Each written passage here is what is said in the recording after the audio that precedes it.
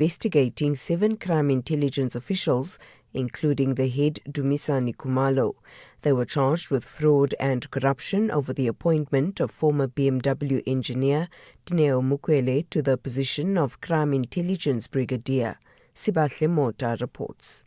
While the fraud and corruption charges against Crime Intelligence Head Lieutenant General Dumisani Khumalo and 6 co-accused have been provisionally withdrawn, the circumstances surrounding their arrest is expected to remain a central focus of the Madlanga Commission.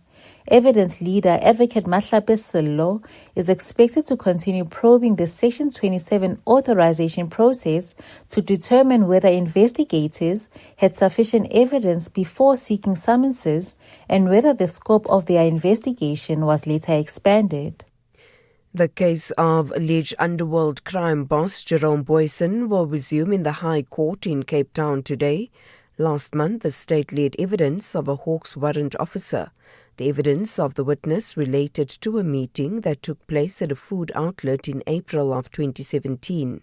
Boyson and 10 co-accused are facing charges related to the killing of steroids kingpin Brian Weinstein in 2017 and violating the Prevention of Organised Crime Act. The Eastern Cape Transport Department has placed its Deputy Director for Employee Relations, Pilisile Melane, on precautionary suspension. This follows allegations of irregularities in his appointment. Melane is currently out on bail of 10,000 rand following his court appearance earlier this month. He's facing charges including forgery and fraud. The department's spokesperson, Unati Bingoshe. This action follows a revelation by an internal probe and demonstrates the department's commitment to accountability, good governance, and ethical leadership. We wish to emphasize that precautionary suspension is not a finding of guilt, but a necessary administrative step to protect the integrity of the disciplinary process. As this matter is now subject to formal proceedings, it will be inappropriate for the department to comment further. At this stage, we, however, remain steadfast in ensuring that any allegations of misconduct are dealt with decisively, fairly, and in accordance with the law. The South African Weather Service has issued a warning for disruptive rainfall across parts of KwaZulu-Natal today and tomorrow. The areas expected to be affected include Mtubatuba, Mandeni, and Reinkonyeni. Provincial authorities have urged residents to monitor official weather updates and take necessary precautions. Forecaster Wiseman Dlamini. Expecting this cold front to give good chance of rain, especially over the coastal areas of KZN, where there is a 60% probability of showers and rain. Again, on the Midlands and the western parts, there is at this stage 30% chance of showers and rain over the province of KZN. Starting off with the areas along the coast, we have issued a yellow level 4 warning for disruptive rainfall, which signifies low likelihood of a significant impact due to this expected rainfall. And finally, French President Emmanuel Macron says wildfires raging near Bordeaux are his country's most severe crisis since the Second World War. Officials in some affected areas say the fires have not gained ground in the last day, but they say the fires remain unpredictable and dangerous. In neighbouring Spain, firefighters have also been battling throughout the night. Macron, who visited the areas around Bordeaux, says priority is to save lives. Doubtless, tomorrow will be more complicated than today. We will win this battle together. We'll commit every possible resource, adapt to changing needs, and continue to innovate alongside you to win that battle. When we need to sacrifice forest or sometimes property to save lives, we do it. Recapping the top story, the former head of the Investigating Directorate Against Corruption, Advocate Andrea Johnson, is expected to continue to testify before the Madlanga Commission of Inquiry in Pretoria this morning. For SAfm News, I am Anne Musa. It's a very good morning to you in your SAfm Sports Headline Soccer. Banyana suffer a shock start to their WAFCON campaign. Tanzania stunning South Africa in Morocco. And more soccer, Orlando Pirates dominate the PSL Awards after their treble-winning season. We'll have the details at around 6:30. SAfm. guiding you through the rush hour traffic. Good morning. Some slow traffic again in from Lenasia, Protea Glen, the N12 through Cliffsprain Valley, bottom of Soweto down towards the Golden Highway. That looks slow. That is Joburg bound. Hold up. N1 Pretoria through Midrand, looking good if you're on that route at this stage. Durban, couple of breakdowns here and there, just to watch out for. Of particular concern is the N2 northbound after the M7, a breakdown again going north up towards Westwood Mall, just north of Spaghetti. Another breakdown. If those breakdowns are there for too much longer, that's going to be a problem. Protesting in the Clare Estate area, the M19 Reservoir Hills area, passing Clare Estate on your way to New Germany and Pinetown, is being held up. And Cape Town, a crash on the N2 into town near the airport runway. That's pushing a queue back into Khayelitsha. With your traffic updates, I'm Rob Byrne. The National Briefing on SAFM. Clarity, context, and conversation. This is where the day begins with Kathy Mutlatlana on the National Briefing.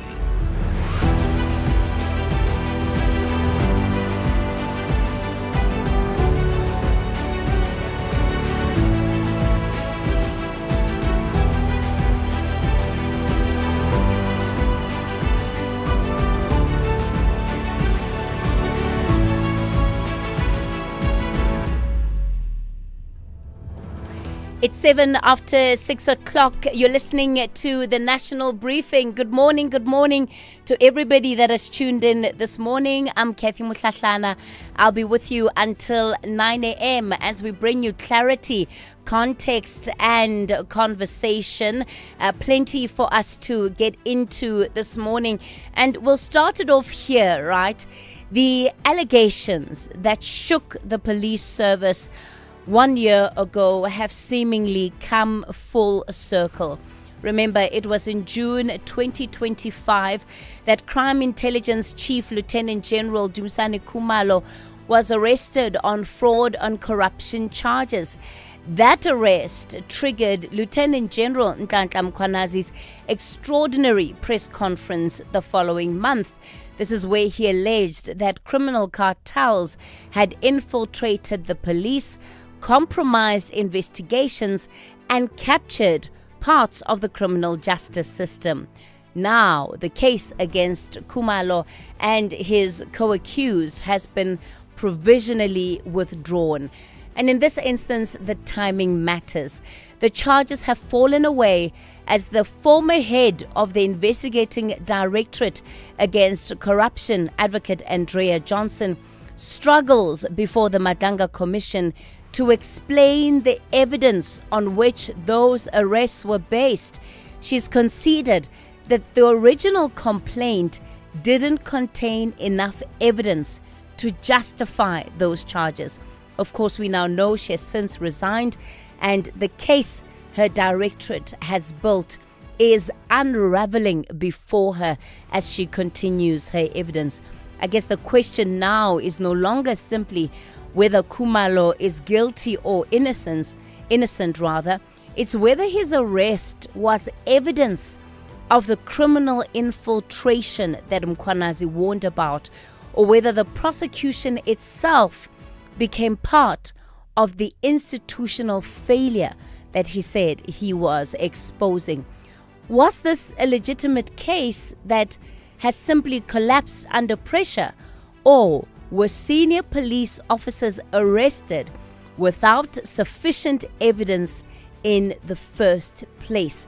These are just some of the questions that I want us to talk about. We'll also put them before the NPA in the second hour of the show. The ANC also describing Johnson's resignation as a victory for accountability. We'll unpack why.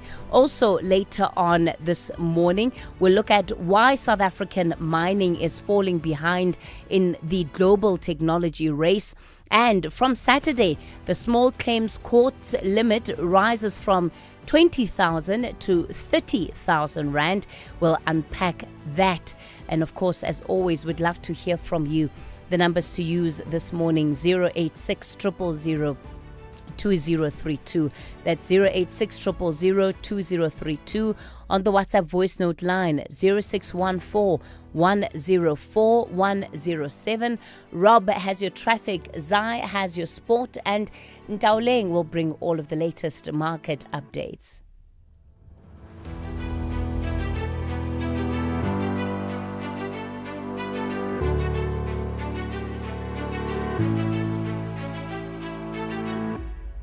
At Specsavers, we're committed to offering affordable and professional eye care. That's why we're offering 1,500 Rand worth of savings with our winter promotion. Get a free frame up to the value of 1,500 Rand or use the 1,500 Rand on one of our leading vision enhancements, like Climate Eyes, which automatically adapts to changing light. To qualify, simply purchase a comprehensive eye examination and prescription frame and lenses. Affordable eye care, Specsavers. T's and C's apply. It's 12 after 6 o'clock. Let's take a look at what's making front page news. I'll start off with the Sowetan this morning. The headline there, shameful, is what it says, and it's got a picture of the outgoing IDEC head, Andrea Johnson. It says anti-corruption unit IDEC suffers another damaging blow as its case against Dumisani Khumalo and other top cops collapses. A Madanga inquiry told 2 witnesses will testify that a statement submitted by the chief investigator could have been fabricated. I don't know, your jaw just drops. Your jaw just drops if you're following the commission quite closely. Yesterday, of course, things ended just as we were getting to the heart of the matter.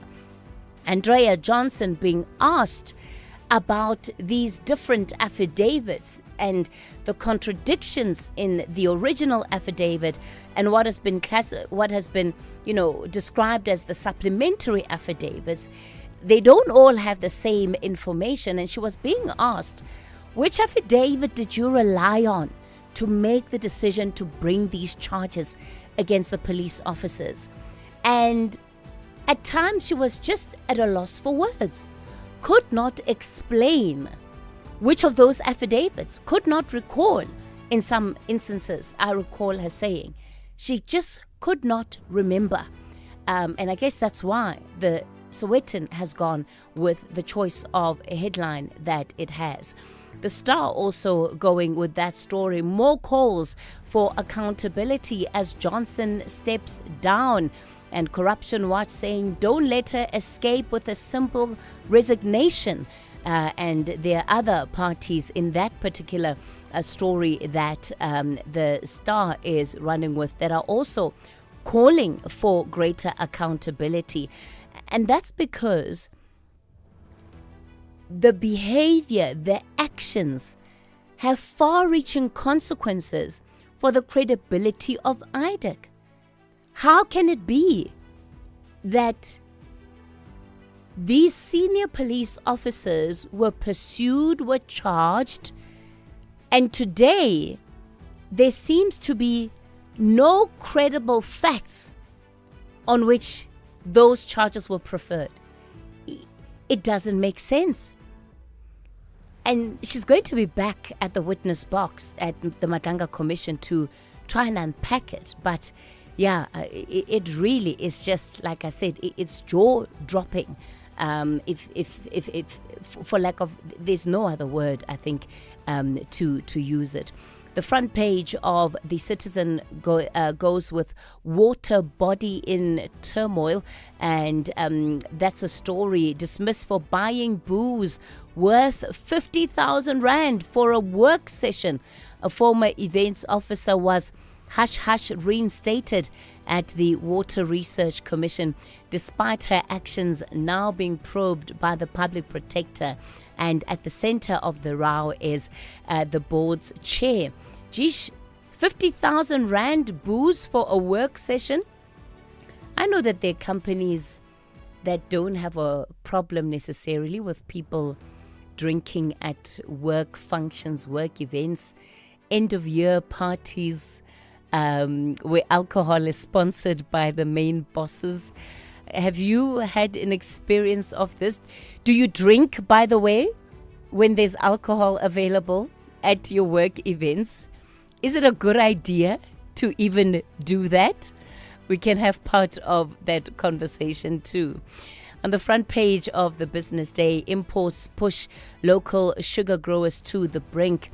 Tau is urged to finalize tariff update to level the playing field. So, the sugar industry continuing to come under pressure, and they're raising the alarm over a surge in imports threatening the survival of local producers. The sector has long called for higher tariffs to protect local cane growers, who it says lose more than 7,500 rand per ton of cheap imports, and they describe the industry as being at a crisis point. So that's what you can expect to find on the country's national papers.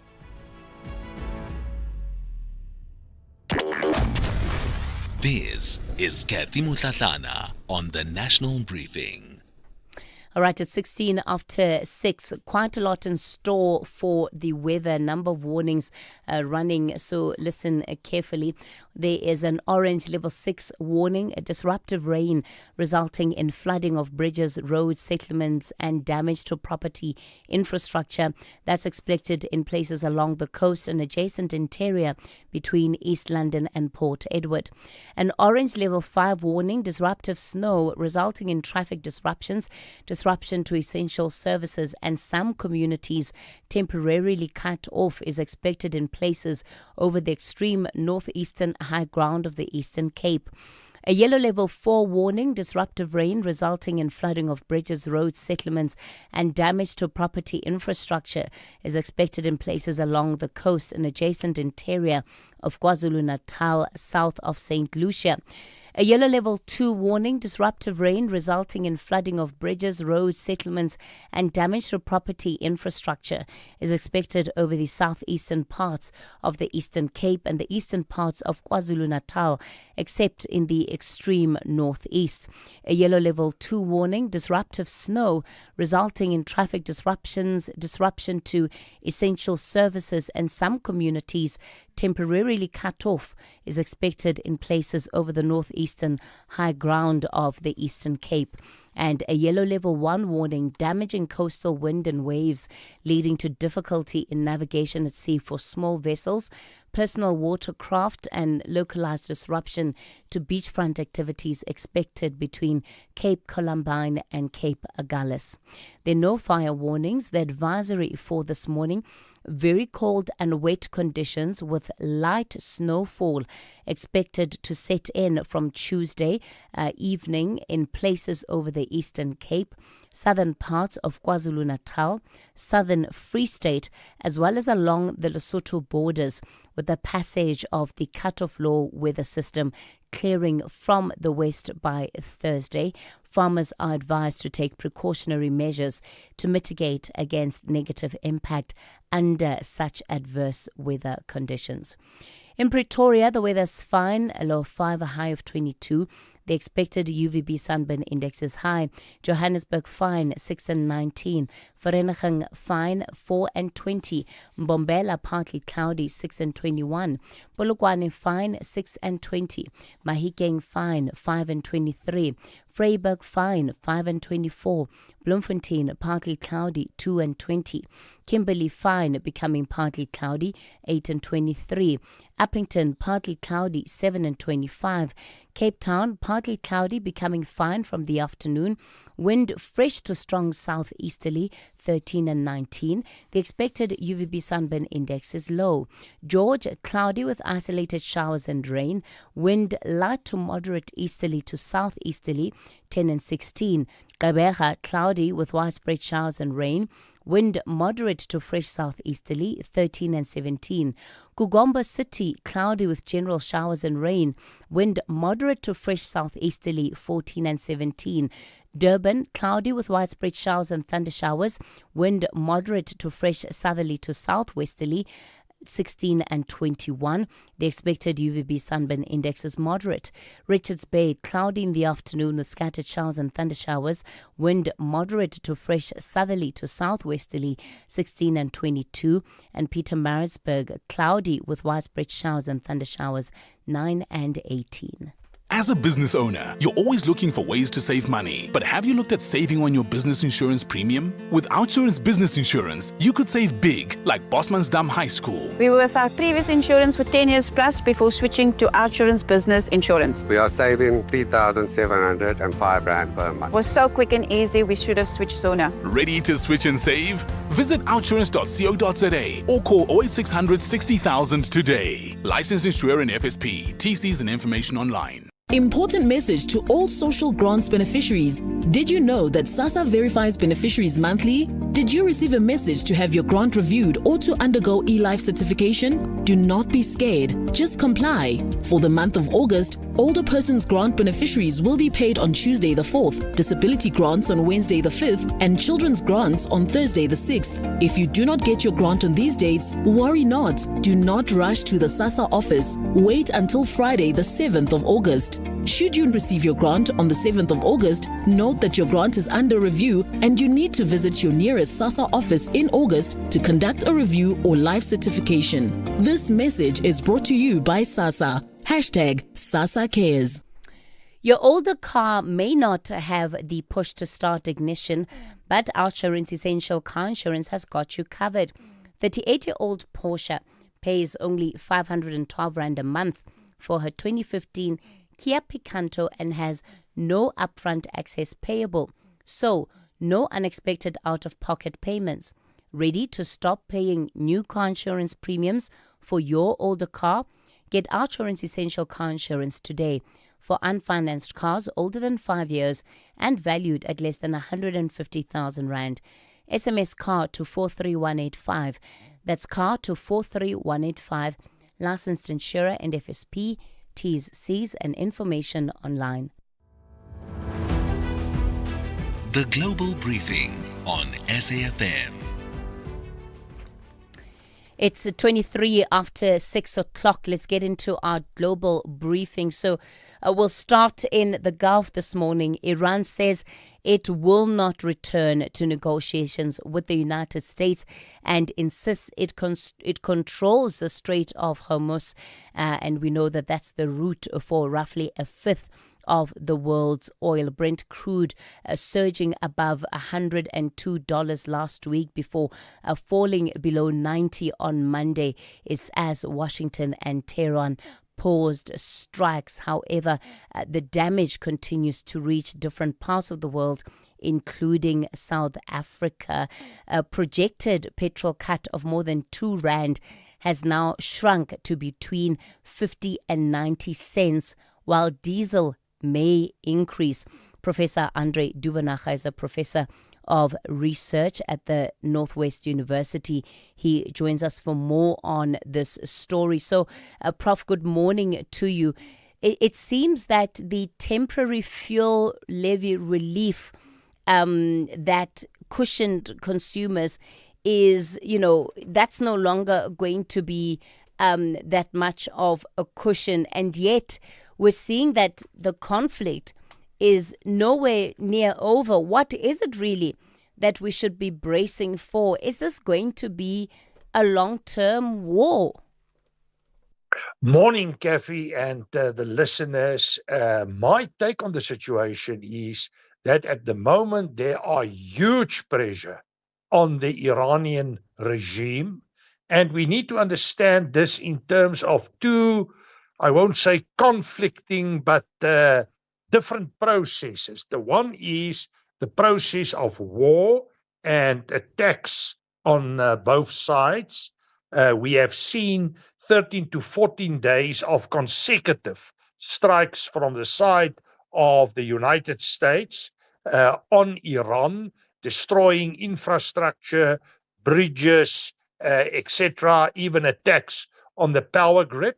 And then we have the other process of negotiations. Now, about a day or what back, the Americans, Trump, started or giving the Iranians the opportunity to negotiate. And there are mixed messages from Iran. The one line of message is they are not prepared to negotiate. The other line coming from Trump is that they are currently busy with negotiations. Now, the explanation for this is huge conflicts within the Iranian regime between the hardliners and the group that would like to negotiate some sort of a settlement. While this is going on, the blockade is still continuing. I do not agree with the perspective of Iran that they are in control of the Strait of Hormuz. What they try to do is to sabotage the Strait of Hormuz to a certain extent. There's also rumors that the blockade is working against Iran. There was also another very interesting development, and that is that 8 billion American dollar was stolen from Iran and is missing somewhere. So there's clear financial pressure. But your question, where is this war going? I cannot see it stop immediately. I am taking the point that the radicals, the IRGC, are still in control. They would like to try and escalate the war involving other Gulf states. We have also seen them bringing the Houthis into play in Yemen, trying to stop the flow of ships in the Red Sea. So it seems an escalating process, but at the same time, the position of Iran is becoming more difficult, with Trump arguing that he will take out Kark Island. Now, Kark Island is responsible for 90% of the exports of Iranian oil, as well as Pickaxe Mountain. Now, that is the place where the uranium, the enriched uranium, are under 500 feet of rock. The indications are that the Americans are preparing for a huge attack on Iran. Prof, I want us to move on now and take a look at this diplomatic row between South America's two largest economies. So we're seeing President Javier Milei and Lula da Silva trading insults at a moment when Mercosur needs cooperation on trade and investment. What's behind this? Well, there's a number of things behind this. It's about personalities and it's about ideology and, to a certain extent, the interest of the two countries. We are talking about the two biggest economies in the Southern Americas. Well known for his liberal economic reforms, and he has made a huge success of that within an Argentine context. Now, he insulted his counterpart, Luis Inácio Lula da Silva, a well-known socialist and also a controversial leader in Brazil. Now, Milei is supporting Flavio Bolsonaro, that is the son of Jair Bolsonaro, in the October election. And he called da Silva a thief and a convict. And this has taken Brasilia to the point where they are recalling their ambassador from Argentina. So there's a huge of internal conflict, but it has to do with the October election, and it has to do with personality clashes as well as ideological orientation. Lula da Silva is well known for his socialist approach. He's also closely aligned with the South African government in terms of the BRICS configuration, while Milei is walking away from that, closer to what we can call a Western liberal economic type of approach. Professor Andre Duvenaga, that's all we have time for, unfortunately. Professor of Research at Northwest University. It's now 6:30, time for your latest news headlines. Good morning. Thanks, Kathy. In the headlines, the third state witness in the trial of alleged criminal kingpin Vusumuzikat Matlala and 4 co-accused is expected to continue his testimony in the High Court in Johannesburg today. The former head of the Investigating Directorate Against Corruption, Advocate Andrea Johnson, is expected to continue to testify before the Matlanga Commission of Inquiry in Pretoria this morning. And the leader of the paramilitary rapid support forces in Sudan, Mohammed Hamdan Daglo, says he's unleashing his fighters after they lost a key road to the army. I'll have details on these and other stories at 7.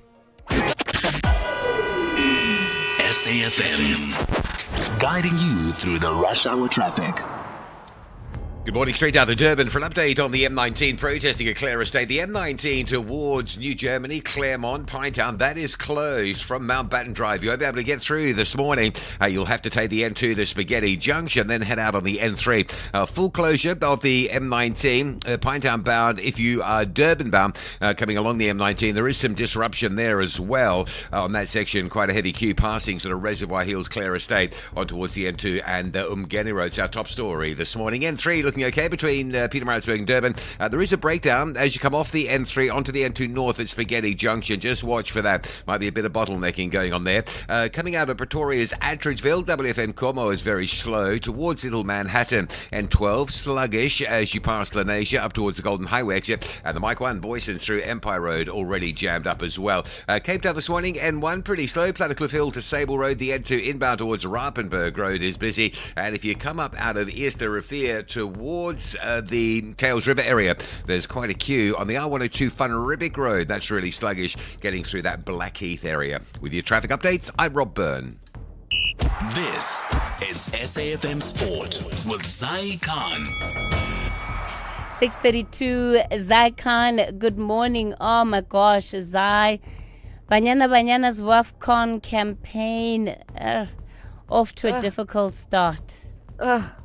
I know, Kathy, it's only the opening game, but already I'm feeling like this isn't exactly the morning we ordered. But you know what? Let's hope that the girls can bounce back. We were stunned last night by Tanzania going down 2-1 in Casablanca. Diana Msewa put Tanzania ahead before Bambanani Mbane leveled in the first half stoppage time. And with just 3 minutes remaining, the substitute for Tanzania, Hasnat Ubamba, struck the winner. So Desiree Ellis' side will now face a crucial Group B clash come Friday, and that will be against Ivory Coast. Let's go now to Orlando Pirates. They've capped their treble-winning season with a near clean sweep at the PSL Awards. Relebohile Mofokeng was the big winner, named Footballer of the Season, Player's Player, and the Young Player of the Season. Pirates also took the Midfield, Defence, Goalkeeper, Goal, and Coach awards. The one prize they missed was the Golden Boot, and that went to the Golden Arrow striker, Junior Dion. In the meantime, Mamelodi Sundowns have returned home after completing their pre-season tour of Austria. The Brazilians ended their campaign with a 1-1 draw against Algerian champions MC Alger, following another draw with Hertha Berlin and a defeat to Al Hilal.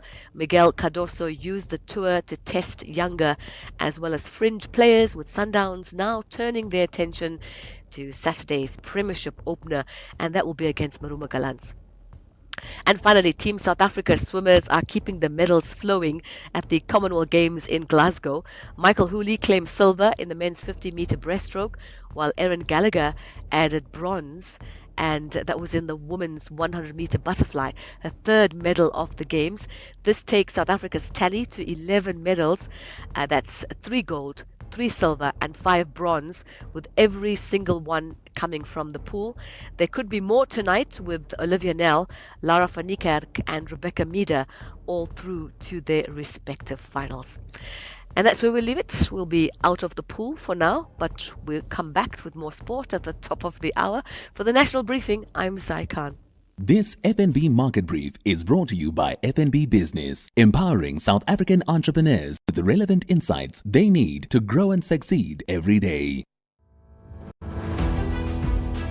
The Market Brief with Ndauleng Lechela on SAFM. A very good morning to you, Ndauleng. So this is definitely big news. Apple overtaking Nvidia as the world's most valuable company. That's right, Kathy, and morning to you. Apple, of course, taking over from Nvidia to become the world's most value-listed company with a market cap of close to $5 trillion after its shares rose overnight. Now, Nvidia slipped to second place as investors grew increasingly concerned about the massive costs of the global AI build-out. The shift signals a change in market sentiment, with investors rewarding Apple for its more disciplined AI spending strategy ahead of its quarterly earnings this week. The results will be closely watched for insight into AI-related costs and whether Apple can sustain its strong share price performance through the rest of the year. Now, in other company news, fast fashion giant Shein is heading into a crucial Hong Kong listing as investors question whether its rapid growth story is starting to lose momentum. Now, the company reported a first quarter loss of $99 million, while revenue growth slowed over the last financial year, raising doubts about the $40 billion to $50 billion valuation it is seeking. Now, higher tariffs, tighter regulation, and weaker demand in the US and Europe are increasing pressure on the retailer. The IPO will test whether investors still see Shein as a high-growth e-commerce success story or as a retailer facing the same cost and demand pressures as its rivals. Tracking equity markets, a sell-off in chip stocks continues to weigh on global sentiment. Of course, Nvidia caught up in that, shedding over 5% overnight. Wall Street ending mixed and weakness spilling over into Asian markets this morning.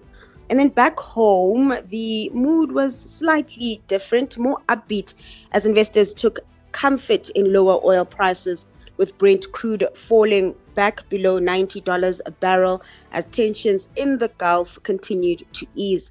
Now, that helped lift the JSE All-Share, which closed 0.65% higher. On the currency front, the rand remains on the back foot, trading at 16.80 to the dollar, 22.33 to the pound, and 19.10 to the euro. And I'll hit pause for now. Kathy, it's back to you for the business tip of the day. Let's get into our F&B business tip for this morning. When it comes to funding, what happens before the application can matter as much as the application itself. Many business owners focus on finding funding when the need arises, but lenders are increasingly looking at the broader financial profile of a business and how it has been managed over time. The good news is that businesses don't always have to wait for a major funding event to access support.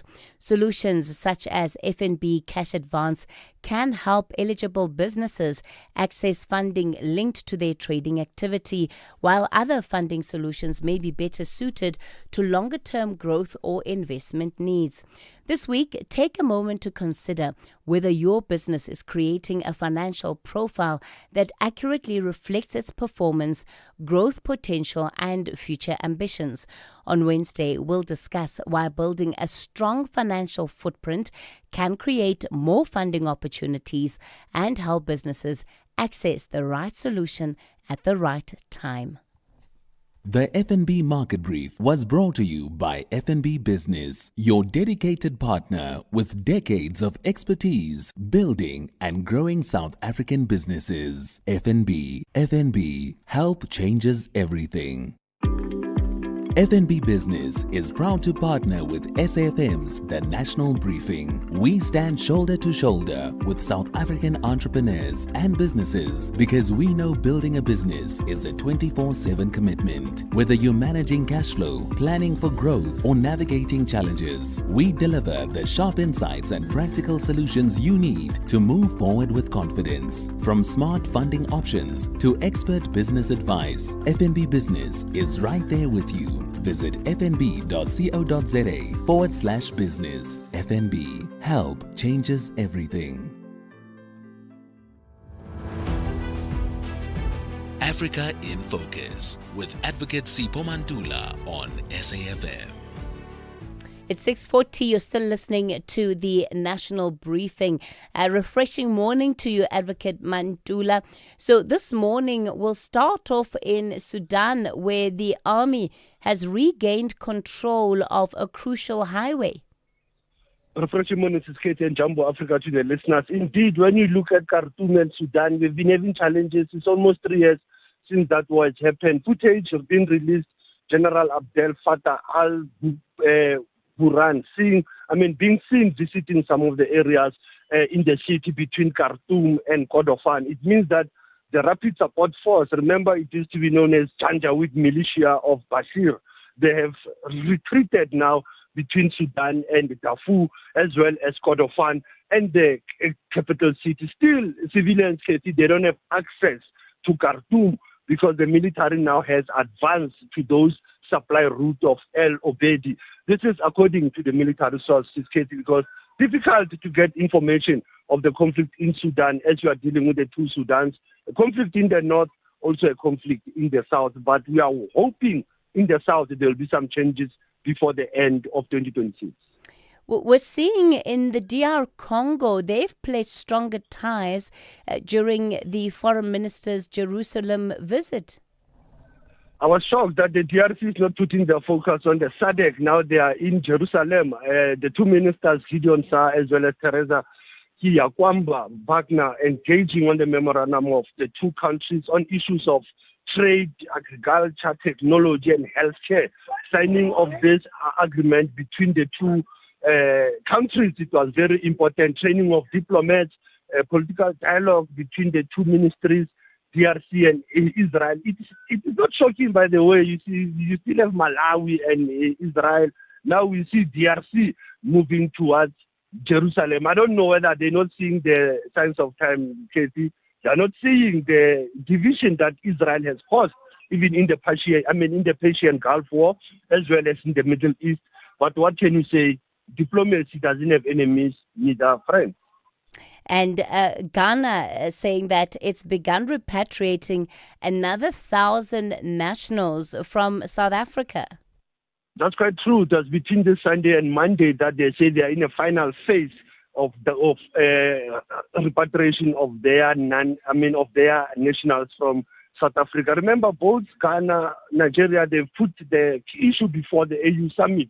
And also we have this petition for Valias, you can say a naughty petition to be taken to the ICC when we should have taken to Arusha, rather, to the African Court of Human and People's Rights. But repatriations, they are still going on, and I think it is important that we might touch on Lamula's visit to Nigeria tomorrow, just to look at how we are looking at West Africa and Southern Africa on issues of migration and immigration.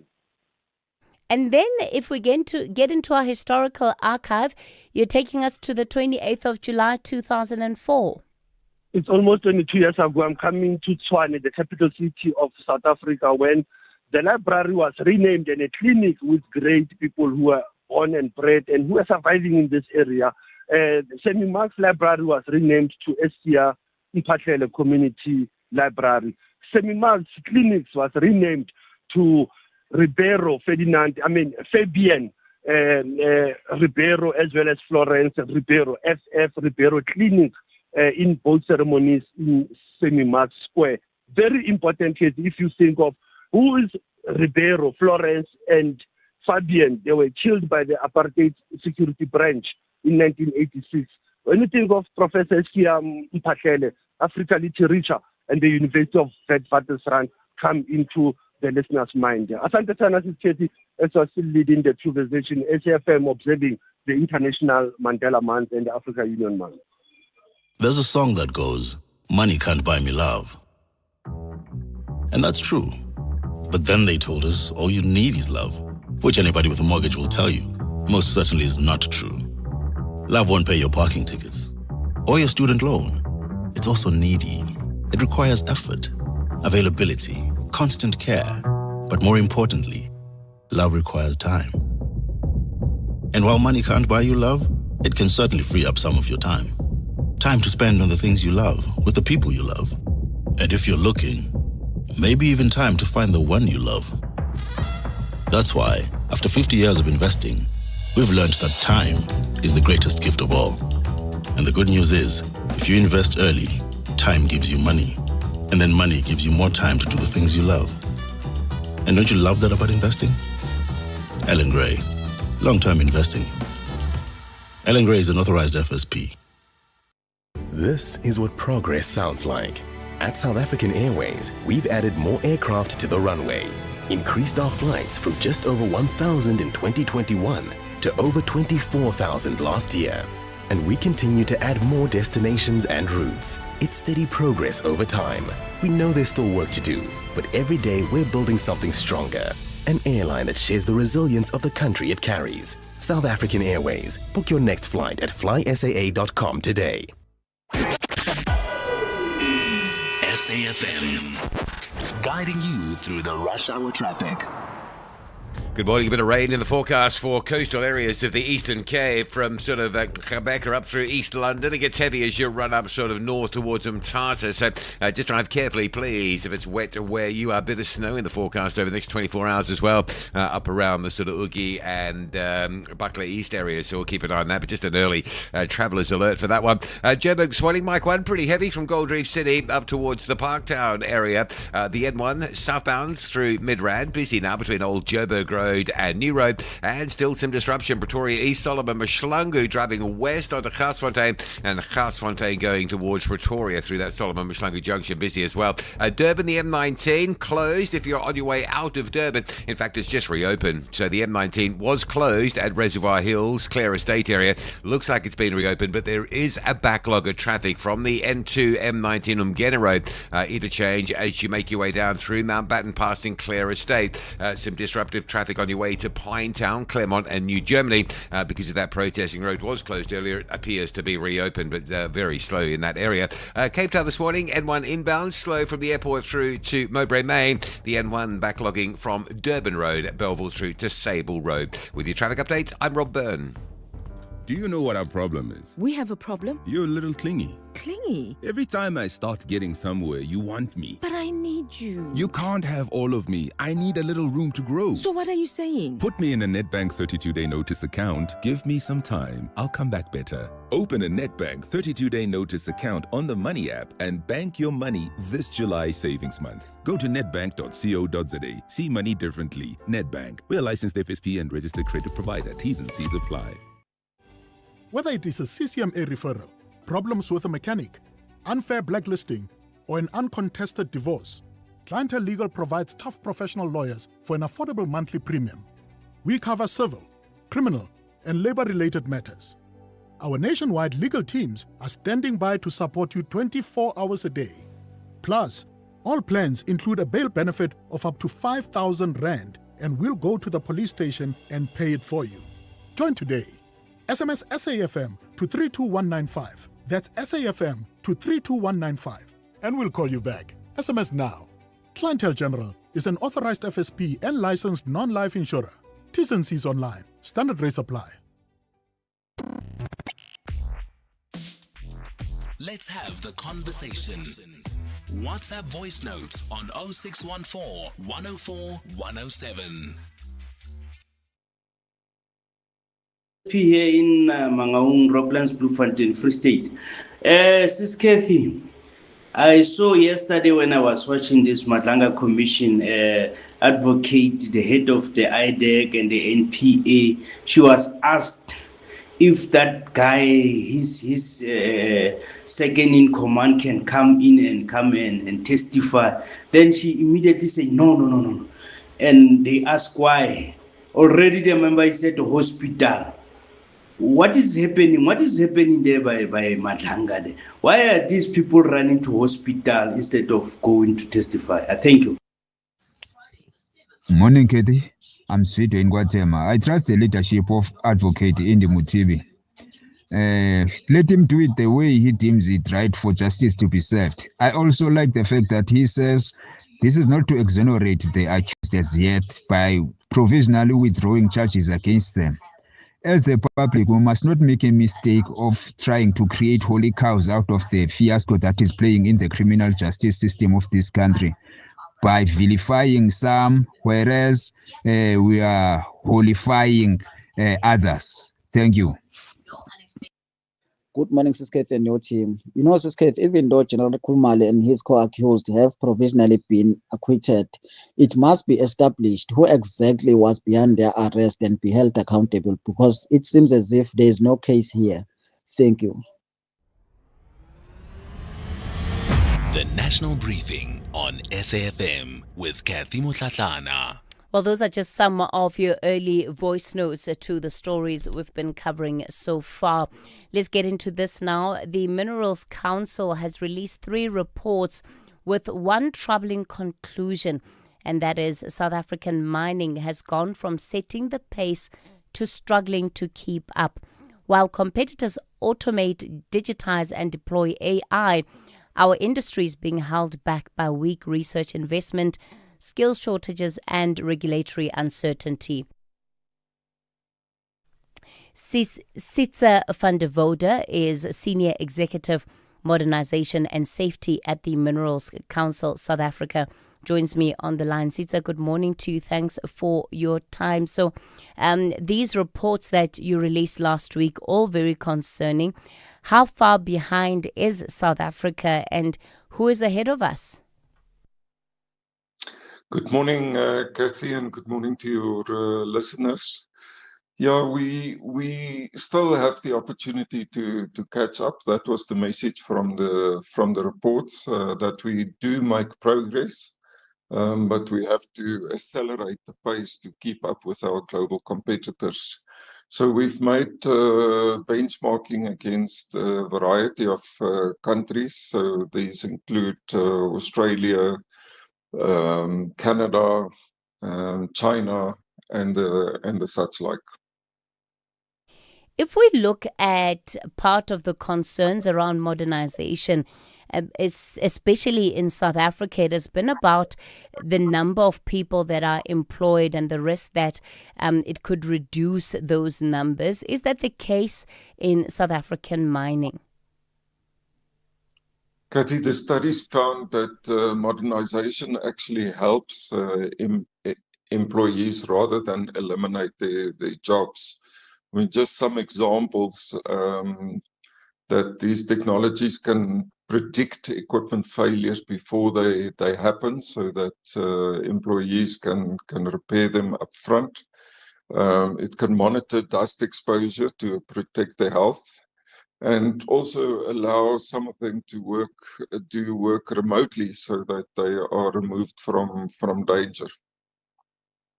The reports are also pointing to the research and development spend, that it is insufficient. How do we explain that, and do you think it's defensible? Well, I think that's why we wanted to do the study, to get the full understanding. So there is still a significant amount of money, about 2 billion rand per year, that is spent on research and development. That's what the one study found. And, you know, as consistent with all the messages from the other reports, we say that, you know, we need to up the ante, increase the pace so that we do keep up with our global competitors. The difficulty here, Sitsa, is that South Africa is not competing on its own, right? We're competing in what is a very competitive global environment. And we've already seen mining companies take their business elsewhere. What does South Africa need to do to not only retain the current operators, but to attract more investment in mining back to the south? Yeah, I think from a research and development point of view, you have, if you take something like artificial intelligence, we can actually keep up, but we must be very deliberate about it. We already have the capability in our mines, in our universities, in technology companies. The challenge is actually how we scale that capability up into our real operations. And that requires that we employ different skill sets, including data scientists, digitally literate mine managers, and also reskilled employees. Sitsa van der Vode, Senior Executive Modernization and Safety at the Minerals Council, South Africa. Stay on top of all meaningful, top trending stories right here on SAFM. Leading the conversation. From the 1st of August, thousands more South Africans will be able to take civil disputes to the Small Claims Court after government increased the monetary jurisdiction from 20,000 Rand to 30,000 Rand. The move is aimed at expanding access to justice by allowing more people to resolve disputes quickly, affordably, and without the need for legal representation. Lucky Mohalaba is Deputy Director General for Court Administration at the Department of Justice and Constitutional Development. So, Lucky, let's first talk about, the kind of disputes that this is likely to affect and the people who are going to be able to take up this opportunity. Good morning to you, and good morning to your listeners, and thank you for inviting us today. Well, as you've rightfully said, the minister has gazetted the amount, 30,000 rands from the 1st of August 2026. Of course, we have seen many matters coming to court for resolution of the disputes. We are talking about disputes relating to monies owed, services offered, issues around goods that have been sold to someone else which are not of the right quality. And those are some of the major disputes that we have seen throughout the small claims courts around the country. Let's talk about the turnaround times. How long from lodging the claim to actually standing before a commissioner and having the matter resolved? Yeah, well, it really doesn't take long because we do have our staff and our commissioners who are very, very committed in the various courts across the country.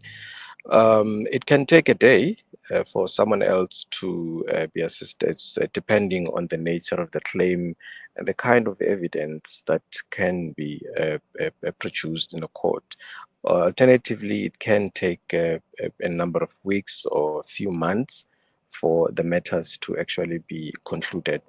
But certainly there is a speedy resolution of the matters that are dealt with within the small claims court. So if you claim that someone is owing you money, you have worked for that person, for instance, and they've not paid you, or you've borrowed someone money, they've not paid you, certainly within the first day of the matters being heard by the court, citizens of this country can have access to the courts and receive the necessary judgments in this regard. So it is a quick process of resolving disputes between parties. What does the court not do? Well, the court at the present moment cannot deal with, for instance, credit agreements between parties. And this is where there is a bit of a challenge. The department is looking into this matter. And of course, this is the major issue that we're facing in our courts, where credit agreements cannot be dealt with by the courts at the present moment. All right, we're going to leave it there.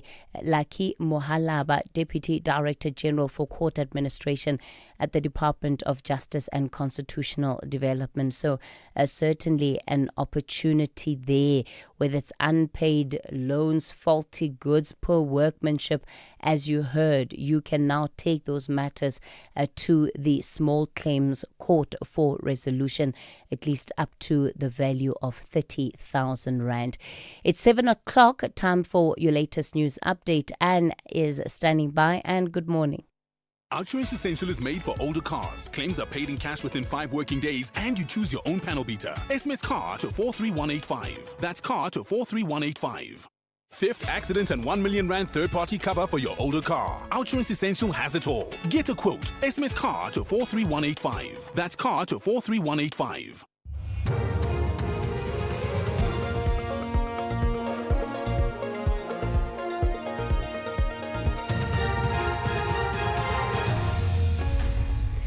In our top stories, state witness set to resume testimony in Matlala trial, and global access to HIV treatment still a challenge. Good morning. The third state witness in the trial of alleged criminal kingpin Vuzumuzi Matlala and 4 co-accused is expected to continue his testimony in the High Court in Johannesburg today. Captain P. Misegobela has told the court he positively identified accused Musa Kekana and linked him to the 2024 killing of Vereniging engineer Armand Swart. The alleged gunman, together with Matlala and 3 co-accused, are facing charges in connection with the failed assassinations of taxi boss Joe Sibanyoni, Matlala's ex-girlfriend Tebogo Tobejane, and music producer Senki Mukubong. Speaking through an interpreter yesterday, Segobela told the court he had personally arrested Kekana.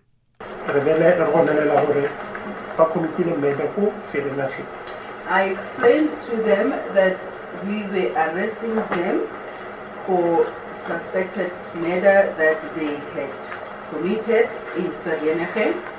Between the time that I got a message of the murder that had taken place in Vereniging and the time that we approached them in queue, I also received a message or a video clip which depicted a Hyundai i20 that I mentioned. The former head of the Investigating Directorate Against Corruption, Advocate Andrea Johnson, is expected to continue to testify before the Matlanga Commission of Inquiry in Pretoria this morning. Yesterday, she was grilled on IDAC's legal basis for investigating 7 crime intelligence officials, including the head, Dumisani Kumalo. They were charged with fraud and corruption over the appointment of former BMW engineer Dineo Mukwele to the position of Crime Intelligence Brigadier. Sibahle Mota reports. While the fraud and corruption charges against Crime Intelligence head Lieutenant General Dumisani Kumalo and 6 co-accused have been provisionally withdrawn, the circumstances surrounding their arrest is expected to remain a central focus of the Matlanga Commission.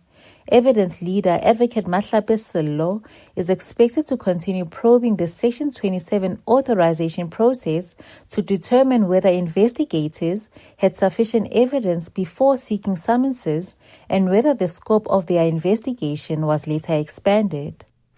Deputy Health Minister Dr. Joe Phaahla says advances in HIV/AIDS treatment are offering incredible hope, but global access remains a problem. He was speaking to SABC News on the sidelines of the 26th International AIDS Conference in Rio de Janeiro, Brazil. Delegates at the conference are discussing the future of the global response to HIV/AIDS. Phaahla says South Africa must be part of the global HIV and AIDS conversation, given that it carries one of the world's highest HIV/AIDS burdens. We also expect at this conference and a lot of other innovations. The emphasis, of course, is on the fact that it's good enough for researchers, for scientists to come with new tools.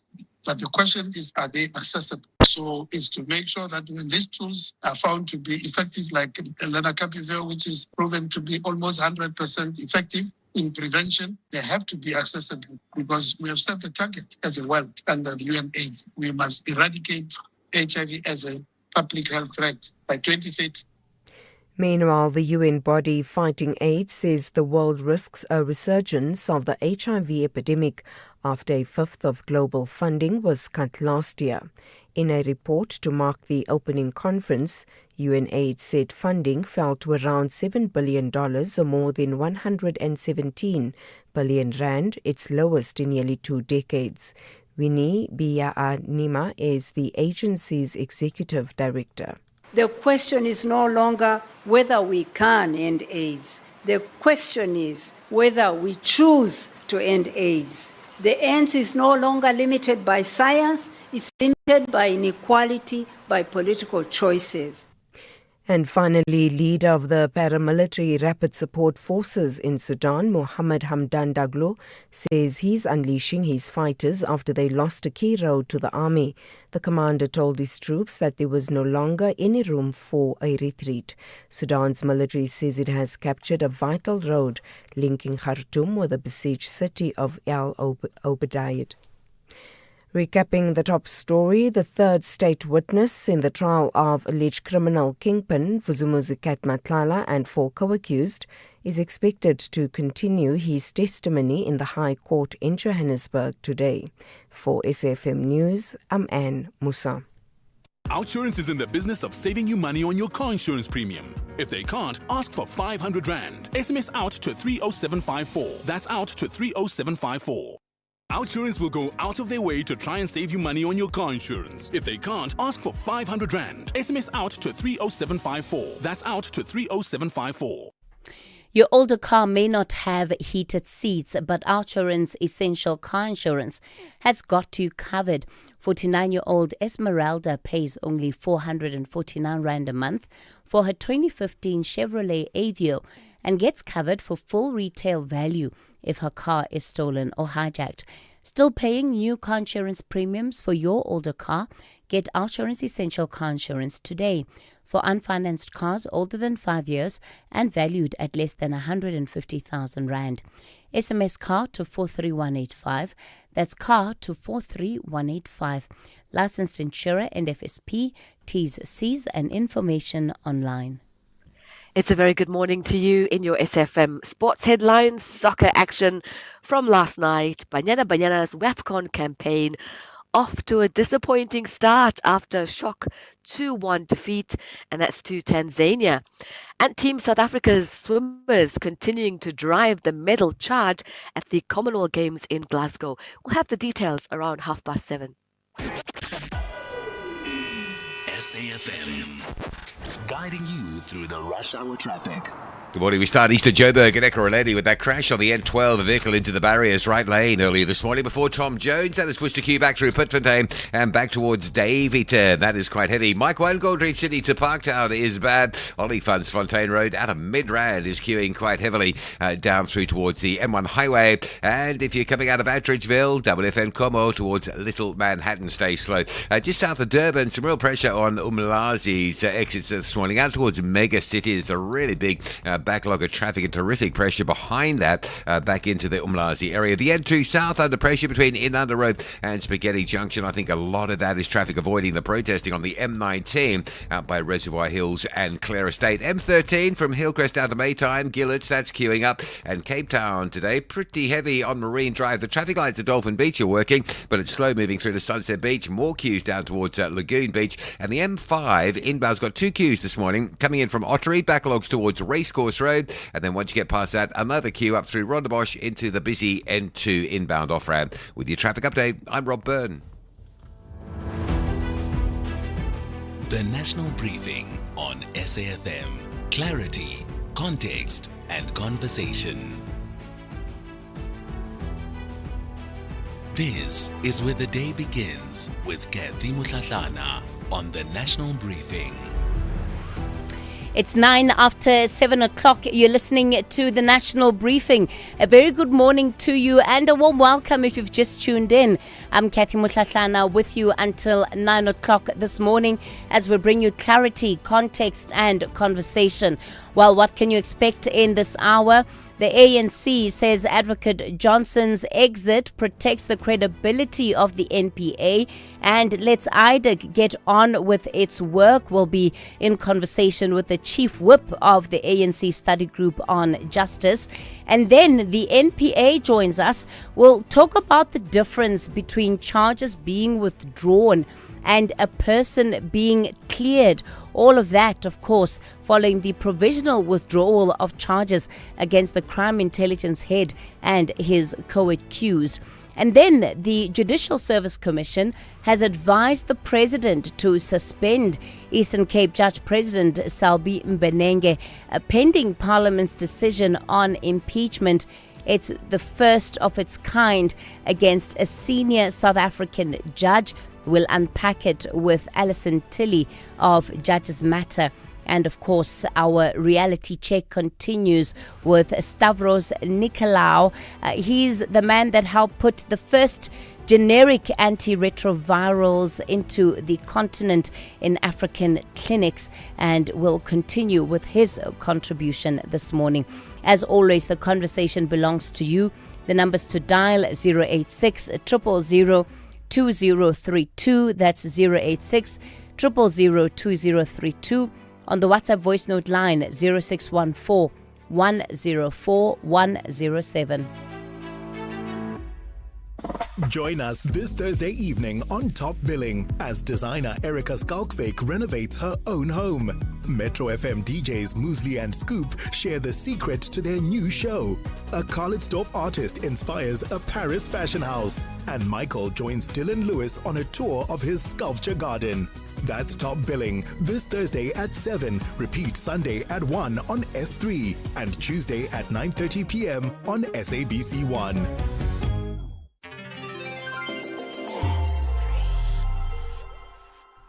Experience the magic of world-class ballet at the International Winter Ballet Gala, coming to the Afroforum Theatre in Pretoria on Friday, the 31st of July. Featuring international stars from the Bolshoi Ballet, acclaimed Cuban artists, and South Africa's finest dancers, the spectacular one-day event has performances at 3 p.m. and 7 p.m. Book now at Tix SA or Afroforum Theatre. Kathy Mutlatlana is streaming live now on Facebook, YouTube, and X at SAfmRadio. You're listening to the National Briefing. We continue then straight into our big story of the day. Advocate Andrea Johnson is no longer the head of IDEC. She wrote to the President and the NDPP asking to vacate the office with immediate effect. The President accepting that resignation on Monday and, of course, releasing her from her responsibility.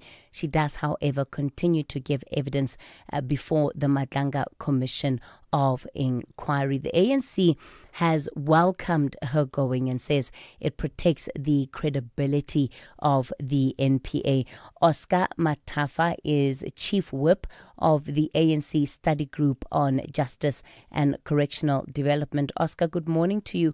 Thanks for your time this morning. So I imagine there have been quite a number of conversations within Parliament around Advocate Andrea Johnson, and in particular, what we're now seeing to be the gaps not only in the information that she provided before the Parliamentary Ad Hoc Committee, but just in some of the failures of her own organization's work in, some of the charges that they brought against these police officials. Let's talk about number one, your impression of what is happening in this matter. Good morning, Kathy. Thank you for having me, and good morning to the listeners at home. As you said, Kathy, you're correct. As the ANC, we welcome the acceptance by the President of the request to resign with immediate effect. Observing is the information that is being relayed to the Madlanga Commission and the discrepancy that is emerging between that information as the one that is relayed to the ad hoc committee. What gives us comfort, Kathy, is that the Madlanga Commission seems to be on the right path to reset the police service and restore confidence in crime-fighting institutions. IDEC is a very important institution. As you would know, it is a function of the ID which came after the Zondo Commission. And we had a belief that there's an institution that will assist us deal with serious offenses as categorized by the President in his proclamation. We are confident that Madlanga Commission will assist us in that regard. And to the extent, right, that there's likely then not going to be an inquiry into her fitness to hold office because she's already vacated the seat. Do you see an opportunity where Parliament can hold her accountable and test the allegations against her? That is a very important question, Kathy. There are two situations to the matter. One, the Constitution empowers Parliament to summon anyone to Parliament when it feels that that person can assist. The second part is that our preoccupation was the stability in the institution, and that the institution should be able to perform its duties in a credible, independent, and capable manner in upholding its mandate. So our focus for now, and what we believe is immediate, is continuity of the institution.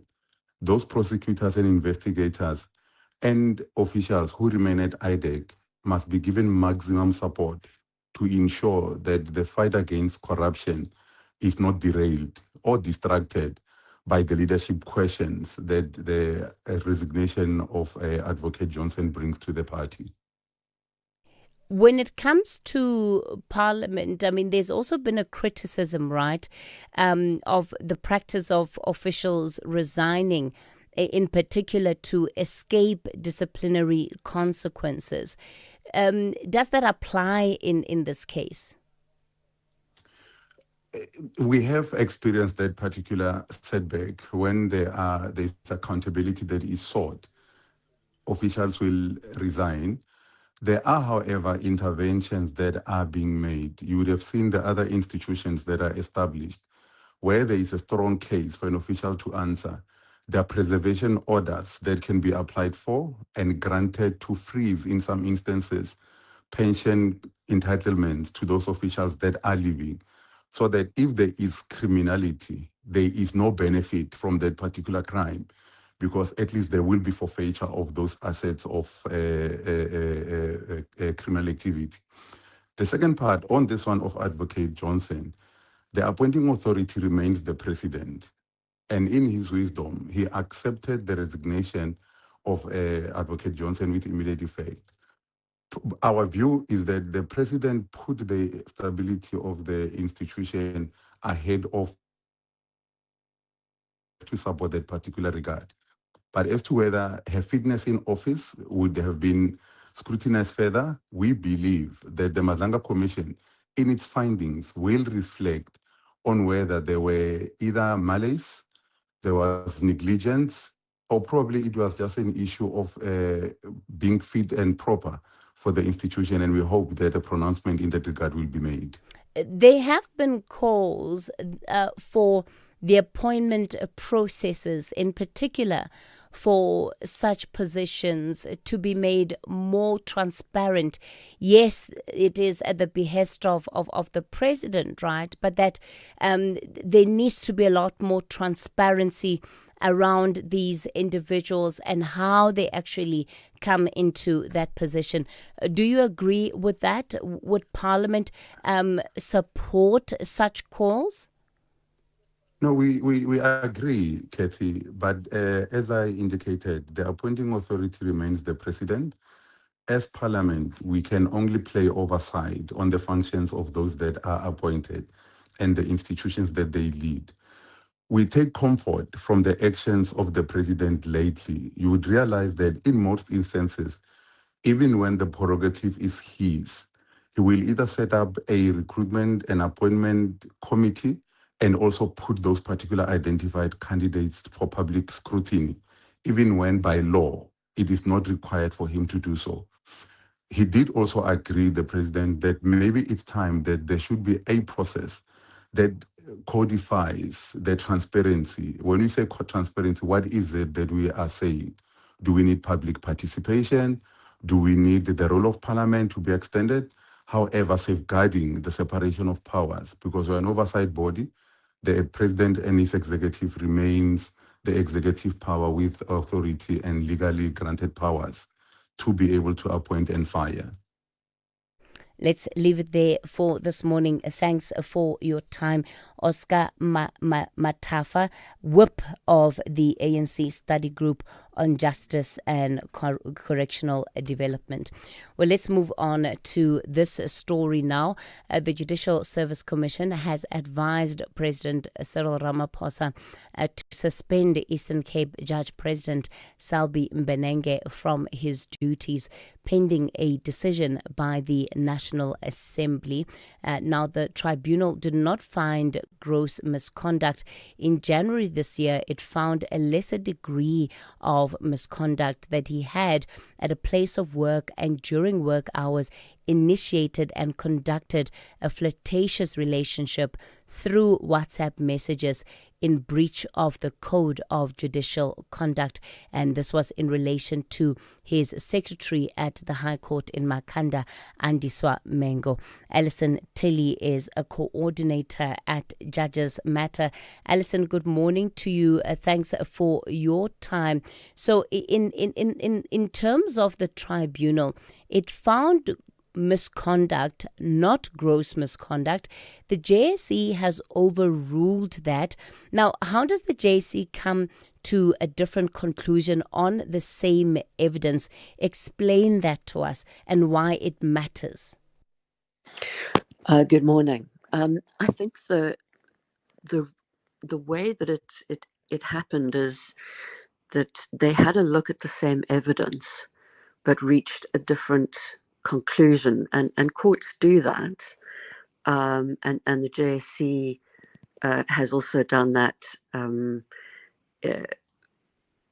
The problem here was essentially that the tribunal, in looking at the evidence, said that they made credibility findings, and they said that what he ended up doing was actually just consensual. It was a flirtatious relationship. The small JSU then, in looking at that, said that on that evidence, so not disagreeing with the evidence necessarily, but that it actually did not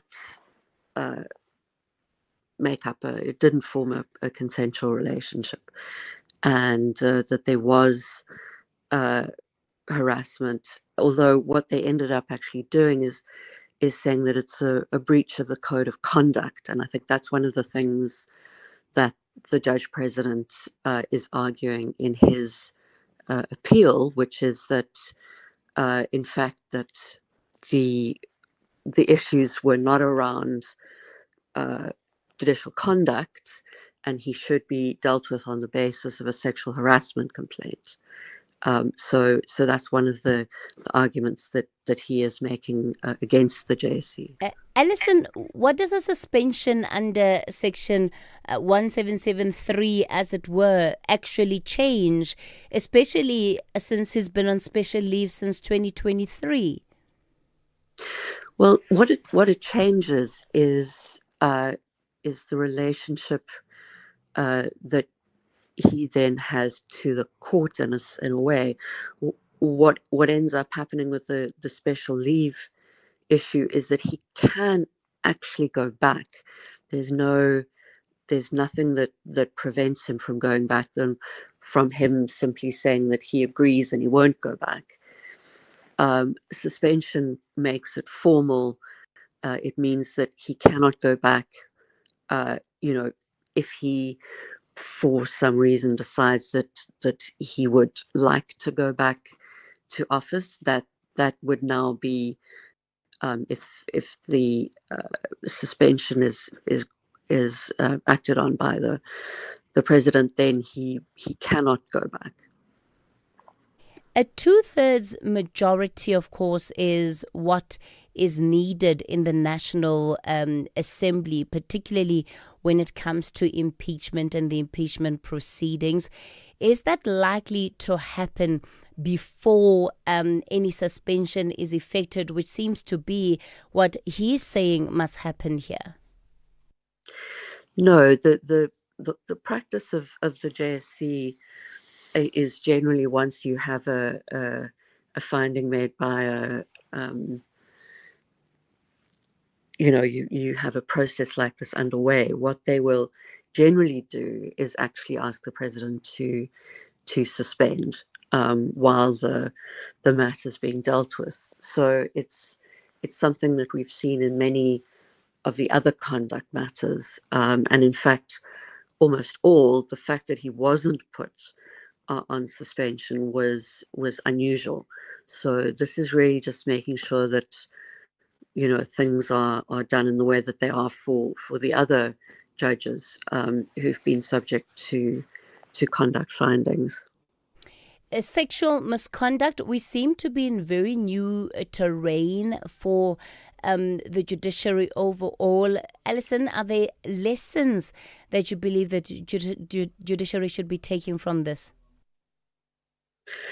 Well, I think the judiciary have been aware of the problem of sexual harassment for some time, and that's one of the reasons that the Chief Justice introduced the new sexual harassment policy, which binds judicial officers and makes it clear what conduct isn't acceptable in the workplace. So that should go some way to help make sure that people understand what the rules are and what they should and shouldn't do. And I think that will assist everybody in going forward. Alison Tilly, let me thank you for your time. She is coordinator at Judges Matter. The National Briefing on SAFM with Kathy Mutlatlana. All right, we'll certainly continue then with the rest of the show. We're set to bring Kaiser Khanyago on. We've just lost him on the line. We'll bring him up as soon as we've been able to reconnect with him with regard to the withdrawal of these charges, the provisional withdrawal of these charges against the crime intelligence head and his co-accused. While we do that, let's bring in then some of your early voice notes on the number of issues that we've been tracking throughout the show. Morning, Kathy, and your team. Kathy, Kathy. No. How can ANC said it's a victory for accountability? The whole ANC. No, maybe, Kathy, you are talking about another ANC. No. It's a victory for accountability. That is from the ANC. Hey, we are Kathy. Thanks. Good morning there. The withdrawal of charges against General Kumalo there does not mean all allegations is not. Those allegations must not be ignored. Yes. In fact, we must just remove everybody in that environment of crime intelligence. Just start afresh. Because you clear this one, we held this one. No. We can't clear a company in that fashion. Everybody must go. Then we have people who can start afresh from the ground to there. We can't clean a company in that fashion. People must go, all of them. They must go somewhere or home or whatever they go. And we start afresh in that very important, what you call, component in the national security there. Good morning, Kathy. This is Temba from Pretoria. Kathy, I want to repeat a question that was asked by former Police Minister Pikitele at the ad hoc committee. Who oversees IDEC? Can the presidency at least explain or enlighten us? Such an important institution, who do they account to and who oversees them? Thank you. Good morning, Kathy. This is Salim from Durban. The resignation of Andrea Johnson is a victory for the crime bosses, the crime syndicates, and the corrupt politicians because, she was put under so much of pressure. But one must remember that every, prosecution directorate, head of prosecution, when they start closing in on criminals, then the defense attack becomes the method of defense. So they attack the prosecution head, and this is what happened to Adria Johnson. Now you look at what happened to Piccoli, look at what happened to Sean Abraham, look at what happened to Shamila Batoy, and look at what happened to Skopje when they go after politicians. So this was all a master plan to discredit the prosecutions and the prosecution head. Good morning, I'm Anne Musa. In the headlines, the ATM says it's positive the Constitutional Court will clarify last week's Western Cape High Court judgment that granted President Cyril Ramaphosa's bid to interdict the work of Parliament's impeachment committee. The third state witness in the trial of alleged criminal kingpin Vusumuzi Matlala and 4 co-accused is expected to continue his testimony in the High Court in Johannesburg today. And Deputy Health Minister Dr. Joe Patla says advances in HIV/AIDS treatment are offering incredible hope, but global access remains a problem. I'll have details on these and other stories at 8. SAfm, guiding you through the rush hour traffic. Good morning. We kick off in Ekurhuleni. The earlier crash on the A12 coming up to Tom Jones has been cleared, but there is a backlog of traffic on that route this morning from Snake Road right through to about Rondebolt Road. So Benoni exiting out to Boksburg slow. Mike 1, plenty of traffic. Boyston through to Sandton. N1 from 14th Avenue around to Rivonia Road looking quite busy as well. Into Pretoria on the N14. This is the Krugersdorp Highway. Quite a queue up towards the Brockfontein interchange. WFN Como out of the Attridgeville remains slow as well. Let's get you an update from Durban. The protesting around the M19 this morning. It is still very slow as you make your way from the sort of Springfield Umgena Road N2 down through Reservoir Hills. The protesting south of the M19 at Clare Estate. That's why that route is so busy. Probably some debris still on the roadway there. It is very slow. M13 from Hillcrest down to Kloof is busy. N3 into the new roadwork layout and a breakdown at Spaghetti Junction coming through from Pavilion. That is quite slow. Backlogs on the exits from Umlazi to Mega City and the N2 North from Toti, 20 Hill up into Prospect and looking a bit sluggish as well.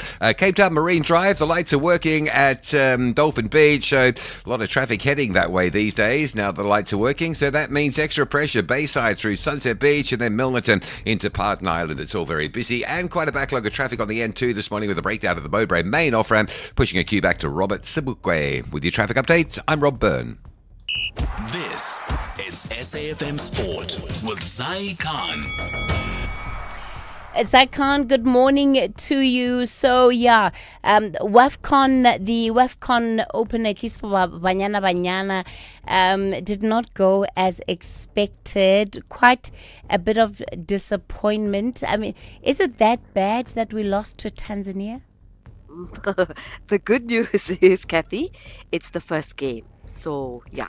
But the bad news is that the next one against Ivory Coast is just going to be a lot bigger. So we have to come out guns blazing, and I hope, like typical South Africans that we are, we fall down 10, we get up 11.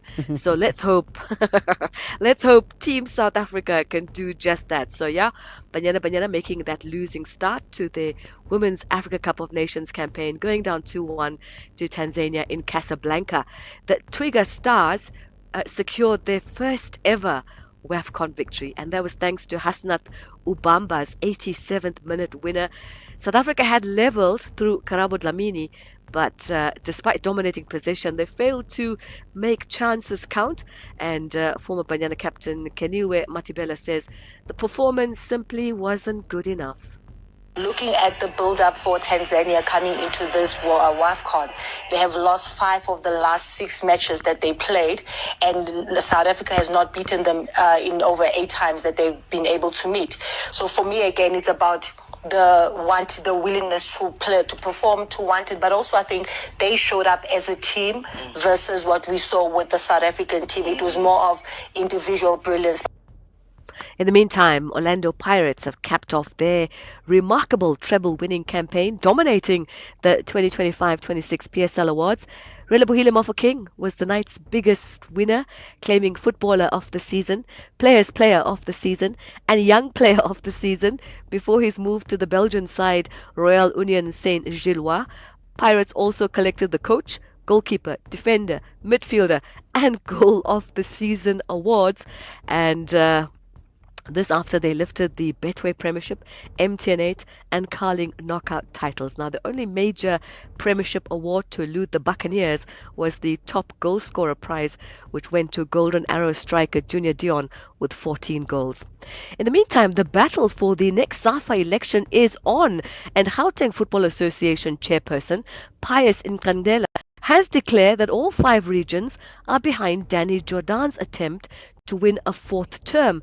Now, speaking at the Football Transformation Forum's Congress in Bela Limpopo, Nkandela says previously it was just 3 regions behind Jordan's campaign. There have been 3 regions of Gauteng that has been in support of the FTF, and the other 2 have been supporting the SOS. But, there have been developments as we speak now that even some of the members of the OCOS, they'll be actually supporting the candidature of FTF. Let me first start with the issue of the presidency. Out of all the 5 regions in Gauteng, all of them, they want to support Dr. Jordan in terms of the candidature for presidency. That is the first part.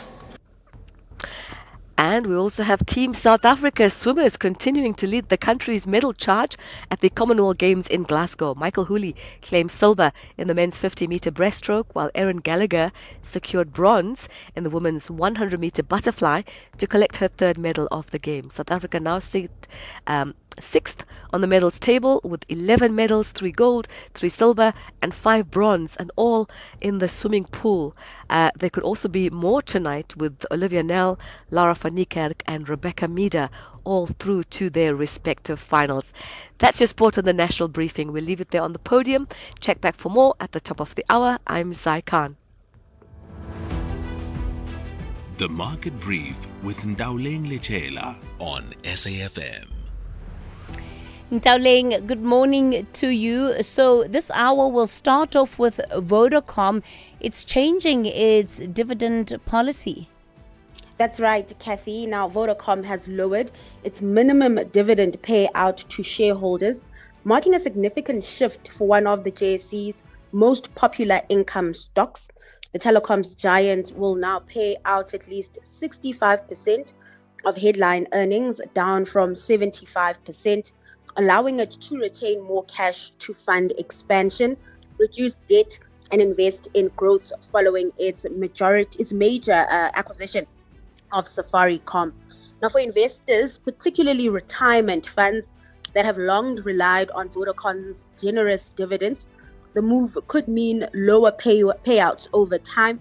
However, the company expects dividends to keep growing, supported by stronger earnings and a broader African business in future years. Sticking with company news, Tiger Brands has completed a 200 million rand investment in its Paarl culinary mega site, bringing production of Mrs. Ball's chutney back to the Western Cape after years of outsourcing. Now, the upgrade forms part of a wider manufacturing overhaul aimed at cutting production costs as the food giant battles rising competition from cheaper private label brands. The investment is the first major project under CEO Jared Kruger's turnaround strategy, with the company planning to spend as much as 2 billion rands on factories next year in a bid to improve efficiency and keep prices competitive. Tracking equity markets, investors are keeping a close eye on the Fed as its 2-day monetary policy meeting gets underway today. Consensus is for interest rates to remain on hold, even as US inflation still remains above the central bank's 2% target. Ahead of that decision, US futures are mixed, while Asian markets are trading lower as investors also await a rate decision from the Bank of Japan.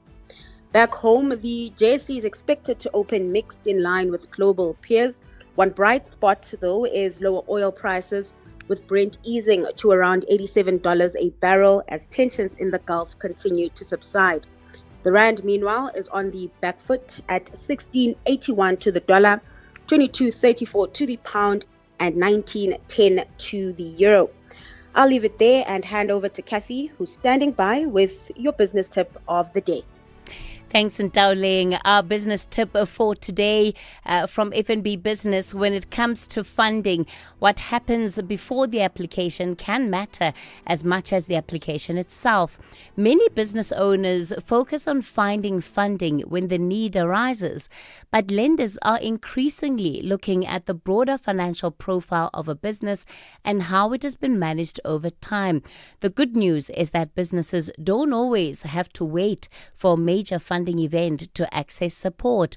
Solutions such as FNB Cash Advance can help eligible businesses access funding linked to their trading activity, while other funding solutions may be better suited to longer-term growth or investment needs. This week, take a moment to consider whether your business is creating a financial profile that accurately reflects its performance, growth potential, and future ambitions. On Wednesday, we'll discuss why building a strong financial footprint can create more funding opportunities and help businesses access the right solution at the right time. This week on Expresso, Mandela Day may be over, but the spirit of giving lives on. We reflect on the impact of this year's initiatives and discover how organizations like the Homestead are inspiring South Africans to keep making a difference in their communities all year round. We also get moving with Claudia as she shares simple anti-inflammatory workouts to boost circulation, support your lymphatic system, and keep you active through winter. And we swing into action with Spider-Man, brand new day. Join us on Expresso weekdays from 6 to 9 on S3. Reality check on the National Briefing. Well, let's get into our reality check for today. And our contributor for this week is Group Senior Executive at Aspen Pharma Group, Dr. Stavros Nicolaou. And his broader theme is around building an accessible, equitable, resilient, and sustainable healthcare system through the lens of the pharmaceutical industry. So yesterday, Dr. Stavros, you started us off with the burden of disease, and it was quite a reality check, right? To think about 40 and 45% of our population being obese, and the kind of disease profile that it means our population is then exposed to just out of these so-called lifestyle diseases that we're picking up. Today, you want to look at COVID-19 and what that did for South Africa and the rest of the continent. Kathy, good morning to you and all the listeners, and it's indeed a great pleasure to be back here this morning for the second installment. As you correctly state, I'd like to cover what happened during COVID-19, but through the lens of how do we futuristically manage similar situations in our country, on the continent. These are called outbreak pandemics. How do we manage them in future so that impact and disruption on the economy, on supply chains is limited, and we don't experience what happened during COVID again. But before I do that, just a little recap on one or two of the things that I mentioned yesterday.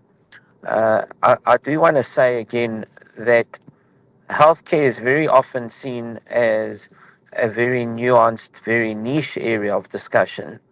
And I tried to bring home yesterday the message that healthcare affects every single aspect of the economy. If we have an unhealthy nation or an overburdened disease patterns, and our facilities are overwhelmed, then of course it will affect the economy, it affects productivity, and it also affects the competitiveness of the country. So I hope that point landed with all the that healthcare is an investment rather than an expense line, and that's how we should be viewing it. Now, on to what I was saying about COVID-19. I don't need to remind any listener on this call, because in some form or shape, everyone was affected, either directly or indirectly, during COVID. What was laid bare during COVID was how ill prepared we were as a country, how ill prepared the healthcare system was. And it wasn't just in our country, it was globally, in fact. So, how do we fix this for the future? There are 5 points that I want to make. The first is that we need earlier detection and surveillance.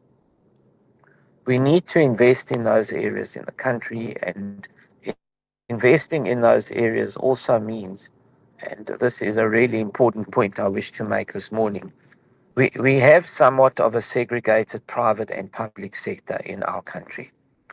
And during COVID, the two sectors came together. In fact, we vaccinated patients both in the private and the public sector. So a public sector patient could go to the private sector and a private patient could go to the public sector.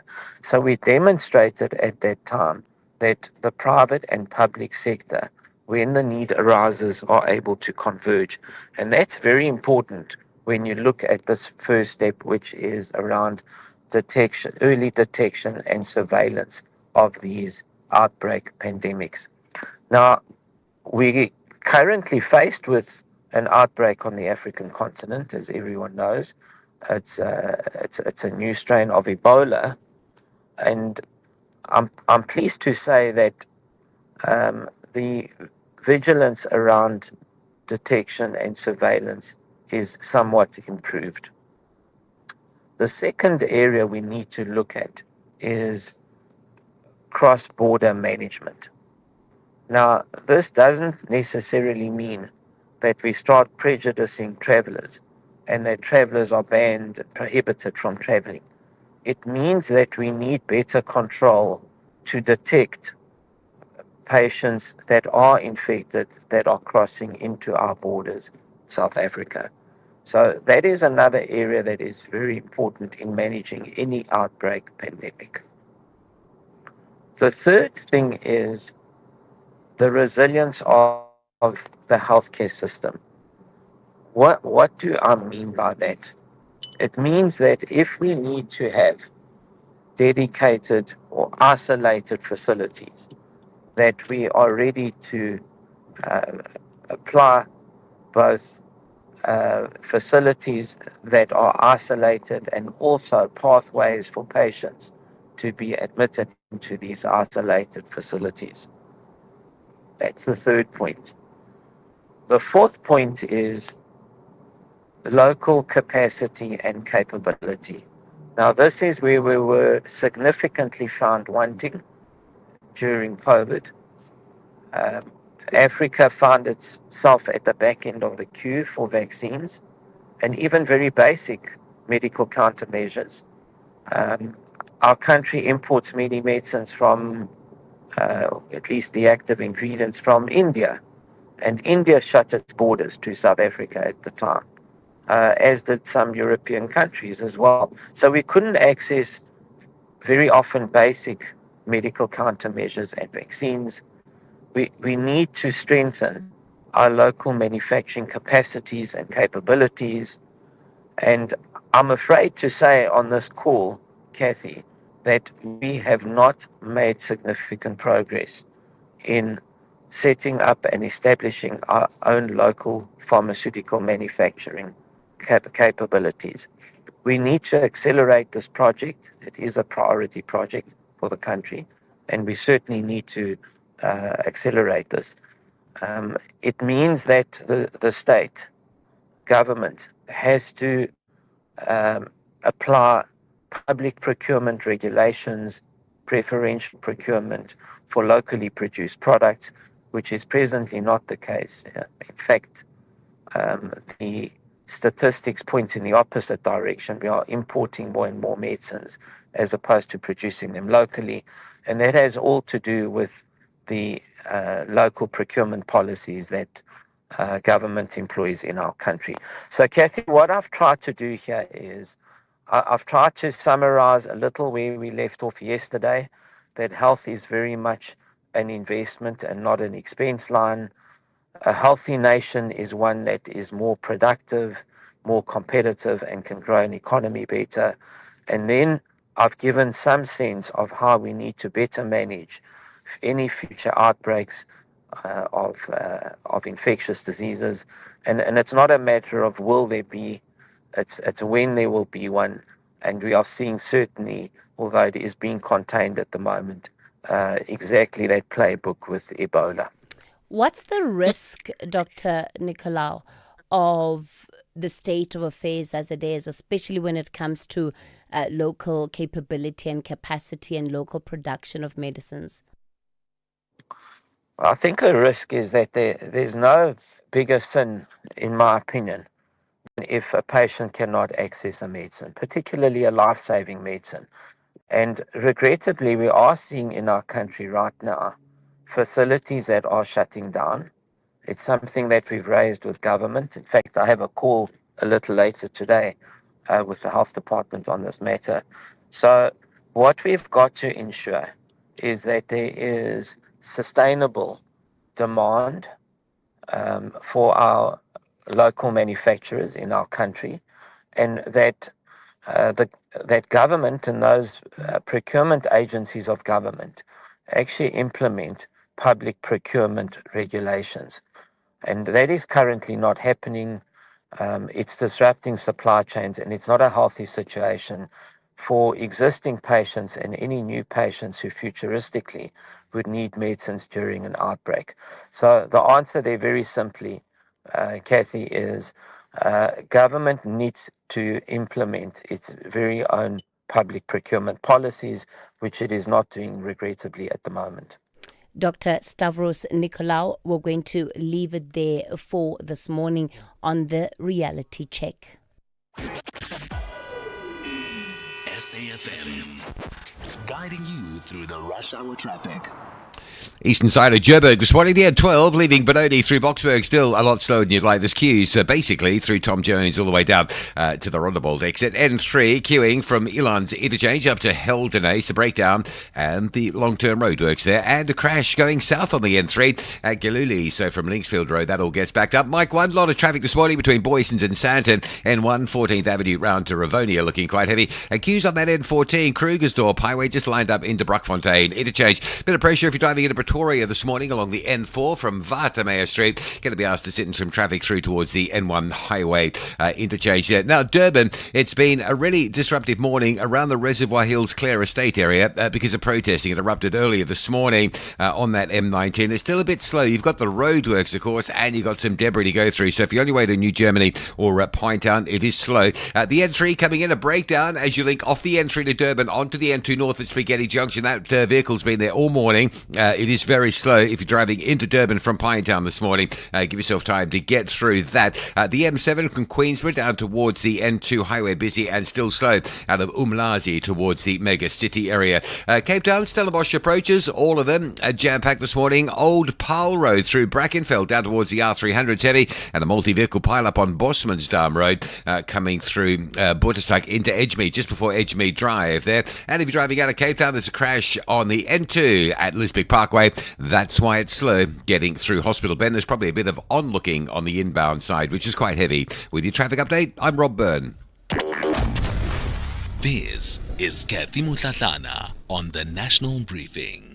Well, we continue on the national briefing this morning. I want us to return to one of our big stories. We have been scheduled to bring on the NPA's Kaiser Kganyago on the withdrawal, the provisional withdrawal of charges against the crime intelligence head, Lieutenant General Dumisani Khumalo, and his co-accused. Mr. Kganyago, good morning to you. Thanks for your time this morning. Firstly, and I think very clearly, the big question is around whether these accused are exonerated, whether they are completely exonerated of the charges that were first brought against them. Thank you very much, Kathy, and to the listeners. In principle, yes, the charges against them have been withdrawn, and like I want to explain it this way. Whether we use the word provisional or not, at the end of it all, it is the same. Even if we had not used that word, if there are charges against you and they are withdrawn, it doesn't necessarily mean if there is new evidence later on, they cannot be reinstated. Therefore, it's just a matter of of indicating that based on the facts before us, as we speak, all the charges against you are withdrawn. But because IDEC is saying to the NDPP that we are still investigating, in case later they bring evidence to the contrary, then they still have, in terms of the letter that has been circulated, they still have to come back to the NDPP because he's reviewing this matter and say, these are new facts, and then he will then re-look at them and give approval if they have the merits to it. What was the argument that led to this decision that convinced the NDPP that, in fact, these men, as things stand, do not have a case to answer to?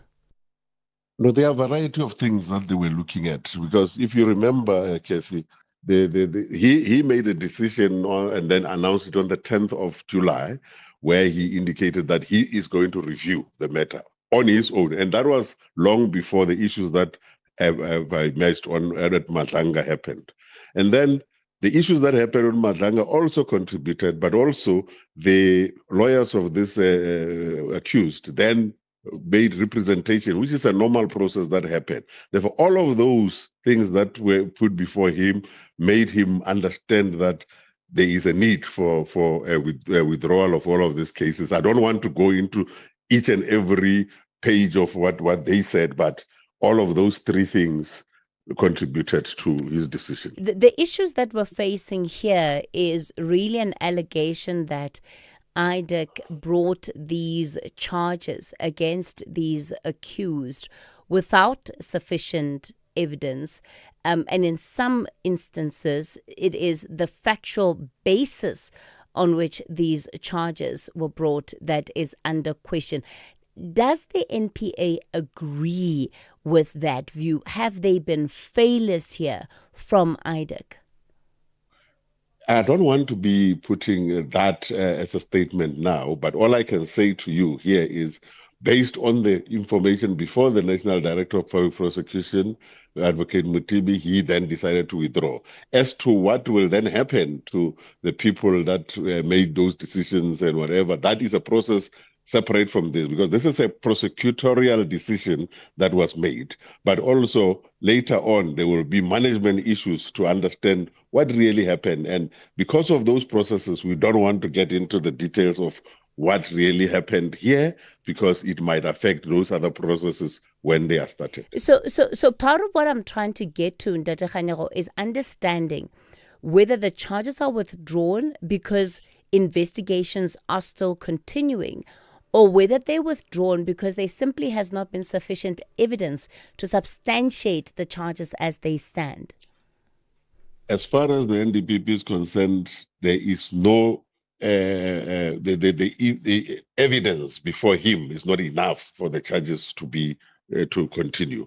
Therefore, and then when he went to IDEC said to him, we were not done with the investigation. Then he says, okay, go ahead and finish your investigation and then come back to me when you have got anything credible. Therefore, you cannot re-enroll this matter until you've done that.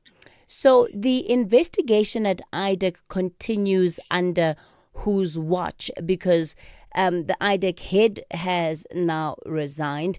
The investigators, the officials that were initially responsible for this investigation, are facing their own scrutiny before the Madlanga Commission, and there are questions around credibility there that are already arising. So when the NDPP says IDEC is still investigating, who at IDEC is investigating?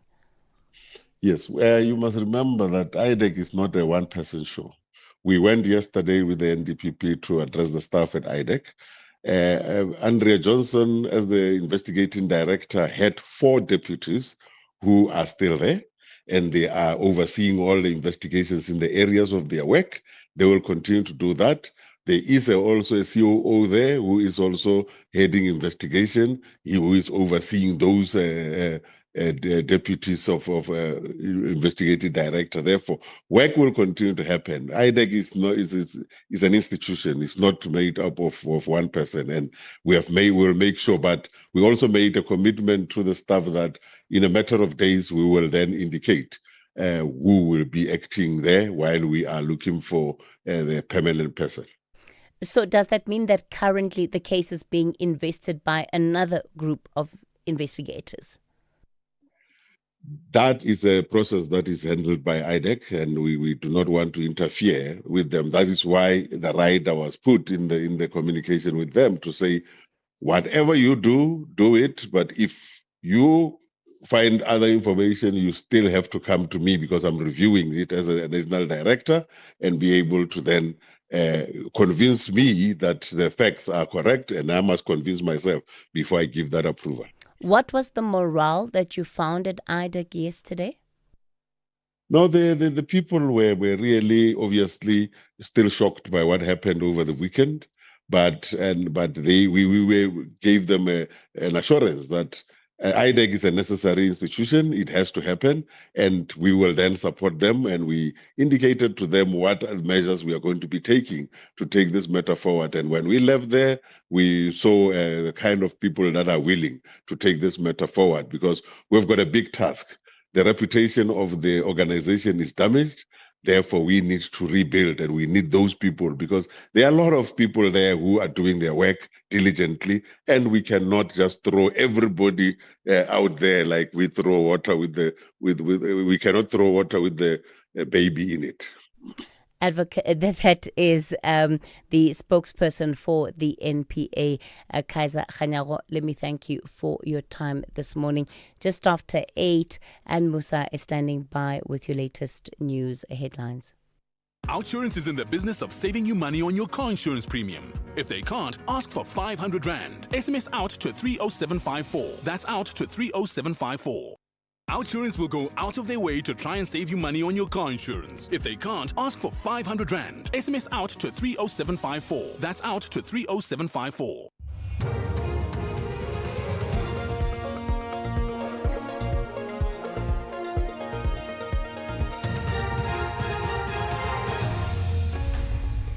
In our top stories, ATM confident review will bring clarity on impeachment committee ruling, and Kappa Minerals placed under business rescue. Good morning. The African Transformation Movement, ATM, says it's positive the Constitutional Court will clarify last week's Western Cape High Court judgment that granted President Cyril Ramaphosa's bid to interdict the work of Parliament's impeachment committee. The ATM, which initiated the Section 89 impeachment process in Parliament, is a respondent in the matter. The task of the committee is to establish whether there are grounds or not for Ramaphosa's impeachment following the Phala saga. The ATM leader, Vuyo Zungula, addressed the media in Durban yesterday. We want to assure South Africans, if anyone occupies public office, they must be held accountable. The reason why there's Matlanga Commission, there's all of this mess that we have in our country, it is because there is a culture of impunity. People start changing their tune because their favorite is going to be held accountable. But if it's someone that they do not like, they aggressively push accountability for that person. It cannot be that because President Ramaphosa is the president of the country, he must be subjected to different laws. The third state witness in the trial of alleged criminal kingpin Vusumuzi Matlala and 4 co-accused is expected to continue his testimony in the High Court in Johannesburg today. Captain Pimi Sekhubela has told the court he positively identified accused Musa Kekana and linked him to the 2024 killing of Vereniging engineer Armin Swart. The alleged gunman, together with Matlala and 3 co-accused, are facing charges in connection with the failed assassinations of taxi boss Joe Sibanioni, Matlala's ex-girlfriend Tebogo Tobejane, and music producer Sienki Mukubung. Speaking through an interpreter yesterday, Sekhubela told the court he had personally arrested Kekana. I explained to them that we were arresting them for suspected murder that they had committed in Vereniging. Between the time that I got a message of the murder that had taken place in Vereeniging and the time that we approached them in queue, I also received a message or a video clip which depicted a Hyundai i20 that I mentioned. Ikapa Minerals in Kimberley is under business rescue after the High Court in the Northern Cape dismissed the mining company's application to put it under provisional liquidation. This followed an incident in which 5 workers were killed in a mud rush in February. Over 1,000 workers were dismissed and have not been paid monies due to them. National Union of Metal Workers of South Africa official Lerato Mohatlane says the business rescue will allow the mine to resume operations, pay its creditors and avoid job cuts. NUMSA welcomes the confirmation that the mine is being placed under business rescue. This is an outcome we have consistently argued for and campaigned around as NUMSA. We have always maintained that this mine can be rescued and that liquidation was never the only option. For our members, this decision means there is still hope for job security, the preservation of livelihoods and the future of the operation. And then business rescue gives us a real opportunity to restructure the mine, protect workers, ensure that production can resume in a sustainable manner. Deputy Health Minister Dr. Joe Phaahla says advances in HIV/AIDS treatment are offering incredible hope, but global access remains a problem. He was speaking to SABC News on the sidelines of the 26th International AIDS Conference in Rio de Janeiro, Brazil. Delegates at the conference are discussing the future of the global response to HIV/AIDS. This includes sustainable funding, equitable access to new prevention and treatment technologies, as well as strategies to end AIDS as a public health threat. Phaahla says South Africa must be part of the global HIV and AIDS conversation, given that it carries one of the world's highest HIV/AIDS burdens. We also expect at this conference and a lot of other innovations. The emphasis, of course, is on the fact that it's good enough for researchers, for scientists to come with new tools. But the question is, are they accessible? So it's to make sure that when these tools are found to be effective, like lenacapavir, which is proven to be almost 100% effective in prevention, they have to be accessible because we have set the target as a world under the UNAIDS. We must eradicate HIV as a public health threat by 2030.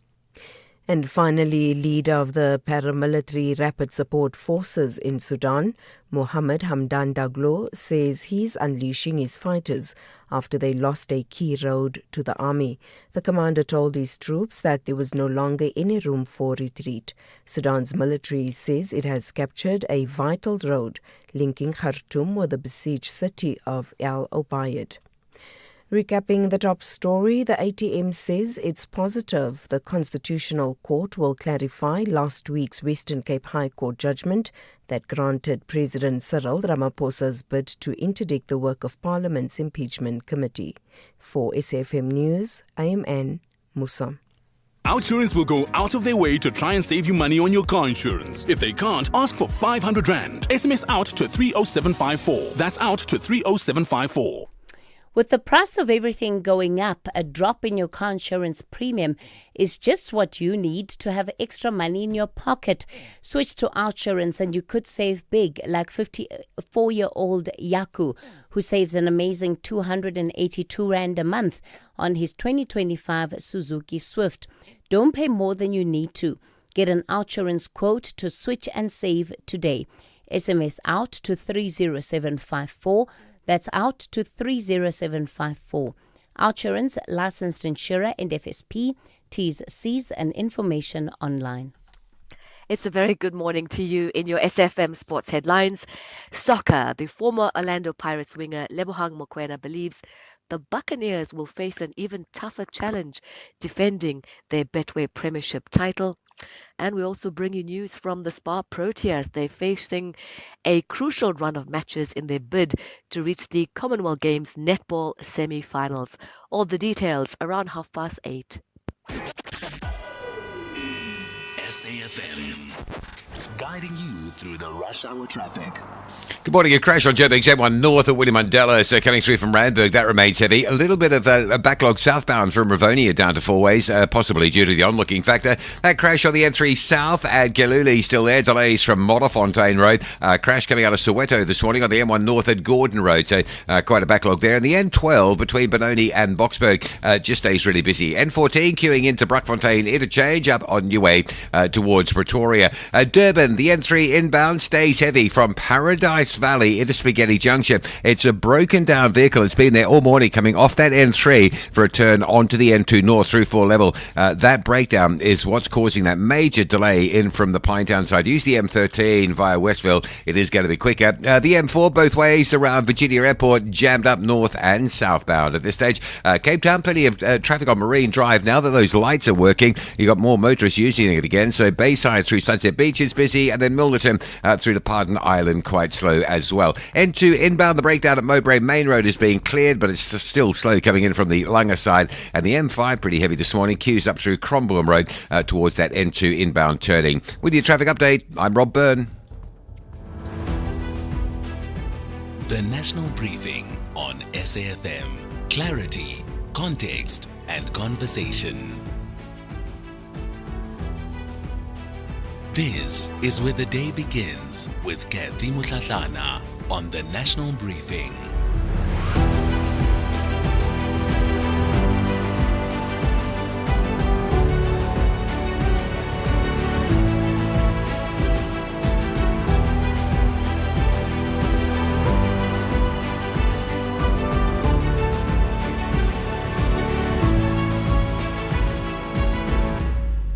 It's 11 after 8 o'clock. You're tuned in to the National Briefing. Welcome to the show, especially if you're just tuning in. I'm Kathy Mutlatlana with you until 9 o'clock as we bring you clarity, context and conversation. Coming up in this final hour, we'll be getting into Municipal Watch shortly. Today, we take a look again at the city of Johannesburg. It's now paid Eskom more than 4.3 billion rand. However, the crisis is not over.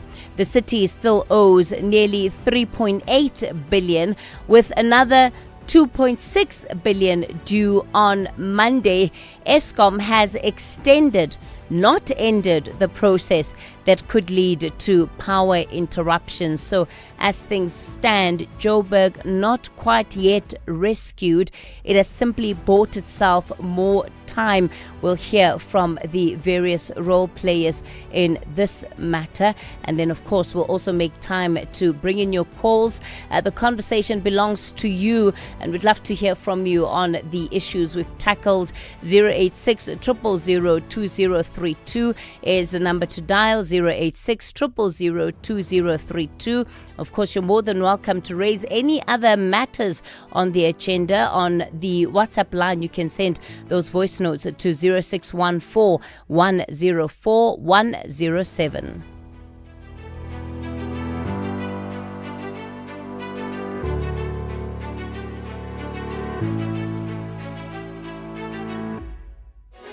This Sunday evening at 7 on the Tastemaster Professional, our chefs take a road trip to the beautiful Elgin Valley to celebrate fresh seasonal produce. It's all about cooking on fire. And with elimination on the cards, they'll have to bring the heat if they want to stay in the competition. Who will make it through to the next round? Find out on the Tastemaster Professional. Sunday at 7, repeat Saturday at 4:30 and Sunday at 3:30 only on SABC2.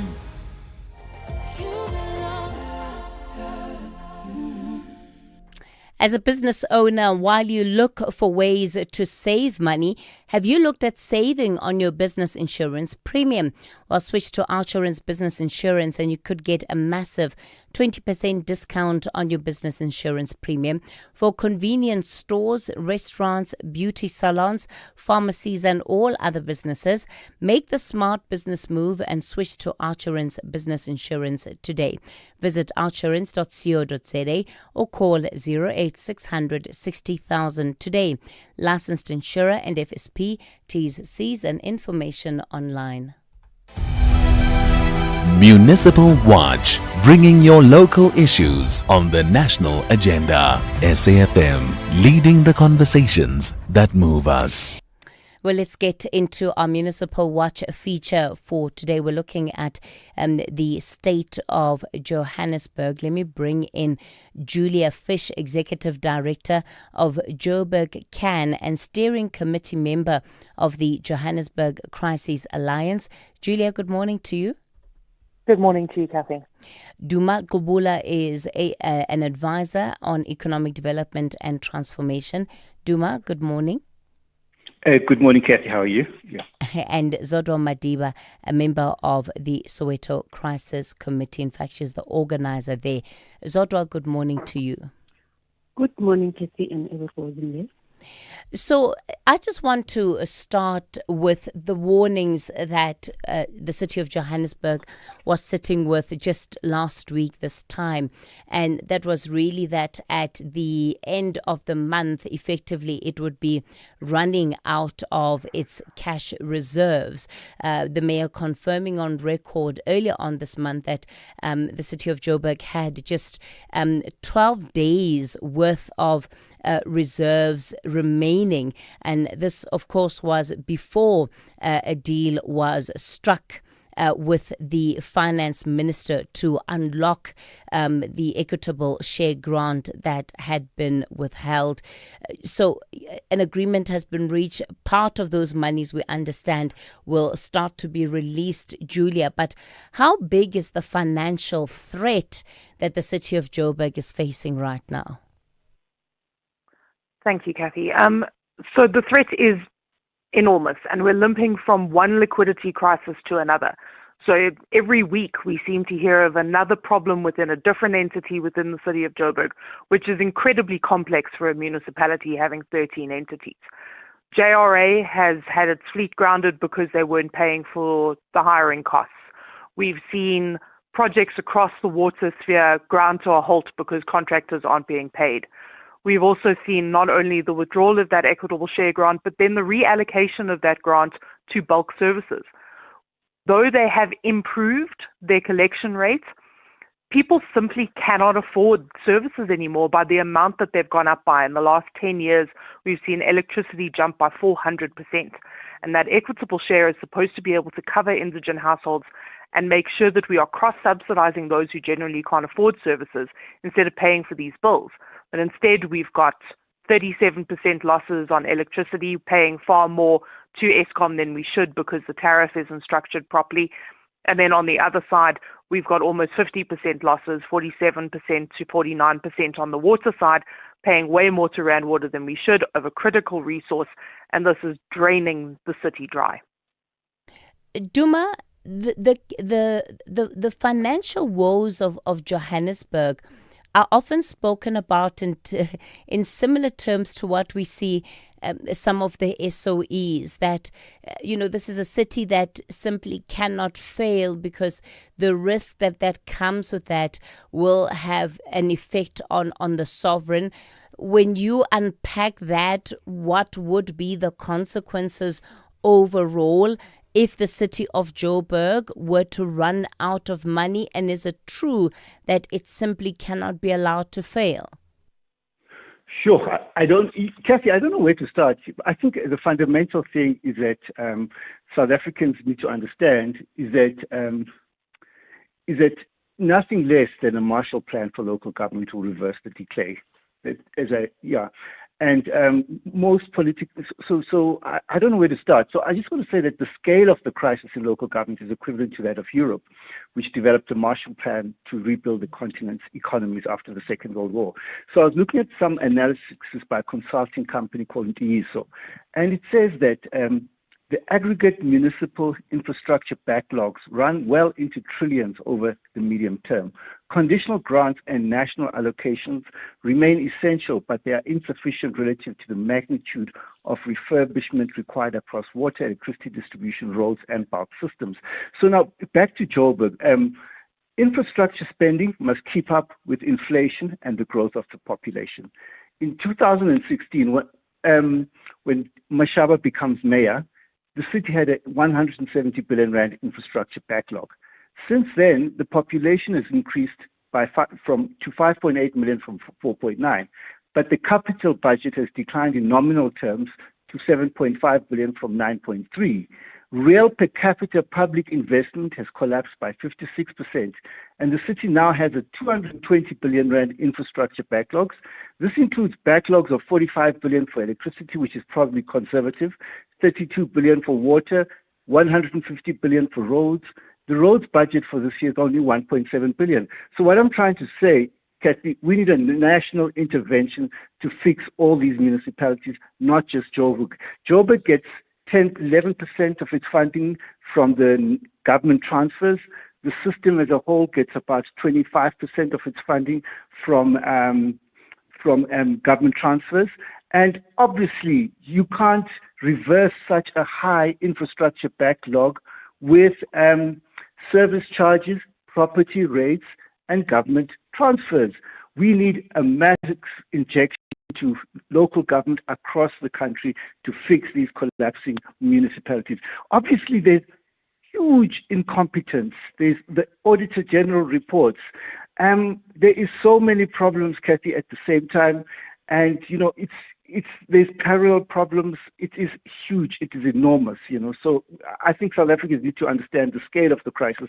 But when you have over 10 years a collapse of public investment, of real per capita collapse of public investment of 56%, what else do you expect except a filthy and dangerous slum that Joburg is becoming? Yeah.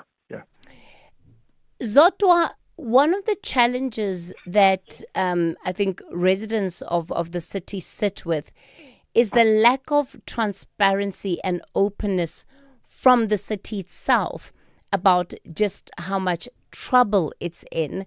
Speak to us as the Soweto Crisis Committee. What has come out of efforts to get clarity from the city of Joburg and some level of accountability around where its finances actually sit?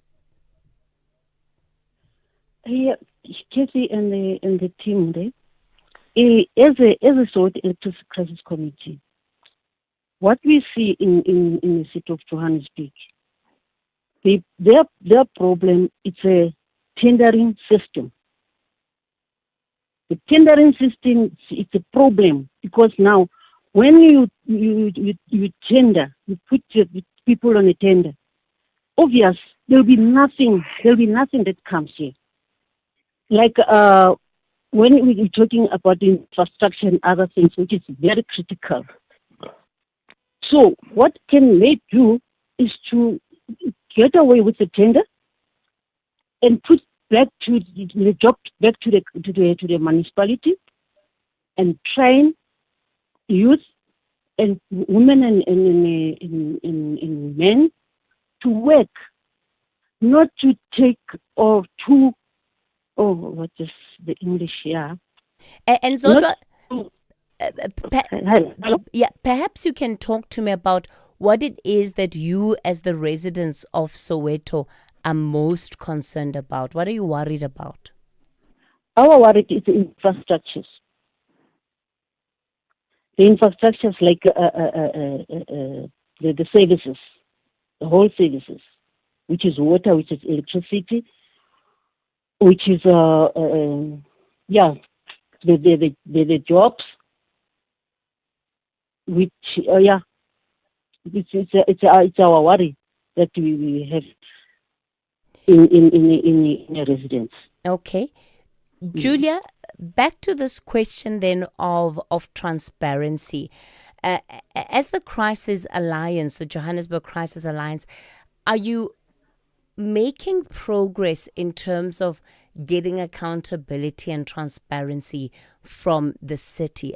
As things stand, even when it comes to these interventions, right, that have been agreed to with the National Treasury on this Joburg plan. Yes, it might not be a Marshall Plan, as Duma's talking about, but there is a Joburg plan.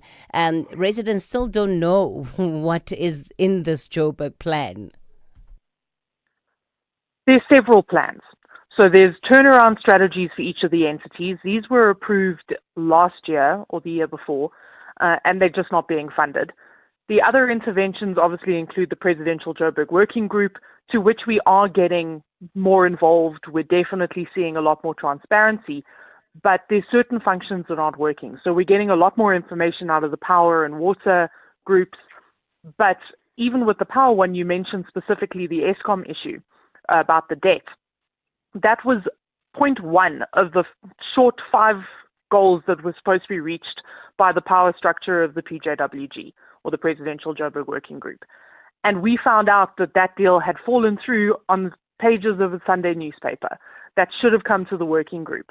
And we're not seeing that kind of transparency because the governance and finance structure is not being open. And it's a slap in the face of residents who are not receiving services. You know, even services, we talk a lot about electricity and water, but even refuse to some extent has drastically declined, a structure that was previously working. And none of that's really coming through because the governance and finance structures aren't working. We've now seen the referral of 13 instances to the disciplinary board, basically on the insistence of SCOPA after the AG's, the Auditor General's reports. But we're not seeing proper consequence management. And because of that lack of consequence management and transparency about what kind of projects, tenders, financial irregularities are causing the issues, we're not getting very far. We have other interventions like a dispute resolution platform that I'm part of with the GCFO and the Ombud and all the entities about the billing crisis. But it's all fine and well to talk about the issue and understand what it is if we're not actually implementing systemic change into it and funding the systemic points that we raise in these turnaround strategies and plans. Council is supposed to be playing a very strong role here, again, when it comes to ensuring that some of these matters are attended to. We've got different parties that are represented in council, Julia. Why does it seem that there isn't a level of effectiveness again in driving the issues of the city and making sure that these issues are attended to? What's making it difficult for our council in its current makeup to be effective? The way the council is currently operating, we've seen massive instability within that space. The amount of mayors and changes we've had in the past term. Technically, we started out with one administration under one political party, which has shifted back and forth and now is with what they call the government of local unity, and that is a coalition government. Because no party has an outright majority, there seems to be this trading of political favor as to what gets passed and what doesn't get passed. And specifically within council, if you look at the adjusted budget, which was voted on earlier this year, which was heavily slammed by both the AG, SCOPA, and the finance minister as being unfunded, that should never have passed. And the legislative oversight of council really fell through there. They also haven't implemented changes that are vitally necessary, like being MSCOA compliant. And when we talk about that, it's about making sure that the financial records that they're producing are actually credible, which they aren't, because in largely this 90 billion rand budget is being done on Excel spreadsheets rather than through these checkpoints. And the council is not pushing that because all you need to do is apply pressure to a coalition member and the vote swings. The politically facilitated agreement, which gives lower end workers in the city a vital wage increase. They've done it for all the managers, but they haven't trickled it down to the people on the ground. They don't have the money to do this, but it was passed purely because of pressure from the ANC bringing in SAMRU to protest outside the council chambers, and it swung the EFF to vote for this. And it's those kind of political maneuvers which are really interfering in the ability of the city to actually stick to its plans and pay its money across in a credible way. Sure. Duma, the questions, again, really, they're centered on the financial management of the city. And we've heard different concerns raised, including from the likes of Business Unity South Africa, about the financial capability, really, within the city of managing the budget that the city of Joburg deals with. What are the easiest ways to address that deficit, to address that capacity complaint? Okay, so let me just quickly start at the national level. So the municipalities owe Eskom 100 billion rands, but the municipalities themselves are owed, the consumer debts are 484 billion rands, and 70% of this is households. It's about 339 billion rands. So the thing that nobody's talking about is that electricity prices have increased by 1,000% since 2007. They're causing more damage to the economy than anything else, and households and businesses can't afford to pay for electricity. So I believe that expecting full cost recovery in a country that has mass unemployment and poverty, in Joburg it's about 51% of people live below the upper bound poverty line. So expecting full cost recovery is complete madness, And so I think we have to have a different, as everybody's been saying, the tenders in my street, in my main street, there's a road, Queen Street in Kensington. They've been fixing it for the better part of a year. It's so short. It's a tender. So it's like, I don't know, Kathy. Like, I don't know what the solution is. Like, it's just ridiculous, Yeah. Zodwa, what would you want to see the city of Johannesburg doing to address the concerns of residents, but also to get its house in order? As I was saying, the transparency needed, the consultation needed, consult with the people on the ground to make things happen. Like to maintain. I mean, we are talking about money here. The money that they must use to maintain, so that you can avoid all this problem that we are having as a community on the ground here. Because if you don't maintain, you'll obviously will be heavy for you as a city to come and redo the repairing of the street, the repairing of the pipes, the repairing of the infrastructure of the ESCOM and all that. But if you maintain, I believe everything will go well. But now if you don't maintain, it's obvious. If you come up and put a piece of the tar, then you go. Then you just when it's a pipe burst, then you come and fix that, and not to look everything there. The maintenance. Okay, yes. All right. Zodwa Madiba, member or organizer of the Soweto Crisis Committee, Dumat Kubula, an advisor in economic development and transformation, and Julia Fish, executive director of Joburg CAN and steering committee member of the Johannesburg Crises Alliance. So that's where we'll leave it then with Municipal Watch for today. And Musa has your 8:30 news headlines. Good morning. Thanks, Kathy. In the headlines, the case of alleged underworld crime boss Nafiz Madak will resume in the Western Cape High Court this morning. The state is expected to wrap its cross-examination of one of the accused, Ziad Pole. The African Transformation Movement, ATM, says it's positive the Constitutional Court will clarify last week's Western Cape High Court judgment that granted President Cyril Ramaphosa's bid to interdict the work of Parliament's impeachment committee. And disaster management teams in KwaZulu-Natal are on high alert as severe weather conditions approach the coastal parts of the province. I'll have details on these and other stories at 9. SAfm, guiding you through the rush hour traffic. Good morning. 2 crashes on Joburg Z1 North this morning. One at Gordon Road. It's been there a while. Traffic coming out of Soweto being held up by that. And another crash just past William Mandela. So from Rambo up to Four Ways, that run through remains busy. Crash on the N3 South between Linksfield and Galulis. That's very slow as you come down from Modderfontein Road. And a crash on the N17 near Rand Airport Interchange. That run through from Boksburg as you come through Wadeville towards Gosforth Plaza. Very slow this morning. N1 moving south out of Pretoria. Little little bit of traffic to Porter Avenue, and then it's not too bad on the run down through Mid-Ram. Durban, the breakdown on the N3 inbound, Ram to the N2 North at Spaghetti Junction. Been there all morning. Traffic is very heavy from Paradise Valley. If you're coming out of Pinetown, just stay on the M13, go through Westville, come onto the N3 at Sherwood and go into Durban that way if that's your destination. Avoid that N3. It really is jam-packed from, as I say, Paradise Valley, passing Pavilion Mall in towards that breakdown of Spaghetti.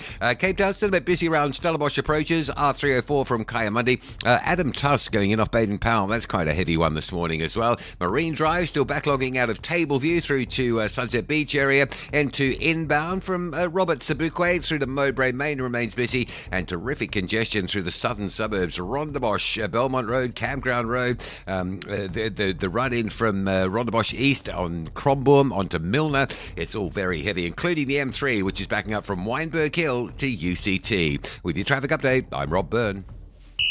This is SAFM Sport with Zai Khan. Zakan, good morning again. So we're looking at the former Orlando Pirates winger, Lebohang Mokoena. He believes the Buccaneers will face an even tougher challenge defending their Betway Premiership title. Absolutely, Kathy. Last season, Pirates were the hunters. This season, they are the hunted, and I think they know it. So does the former Buccaneers winger Lebohang Mokoena. He says the hardest part is still to come. They may be the champions. They ended Mamelodi Sundowns' 8-year reign to win the league for the first time in 14 years last season. Mokoena says success brings added pressure, with every team now determined to knock the champions Pirates off their perch. Let's go to the Pyramids coach, Rulani Mokoena, saying he left Al Ittihad Tripoli on good terms, despite his ambitious project in Libya lasting only 6 months. Sometimes in life we have plans, but in the end, I think we are victims of circumstances, you know, and I think our period in Libya was just that. It was a very good period with a lot of learnings and a lot of growth for all of us as a technical team. You know, the opportunity to work for one of the biggest clubs in a great country like Libya was something that we couldn't refuse, especially from a sporting side, where the project was generally very encouraging and very motivating, particularly when we arrived at the club. That's the Pyramids coach, Rulani Mokoena, on the national briefing. Let's go to Banyana Banyana's Women's Africa Cup of Nations campaign, getting off to a disappointing start. 2-1 was their defeat to Tanzania in Casablanca, despite enjoying more possession and creating the better chances. South Africa were undone by a well-organized Tanzanian side. Former captain Keniwe Matibela believes the Twiga Stars deserved the victory. I think Tanzania, we shouldn't take them for granted, because obviously they had a game plan, but also it was good preparation from the Tanzanian team just coming into this encounter. And I think it's a well-deserved win, because I think, regardless of the ball possession, they had more better, outputs when it comes to the final third, when it comes to the South African defense. And finally, the Spark Proteas made the perfect start to their Commonwealth Games netball campaign with convincing victories over Malawi and Tonga, but the challenge now steps up a level. South Africa face Northern Ireland today before taking on the world number 1 Australia tomorrow and England on Thursday.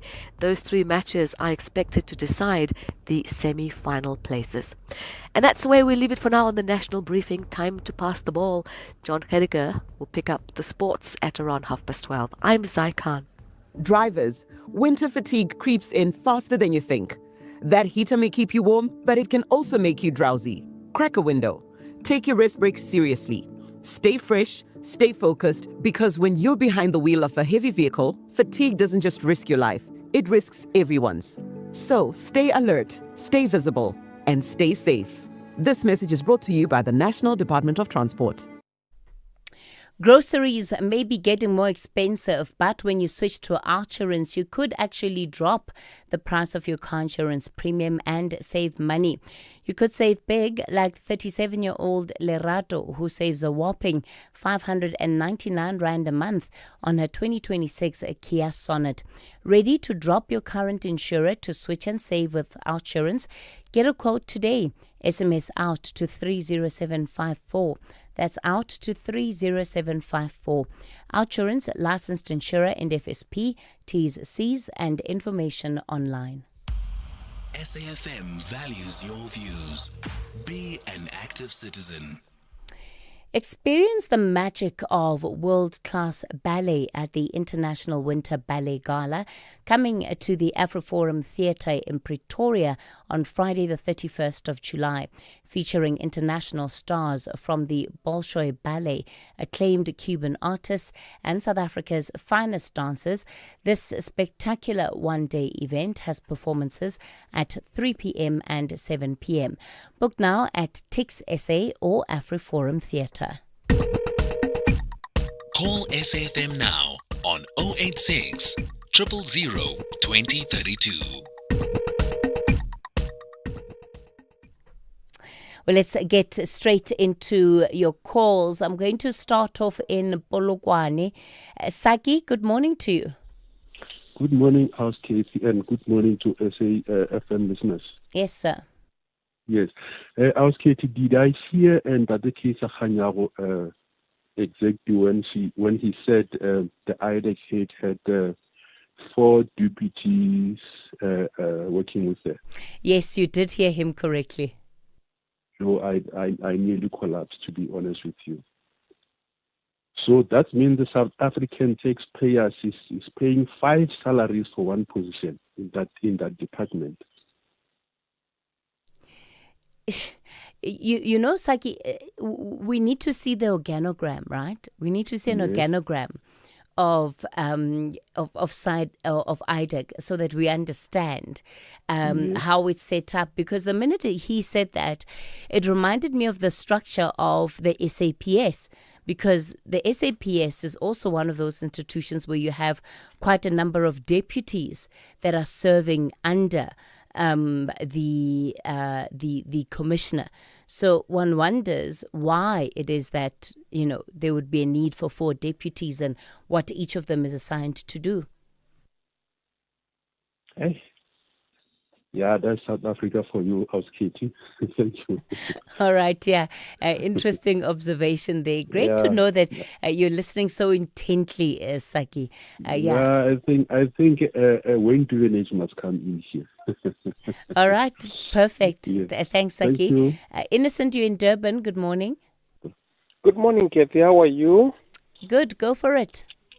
Yes, man, Kathy. Early this year, I launched I made a call. We got a school in Durban, Bel Air. Bel Air Primary is 154 years old now, with the roofs, with the old tiles which are heavy. The roof has collapsed. The ceilings are falling. And the department, they just come, they tell, no, this is an urgent matter, they are gone. Another one comes. When did the roof collapse, Innocent? This roof collapsed last year. And they only waiting, I think they're waiting for the disaster to happen, then they're going to take it as emergency because children and the staff are in danger. And nothing has been done since the roof collapsed last year? Nothing. If you are standing outside, you can see the roof is now like a zigzag falling. If you go inside the principal's office, the ceilings has collapsed. They come down. You can see the trusses are very thin now. They are being eaten. All right. Innocent, here's what I'm going to do. I'm going to put you through back to our producer so that you can get more, we can get more details on the story. Stanza's going to just have a chat with you off air, and we'll also get the Department of Education in Durban on air. In fact, let's try and get them on tomorrow to find out what exactly is happening at that school. You just can't have that level of risk and nothing is being done about it. Tando, you in the Eastern Cape, good morning. These guys always ask you, how are you? Do they know that you wake up at 4 a.m. to be in the studio? And they still ask you, how are you? I can't believe it. But anyway. Tando, what do you want to talk about? The amount of rain we're having in the Eastern Cape is amazing. It's like we're in the Western Cape. It's the winter. Well, I'm a winter baby. You're about to have some snow, Tando. I hope you're bracing yourself. No, I'm at the coast, so there's no snow in the coast. So, but it's nice. I love rain, but I haven't seen my plants outside. I don't think they can take it because I time how I water them, but now they are suffering because there's too much rain. But anyway, that's not what I wanted to talk about. I want to talk about soccer and rugby, or football, as they call it. The way rugby is successful and soccer is languishing in the, it's because, of course, notwithstanding what apartheid did for rugby and, rugby schools, Craven Weeks and everything that makes rugby what it is. And chances are we're going to win the next World Cup again, which is just amazing. Now, soccer, for me, what is disturbing? Oh, for one thing, let me disclose. Okay, Tando, you are digressing. I need you to get to it. There are at least about 4 other people holding to come on air before we close the line. Oh, okay. No, I wanted to say why rugby and soccer there's so much, thingy.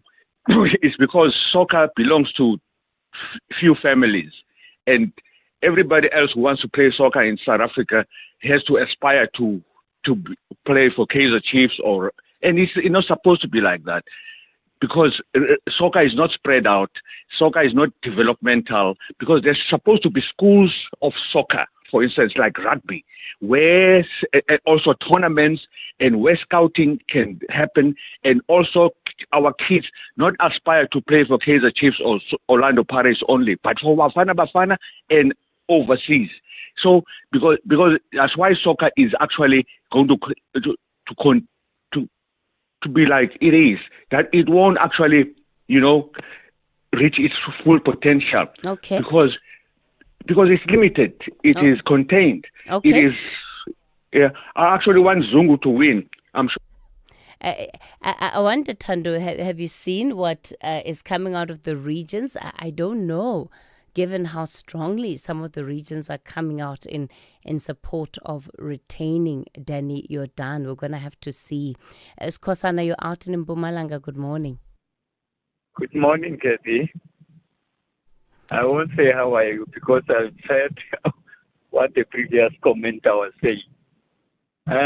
But Sis Kathy, I don't know how is South Africa, because such a grand scale of corruption is happening. It reminds me of Fikile Mbalula, who once came in our TV and declared that they've been all around defending Zuma corruption immediately when he formed the MK party, telling us how they were sweating to defend corruption, but yet there's nothing happening. He was, or the ANC was, admitting guilt. We hope maybe our law enforcement will come and sneak on those comments, but up to now, nothing has happened. That's why in a while, I told you that we need a referendum, Katie. I don't know when General Mkwanazi said, that there's much that is hidden in our judicial system, or judicial system is captured. There's much truth in that case. Okay. I don't know how can you get the justice minister to tell us how do they react to such things. Okay, Skosana, let's leave it there. Matumi, you're in Bulobedu. Good morning. Good morning, Kathy. How are you? Go for it, Matumi. Okay, thank you. I'm the first time caller. Welcome to the show, Madume. Thank you. I'm phoning from Sedibeng under Bulebeli Rural Council. Can you please find out from their spokesperson, because they do know every household, they force every household to pay a levy, even though, especially when a person has passed on, you are forced to pay a levy to them before you bury that person. Can you please find out from their spokesperson, why do they do this? How much is the levy, Madume? It depends, but usually per year, you pay about 120 rand. How has it been explained? Why are they saying you need to pay this money? They say because you stay in their area. And when did it start? All along, we've been complaining, but even the Constitutional Court ruled them out, but they are still continuing forcing people to pay the levy. Okay, Madume out in Bolobedu. Anybody else in a traditional council having the same experience? Levies by traditional councils imposed on households. I'll take some of your calls in relation to this matter. All right, I see it's now 8:50. Let me hand you over to Rob, who's got the latest traffic update. Rob, good morning. SAFM, guiding you through the rush hour traffic. South, going in towards Geluli, so passing Edenvale from Modderfontein Road, all gets a bit slow there. Big crash on the N17, Joburg bound, around the Wadeville area. It's as you come in towards the Rand Airport interchange. So from Osborne Road, on your way along the N17 to Joburg, that's all heavily backed up. Crash on the M1 North at William Mandela, still there. Delays arriving into four ways from the Randburg side. And the Mike 1, still busy Boyson through Braamfontein, and then up through Melrose, on your way towards Grayson Drive, staying pretty heavy as well. Crossing to Durban, this broken down truck that's been there all morning at Spaghetti Junction has finally been cleared. The big backlog coming in along the N3 from Pavilion in towards 4 Level is starting to ease, but it is still busy. The N2 South is choked up from Umgeta Road into Spaghetti Junction as well. And the earlier protesting at Clare Estate, by the way, in the M19, that's long cleared up and that traffic flowing normally. Cape Town, N2, pretty heavy inbound from Robert Sabukwe just after the airport through to Hospital Bend. The N1 from Bladdercliff Hill through to the city centre is busy. Behind that, Marine Drive jammed up through Parton Island to get into the M1. And still a lot of pressure around the Rondebosch area, particularly Belmont Road, Campground Road, and down into Newlands and Claremont. Just a lot of traffic there. Palmyra Road and the main road looking very busy. With your traffic updates, I'm Rob Byrne. Business leaders like to talk about jobs and economic growth. They are parents too, yet they often don't talk about children. That's funny, because their future bottom line depends on how well we grow. Hold our hands. It's time to talk about real growth. Visit holdmyhand.org.za.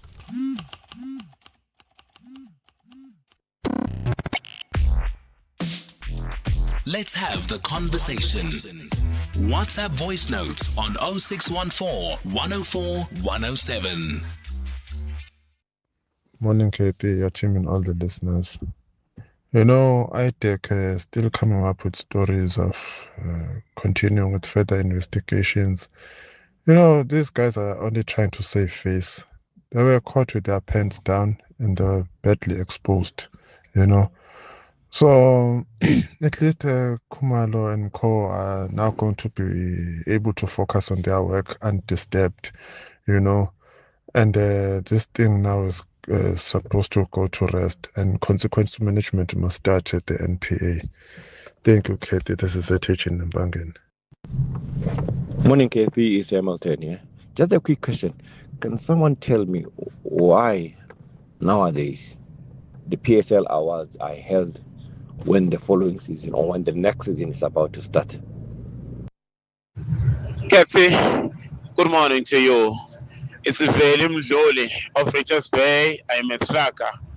Kathy, these 2 months, June and July, we are experiencing heroes of South Africa, of which is Utata Nelson Mandela. Of late, we have experienced General Nhlanhla Mkhwanazi. I think we must have Mandela Month as well as the Mkhwanazi Month. I thank you. Built in Mzansi on the National Briefing. Let's get into our Built in Mzansi feature for today, where we're profiling South Africans who are making a real impact in their communities, whether by way of innovations, solutions, or even just projects that they are running. Our next guest has built a climate-smart enterprise that addresses food waste through a circular bioconversion system. And this farm makes an impact with the community through its active engagement with schools and permaculture training. Sandagahle Sivungu is founder of Batopele BioLoop Farm Africa. Sandagahle, good morning to you. Thank you for your time this morning. Good morning, Kathy. Thank you for having me today. Okay, now explain to us in very simple terms what you guys do at the Batopele BioLoop Farm. Okay. Thank you for that question. Well, Batopele BioLoop Africa Farm is a sustainable agricultural circular enterprise. So basically what we do, we transform organic waste into valuable products such as organic fertilizer, clean energy. Then we produce vegetables, fresh vegetables from the loop using the waste collected from the local communities. So what do you do? Do you go around the community collecting food waste? Are people asked to deliberately separate the waste? Yes, so we already formulated a collaboration whereby we had put our buckets in place as well as our pick-up points, whereby I would say that the community, instead of them disposing the waste through landfills, they can just put it on those disposal points so that we can go and collect. We also go to schools as well as local farmers to collect the waste from them so that we can do our process of converting it into this organic fertilizer and as well as animal feed. Now, what did it take, Sandakahle, to actually bring the community on board and to make them understand why this is important? And the reason I ask that is because, there's been a campaign taking place for years now around recycling, right? That waste, separate your plastics from your ordinary waste, etc. That got a bit of momentum, but it seems that it never really took up in households. So what you guys have done here is quite remarkable. Yes. Well, around our communities, what we normally face is that people around communities, they lack information, they lack the understanding of how this disposal and burning of these waste affect us as the environment as well as people. So for us, we did an initiative whereby we'll go around communities, do presentation and showcase the kind of issues which they are facing due to what the people in the local communities are doing through waste, such as when you are burning the waste, methane emission from these decomposed waste are the ones that also cause the issues such as floods, which are happening all over the country. If you remember, even in the Eastern Cape previous years, floods took over 100 people. It's not only due to natural condition, it's through our ways of doing things, such as burning of these waste, as well as disposing them in landfills, because these waste release toxin emissions from them. Sure. So you find that the education campaigns then in and of themselves have helped quite a lot. Now, in terms of the fertilizer that you are making, tell us about how that business is going. Well, that business is going so well. So the fertilizer that we are making, it's organic. It's pure organic. There's no chemical used in it. So basically the process is simple for us. We are using 4 steps: collection, conversion, harvesting, as well as processing it and drying out. So the fertilizer is effective. It's tested in the labs, and people and the local farmers are using it. So the business is going good so far with that one. Also with the innovation, we had an opportunity to explore the world, since they wanted to also wants to know what is it that we do in how we convert this fertilizer, how we convert this waste into fertilizer. What got you into this trade in the first place, Sandakahle? Well, growing up in township area, I've realized that we are struggling to play soccer. So you'll find out along the street there at the end, a pile of food waste is disposed there. All the communities, they just dispose waste there where we're supposed to play soccer. Then we wanted to build a solution of how we can remove that and dispose it. But through that, since we're a group of friends who has studied various careers, so we came up with a solution through that to fix that issue which we are facing, because we wanted to just play soccer in that area, but we managed to convert it into a useful material such as this organic fertilizer, as well as other products which we are producing. Imagine that, how a love for soccer converts into... I want to ask who you are backing at the World Cup, Sandakahle. I'm a Messi fan in South Africa, but the one which I put it in first there, so it was South Africa. So your heart was broken twice. Your heart was broken twice. Yes. Sandakahle Sivungu, founder of Batubele BioLoop Farm Africa. What great work that they are doing. It also brings us to the end of the show for today, the Daily Discourse with Joanne Joseph up next.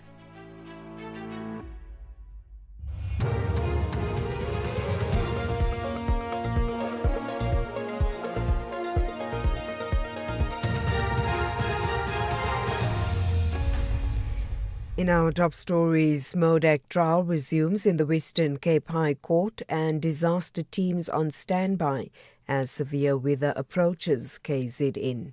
Good morning. The case against alleged underworld crime boss Nafiz Modak is set to resume in the Western Cape High Court this morning. The state is expected to conclude its cross-examination of co-accused Ziad Pool as proceedings in the trial continue. He and 13 others are facing more than 100 charges. They include money laundering, racketeering, extortion, and the murder of anti-gang unit detective Charles Kinnear in 2020. The African Transformation Movement, ATM, says it's positive the Constitutional Court will clarify last week's Western Cape High Court judgment that granted President Cyril Ramaphosa's bid to interdict the work of Parliament's impeachment committee. The ATM, which initiated the Section 89 impeachment process in Parliament, is a respondent in the matter. The task of the committee is to establish whether there are grounds or not for Ramaphosa's impeachment following the Phala saga. The ATM leader, Vuyo Zungula, addressed the media in Durban yesterday. We want to assure South Africans, if anyone occupies public office, they must be held accountable. The reason why there's Matlanga Commission, there's all of this mess that we have in our country, it is because there is the culture of impunity.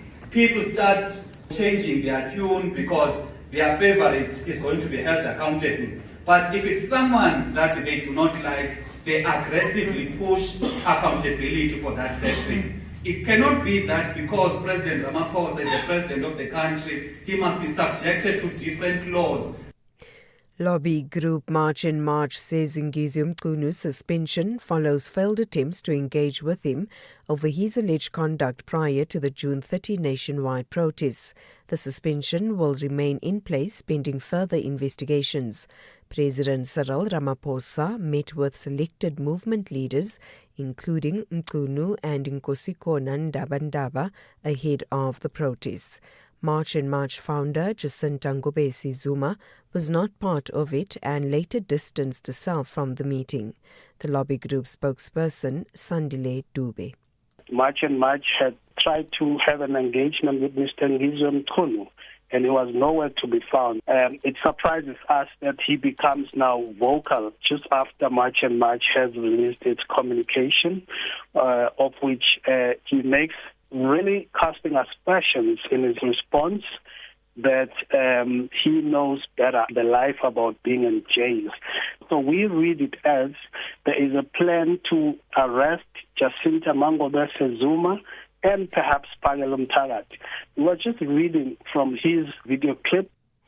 Disaster management teams in KwaZulu-Natal are on high alert as severe weather conditions approach the coastal parts of the province.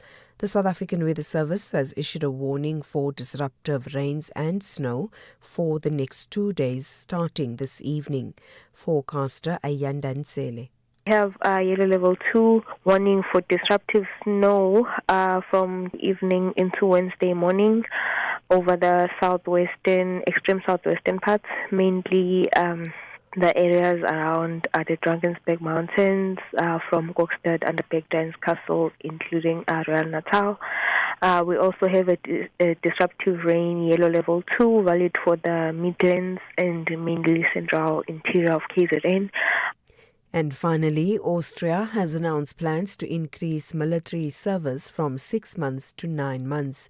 This as it looks to bolster its preparedness in the wake of Russia's war in Ukraine. The BBC's Jacob Evans has more. Austria's Chancellor Christian Stocker said the war in Ukraine had shattered the dream of lasting peace in Europe and prompted his country to make a change. All men in Austria must choose between military service or a longer civilian alternative working in fields like healthcare or conservation. This may also be extended from 9 to 11 months. Alongside military action, Vienna says it faces increasing threats from cyber attacks and geopolitical instability. The military service extension will come into force from January the 1st next year, while plans to lengthen the civilian service still need to pass through Parliament.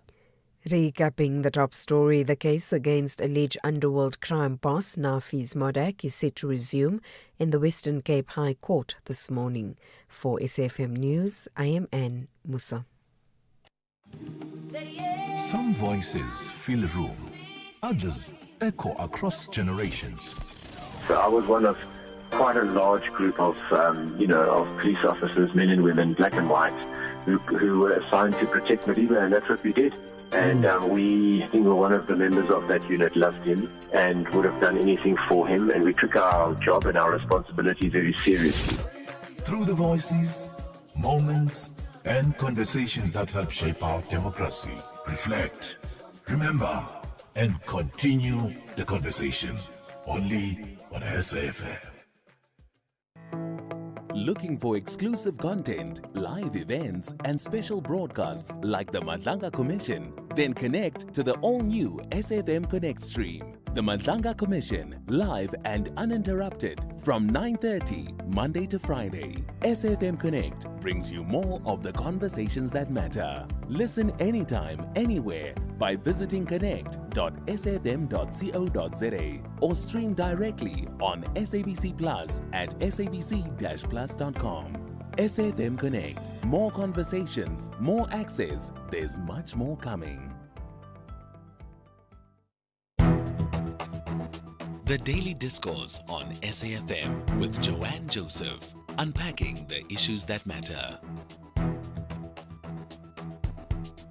The Daily Discourse on SAfm, weekday mornings from 9 to 12. 7 minutes past 9 here on the Daily Discourse. Good morning and welcome. Thank you so much for joining us. I'm Joanne Joseph, and good to be with you on this Tuesday edition of the program. It's going to be another busy one. The team is with you as always. Giniwe and Melissa are producing the show. They are taking your calls at this hour and will be for the next 3 hours. And Patrick is on sound today. Remember, apart from listening to us live on the radio, you can also listen live on DSTV channel 814. You can go to our website or listen there, or if you prefer, go to the SABC Plus app. That's another easy way to find us. We're also video streaming our broadcasts, so you can watch us from anywhere in the world on YouTube, Facebook, and X. Good morning if you are joining us from overseas. And don't forget, if you haven't managed to catch the show in its entirety, our digital team loads all the podcasts onto our website. You can catch up on our interviews on demand there. Remember, we start the show with an open line, So our studio line number is 086 000 2032. Our WhatsApp line is 0614 104 107. We've had wonderful, robust input from you in the last couple of weeks, and it's been very respectful. But I really like it very much that you are putting your point across very clearly, and we're talking about lots of different things of interest to the country. So keep doing that. Make sure you send us a voice note or a text on the WhatsApp line, or give us a call if you prefer to chat to us. Let me tell you what's coming up on the show today. We're talking about the issue of IDAC. What is IDAC's future? What is IDAC's past, in fact? Do we remember the conditions under which it was inaugurated and established? And do we remember what work it's done, what success it's had, why the choices were made to staff it in the way it did, and what that has meant for the trajectory of this organization? Should it exist in the current form in which it does? Should it be located there? These are the questions we're going to ask. We'll be speaking to Ismail Jusab. He's the Manager of Constitutional Advancement at the FW de Klerk Foundation. And then we're taking you back to a discussion that you would have remembered. The story broke a number of years ago. We alluded to it certainly yesterday. Kathy broke the story on her show yesterday, and this was about what happened at Prasa a number of years ago. You remember that Lucky Montana was running it for a good while, and during that time, a number of locomotives to the tune of billions of rand were ordered, and of course those locomotives weren't appropriate for South Africa. But what ended up happening is that we lost a lot of money as a result of that. And now the chickens are coming home to roost. You may have seen that two of Lucky Montana's expensive properties have been essentially frozen. He can't touch those assets right now. We're going to speak to Popo Molefe, the former PRASA board chair. He raised these concerns a number of years ago. And I see that really the kind of things that he's been saying have really only made their way into the public domain with what is starting to look like some indicator that he may have been right about what he said. So let's see where that conversation goes. We'll be speaking to Popo Molefe a little bit later on. We're also talking later, and this was promised to one of our listeners, and so I'm going to bring it to you today because we were not able to do it on Friday with the breaking news about the president's court proceedings. But we had promised to bring you Dr. Padi Lehohla, the former statistician general, and he's talking about aspects of democracy that are failing and that are causing apathy when it comes to voting. So we'll chat to him about that after 10 o'clock. And then later on, we're talking about the potential for economic growth that could be had by franchising. A lot of young people, young entrepreneurs, are having to enter the world of business on a very small scale. Very few of them can find the money to invest in franchises, which are a very expensive business. But franchises are growing in the country, right? And it's a wonderful way of building one's business portfolio. And so we're going to find out from the Competition Commission exactly what they're going to do to help young people to get into the business of franchising. Watch out, there's bad weather coming. And you heard Anne tell you a little bit about that. She spoke about KZN in particular, but there are other parts of the country as well that may be affected. In fact, we might be expecting snow. And there is always in the last couple of months of winter, there's always this last burst of a cold front. You know, this where winter just wants to hang on for dear life before it leaves. And it looks to me as though that is going to happen this week. So we're going to chat to the South African Weather Service about that. Later on, we're also covering a SADC meeting in terms of the economic future and industrialization in the region, and a feel-good story about a ballerina, a very young girl, 16 years old. She's just returned to South Africa after graduating from a prestigious school overseas. I can't wait to chat to her. I love these success stories, particularly where young people are concerned. And then much later on in the show after 11 o'clock, if you are a parent who is waiting to submit your child's details to get your child into the start of primary school or to get your child into high school, please listen after 11:30, because we're going to connect with the Gauteng Education Department. I should say this is for the province of Gauteng. We can certainly widen this in the next few weeks to come, but we're starting with Gauteng, and we're talking about the admissions process, when it opens, how you access it, and what documentation is needed, so you can line all of that up before the actual process gets underway. 9:13, taking your calls. Lowered in Alberton is on the line to us. Lowered, good morning. You want to speak about Julius Malema? Yes, good morning, Ms. JJ. Allow me to digress a little bit from your topical issues that you have placed on the table. I want to talk about the EFF celebrations or anniversary. You know, the local government elections, the campaigns, they are at its 360 degrees swing, if one can have to put it that way. Although they are being overshadowed by the Mazlanga inquiry proceedings and the developments thereof.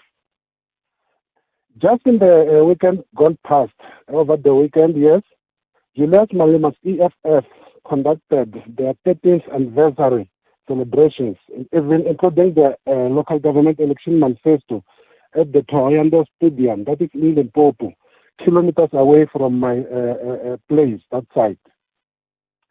But most surprisingly, Joel, his message took less than 30 minutes, and we are all mind-boggled as to what could have caused or what could have been the causal factors why Malema, who can deliver a 2-hour speech, only delivered less than 30 minutes speech.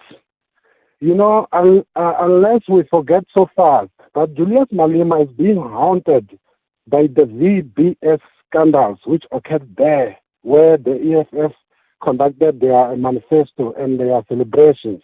Hence, Julius Malema, he couldn't be himself. He only took 20-something minutes to deliver his message, and it was unusual. That was an unusual character of Julius Malema. Okay.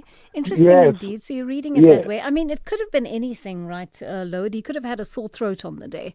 There could be so many factors involved, but it could also be what you're suggesting. I mean, there's also this conviction that's hanging over his head and the jail sentence in regard to that.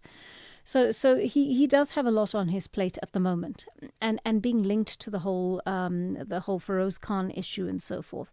I think all of these things are probably weighing on him. But I'd also be interested to hear from any of our callers who were at those celebrations. How did you read Julius Malema's speech? Did you find it excessively short? Did you feel that he was trying to keep a lower profile than usual? I'd just be interested to hear from people who are on the ground, and to get a sense of whether you felt Julius Malema has in any way been weakened by the kind of information in the public domain now that he appears to be fighting on a lot of different fronts at the moment. Thank you for that call, Lowered. Sintu in Midrand is on the line to us. Sintu, good morning. You want to speak about the SACP? Yes, how are you, my dear sister? Yes, so well, thank you. Yeah, fine. You know, John, I was listening to one of the clips from Solima Paila. I'm not sure where he was addressing, but what I picked up, he was criticizing the ANC of being in the same bed with Freedom Front Plus and the DA. You know, when you started here, there was an indication that chickens are coming home to roast. Eh? Now, you remember Solima Paila with Save South Africa. He led a march hand in hand with the Democratic Alliance and the Freedom Front Plus against Jacob Zuma. They ousted Jacob Zuma.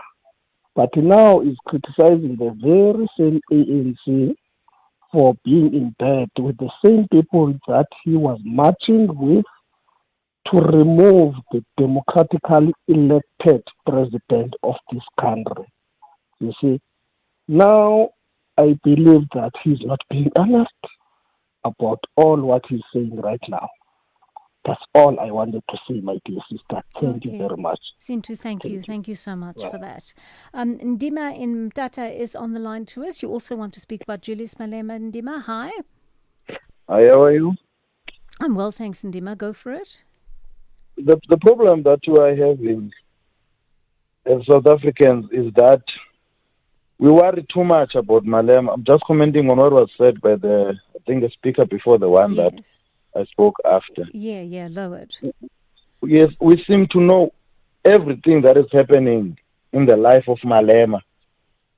The VPS, the Mazlanga Commission, everything. But if we as South Africans, we can let all the processes take their course and then we start to comment around that, But now we seem to know everything before.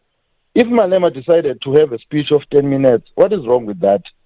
If he touched what is most important through the local government elections, then why we have to worry about that? Thanks, listen. Thank you very much for that, Ndima. And one of you says, good day, Ms. J. How do we motivate for a commission that looks into politicians who are silent partners in companies with municipality or government tenders? I mean, my understanding is that the PFMA should govern these things, right? And we should be looking at this, using that as a framework for what they're allowed to, what kind of businesses they're allowed to be in and what conflicts of interest arise and so on.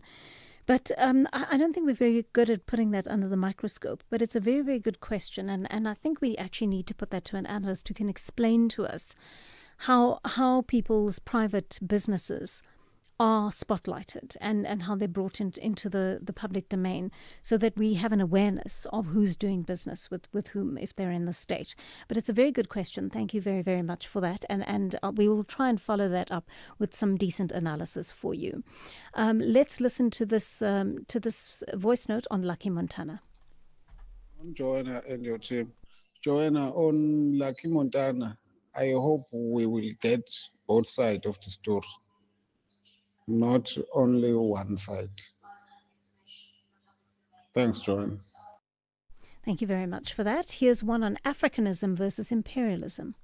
Morning, JJ. My take is on Africanism versus imperialism. One of the caller called early in the morning regarding to the traditional leader that are collecting the burial tariffs. You know, forgetting that the traditional leaders are the landlord of the rural area and the municipality are the landlord of the township.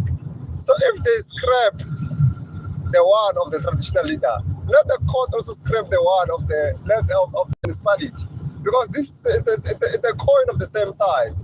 So people, when they talk, they should not look one side of the story and protect the one of the white people because they're in black and white. Okay, interesting indeed. If one of you says, if ministers listened to SAFM, the country would change. Let's hear what you have to say.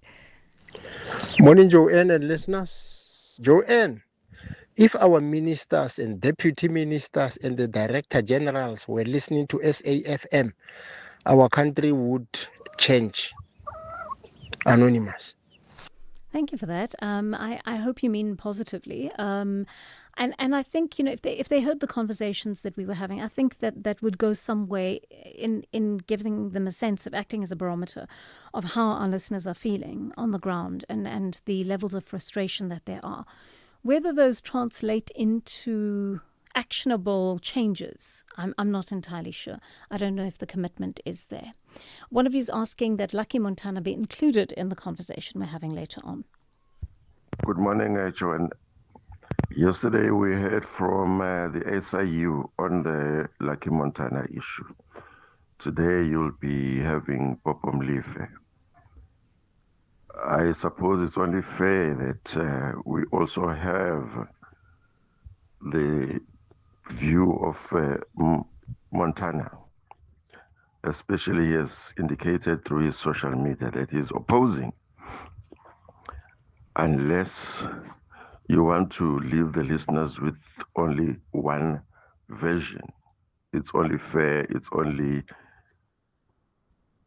objective journalism that puts both sides of the coin out there. Otherwise, it would be mischievous to only leave us with one version, especially when Montana had said a lot about Popom Lefe during the Zondo Commission himself. Thank you very much for that. And of course, we do offer right of reply in all these interviews that we do. So we certainly will do that after our conversation with Popom Lefe today. One of you wants to talk about Nhlanhla Mkhwanazi, who essentially acted as a whistleblower. Morning, Joanne. I'm Sweet on what I'm puzzled by the praises that South Africans are singing for Nhlanhla Mkhwanazi. I'm sorry to be the party spoiler. This is the same man who ventured way below his pay grade, from being the provincial top cop to the whistleblower. Now I'm interested, if would he whistleblow, if who was behind his reluctance to act against the anarchy that saw the province of KZN being burnt down in 2021. This is the same man who served in the SAPS for more than 3 decades, if I'm not mistaken. But he never whistleblew, as we were seeing these shenanigans for a while now. Thank you. Thank you very much for that. Let's take a call from Lucas in Turfloop. Lucas, good morning. You want to talk about traditional leaders? Yes, good morning. Good morning. I want to refer to, there was a previous caller, and in fact, even a voice note, I think, who referred to kings or chiefs collecting levies in rural areas. That is not necessary. Look, I grew up in a village called Mankweng, and I think around 1989, 1990, we were paying something like bond. They call it ponto, which is basically 1 rand.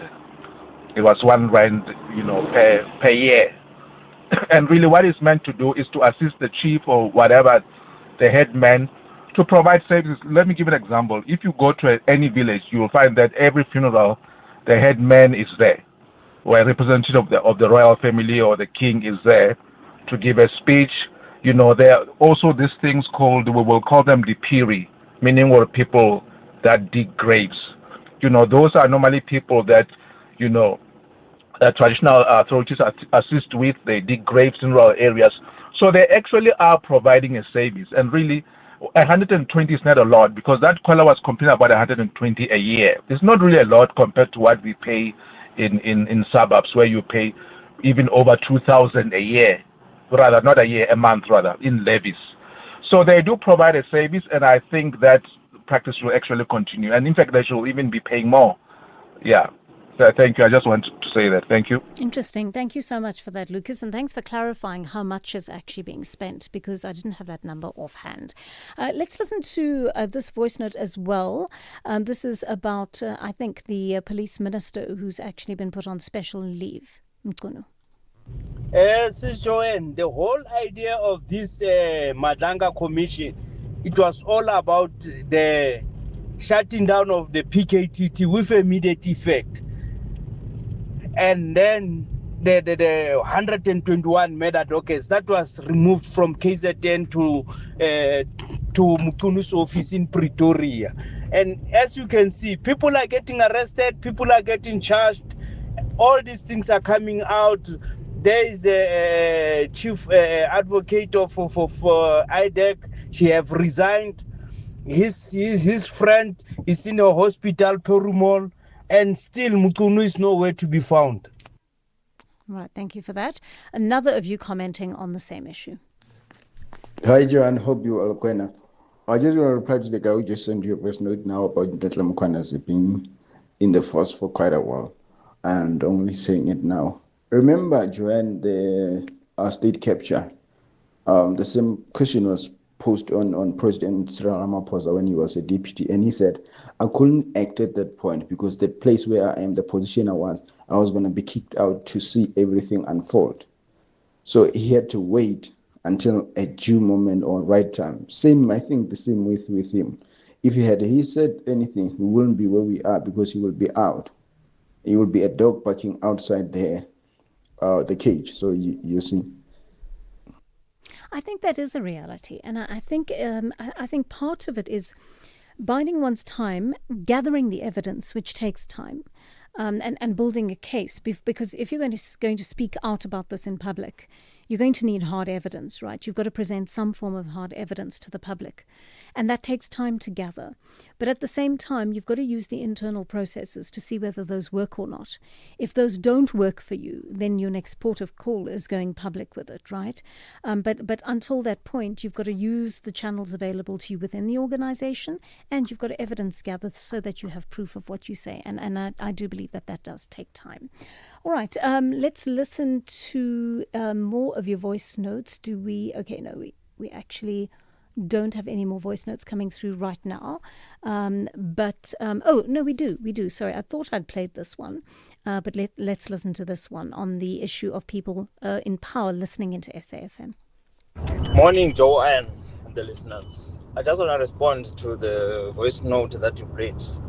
That was saying if ministers were to listen to SAFM, the country would change. No, I beg to differ. They are listening to SAFM. they will never change anything because their mandate or their purpose is not to change the country, is to get paid, is to make money and steal from the coffers. So it will never change. They hear us, but they ignore us. Thank you. Thank you, and I agree with you there. I don't know how much changes from their listening to us. I mean, you do get ministers like Health Minister Aaron Motsoaledi. He listens and he calls in and he responds. He's, to my mind, someone who doesn't mind being held accountable and who doesn't mind, listening into the conversations of people and using those opinions as a springboard for what he needs to know about the country.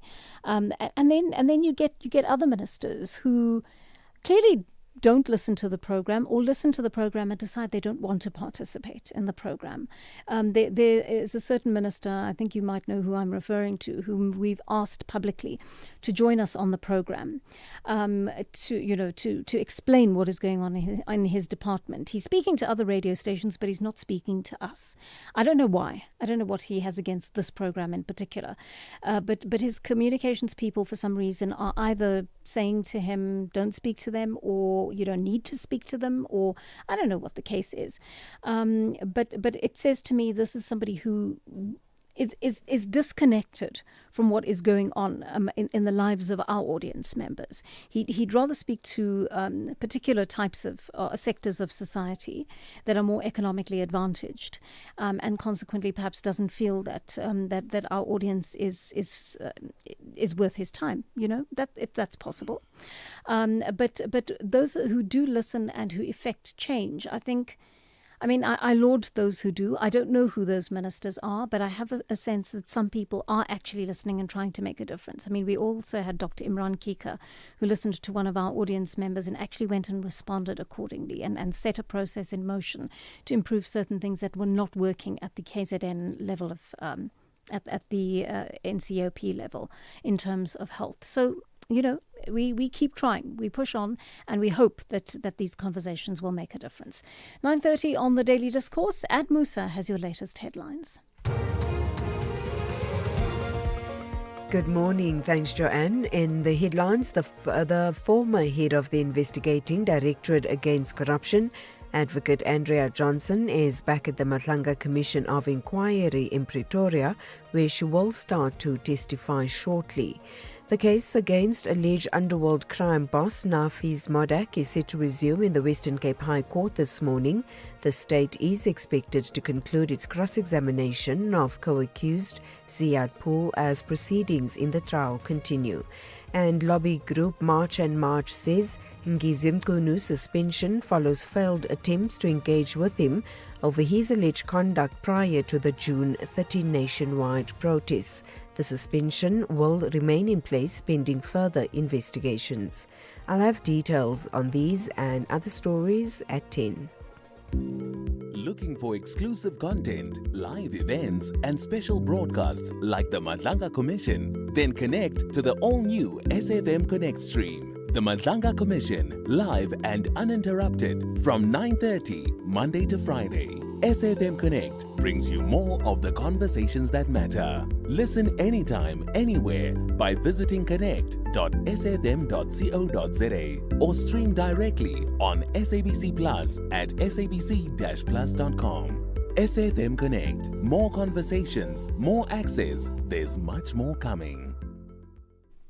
The Road Traffic Infringement Authority is now implementing Phase 2 of the Administrative Adjudication of Road Traffic Offences Act.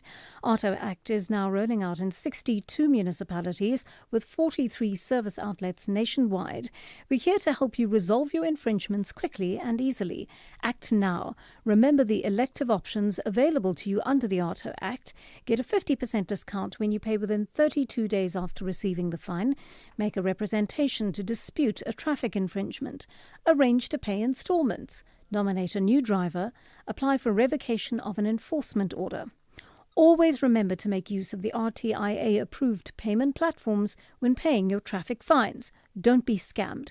For any ARTO-related inquiries, call 0861 227 861 or visit https://online.arto.gov.za.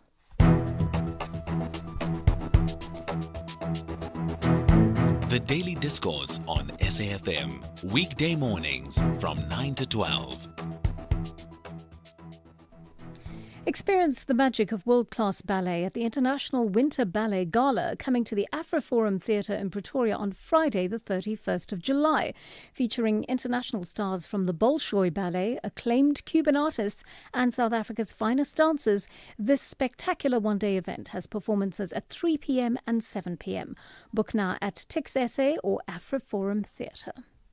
You are listening to Joanne Joseph on SAFM. 9:34 on the Daily Discourse, and during our interview with former NPA prosecutor and DA Parliamentary Chief Whip Glynis Breitenbach yesterday, she made some interesting comments about the past and future of IDAC. The organisation's been in the spotlight after its newly resigned former head, Andrea Johnson, was forced to make some embarrassing concessions on the stand last week at the Madlanga Commission. But perhaps it's worth going back to IDAC's formation to understand what's gone wrong in the last few years. Manager of Constitutional Advancement at the F.W. de Klerk Foundation, Ismail Jusab, has written about this and joins us to share his thoughts. Mr. Jusab, good morning and thank you for your time on the Daily Discourse. Please just take us back to how and why IDAC was formed. Well, good morning to you, Joanne, and thank you for having me. Joanne, IDAC, the Investigating Directorate Against Corruption, is South Africa's specialist institution for investigating and prosecuting serious, complex and high-level corruption. And essentially, it was then made a permanent directorate within the National Prosecuting Authority in 2024 because the country needed dedicated capacity to convert the findings of state capture and other investigations into actual criminal accountability. That's why IDAC was created. However, recent events have shown us that the permanence in legislation is not the same as genuine institutional independence. IDAC cannot remain in the NPA's fold. Our position is clear that IDAC's valid cases and specialist personnel must be preserved, yes, but South Africa must now truly establish an independent anti-corruption commission outside of the NPA and entrench it in a Chapter 9 institution. It must have its own investigators, its own prosecutors, its own budget, and secure leadership appointed through a transparent parliamentary process, because we've learned our lesson that IDAC's creation was good, yes. The housing in IDAC has eroded its independence, and that our fight against grand corruption can't depend on the integrity of one office holder or on the goodwill of the executive. It must depend on constitutional design that is strong enough to withstand political pressure and institutional failure and changes in government. So you agree with the Democratic Alliance that says it's always objected to IDAC's location within the NPA because it can't carry out its work independently?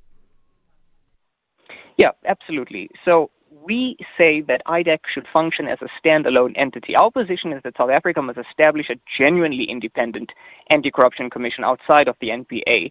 This would obviously require a constitutional amendment, and so it wouldn't happen immediately.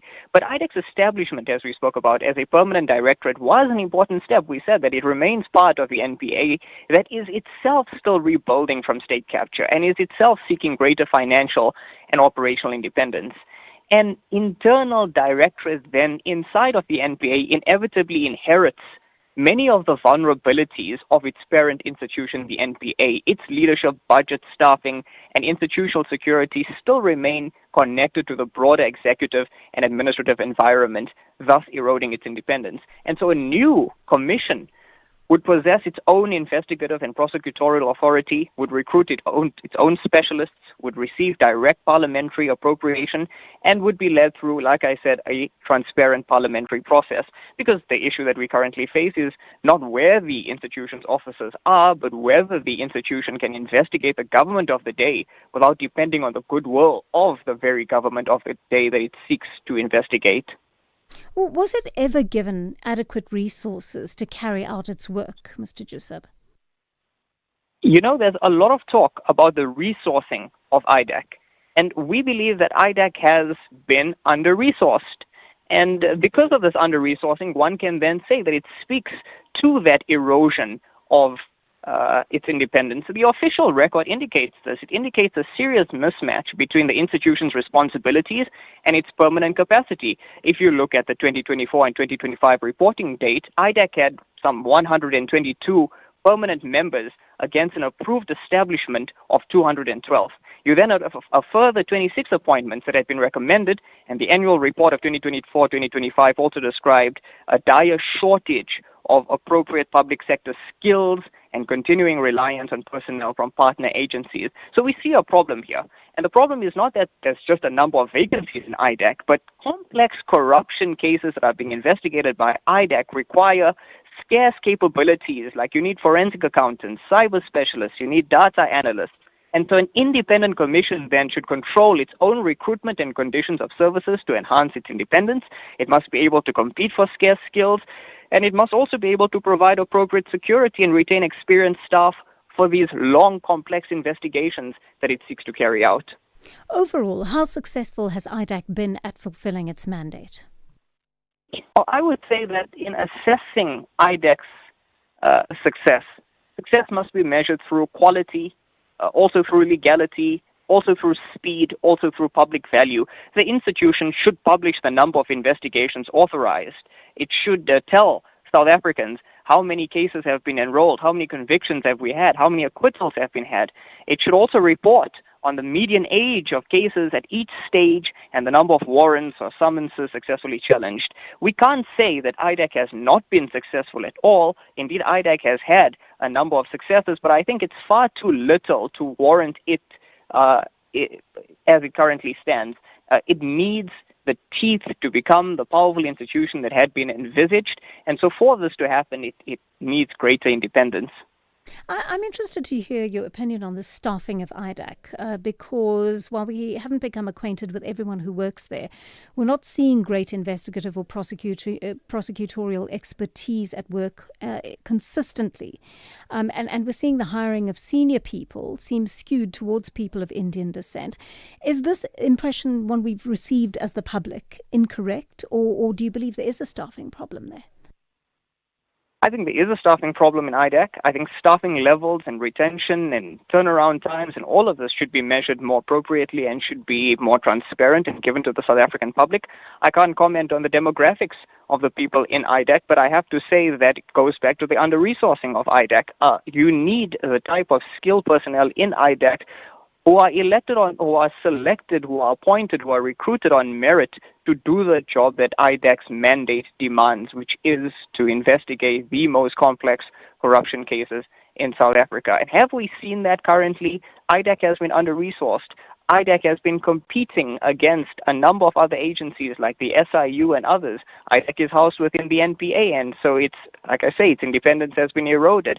And so when you look at the personnel, when you look at the staff inside IDAC, demographics aside, and you look at merit, one can argue then that it hasn't been fully transparent in coming out with who the people are that are required to do the job that IDAC demands. Tell me if there are other international precedents for the establishment of investigating bodies of this nature. What do those precedents tell us? Yeah, absolutely. So you have a number of international anti-corruption bodies. It's useful to compare IDAC with a number of international bodies. For instance, in Hong Kong, you have something called the Independent Commission Against Corruption. That was established in the 1970s. It has a strong mandate. Its mandate is to report directly to the governor. It has strong funding, it has strong staffing, and it has a three-pronged approach, that is enforcement, prevention, and education. And so this Independent Commission Against Corruption in Hong Kong broke the back of institutional corruption, remains the benchmark. The lessons we can learn from that are that you have strong independence, you are then able to scale your commission, you have strong civil society support, you also have prevention alongside prosecution. Then if you look at Romania, on the other hand, Romania has something called the National Anti-Corruption Directorate, the DNA, and that is structurally located within the prosecution services, so that's very similar to IDAC, but was staffed with hundreds of prosecutors and several hundreds of investigators and police officers who've had great success in prosecuting crimes. And so that Romanian example shows us that even within a prosecutorial model like IDAC, success is still feasible if given the right autonomy and resources and political backing. So looking back to IDAC, IDAC occupies sort of a middle ground. IDAC has more independence and dedicated mandate than ordinary prosecution units, yes, but it has less autonomy than a standalone commission, which is what we're arguing for. I just want to listen to one voice note from one of our listeners on IDAC, please, Mr. Jusub. Hey, we buy cars. How does it work if I want to sell my car? We'll drive to your place. You can visit our pods. Even if you don't have space, then at the mall in a parking lot, we've got lots of depots all across the land. Contact We Buy Cars. You're in safe hands. Safe hands. Apologies for that slight interruption, Mr. Jusub. I just want to listen to this voice note on IDAC. Good morning, Joanne, and good morning to SAfmRadio listeners all across the globe. Joanne, this is GS Mospacing. Joanne, could you please confirm as to who does IDAC report to? The body itself, IDAC, who do they report to, and why was it established, and what was its mandate or its purpose or its objective? Thank you. This is GS Mospacing. Jess, thank you for that. Your voice note came in before our conversation with Ismail Jusub began, and so I think we have covered the mandate of it. But in terms of who it reports to, what are the reporting lines here, Mr. Jusub? Well, operationally, because IDAC sits within the NPA, the investigating director, the head of IDAC, reports to the National Director of Public Prosecutions, the NDPP. The NDPP, then, the head of the NPA, is the accounting and executive head of the NPA. And the NPA, yes, is accountable to Parliament, then, primarily through the Minister of Justice, via annual reports and budget oversight and so forth. But IDAC itself is also subject to oversight mechanisms like the IDAC Ombud. But its direct accountability mechanism is that the head of IDAC would report to the head of the NPA, who would then report to Parliament. All right. Thank you so much for putting us in the picture there. Ismail Jusub, Manager of Constitutional Advancement at the F.W. de Klerk Foundation. Hey, we buy cars. How does it work if I want to sell my car? We'll drive to your place. You can visit our pods. Even if you don't have space, then at the mall in a parking lot, we've got lots of depots all across the land. Contact We Buy Cars. You're in safe hands. Safe hands. Wow, that's great. We Buy Cars, the easiest way to sell your car by far. Scholar Transport drivers. Every winter morning, our children depend on you to get them to school safely. But overloaded vehicles and rushing against time puts lives at risk. Remember, our children are not cargo. Overloading reduces your ability to stop on wet or icy roads. Drive responsibly. Arrive safely. Protect every child, every trip. This message is brought to you by the National Department of Transport. This week on Expresso, Mandela Day may be over, but the spirit of giving lives on. We reflect on the impact of this year's initiatives and discover how organizations like the Homestead are inspiring South Africans to keep making a difference in their communities all year round. We also get moving with Claudia as she shares simple anti-inflammatory workouts to boost circulation, support your lymphatic system, and keep you active through winter. And we swing into action with Spider-Man, brand new day. Join us on Expresso weekdays from 6 to 9 on S3. The Daily Discourse. More than talk, real understanding.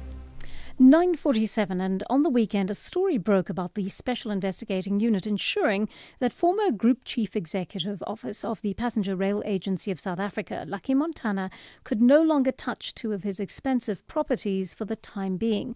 The Special Tribunal had granted the SIU a preservation order, allowing them to freeze his multi-million rand properties in Hurlingham, Johannesburg and Waterkloof, Pretoria, after the SIU raised important questions about how Montana paid for them.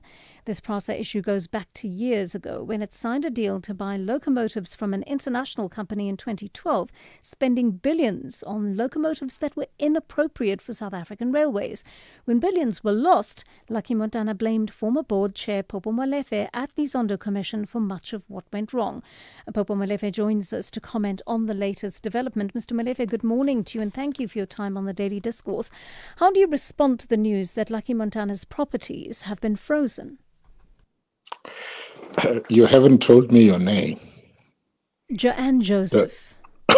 Oh, Joanne, yes, I got a message that you're going to call me. Okay, Indeed. thanks. Okay, thanks. Yes. Joanne, look, I think we are in the era of accountability. And as you know, throughout my stay at PRASA, I fought to enforce accountability. I became an unwanted individual, even from among the politicians of my party, which resulted in me having a big fight with the minister as well, Minister of Transport. Lucky Montana is in this situation. I think it is a moment for him to account. But I feel very sad, and I don't like the idea of appearing like I'm kicking someone in the teeth while he's fallen, like he is. It's very sad to see what he's going through, because he's partly in this situation because of the politicians that made him believe that he was untouchable and nothing would happen to him if he did something that they believe or they supported or they were willing to tolerate. So I think that is that, and that is all I can say about him. And I am really sorry for him. But I think it is also good that groupings like Unite Behind fought very hard to insist on the law enforcement agencies doing their job. What probably we should be dealing with now, rather than focusing on Lucky Montana, is what happened to the mandamus application that I launched in 2017, which Sean Abrams, as then the National Director for Public Prosecution, refused to act on, which the South African police services, I think the Hawks, refused to support and instead argued that I had no mandate to launch an application whose main essence was to compel the state to discharge its constitutional duty to prosecute people who were implicated in the investigations that we had done through the public protector and through the worksmen's attorneys. I think the government must return to that. I'm hoping that the new Director for Public Prosecution, Mr. Mutibi, Advocate Mutibi, will look into that. The second most important thing is for the Minister of Transport and Management, as well as the Board of PRASA, to explain what has happened to the court order pertaining to the toll locomotives, which was granted in our favor, and in terms of which PRASA would have claimed back all or part of the 2.6 billion rand that they had paid for the locomotives, which were found to be unsuitable and which were procured through a tainted procurement process. I think that's a key issue. 2.6 billion rand is very important for the country that is battling to provide services, both for the commuters and for the ordinary citizens who are in trouble because they can't get adequate services. I think this should really be the key issues. How do we enforce accountability in line with the laws that we have in the country, rather than just talking? We should begin to walk the talk. And I think the Madanga Commission has done such a wonderful job that we are beginning to see a number of prosecutions happening, a number of those around falling. Let's go back. I'm sorry, I know you want to talk about Montana, but that's not about I have to. This is the latest news story that has broken, Mr. Molefe, and so I do need to, in service to my listeners, get a sense of your response to that. I mean, at the Zondo Commission, Lucky Montana accused you of corruption. And I'm keen to know, I hear your response to me in that you don't want to kick a man while he's down. But I want to ask, if you had an inkling of everything that was going on at the time, why did you, as the chair of the board, not act timeously to prevent Mr. Montana from engaging in anything that you thought was untoward at the time at PRASA? Oh, Joanne, I think you have forgotten. I was appointed to that board in 2014. By the time I got there, this procurement process was far down the line. They had already done these things. The Siangena matter, on the basis of which the assets of Mr. Montana have been frozen, had already been granted those contracts. Those contracts started in 2010, just before the World Cup. You remember? They were doing a whole lot of work, modernizing the stations, ticketing systems, and so on. So there's no way in which I could have been there and they happened and I did nothing. Actually, if anything, action began after our board was appointed and we got the initial report on what was happening. And as I say, there was no way that we could have stopped it because the horses had bolted already. The previous board should have done so. Perhaps this is a question you should be directing to the chairman and the board who came before me and my board of directors. Yeah. I mean, it's taken years before you've seen any kind of movement on what you asked for in terms of an investigation, forcing the Hawks to investigate the corruption at PRASA. You went to court to force that. As you say, there hasn't really been an outcome to that at all. What remains to be done apart from that? Who do you believe needs to face prosecution over this issue? Look, prosecution is a function of evidence. So they've got to go back to the records. The investigation were done with that forensic record, and I'm surprised that when I listen to the Madlanga Commission and all of those things, I never hear the name of General or Brigadier Kana, because he was there at the time. He was not supporting the investigations that we did. We gave evidence to him. I'm not hearing much about General Libya, who later became the head of the Hawks. I think they should be called upon to account, because it's not enough to deal with IDEC only and the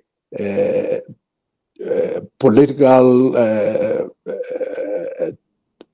investigating task teams and criminal investigating task teams. There is a whole lot of people who are sitting there and quiet. We need to hear, because some of them even went around harassing employees of Transnet who were being victimized by the management that was there at the time. So there is a lot. I think they must do their job. And if they go back to the mandamus application I referred to, because it says, here is evidence, here are the reports we gave to you. Why are you not acting? And they celebrated the fact that I was removed, my term ended at PRASA, and no work could be done about those things, because the new board was not interested in pursuing the work that we had done. So we've got to insist the National Director, Public Prosecution, must look into these matters. Well, of course, if he looks at them and he says there's no value in pursuing them, it's fine. But let's be convinced that somebody is endeavoring to go deeper into the malfeasance that happened during that period from 2010 or even beyond, coming to this point. Right. It's not enough to, Montana is just a small player in this in the bigger scheme of things. I want to take a question from one of our listeners, please, Mr. Molefe, and this is a question about the money lost through SAfmRadio, and I'm going to ask Patrick to just play that for us. Good morning, Sister AJ Mbongo, Sondisa Mbuyisa. Hey, I'm actually happy about what the SIU did. You know, like Montana, these people are very corrupt. I'm happy that he's gonna lose like these million mentions. Yeah, thank you so very much to the SIU. What about the money now that was paid to the Chinese company to manufacture these trains? So did we lose the billions forever? I think our listener there is echoing what you were saying earlier, Mr. Molefe, in that money, it's not a Chinese company, though it's a European company, isn't it? It was a Spanish company called Voslo, yeah. Yeah. And an effort needs to be made to recoup that money, but it would seem to me it's a little complex given that that this was a cross-border transaction. No, but we do have mutual assistance arrangement with various countries. That is why criminals get arrested here or abroad if they have committed crimes or they are suspected of criminal conduct either in another country or in South Africa. So we do have that mutual assistance program. That is why even in respect of the Guptas, the Minister of Justice and now Minister of Foreign Affairs, International Relations, have been engaging with the government of the Emirates to try and get those people, and government of India to try and get those people back into South Africa. So it can be done. Voslo was taken over by a company called Swiss Rail, but Swiss Rail, as a successor in title, assumed the liabilities and assets of Voslo, which concluded the deal with Prasa. So they can't absolve themselves from this. But the question is there a political will to pursue this case and demand the money back? I don't get that sense that this is being done. So we're never going to convince South Africans that we are serious about rooting out corruption if we have these monies where there's even court orders issued to say we're setting aside this contract. It was irregular and illegal, unlawful. Claim your money back, and nobody does anything about it. Popo Molefe can't do it because I'm not in government. I'm not in Prasa. There's nothing. I'm helpless like all the citizens of the country sitting out there. Yeah. Well, let's hope your call is heard by the powers that be, Mr. Molefe. Thank you so much for speaking to us. He is the former Prasa board chair, joining us there. Just after 10 o'clock here on the Daily Discourse, time to catch up on your latest news headlines. Here's Anne Musa.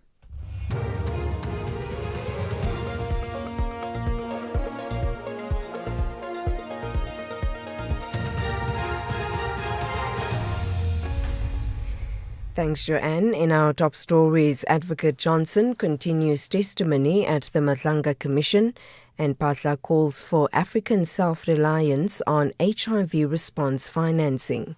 Good morning. Former IDECAID Advocate Andrea Johnson has told the Madlanga Commission of Inquiry that she won't be able to submit some outstanding documents required from her since she has resigned.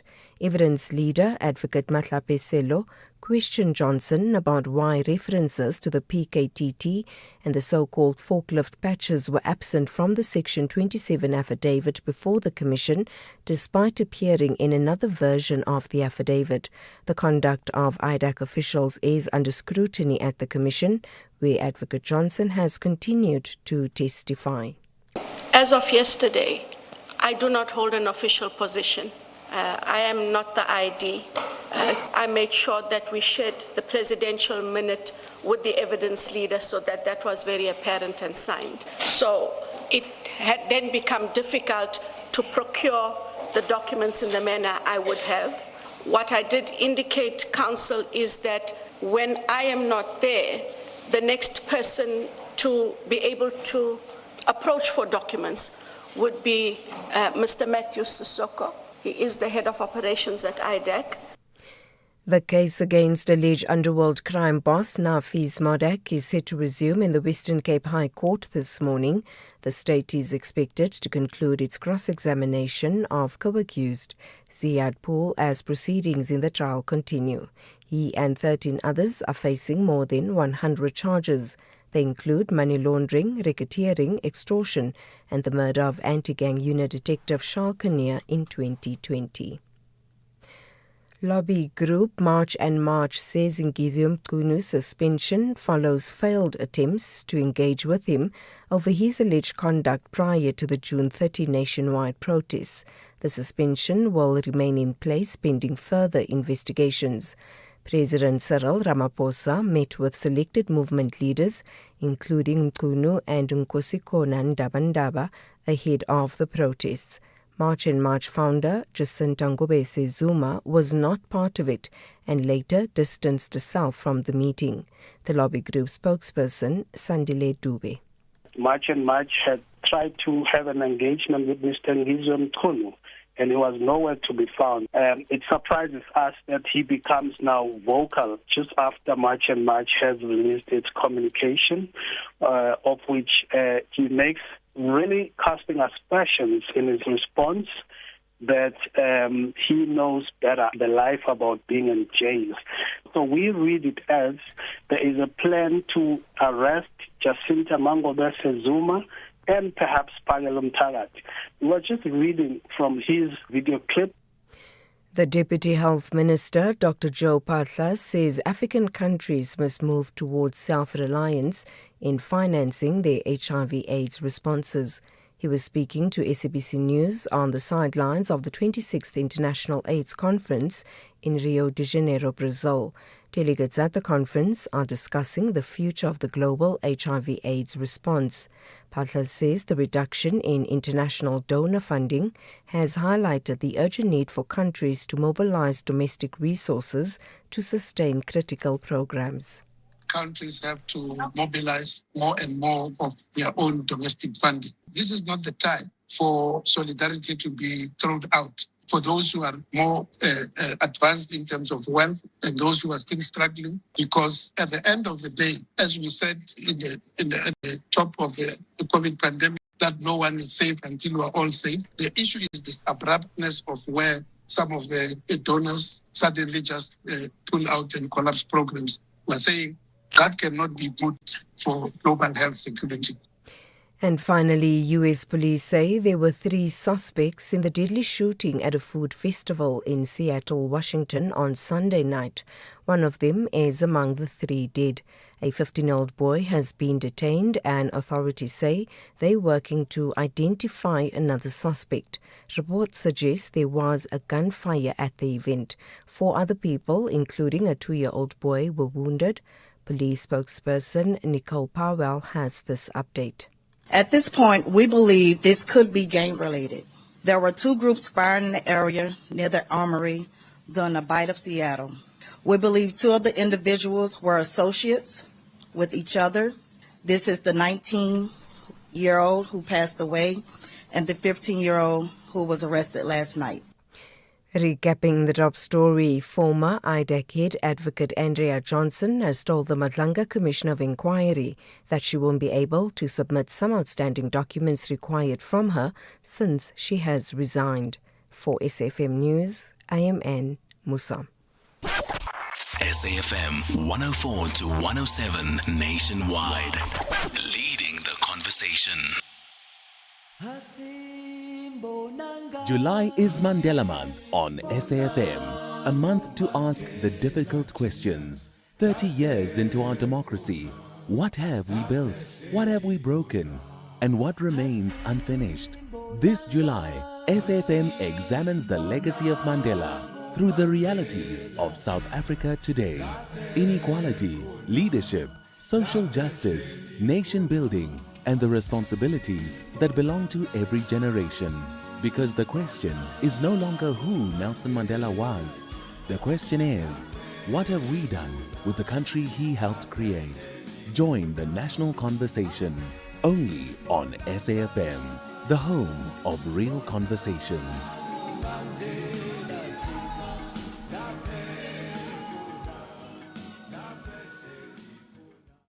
With the ever-changing financial landscape, it can be difficult to make sense of all the moves at times. Join me, Jimmy Moyaha, on the SAFM Market Update with MoneyWeb, Mondays to Thursdays, 6 to 7 p.m, as we break down the key market trends, top financial stories, and smart investment insights, all in one place. It's everything you need to stay financially informed and ahead of the curve. The Daily Discourse on SAFM with Joanne Joseph, unpacking the issues that matter. The Daily Discourse on SAFM, weekday mornings from 9 to 12. Heading for 9 minutes past 10 on the Daily Discourse, and thank you for joining us. We're into the second hour of the programme, and I think it's going to be a lit one. We have got the former Statistician General, Dr. Padi Lehohla, with us, and of course he is talking just before the upcoming elections about what we need to do to shock the South African electorate into participation. He's talking about the factors that have driven people away from participation in the elections, and he's been quite brutal about certain of our leaders whom he feels have not provided the kind of leadership required in order for us to essentially be participating in a thriving democracy and take our place as an active electorate. We're also talking a little bit later on about the issue of franchising in South Africa. This is about entrepreneurs, the opportunities that at this point in time don't exist to them because many franchises are just so expensive they cannot get their hands on the funds to be able to get into that kind of business. And so they often have to start very small with micro businesses. And if those are successful, then they sometimes graduate onto opening a franchise. But that isn't always available to them. So we'll speak to the Competition Commission about that. And if you're an entrepreneur, perhaps you want to communicate with us and let us know exactly what your struggles have been. And then just before 11 o'clock, we're touching in with the South African Weather Service to find out exactly what's going to happen in terms of the anticipated poor weather of the coming days. All right, remember, our lines remain open throughout the show. Our studio line 086 000 2032, our WhatsApp line 0614 104 107. Keep those voice notes short, sharp and audible. And I'm going to head straight in there because we have limited time with Dr. Lehohla, but the former Statistician General, Dr. Padi Lehohla, lashing out at what he calls the idiots in power, accusing them of ignoring important data. He was speaking about issues of poverty, inequality, unemployment, and voting apathy at a seminar for the Independent Electoral Commission a few days ago, and he joins us now. Dr. Lehohla, good morning. Lovely to have you with us as always. You were sounding decidedly annoyed at the seminar at the country's leadership's supposed inability to use proven data to extrapolate the information they need to bring change. Yes, many have said that I can't say people are idiots. But I'm saying, well, an idiot is somebody who is everything in front of them. Do other things and plunge the country into a crisis that is unnecessary. If you look at generational value, yes, generation of 1976 is better than the generation of 2026. Now tell me if the leadership is not of idiots, if that's the outcome. And the evidence is so clear that that is happening. And in fact, when you take education proportional outcomes, the blacks are actually going under in terms of acquiring degrees. Proportionately, we are feeding a leaking vessel. And if that is not idiocracy, then tell me what it is. Now, think about income distribution.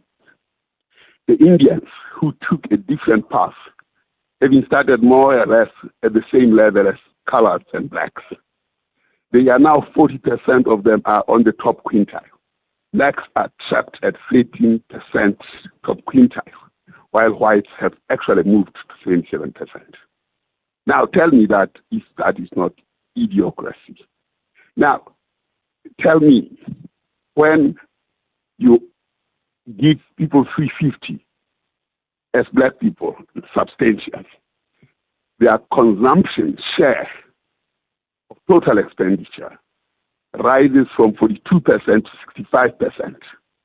while the one of whites drops from 45% to 25%. But we haven't created a production line that supports industrialization amongst blacks. So they buy from the same white shops, making sure that profits soar and wealth accumulates amongst whites. What kind of economic policy is that if it is not an idiotic economic policy? So all these things are evidential, and that is why I'm saying the class of 76 is handing nothing to the class of 2026. And when leadership doesn't exist, nations perish.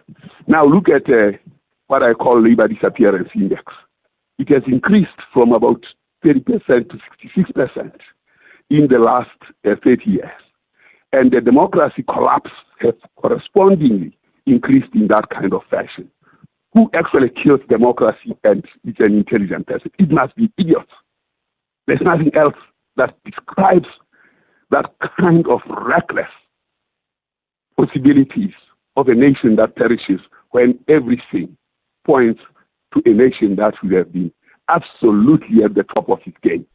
And what has happened lastly is the Mahambe. Where was government? It disappeared when leadership was taken off. And how do we then think about Africa Continental Free Trade Area and the role South Africa should play, having been the most industrialized country?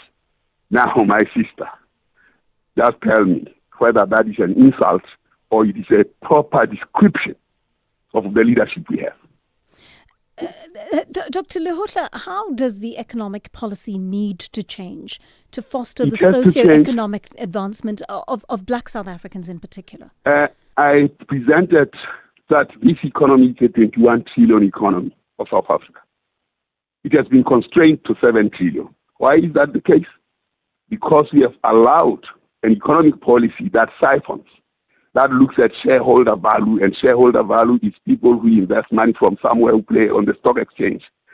So Mkhalakwena, where there is mining of coal, so Big Bank, where there is mining of coal, the society there is absolutely deplorable. When you go to Kutube and Kolobe in the Eastern Cape, where men come to Sikile in Rustenburg and Pigin Transkei in Rustenburg and leave women there, and the women have to actually subsidize capital with their labor of childcare and ensuring that the men are sustained. That's an exploitative, extractive economy. We have to change that. So when Harold Wolpe, Legasik, Martin Legasik and Magubani wrote about dissolution and conservation dichotomy, where we have sold a false economy of retaining what is seems to be traditional, when capitalist economies have actually encroached on the system and ensuring that the poor, the black, remain poor and siphoned all the way. That is what constrains economic growth. That an economy of 21 trillion is only a 7 trillion economy. Capitalists are monopolists when they are not regulated adequately and when the state doesn't take control of the commanding heights. Then they actually work on a profit that is monopolistic. And whenever that is so, the fundamental potential of an economic policy, of an economic growth of a country is constrained by that monopoly. Nowhere else has it been proven than where I proved that this economy is a 21 trillion, constrained to 7 trillion, 14 trillion has been siphoned, and it's siphoned from women. 9 trillion is siphoned from women, while 5 trillion, and because it's male, 1.5 trillion is siphoned from children. And the siphons are mining at 5.3 trillion. Financial services, which actually correlate very much with mining, they collude together at 3.3 trillion. Manufacturing at 2.3 trillion. And all the others and adding up to 14 trillion. What is the case? We all know what is happening in this country because succession is patrilineal. But 66% of the children don't have the name of the father. So therein lies the false generational value that is patrilineal.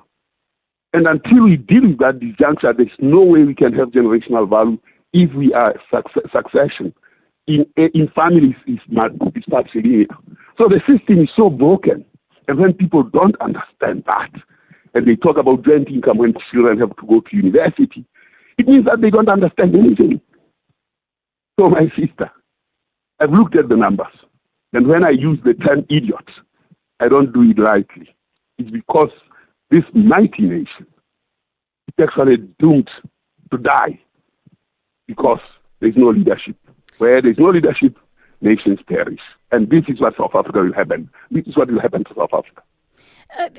Dr. Pali, do you think it's possible to bring the country back from the brink? Absolutely, it is possible. So what would it take to do that? Absolutely, it is possible to bring the country back. Mm-hmm. I've run 3 censuses. My successor has run the 4th. I've looked at the longitudinal information from a microscopic level of 200 households, 100 households.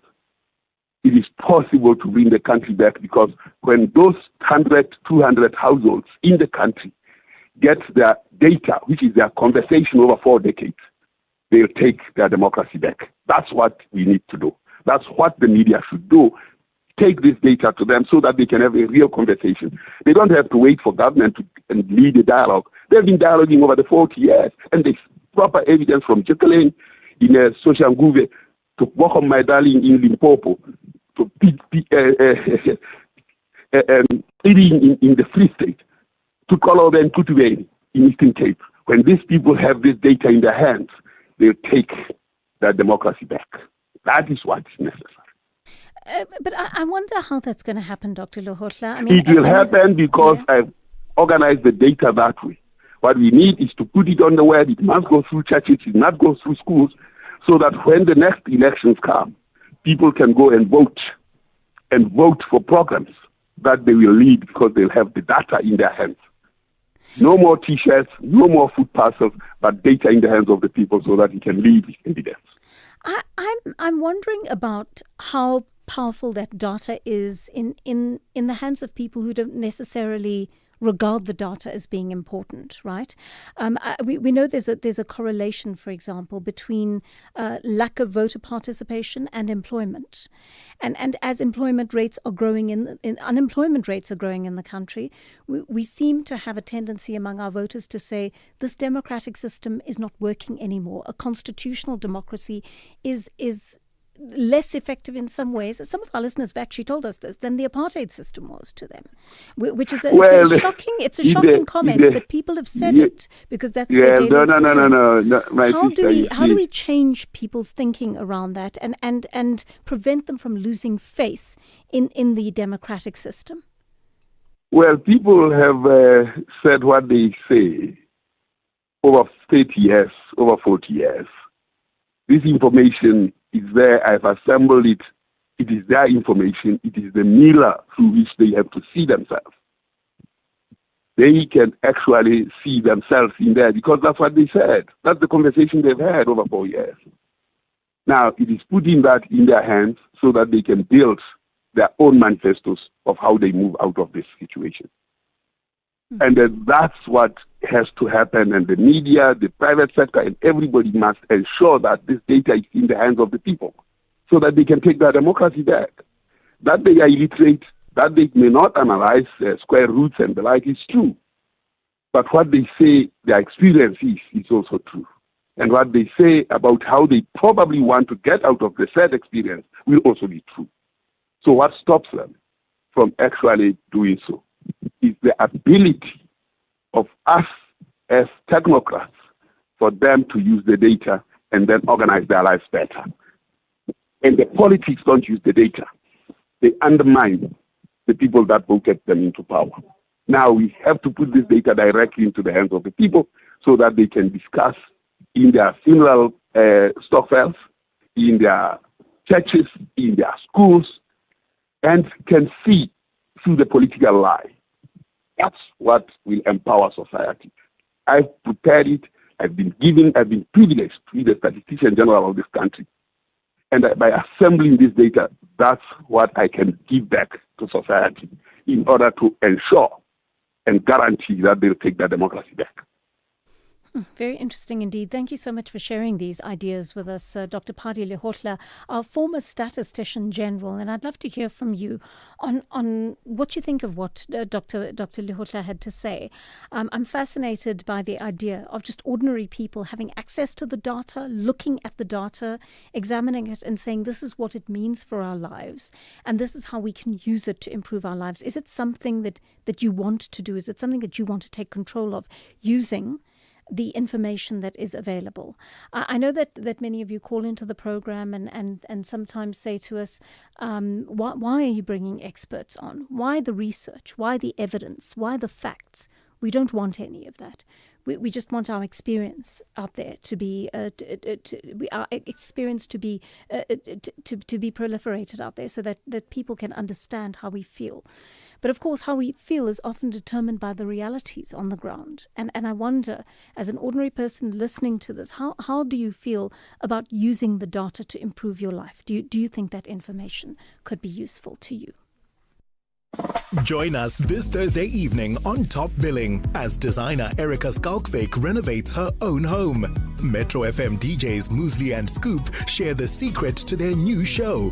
A Khalidstop artist inspires a Paris fashion house. And Michael joins Dylan Lewis on a tour of his sculpture garden. That's Top Billing this Thursday at 7, repeat Sunday at 1 on S3 and Tuesday at 9:30 p.m. on SABC 1.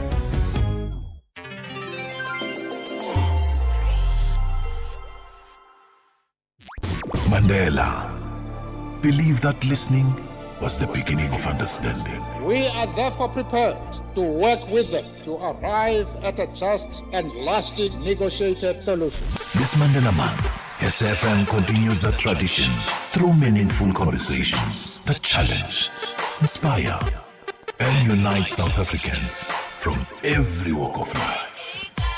You are listening to Joanne Joseph on SAfm. 10:25 on the Daily Discourse, taking some of your responses to Dr. Padi Lehotla's ideas that he's shared with us in regard to how we jumpstart this population into becoming more active citizens and taking control of our lives as South Africans. One of you says, the doctor there is heated. He doesn't even allow you to finish your questions, says Incognito in KZN. Incognito, he's very passionate. He's just a passionate man. Every time I interview him, whether it's here or on other platforms or at events, this is the way he is. He just gets into it and he feels so deeply about this country and its future and how it can be brought back from the brink. And I think that's what makes him so passionate about it. Ngonde in Cape Town, are you happy? We brought Dr. Padi on for you. But it's gone now. Yes, he has. Is it? Yes. Joanne, that man could speak with you for more than 10 hours and will never be bored. True that. Trust me, it's a pity that he's gone. Because what I was going to say to him was, first of all, this constitution was not meant for us, but was made for us. That's our first problem. All right? I hear lots of callers saying this constitution, blah, blah, blah. It was not meant for us, but made for us. Big difference. What's the difference, Ngonde? Explain that to me, please. Well, Joanne, to say that it was not meant but made, let's start first with made for us, right? Yeah. Because I'm quite old and I've got connections there and there, right? In 1995, I was actually in Parliament, invited by my friends. I won't go long there.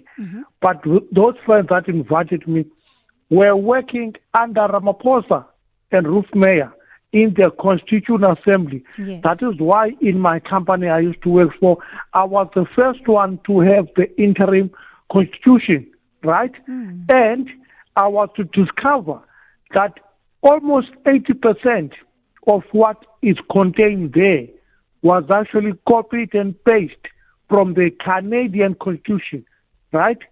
I thought, as naive as I was in 95, that this Constitution was homegrown in this country. I was naive, gullible to the first order. Joseph, I get emotional. Good morning. Good morning, Mwande. It's okay to feel emotional. I mean, these are important things that impact our lives. It's okay to be emotional about something like this. I'm not 100% sure that it was a cut and paste from the Canadian Constitution, by the way. My understanding is that the 30 tenets in the Universal Declaration of Human Rights, which is espoused by the United Nations and so forth, that was the basis for our Constitution. So you may see echoes of that in other constitutions, but I think that actually was the basis for our Constitution. And that's who we chose to be as people, right? Based on what the Constitutional Assembly all came together and decided upon mutually. Bonakele in Cape Town, quick one from you. A very good morning. You know, the reason I'm laughing, I'm changing the topic because your producer told me I need to talk about one thing. And in fact, I was going to talk about with the previous caller, Mr. Popo Molefe, if whether is some sort of sympathizing with the other Molaki Montana. Let me rather not go there. I'd like to tackle this one of Dr. Pat. Dr. Pat. Yes. You know, this is what I like about our democracy. Whereas other people, they don't see that. Someone comes on air, he's trying by all means to be defensive when you're trying to correct him of calling people idiots. I mean, do we really have to come on air irrespective of we disagree with other things or the way this government is doing? We definitely cannot agree. We definitely not going to agree. Things are not going to go his own way. We're going to see things happening in different ways or being done different ways, you understand? But he is not allowed to call people or the people are idiots. Do we really have to accept that? We need to apologize. But he's trying by all means to not apologetic, but to be defensive and explaining something that is not you don't need to explain that. You don't call idiots. I always hear even other people, that's why I say that is what is nice about our democracy.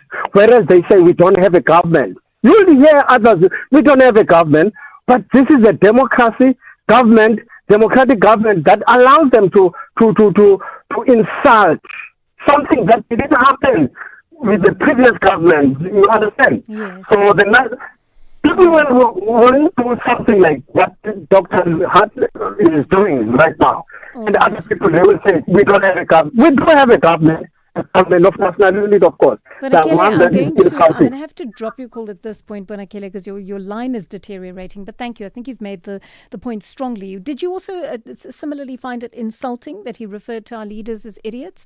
I'd love to hear from you right after this latest news bulletin with Ondela Mbana. It's 10:31. Thank you, Joanne, and a very good morning. On the news headlines, the Eastern Cape Transport Department has confirmed that 5 people have been killed in a collision between 2 vehicles on the N2 near Mooiplaas outside Kokombo City. The former investigating directorate against corruption head advocate Andrea Johnson says the NPA should be able to assist with attaining outstanding documents. She says she's unable to file the Section 27 affidavit that Member of Parliament Fadel Adams had submitted to IDIG because she has resigned. And lobby group March and March says it will stage a protest against Zimbabwe at the country's High Commission in Pretoria following the arrest of activist Bekimbi Lumbedzi. A full update follows at the top of the hour.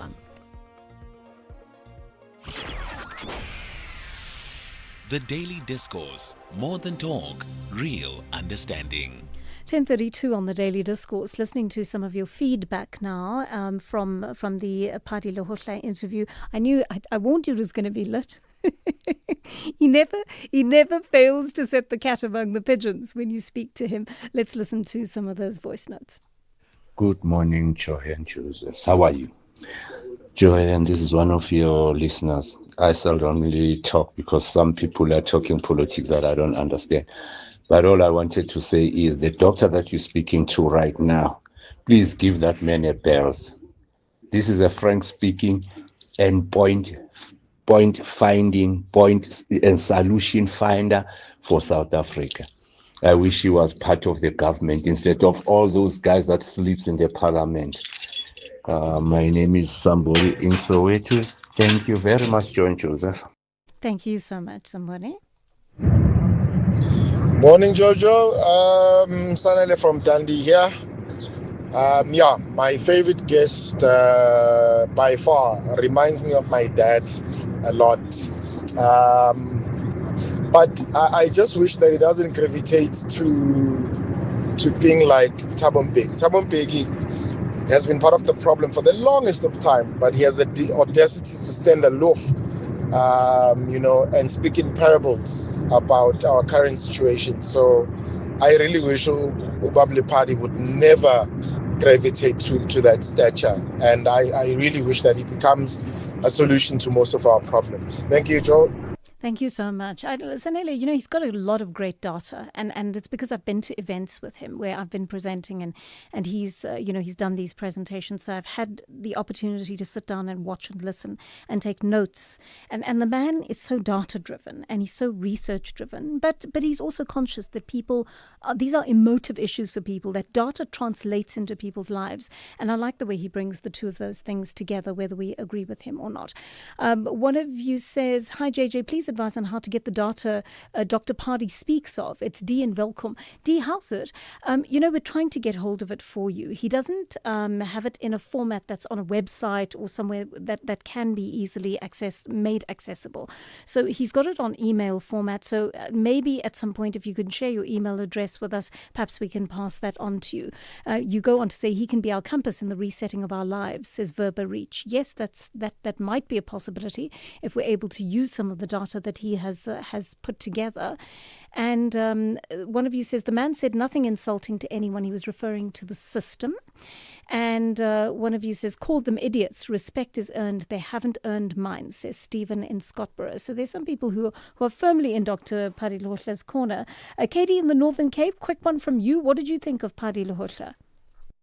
Yes, good morning, ma'am. Yes, I think idiocy is when you act outside of logic. And a data analyst or someone who is acquainted with numbers, facts, will find it very difficult to tell ordinary people what reality says in numbers and what they think. And that's what I want to say to you, that people generally in South Africa are not really that much interested in numbers. Numbers are not too easy for them to understand, and they come maybe sometimes on radio and say experts this, experts that. We don't want to hear experts, but the experts are the people that give the reality in numbers. And politicians, guerrilla warfare, former soldiers in power today don't understand that. So that is the turmoil we find ourselves into. And Thabo Mbeki is a part of the caliber of Dr. Lehohla, and people don't understand those people in this democracy. Oh, louder for the people at the back in regard to in regard to what you're saying, KD, about the data and how that is the reality of our lives. We don't often want to think of it in that way, but I think you've hit the nail on the head there. The data is a representation of our lives in numbers, in graphs, in words, in whatever way. So whatever we are suffering on the ground, whatever is our day-to-day reality, while that data may not show you, okay, Joanne in Auckland Park is suffering this particular aspect, all those numbers are our aggregated experience. And that's why that data is important in improving our lives. That's why we bring the experts on. That's why we talk about the data, because it enables us to make rational decisions about our lives and our leadership and the direction in which our country is moving. All right, that brings us to just about 10:37 on the Daily Discourse. Let's take a short break. When we come back, we're going to have a conversation about getting franchises into the hands of young entrepreneurs. In case you missed it, how much of the panel's recommendations have been implemented, and is South Africa better equipped today to prevent the repeat of the July 2021 unrest? We cannot forget what happened there. We also cannot forget that there was a report that made certain recommendations that highlighted certain issues that we have in the country. And so then the question is, what has been done about it? We used to have the Pick and Pay outlet here by Phase 4. The people looked at that outlet. It used to help us a lot because if you need some money, you could withdraw, and there were 2 ATMs. Now, whenever you need something, just for a normal price, you must get a local by 15 rand or just to get a local price, because you don't have that Pick and Pay anymore. That was The Meeting Point with Koketso Sachane. Looking for exclusive content, live events, and special broadcasts like the Madlanga Commission? Then connect to the all-new SAfm Connect stream. The Madlanga Commission, live and uninterrupted from 9:30 Monday to Friday. SAfm Connect brings you more of the conversations that matter. Listen anytime, anywhere by visiting connect.safm.co.za or stream directly on SABC Plus at sabc-plus.com. SAfm Connect. More conversations, more access. There's much more coming.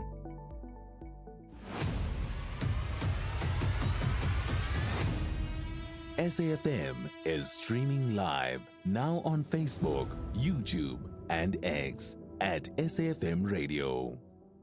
The clock is nudging us towards 20 minutes to 11 on the Daily Discourse. And wouldn't it be great if you walked into the local franchise of your favourite takeaway place and the owner was a young, successful entrepreneur?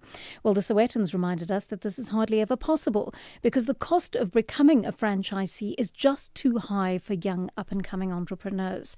But it's something that the Competition Commission's been thinking about, which comes through clearly in its Economic Concentration Report. Let's get into this with Principal Analyst at the Market Inquiries Division of the Competition Commission, Tshegofatso Radinku. Mr. Radinku, good morning and thank you very much for your time on the Daily Discourse. How useful are franchises in growing our economy, first of all? Thank you very much, Joanne, and good morning to the listeners. Yeah, I think it is a very important topic because if you look at the franchise business model, it is a model in which, it has sort of, you are investing in a brand that sort of has a good track record. The brand is obviously well known and well established. So I guess from that perspective, when you're looking at it, one can expect that, that is the area where you can have sort of participation of small business, but like you're saying, as well as entrepreneurs, young women, as well as the youth. But if you look at based on the complaints that we have received over the past years as a commission, we have sort of had some concerns from the franchisees as well as potential market entrants that have highlighted some of the issues that essentially lowers their barriers to entry. And that sort of heightens their barriers to entry. And I hope that we'll go into details on some of those. But also, it is also the question of even the franchisees that are in the market already, looking at the franchise business model and agreement and whether they promote and maintain competition, but also looking at the sector itself in terms of, is it right for growth and entry of small and medium enterprises? Mr. Radinku, we're struggling to hear you a little bit, but what you're saying is very important. So I'm going to just ask our producer, I'm going to put you back to Melissa and let her get you on a clearer line, please, so that we can discuss this with you. While we wait for Mr. Radinku to come back onto the line, use our studio line, please. Our number is 086 000 2032. Our WhatsApp line, 0614 104 107, is our voice note line or our text line. And why I'm asking you for your feedback is because I know there are entrepreneurs out there who are struggling to get into into the business of franchising. That maybe you have to start off really small. Maybe you start off with an idea that is not your goal, which is to be a franchise owner. And maybe you have to work your way up, of course. I mean, not everybody can be born walking into franchises. But having said that, the fact that people are being denied access to them because they're so cost prohibitive is a problem in this country. And there are entrepreneurs out there who, were the particular conditions to be created for them to move into that area immediately, would be wonderful long-term franchise owners and multiple franchise owners in the future if one could get them involved in this and give them the kind of support that is required. So I would love to hear from you on this. Let's just take a breather, and when we come back, we will try to get Mr. Radinku back on the line. Looking for exclusive content, live events, and special broadcasts like the Madlanga Commission? Then connect to the all-new SAfm Connect stream. The Madlanga Commission, live and uninterrupted from 9:30 Monday to Friday. SAfm Connect brings you more of the conversations that matter. Listen anytime, anywhere by visiting connect.safm.co.za www.safm.co.za or stream directly on SABC Plus at sabc-plus.com. SAFM Connect. More conversations, more access. There's much more coming. You are listening to Joanne Joseph on SAFM. 10:43 on the Daily Discourse. We're continuing our conversation, hopefully on a better line, with Tsegofatso Radinku. He's the Principal Analyst at the Market Inquiries Division of the Competition Commission, and he's talking about the issue of franchising, how we start to put franchises in the hands of young entrepreneurs who otherwise would not be able to get into that area of the economy. Mr. Radinku, you had some very interesting things to say before the break there. I'm wondering, why do entrepreneurs seem to struggle to get into the franchise business in the first place? Yes. So thank you. So maybe let's start with, so there's the issue of, obviously, as an entrepreneur, there's the issue of entry into the market, but the second issue is your ability to grow and expand in the market, right? So one of the things that we have highlighted on our terms of reference, it is the issue of finance and funding conditions. So for instance, I think the franchising opportunities, they might be limited, because of franchise funding requirements, that in most instances they are imposed by either the franchisor or the franchise or the credit financier. So maybe for instance, there's the issue of the upfront capital contribution that is required from the prospective franchisee, which we think that can hinder or has the potential to hinder their participation or their entry into the market. Right. Because may I just, yes, sorry to come in there. I just wanted to ask you, what percentage of the sale is that? Yes, I was going to get to that, because in some instances, and on our terms of reference, we do mention that in some instances they will say that, the upfront capital contribution that comes directly from you as an aspiring entrant must be 50% of the total value of the franchise. So just picture an instance whereby a franchise is like 1.5 million. It means that the credit financier can only finance 50% of that, but the 750 must come from you, and it must come from pension or your savings, but not from credit. So just picture an entrepreneur in a township who has identified a market or a franchise store there, but the only thing that they don't have, it is basically that upfront capital sort of contribution. So these are some of the things that basically hinder their ability to enter the market. I mean, that's an important factor that you mentioned there. When you mentioned the 1.5 million, is that part of the range of the cost of franchises that we're seeing? In what sort of area do they range for young people coming into the market who would want to get into franchising? I think it ranges, but it will obviously depend on the brand itself. But I think it can be, as above million. I cannot give you the sort of the exact figure. So I think it ranges, but it is really a substantial sort of cost, in terms of you establishing the franchise stores. And how fair are the franchising agreement terms in terms of lending to potential franchisees? So can a franchisee with a great or potential franchisee with an idea, an entrepreneur, go to a bank and say, listen, I want to take over this and I've got a little bit of experience running my micro business. I would like to borrow from the bank in order to try to purchase a franchise. I mean, is that ever an option for them? So I think what we mentioned in the terms of reference, and I think that's a very important question, is that, some of these, the issue of the capital, the upfront capital equity, is in some instances imposed as a requirement by the franchisor themselves and not by the credit financier.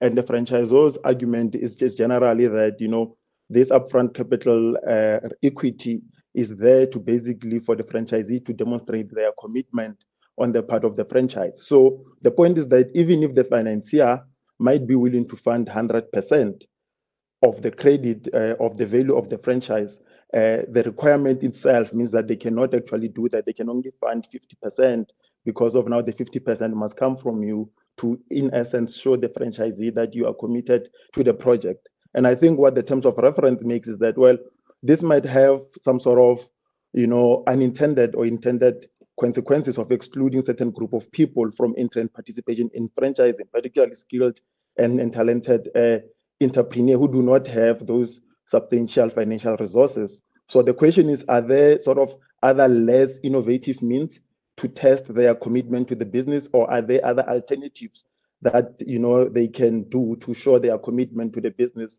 especially if they don't have that upfront capital contribution? I want to take a quick call from one of our listeners, Prag in Durban. Good morning, Prag. Morning. I wonder if you can just hear me out. One of the challenges I'm finding is that franchises have monopolized their existing owners. So I am unable to buy a KFC currently or a Pedro's because the minute a site becomes available, I don't know if it's contractual or not, but they go to their existing clients or existing franchise holders and make them the offer first. Now, the only way I can buy it is if somebody rejects a site, and the possibility of them rejecting the site is it's not suitable. So then it increases the risk for me, because why would an existing franchise holder not be interested in a site? Absolutely. And we're just going around in circles. So although I understand financing is a huge problem for young entrepreneurs, that case doesn't exist for me as I'm much older and I have the funds available, but I'm unable to buy a lucrative a franchise because it seems like they've just monopolized it with their existing franchise holders, and it makes it, for me, anti-competitive and I think somewhat unfair.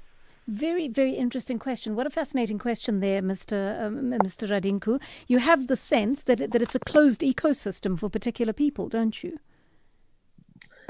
Indeed, I think the caller there, I would also maybe encourage the caller to also make submissions, to our draft terms of reference, because the issues that he is raising there are very, very, very, very critical. Because I think he's mentioning the fact that it seems as if, according to him, it is concentrated, and it seems as if the existing players are the ones that are offered the opportunities within the ecosystem. So then the question is, how do we then ensure that we also allow those that are not in the ecosystem currently to enter into the ecosystem and to address the issues of concentration, but to ultimately come with their own innovative ideas, to come with their own products and all of that, to basically lower concentration and for customers to benefit.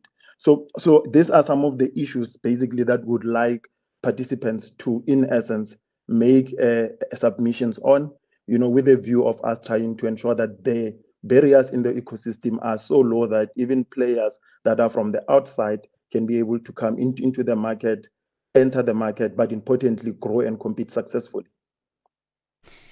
Please do stay with us, Prag, because I think, at the end of the interview, I plan to just ask Mr. Radinku for the details of how one makes submissions. And I think yours is a very, very important query that you're raising.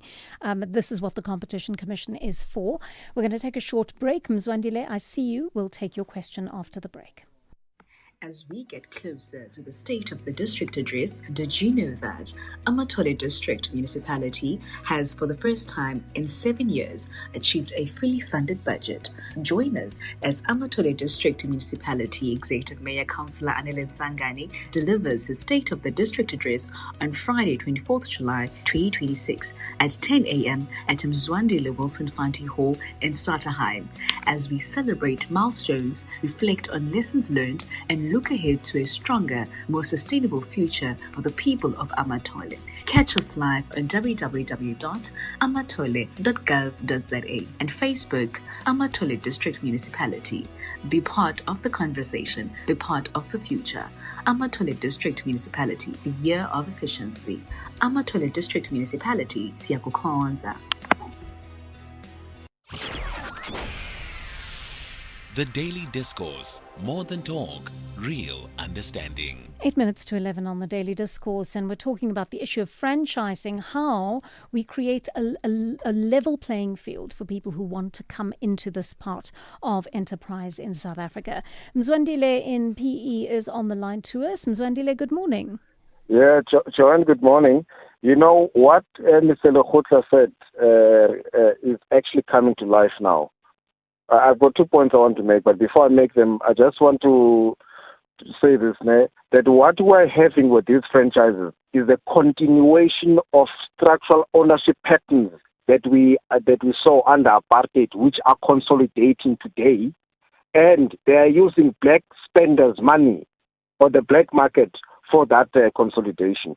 The first point I want to make is what we actually need to have is a breakdown of all of these franchises. So if it's fuel station, then we know who are the owners of BP in terms of percentage franchises. Then we go to retail, whether that is Spar, whether that is Tears.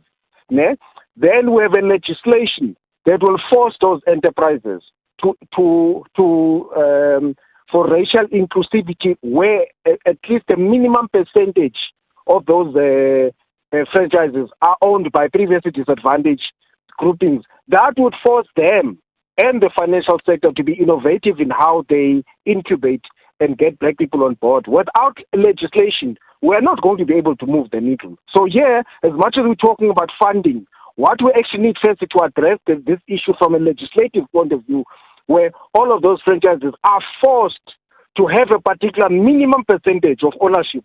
Then that is what will then inform the financial structuring and how they bring black previously disadvantaged people on board. All right, Mzwandile, very interesting call. Thank you. So to answer Mzwandile's questions, first of all, may I ask, does the data exist to tell you, Mr. Radinku, exactly who owns the bulk of the franchises in the country? Yes, I think if you look at our terms of reference, we do touch on some of the surveys that have been done by the Franchise Association of South Africa. And so if you look at the data as things stand based on the latest sort of data, it shows that, if you're talking about Africans, they will account for like 18% of the ownership of the franchise outlets. Then if you're looking at for instance, the Indian community, they will then account for like 17%. Then the colored ownership will be 8%, and the white ownership will sit at around 57%. So that is what we basically note in our terms of reference. And I think what the terms of reference note is that obviously they seem to be sort of the low level of participation. Yes, participation is there, but perhaps one can argue that the HDP's representation is low.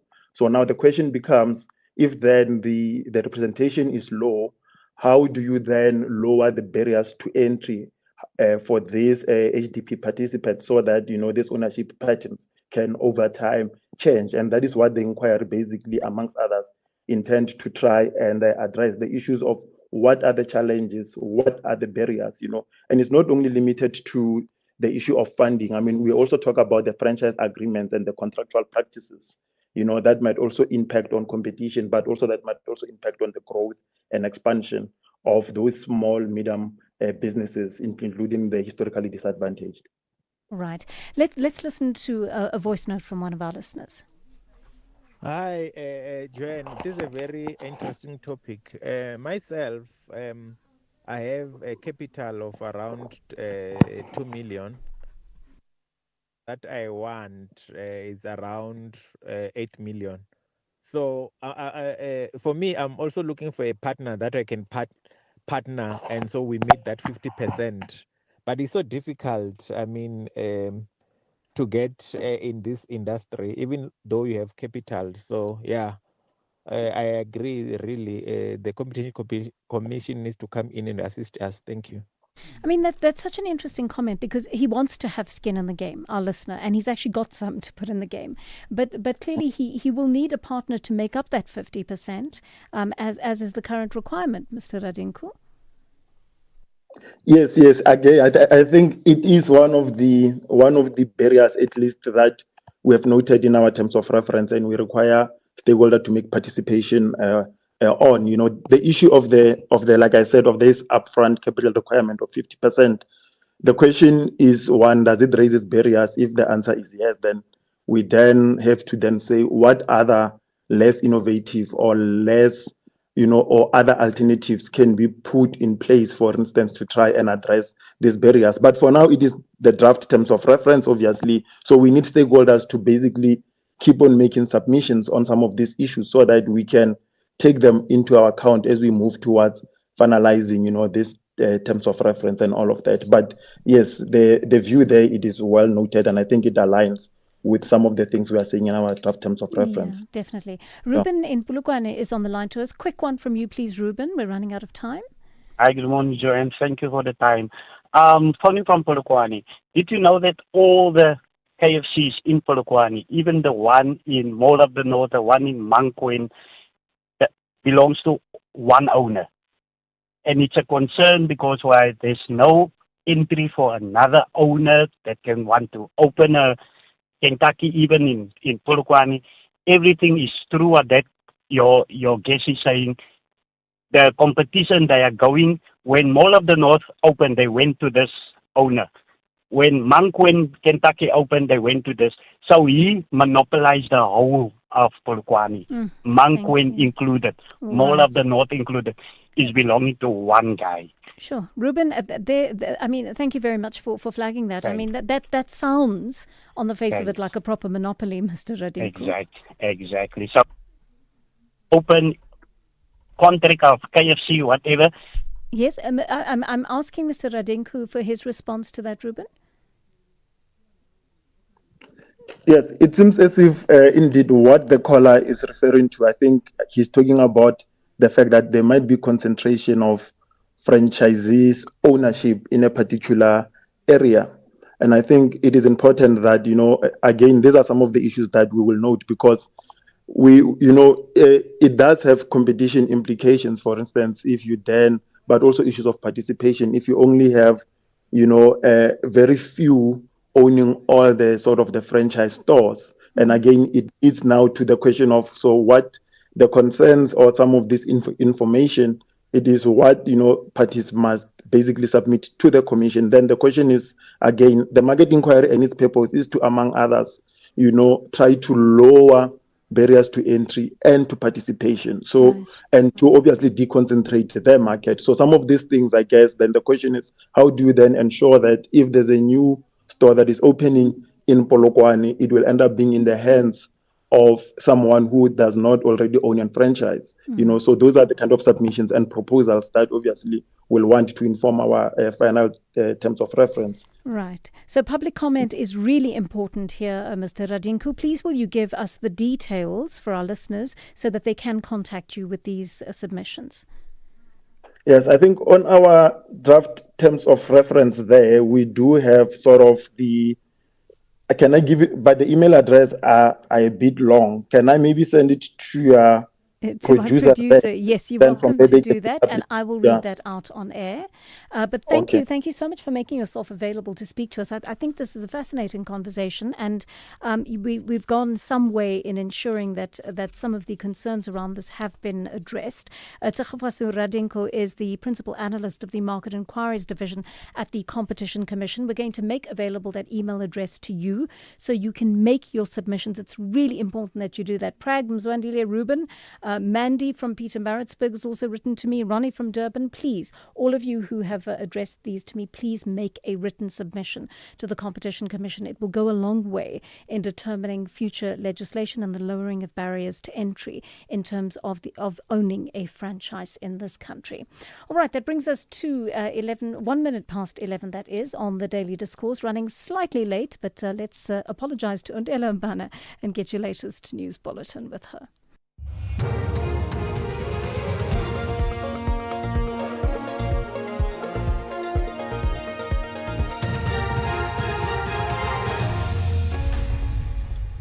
Thank you, Joanne. On the top stories, 5 die in a collision in Gugombo City and march to stage a protest against Zimbabwe.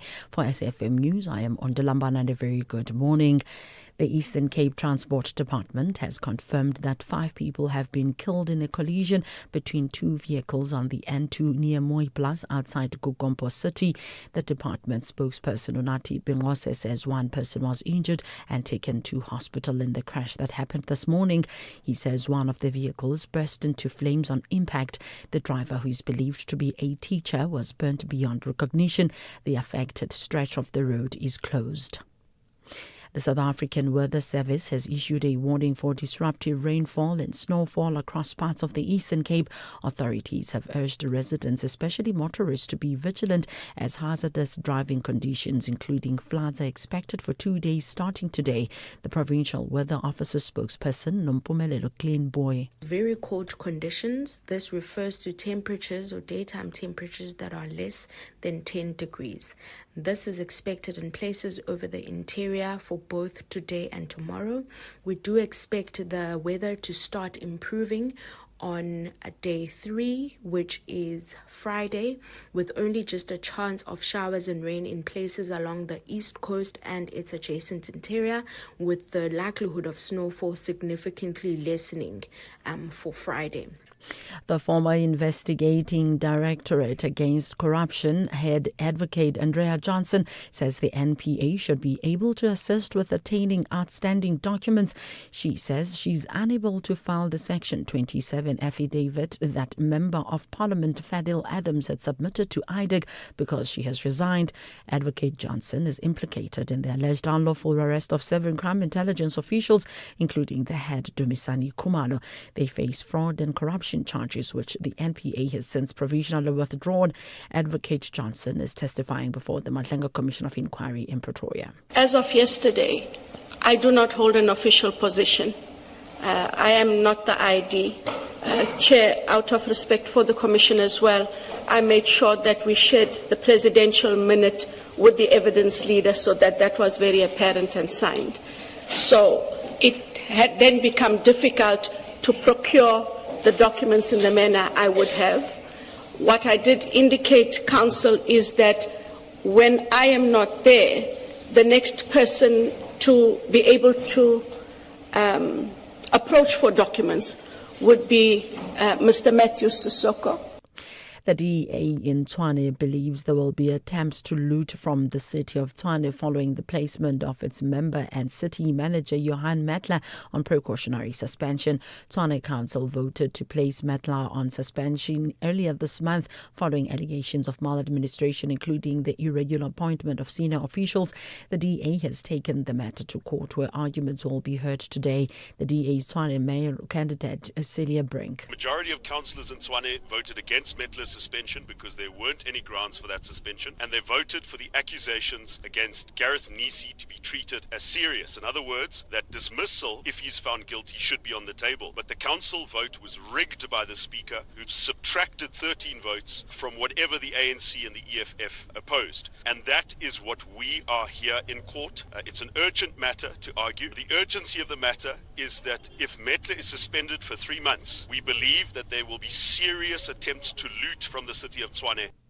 Lobby group March and March says it will stage a protest against Zimbabwe at the country's High Commission in Pretoria following the arrest of activist Bekimpilo Mbedzi. March and March argues that Zimbabweans have a constitutional right to protest peacefully. The call comes as some Zimbabweans are organizing nationwide demonstrations scheduled for Friday against the constitutional amendment which extends Emmerson Mnangagwa's presidential term. Prosecutors allege that Mbedzi recorded and posted a video on Facebook earlier this month, mobilizing and inciting members of the public to take part in an unlawful gathering. The lobby group spokesperson Sandile Dube. On Friday, we will be having a picketing here in Tshwane against the injustices that is happening in Zimbabwe, where Mr. Bekimpilo Mbedzi, activist there is being detained unjustly. So as much and much movement will be in solidarity with the people of Zimbabwe. Recapping the top story, the Eastern Cape Transport Department has confirmed that 5 people have been killed in a collision between 2 vehicles on the N2 near Moy Plus outside Kukompo City. I'm Mondelambana for SAfm News Headlines at 11:30. SAfm 104 to 107 nationwide. Leading the conversation. SAfm. Why do we have a police protection? When I took the initiative, therefore, to say, what about communicating with the then Minister of Bantu Education to say, can you explain, what are you trying to achieve? But he decides to send the police to come and arrest me. South Africa carries the weight of history and the power of possibility. in every township, village, city, in every skyline, in every anthem, there is resilience. South Africa, diverse, powerful, enduring. This is what we are becoming. SAfm, leading the conversations that move us.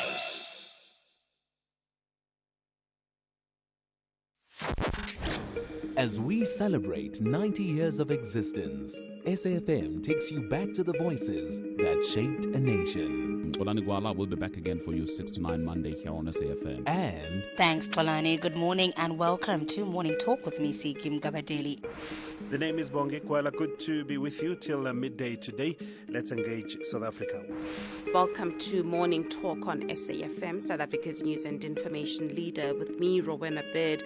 90 years of trusted voices. This is SAfm.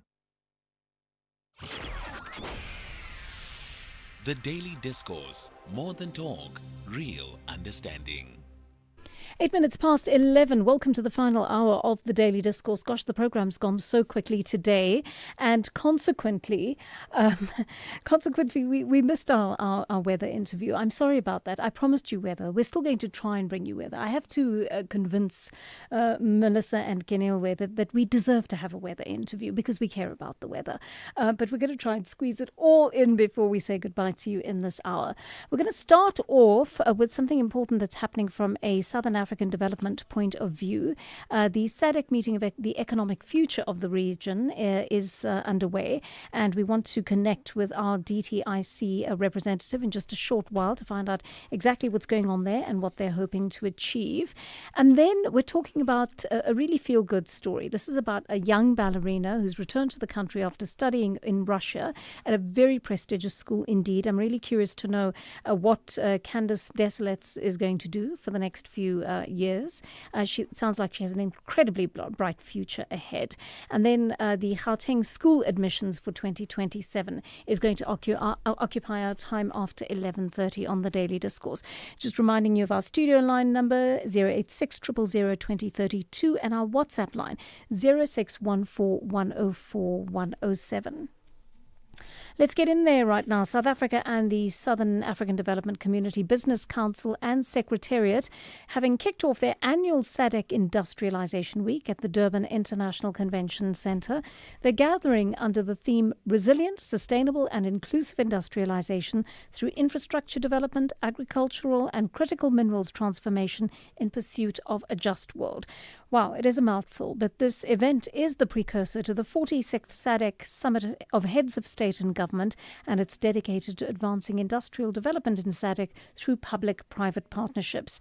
We're going to speak to the Deputy Minister of Trade and Industry of South Africa, John Steenhuisen, who is at the gathering. Mr. Steenhuisen, good morning to you, and thank you so much for your time on the Daily Discourse. Who are you hoping to bring together under one roof at this gathering? Well, obviously what we want to do is to bring together all of the main players in the SADC region to look at how we could use our regional integration and leverage that as an advantage to move towards reindustrializing and improving industrial processes within the region to take advantage of the very obvious opportunities that exist now internationally, particularly in the agriculture and agro-processing space, to become a supplier of food and food-related products to other regions in the world. And what we were hoping to do over the next few days is bring together private sector players, government players from across the region to be able to help us sit down and develop these networks that would lead to us being able to develop infrastructure, focus on corridor development so that we have an easier movement of goods and services in the region. And then, of course, to deal with some of the regional issues that still bedevil us with border closures, export bans, and the like, to try and find better ways to be able to resolve those particular trade-offs that countries have to make between local production and regional integration. I mean, that's really important, I think, because many of these are cross-border projects. But of course, the potential financiers of these initiatives will also be in the room. What are you asking of them, Deputy Minister? Well, obviously, we're looking for investment, and I think that one of the chief areas for investment would be through investment in infrastructure. One of the key themes that has come up throughout the panels and the discussions has been the lack of connected infrastructure within the region, and this obviously makes the movement of goods and services very difficult. We heard today the average speed of a truck between South Africa and Zambia is 60 kilometers an hour.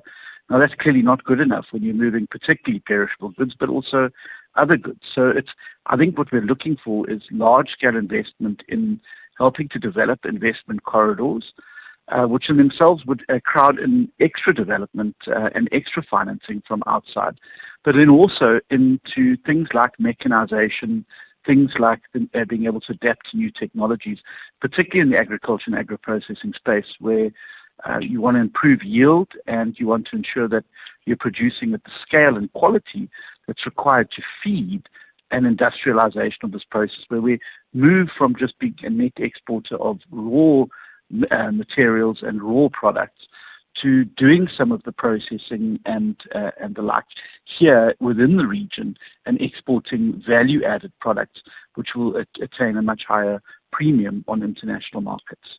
I mean, you're focusing very much on the SADC industrialization strategy and roadmap, which appears to be a long-term plan.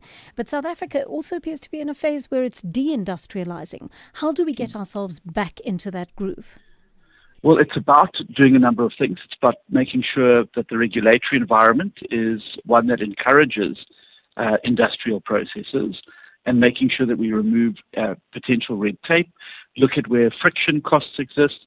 How do we ensure a greater and more reliable supply of electricity at the right price? How do we ensure water and other key services, and of course road networks and rail networks, as well as port infrastructure, are up to speed? There's no hope on earth to be able to industrialize if you cannot guarantee a water supply. And that is why the focus now at a municipal level is incredibly important. Factories need to be able to have reliable electricity, reliable water supplies. Otherwise, they cannot complete the industrial processes. So it's about getting those basics right and ensuring that, for instance, energy pricing as well is right in order for us to be able to focus on that reindustrialization. And this has to move from a plan on paper to real interventions on the ground that are going to guarantee that these basic building blocks of industrialization are there and that the investment then flows into those particular focus areas. Thank you so much for making the time to speak to us. John Steenhuisen, the Deputy Minister of Trade and Industry. Move with purpose from the first to the final job in a Hino 700 truck tractor. Available in either 410 or 450 horsepower. It gives you the flexibility to choose the right amount of power to suit your unique fleet and logistical needs. The Hino 700 truck tractor comes with a 6-year drivetrain warranty and 6-year service plan from as little as 1.9 million rand excluding VAT. Contact your nearest Hino dealer today to keep you moving. Offer available while stocks last. T's and C's apply. Hino, all the way.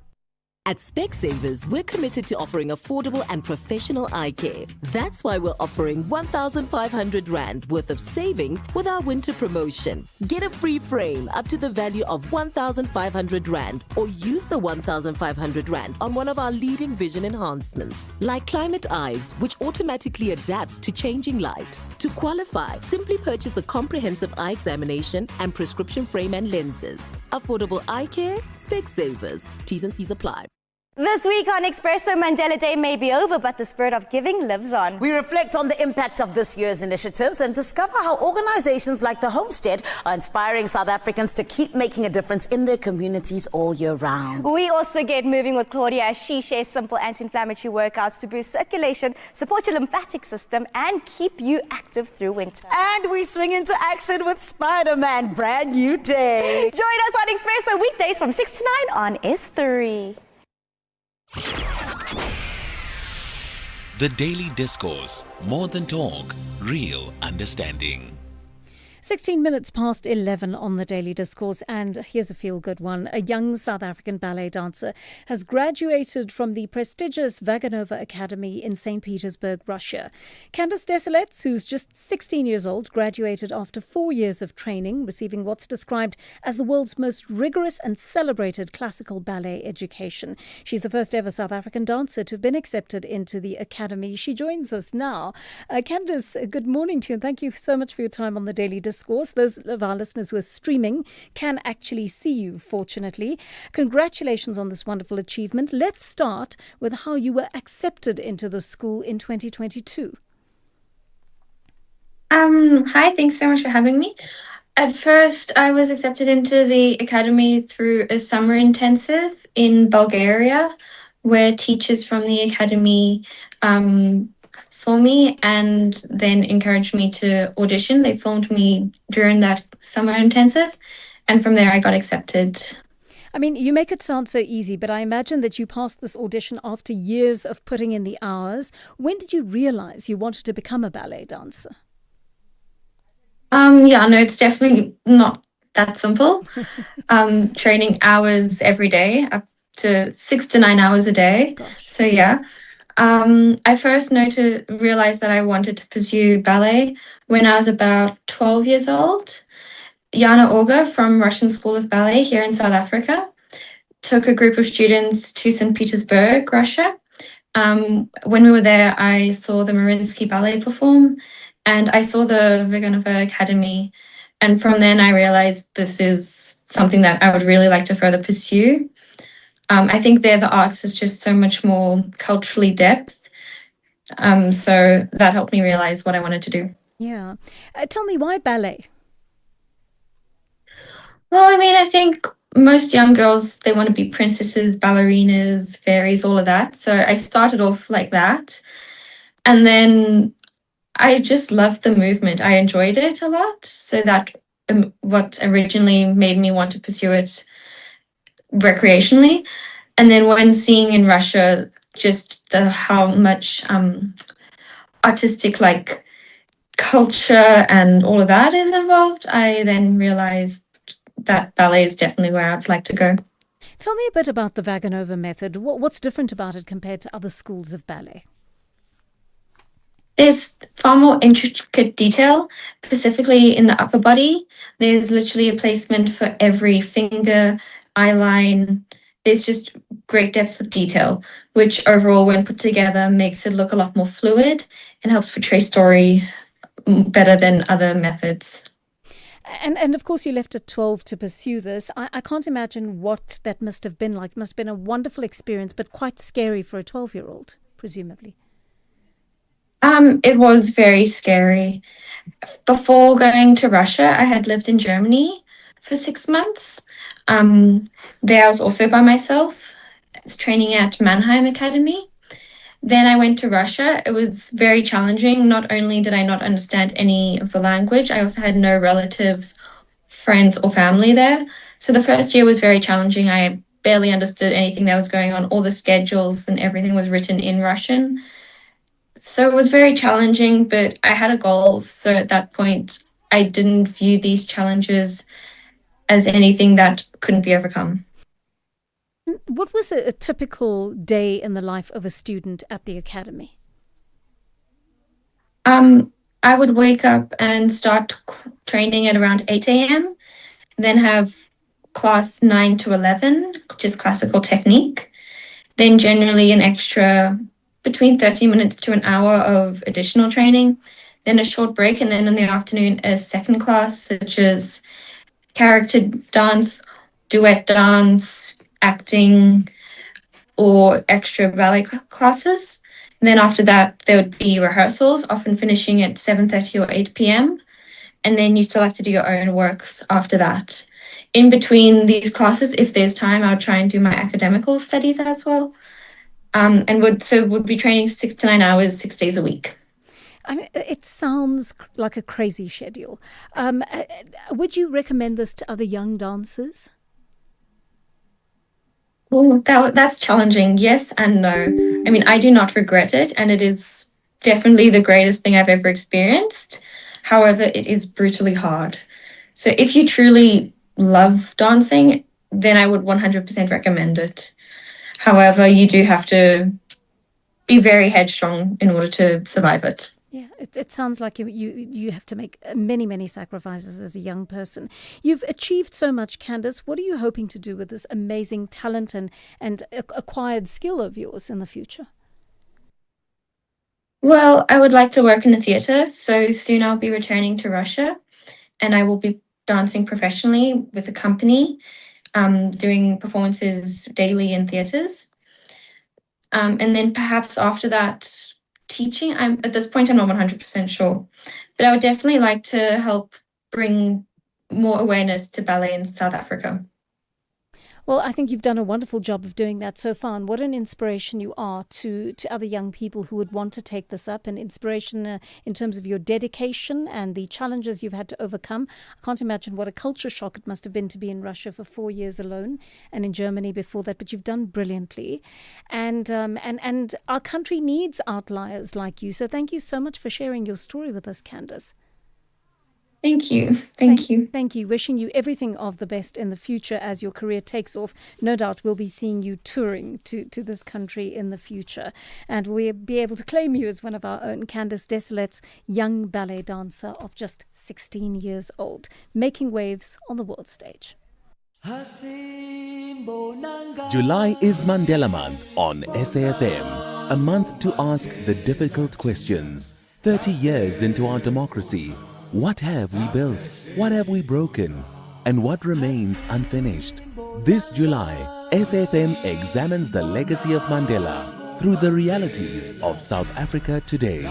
Inequality, leadership, social justice, nation building, and the responsibilities that belong to every generation. Because the question is no longer who Nelson Mandela was. The question is, what have we done with the country he helped create? Join the national conversation only on SAfm, the home of real conversations.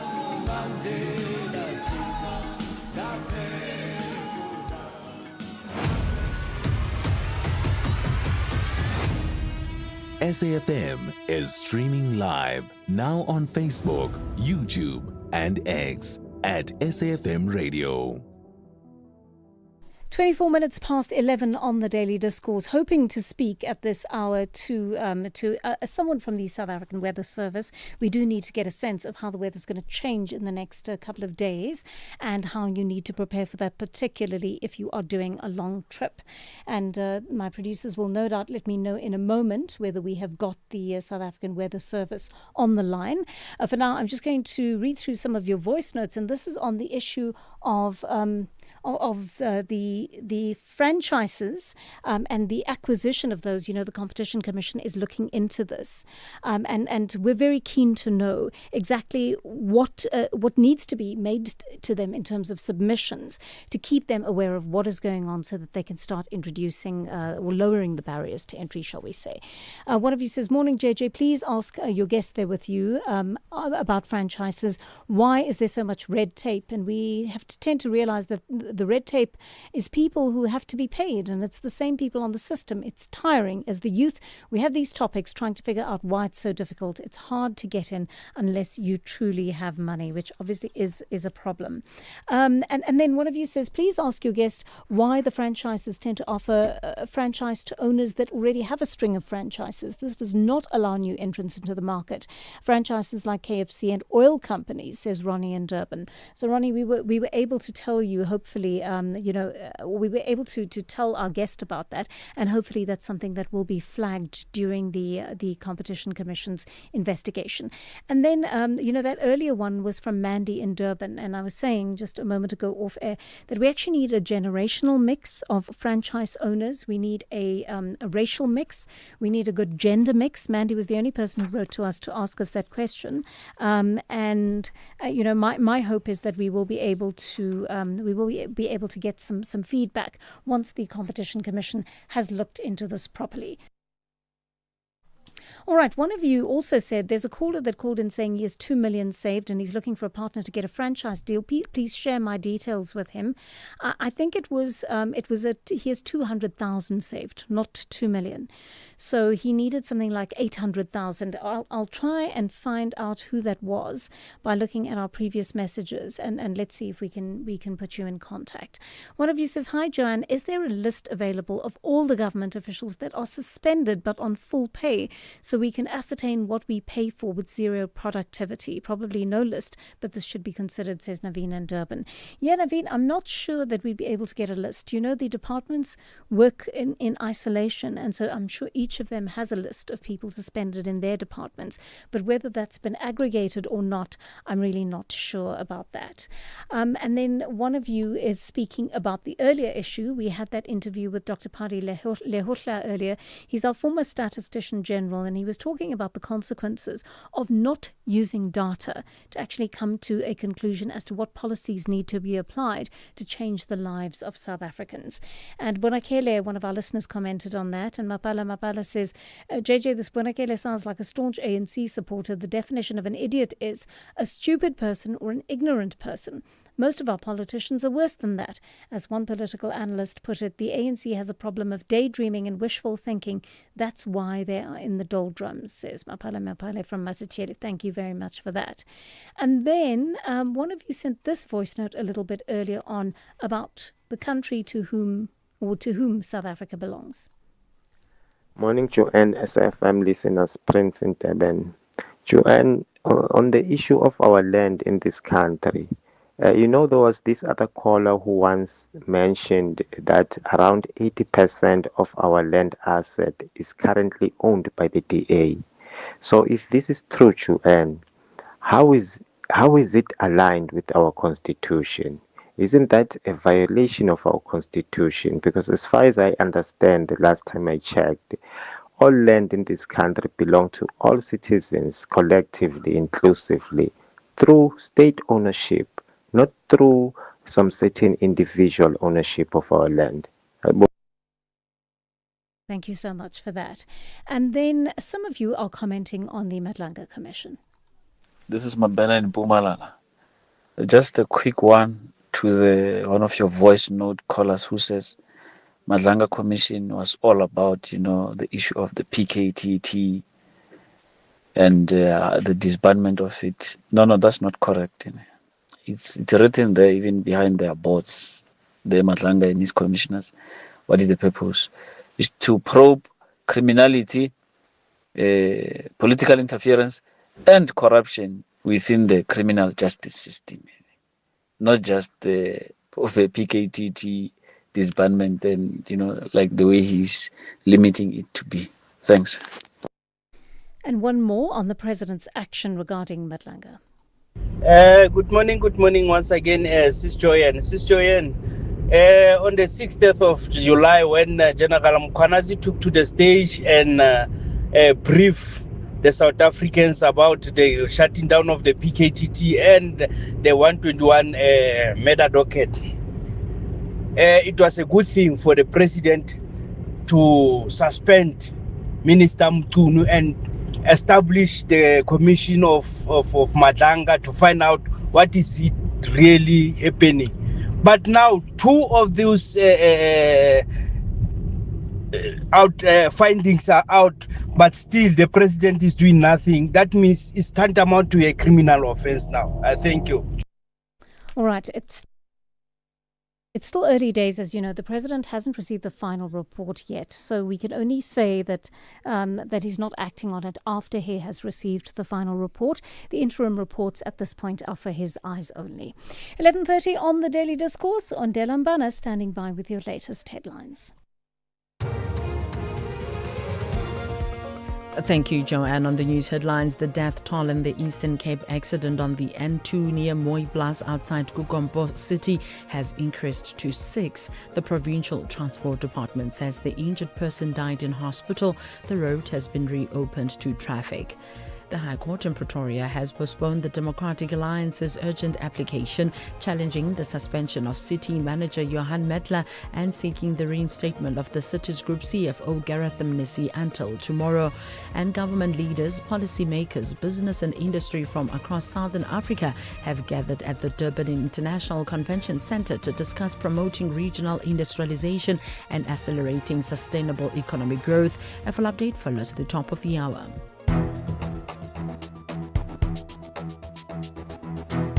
The Daily Discourse on SAFM. Weekday mornings from 9 to 12.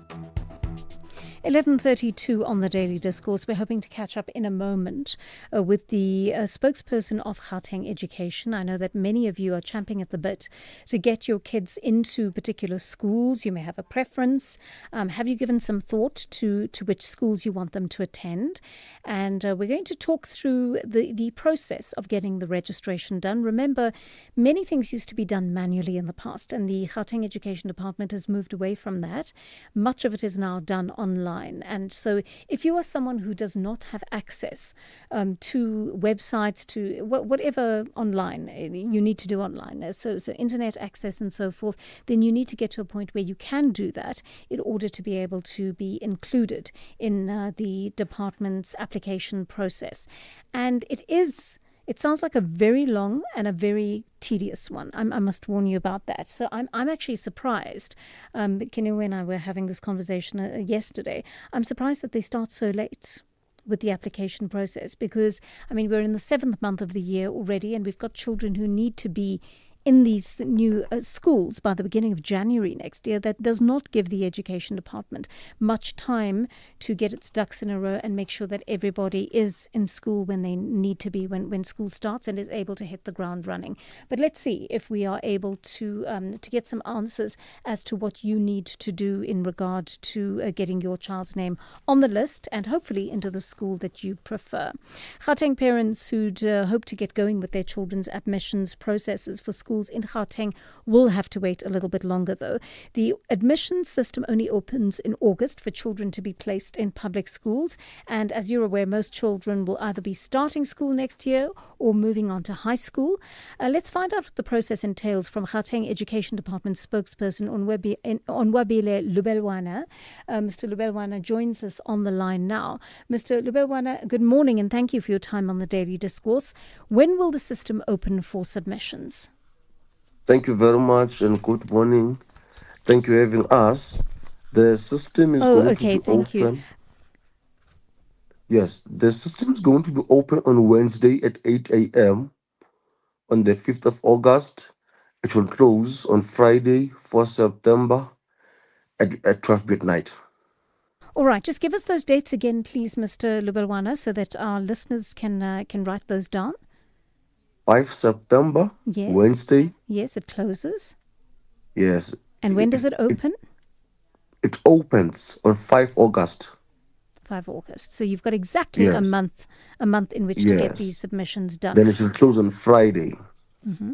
On Friday, 4 September at midnight. All right. So tell me, are all submissions now being done online? Submissions are done online. However, we've got walk-in centers. We've got 48 walk-in centers plus our districts, and all public schools are walk-in centers and our offices. So how does that work? Presumably one can arrive at your offices during office hours if you don't have access to internet facilities. But how does it work at the schools? Are there particular windows in which parents ought to arrive, or how does that usually work? Yes, there is a specific office which is designated to assist all parents, having people who are there every day. So a parent arrives at the school or at an office, an official will usher them, will check the documents, verify if a person has got a valid proof of address, has got the ID, and they're able to process it. All right. So let's go slowly with this. I presume you're talking about a district office, Mr. Lubelwana? It could be a district office. It could be at a school. Okay. There'll always be someone to take you through the process. In All other right. schools, there's in other schools there are even bigger teams. So all you do is show up at the school, you make them aware that you're there to create an application for your child. Is that right? Yes, in the event where you are struggling for some reason, but it is not a complicated process. You are you are likely to struggle. And is that because the officials help you fill out the documentation?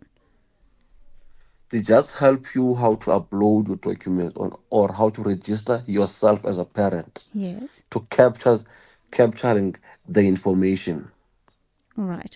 And obviously the proof of address, I think, is fairly self-evident. But in terms of the ID, will that be the parent's ID, the child's ID? How does that work? It is the parent's ID, Mhm. a birth certificate of the learner. Does that have to be an unabridged birth certificate, or can it be the abridged one? Any of the two are welcomed. All right. Then you've got to have a clinic card showing that the child has been immunized in the case of a grade 1 learner. I So see. then you apply for 3 to 5 maximum schools All to right. ensure that the learner is placed. All right, and this is very, very important that you've had your children vaccinated and you've got proof of that, right? Because the school Yes. will not put your child's name onto a list if that child's not been vaccinated. Am I correct? Yes, Okay. correct. All right. So then you go and choose your 3 to 5 preferred schools. Let's talk more generally here. How many new students are you absorbing into the system at primary school level? It's just over 210,000 at primary. Yes. Then for grade 1, for grade 8, we're expecting just over 235,000. Right. So it is pretty large numbers that you're dealing with here. Yes. How can a parent track the progress of their application, whether they've made it online or in person? Yeah, so the system allows you to put a cell phone number that is reliable and won't be changed. So by SMS, you will get updates on what's happening on the application. What would happen if you are missing any of the documents that are required, Mr. Lubelwana, whether it is proof of address, the child's birth certificate, or a clinic card, for example? What would happen if you have the bulk of your documents but you're missing 1 or 2 of them? These are part of the things that create a delay in the learner placement, even though the child has got a right to be placed. But it just creates inconveniences in planning in terms of the system. It just makes a delay, so it may result to the late placement of the learner. Okay, so you want to get all your ducks in a row and make sure you have your documents Yes. ready to submit. And when are you hoping to be able to give parents feedback on whether their applications have been successful or not for the particular schools for which they've applied? As soon as the process is closed, it should be able to give within a period of about 12 to 15 days. It should be able to place learners, but it doesn't wait until it is closed. As you apply, you could get your placement within 7 or more days. So it's actually quite a quick process, and I take it Yes. therefore that it's in parents' and children's best interest for the parent to get there as the system opens, or as the schools or district offices open. As soon as you register, you will then have 7 days to upload documents, and then the system automatically does its things. All right. Let's take a short break. Stay with us, please, Mr. Lubelwana. I'm sure we're going to get some calls from our listeners. Our studio line 086 000 2032, WhatsApp 0614104107. If you have any questions for the Gauteng Education Department spokesperson, Onwabile Lubelwana, please feel free to make use of this time to ask your questions. Let's take a short break now. Join us this Thursday evening on Top Billing as designer Erica Skalkfake renovates her own home. Metro FM DJs Muesli and Scoop share the secret to their new show. A Khalidstop artist inspires a Paris fashion house. And Michael joins Dylan Lewis on a tour of his sculpture garden. That's Top Billing this Thursday at 7, repeat Sunday at 1 on S3, and Tuesday at 9:30 p.m. on SABC1.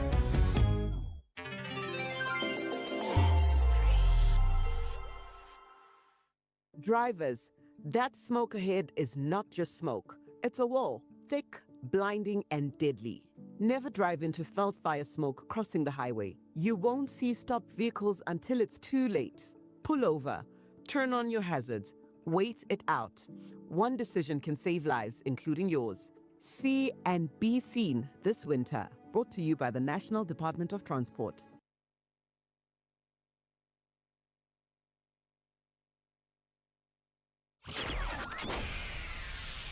The Daily Discourse, more than talk, real understanding. All right, 11:42 on the Daily Discourse, and we're having a conversation with the Gauteng Education Department spokesperson, Onwabile Lubelwana. We've got a very short window for you to ask your questions or make a comment on this, so I urge you to get to that as soon as possible if you have a question for Mr. Lubelwana. Mr. Lubelwana, one last question from my side. What's probably quite difficult is for you to keep up with the demand for education as more people migrate to Gauteng. How do you manage that? Yes, the issue of school delivery, the schooling infrastructure backlog creates serious problems, and this includes overcrowding into schools. So the department is building more brick and mortar schools to be able to accommodate more learners, because the problem is not that you are placed far from where you stay or work. It is the unavailability of schools. There's also the mobile classrooms, which are meant to augment where there's shortages. All right, I'm going to leave it there, Mr. Lubelwana. Thank you so much for speaking to us today. And he is the Gauteng Education Department spokesperson. Let me remind you of what he's had to say. That the window opens on the 5th of August. It closes on the 5th of September. So you have exactly a month to get this done. But first come, first served. So you really need to get in there and make sure you either get online, you go to a school down the road, or you go to a district office. All of those can help you with your applications. You need a proof of address, you need your ID, you need a copy of the child's birth certificate, you need the learner clinic, the clinic sort of card, if it's a grade 1 learner, somebody whose child is just starting school, to say that your child has had all their vaccinations. And then you can choose 3 to 5 schools that would be your preference. But you've got literally a month to do that, from the 5th of August to the 5th of September. So that's not tomorrow, it is next Wednesday. Get in there as quickly as possible so that you can get the school that you want for your child. I'm sure they'll try their best to make sure that happens. That brings us to 11:45 on the Daily Discourse. Just before I say goodbye to you, I just want to remind you of one thing. Those of you who want to make submissions to the Competition Commission in regard to franchise ownership, please get hold of this address: FMI, F for Freddy, M for Mum, I for India, at compcom, compcom.co.za, FMI at compcom.co.za. And if you need that, you can listen back to this interview, which will be podcast a little bit later on. Thank you for joining us today. Have a great one. We'll see you again tomorrow at 9 o'clock from the team and me. Take care. Bye-bye. Move with purpose from the first to the final job in a Hino 700 truck tractor. Available in either 410 or 450 horsepower. It gives you the flexibility to choose the right amount of power to suit your unique fleet and logistical needs. The Hino 700 truck tractor comes with a 6-year drivetrain warranty and 6-year service plan from as little as 1.9 million rand excluding VAT. Contact your nearest Hino dealer today to keep you moving. Offer available while stocks last. T's and C's apply. Hino, all the way. Business leaders like to talk about jobs and economic growth. They are parents too, yet they often don't talk about children. That's funny, because their future bottom line depends on how well we grow. Hold our hands. It's time to talk about real growth. Visit holdmyhand.org.za.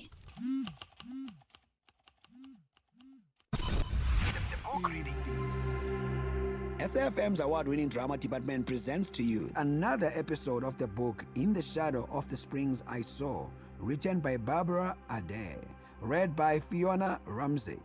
This is a radio broadcast edit.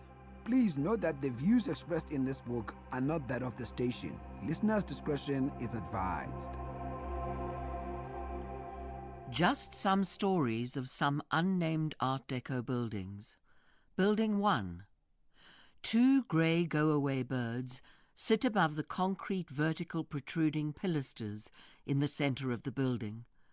Another go-away bird, it seems to be smaller than the other 2, sits on one of the 2 circular balconies. There is a flash, lightning. It lights up, just for a second, the grey streets and sunders the grey clouds. Then it is gone. After 10 heartbeats, there is a bang, a crack, but it is not a gunshot, nor is it a car that smashes into another car, nor is it the crashing of a glass bottle against the wall of the now empty passageway of the building. It is thundercrack, and then there is a yawning growl. The bird's feathers are wet, for it is raining hard, but this rain will stop shortly, for this is a Highveld storm. It is not designed to last. The birds are aware of this and sit stoically. Soon the rain will be over, and they may, should they choose, fly away. The smaller of the birds that sits on a protruding parapet, possibly she is the mother bird, flies down to the circular lip where she joins the 2 go-away birds. It is safer here. It will not, she believes, be struck by a lightning bolt, and if she sits on the left side of it, she will not get as wet as she was when she sat on the right. The wind is blowing to the north, and so if she sits in the lee of the wall, she will be protected. The 3 birds remain on the building until the storm passes. 20 minutes, then they fly away. As they do so beneath the building, people emerge from their shelters and ooze into the streets. And then they continue with whatever it was they were doing before the storm began. Building 2. On a balcony, underneath 2 pairs of trousers, both are green, or at least a faded green, an olive green, 3 red and white T-shirts, numerous underpants, at least 7, and a light blue dress, is a bird's nest. It is small, the home of a sparrow, one of 2 that flies from the top of the building down to the street and pecks at whatever left-over pieces of bread or dried-out pup which lies there, for it has not landed in the dustbin when it was thrown from a window. There are 2 dustbins, one on either side of the entrance of the building. The nest is made of untidy pieces of thin sticks, dried orange peel, and leaves, and black and white feathers. The nest is 3/4 of the way up the wall, near one of the balcony walls. It is built on a small, off-white marble ledge that protrudes from the yellowing concrete. On the marble ledges are glass bottles and other detritus. The nest contains 2 white eggs that are speckled with green and reddish-brown dots. These dots are not organized symmetrically. They are etched into the eggs haphazardly, as if a painter took a paintbrush, dipped it into paint and flicked it across them. The nest and the eggs are covered in newspaper, but it is not fixed to the wall, and so it flutters in the light breeze, as if it was a feather that tells the world its news. The female sparrow her beak is not as yellow as the beak of the male, flies down to the street. Then she flies up again and sits on the block-shaped horizontal entablature on which the name of the building is written. She makes a call to her mate, who is close to the nest. He guards the eggs from poachers and pilferers. Chirrup! He replies to say that all is safe in the bay, for even though this is a cruel and savage place, it is lovely and has such tenderness. Building 3. The stairs inside the building wind their way upwards. They are circular and have metal iron balustrades. They are worn smooth from the hands that have touched them, caressed them, held and grasped them. On the 3rd floor, this is the top floor of the building, just below the flat roof, and about 3 meters from when the stairs end, are the remnants of a meal, scattered bones. They could be chicken bones, are heaped in the southern corner of the floor. The bones hug the corner walls and form a patterned triangle, a wishbone. Next to the bones, there must be at least 10 of them, is a mouse. The mouse has dark brown fur. 3 golden stripes run from her head down to the tail that is thick and fluffy. She does not run when she hears footsteps on the stairs. She has 4 whiskers on either side of her face. They shudder and twitch as if they are alive in themselves. She leans backwards and sits on her 2 back legs. Then she takes a chicken bone between her front paws and begins to gnaw the fragments of meat that have been left on it. Then just as quickly as she picks the bone up, so she drops it. Then she runs along the wall. She follows it to the stairs.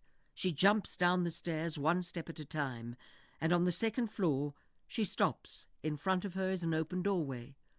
At the entrance to the room she turns and seems to smile, before running through the door and into the warm inside darkness. Once inside, she again raises herself onto her back legs and begins to clean her whiskers, 1 at a time. Then she drops onto all 4 legs and runs across the dark parquet floor that is broken in places, and outside an open door that leads onto a balcony. She sits in the sun outside. In the corner, on a decorative triangular tympanium, is a mouse nest. It is made from the offcuts of old clothing, purple silk underwear, and green cotton shirts. In the nest are 4 baby mice. They have no brown fur and no golden stripes on them. They are blind and cannot run to the top of the building to read its name, which is raised and painted red. The mouse sits again on her back legs and watches the micelings, her children. She protects them from the disorder in the building, the disorder of the people that race up the stairs and onto the balconies, seeking adventure. She sits quietly in her corner, a mouse that is not in the crowd, yet she lives in the lives of others, the space of others. But as no one knows that she is there, no one can ever disapprove. Building 4. The 3 black plastic flower bags are next to the entrance of the building. They stand upright, for they are filled with heavy, dark, wet soil. It has been recently watered. The bags have been places, half inside and half outside the building. At least half of each black plastic bag is on the white marble entrance hall floor, and while the water does not seep out of the bags, they are wet, and so the marble is marked by eddying patterns. The rest of the bag is outside the doorway. It leans towards the pavement. A butterfly that has white wings edged in blue and purple alights next to one of the black bags. She uncurls her long orange and black tongue and sips the water then. When her thirst is satiated, she curls her tongue back, upwards, so that it is neatly tucked in a spiral beneath her chin.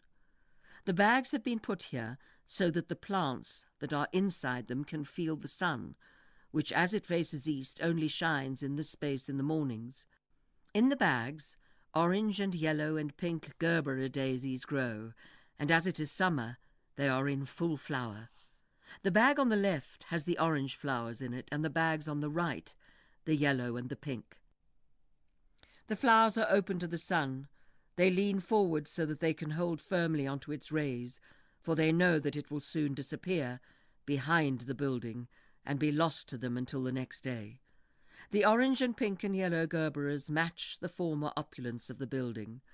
Now it is painted in brown, but once it was pink and orange and rust.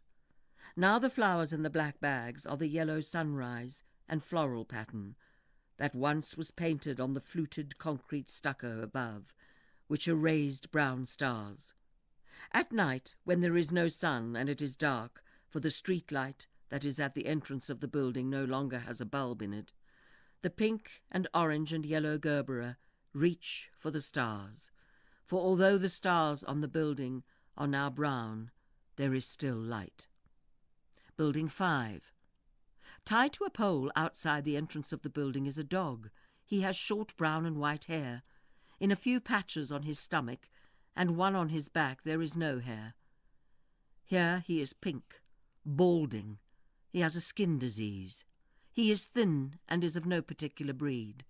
The leash that holds him is made of a green fibrous plastic rope. It is frayed in parts, but still it is able to hold him fast. The rope is long enough to allow him to run almost into the street, but not so long that he will be run over by the stream of cars that are moving at a medium speed, possibly 40 or 50 kilometers an hour. The vehicles at times, depending upon where he runs, have to swerve slightly, so as to avoid crashing into him. He runs all the time. He is never stationary. Into the road, back to the pavement, back into the road. He hears the drivers of the cars curse him, and he hears their hooters blast, and he's not deterred. No sooner has he returned to the pavement than he runs out into the street again. Next to him sits a cat, an orange and white cat. He is not tied up and can freely walk in and out of the building, off the pavement and into the street, anywhere, whenever and wherever he wants. And he does. Sometimes he emerges silkily from the entrance of the building onto the pavement to sit in the sun. Here he licks himself clean. At other times he licks his face of the dog, lovingly, as if he is the dog's parent, as if he wants to take care of him. The cat moves slightly. His orange and white fur blends into the paintwork of the building, for it too is yellow, a mustard yellow. On the balcony of the second floor is a child's bicycle and a red and green dress. It may have been placed there to dry as it has been washed, or it is just there, an enhancement. Now the orange and white cat sits on the balcony. He must have climbed up the inside stairs and walked into the flat. He sits in the sun on the red and green dress. It is probable that he could no longer tolerate looking at the dog and his death wish. It exasperated him. He cannot understand it. He cannot stand it. He needs some succor from this sight. After 10 minutes he disappears into the flat. A while later he can be seen walking along a corbel on the top parapet. He is now on the flat roof. He does not stay here for long. It is too hot. Now the orange and white cat again emerges from the doorway. He looks at the dog that is still tied to the leash. Again the dog runs into the street. Then the cat, using his right paw, that on closer look is black, the claws of which are not withdrawn, but extended, plays with the knot that ties the rope to the pole. The knot comes free, and as the dog runs into the road, there is a scream. The dog lies still. He does not get up from the road and run onto the pavement. The orange and white cat sits in the sun. He seems to say, "I am the Cheshire Cat," and then he gets up and steps into the entrance of the building.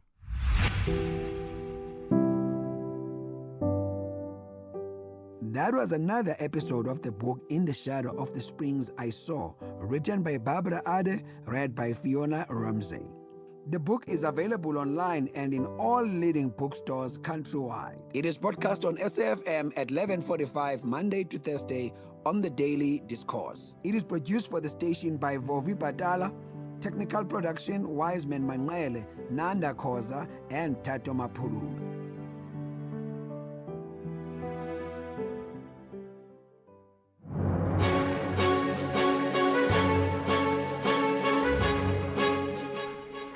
It's 12 o'clock on Tuesday, the 28th of July, 2026. A very warm welcome to Updated Noon here on SAFM. Leading the conversation, I'm Sakina Kamwendo. Coming up in the next hour.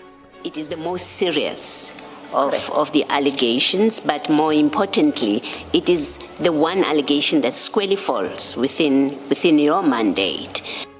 Former IDEC head advocate Andrea Johnson is facing more tough questions at the Madlanga Commission, and the testimony of the third state witness in the attempted murder trial of Vusmuzi Kat Matlala and his 4 co-accused has resumed in the High Court in Johannesburg. Coming up in sport. Sad start for Banyana at the WAFCON, but there are more medals in the pool and more finalists being announced this morning as well. Yeah, in case you missed it, John's got all those details. In the meantime, let us know what's on your mind. Share your thoughts with us. 41391, that's the SMS line number. You can also write to us via X at SABC News_radio, or you can send us a WhatsApp voice note on 082 692 3909. These and more stories coming up on this Tuesday edition of Update at Noon. First, though, here's the latest news with Ondela Mbana.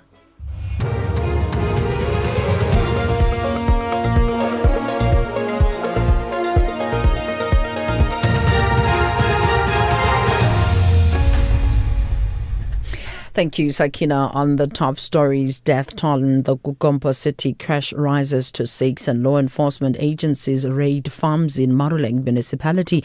For SAFM News, I am Ondela Mbana, and a very good day.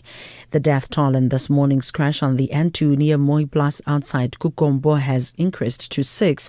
The Eastern Cape Transport Department says the woman who was injured and taken to hospital following the crash has died. The road has been reopened to traffic. The department spokesperson Unati Bengose. Our thoughts and prayers are with the families and the loved ones of all those who lost their loved ones in this crash.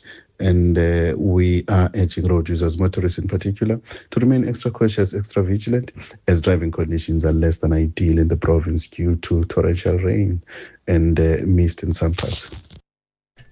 Law enforcement agencies, including labour inspectors and the Maruleng municipal officials, have raided some farms in Hoedspruit, Limpopo to check compliance with labour laws. The authorities earlier manned a roadblock on the R40 road linking Hoedspruit and Mpumalanga. Some farm workers were seen running into the bushes as the law enforcement officers were entering the farms. Maruleng Mayor Cheko Mosolwa had an engagement with one of the farmers, Johan van der Merwe, who wanted to know the purpose of the blitz. What are you doing here? We are inspecting the farm. Okay. We are inspecting various disciplines. We have got the SAPS. Okay. Oh, it's me. I'm the mayor of the municipality. I don't want to be filmed. I have a choice. You ask me a question and I'm responding. Sir. There's nothing you can do to him. No, there's nothing you can do to him. He's going to be arrested. Not so easy to arrest me. No. What are you hiding? What are you hiding? No, I don't understand. Are you coming to buy butternuts? What are you doing on my farm? I was explaining. Do you want butternuts to buy? The High Court in Pretoria has postponed the Democratic Alliance's urgent application challenging the suspension of city manager Johan Metla and seeking the reinstatement of the city's group CFO Gareth Mnisi until tomorrow. The DA approached the court to review and set aside what it describes as unlawful council resolutions. On 9 July, the Tshwane Council voted to place Metla on precautionary suspension pending an independent investigation into allegations of maladministration, irregular appointments of senior officials, governance failures and other related concerns. The DA's Tshwane mayoral candidate Celius Brink explains. It's just a procedural matter. There are many urgent cases on the roll, so this is just case management. You'll see me here tomorrow to hear the case, and it's clear from the presence in the court that there's big public interest here, which the acting judge also acknowledged. Thousands of mine workers have gathered at the Royal Bafokeng Stadium in Phokeng near Rustenburg in the northwest ahead of AMCU's emergency safety briefing. The union has raised concerns on the increase in fatalities and incidents at Impala Platinum mine operations in Rustenburg. A total of 7 fatalities have been recorded at the operation this year. Impala Platinum temporarily suspended mining operations at its Rustenburg complex for 5 days to conduct a comprehensive safety response. Government leaders, policy makers, business and industry from across Southern Africa have gathered at the Durban International Convention Centre to discuss regional industrialization and accelerating sustainable economic growth. They are attending the 9th SADC Industrialization Week. South Africa's Director General in the Science, Technology and Innovation Department, Dr. Mlungi Siqele, says they have an important role to play at the meeting. The Department of Science, Technology and Innovation plays a crucial role in this gathering as part of government effort to ensure industrialization happens in SADC. And our contribution is that there will be no industrialization without innovation. We are, through our national decadal plan on science, technology and innovation, with making sure that in all SADC countries, research needs to be ramped up. If we are to take advantages of the opportunities that an integrated SADC that is championing industrialization could achieve. Recapping the top story, the death toll in this morning's crash on the N2 near Moy Plaza outside Kukombo has increased to 6. I'm Wandela Mbana for SAFM News Headlines at 12:30. Update at noon with Sakina Kamwendo, midday to 1 p.m. Update at noon with Sakina Kamwendo. Well, a very good afternoon, and thanks so much for being with us. Thanks so much, Onela Mbana. She'll be back at the bottom of the hour. But of course, 7 minutes after 12 right now, and still keeping an eye on many of those court stories for you, as some of those trials have begun, as in the case of the alleged underworld kingpin Vusmuzi Kat Matlala and his 4 co-accused.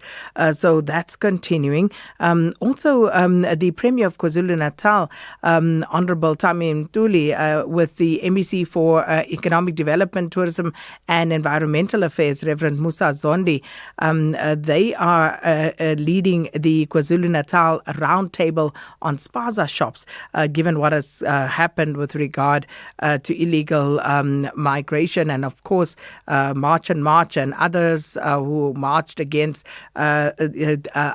not undocumented, but rather people were in the country illegally, having to leave. It's going to be interesting to, at some point, just get a sense of how that has panned out for local business people, especially in the township economy. So an interesting one to watch. And then South Africa and Nigeria, they've agreed to strengthen cooperation and migration, as well as crime and regional security, following high-level talks in Abuja. The International Relations Minister Ronald Lamula, acting of course as President Cyril Ramaphosa's special envoy, delivered a message to the Nigerian President Bola Tinubu as the two countries sought to improve bilateral ties. And among the discussions there were, of course, as indicated, organized crime and attacks on law enforcement officers during crime-fighting operations among the concerns that were raised. And then SCOPA, last month, the Standing Committee on Public Accounts resolved to request the Secretary of Parliament, that's Mr. Xolile George, to lay a criminal charge against Mr. Collins Letswalo. You'll remember him as the former Chief Executive Officer of the Road Accident Fund. And there'll be further developments and an update from there. And also some other stories. The suspended PIC CEO, Patrick Dlamini, well, he's taking his fight to the North Gauteng High Court. So keeping an eye on that as well. And then there's, of course, the Madlanga Commission. And it's amazing what we are learning. And just the way the layers are being peeled back by the commissioners. Absolutely fascinating. And the details that are unraveling are actually startling in certain instances. And of course, it is now the former Investigating Directorate Against Corruption, that's former IDEC head advocate Andrea Johnson, still on the stand there, still giving testimony. And again, like yesterday and the previous day and last week, it's just absolutely mind-boggling what she is conceding to, what she tells the commission she didn't know. And this morning, in part, the commissioners were simply not buying into I didn't know, because at some point, Commissioner Baloyi said to Andrea Johnson, you had to have known, and I'm not going to buy that, because you were the ultimate person to sign off on that investigation. And so it has gone, and much more unreasonable, or maybe in her mind reasonable explanations to what has gone on.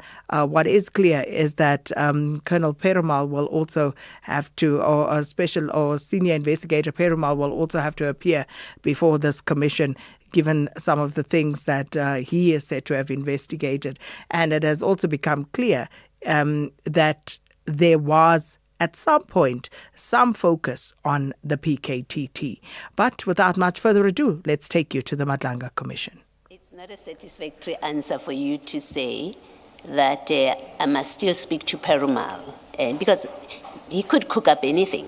At this point, I'm not interested in what Mr. Perumal tells you because of what you signed off. I'm interested in why did you sign it off. So that's the first point. And so you haven't yet given us an answer, but I think you do have an explanation, you just have not given it to us.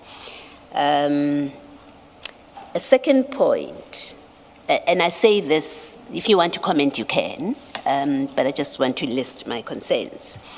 A second point is, having signed off on the summons, which has paragraph 6 in it, your answer, whether to the ad hoc committee or to us, that you were not aware of an investigation into the PKTT in the face of this summons is not correct.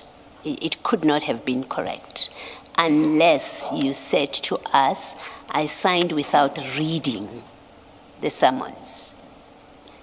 And that's not what you have said, right? No. You have told us, I read it and I got a briefing on it. So just from reading, even without a briefing, from reading this which is put before you, you would have known that there is an investigation of the PKTT, even if it is limited to promotions. And even if we said it is limited to promotions, you would have known on the day that you signed this that there is an investigation. And where you represent that, or where you answered that I'm not aware of the PKTT and of an investigation against them, that answer was not correct, as your summons tells us. In fact, I think if I speak frankly, that answer was false when you gave it. And the falsity is evidenced by paragraph 6 of your summons. Do you want to comment? I do have a last direct question that I would like to ask you, but do you have any comment on these two that I'm putting to you?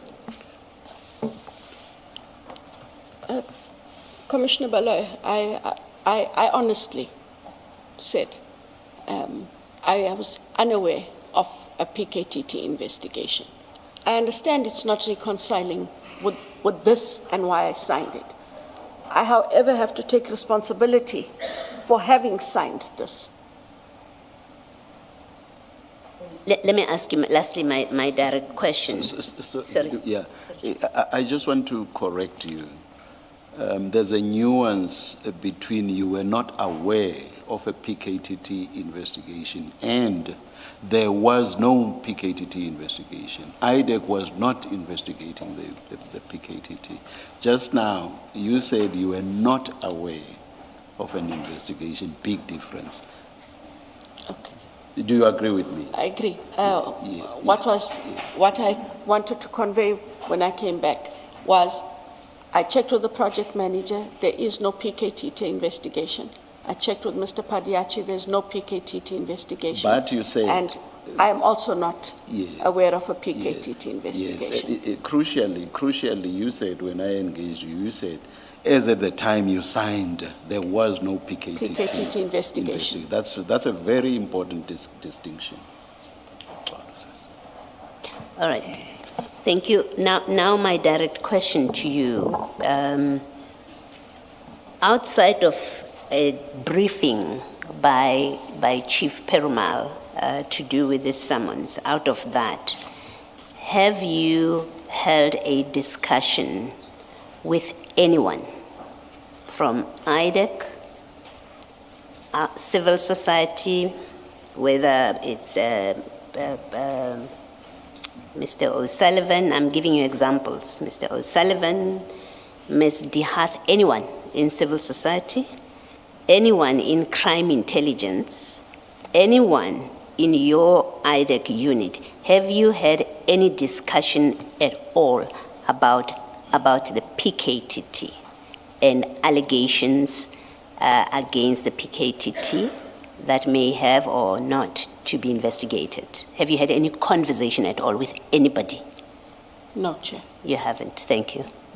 Thanks, Mr. On that score, perhaps I don't immediately have it now, and I'm interested in the response you just gave Commissioner Baloyi. Are you aware of an interview on TV, I don't remember which channel, of Mr. O'Sullivan claiming that on these matters, including the hiring of Brigadier Mkwele, that he had discussions with inter alia IDEC? Are you aware of that interview or that claim by Mr. O'Sullivan?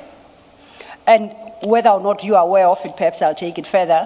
Did you have any discussions, you being IDEC, of course, with Mr. O'Sullivan regarding these matters, the investigations that IDEC is conducting, and how it came to conduct them? And if you had any such conversations, can you provide the context? No, I haven't had conversations. But is it I personally or IDEC? I personally. I cannot dispute he might have engaged IDEC staff. Let me ask, are you aware whether he has engaged? Let's ask more positively. Are you aware whether Mr. O'Sullivan has had any engagement of any sort with your IDEC people, not you, because you say you haven't, with your IDEC people? I am aware, Commissioner Baloyi, that he would have had, from time to time, engagements with investigators. Relating to these matters? I don't know if it relates to this matter on PKTT or which matter. The crime intelligence matters that arise, that we are dealing with, that we've been dealing with for the many days that you've been there. Yes, so I'm not aware what he engaged them on, but if he said he met with them, then I have nothing to gainsay it.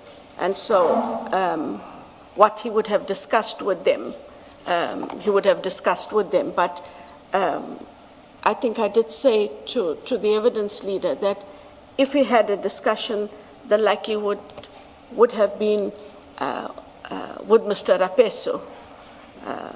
Why Rapeso? Because he had been in IPIT for a long time.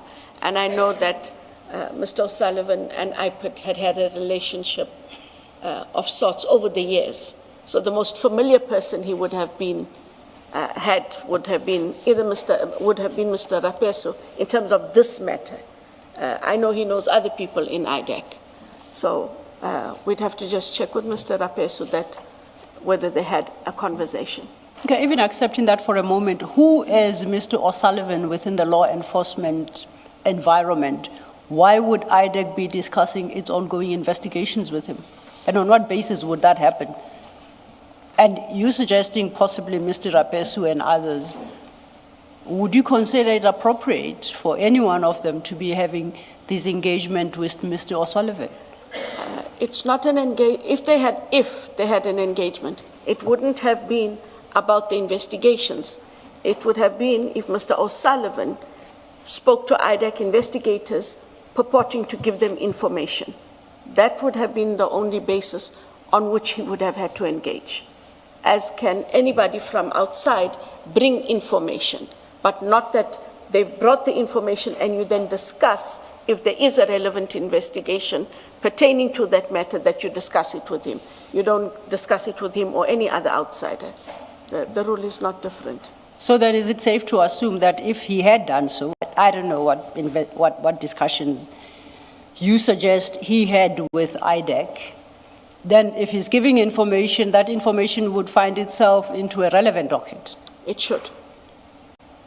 And should we land at a place where there is no documentary proof in any docket that there was such an engagement, then how do we explain away those engagements?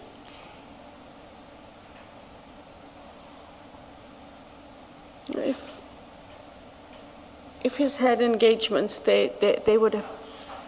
If they had engagements with him, it would depend on the value of what came out of them. A lot of the time, it might just be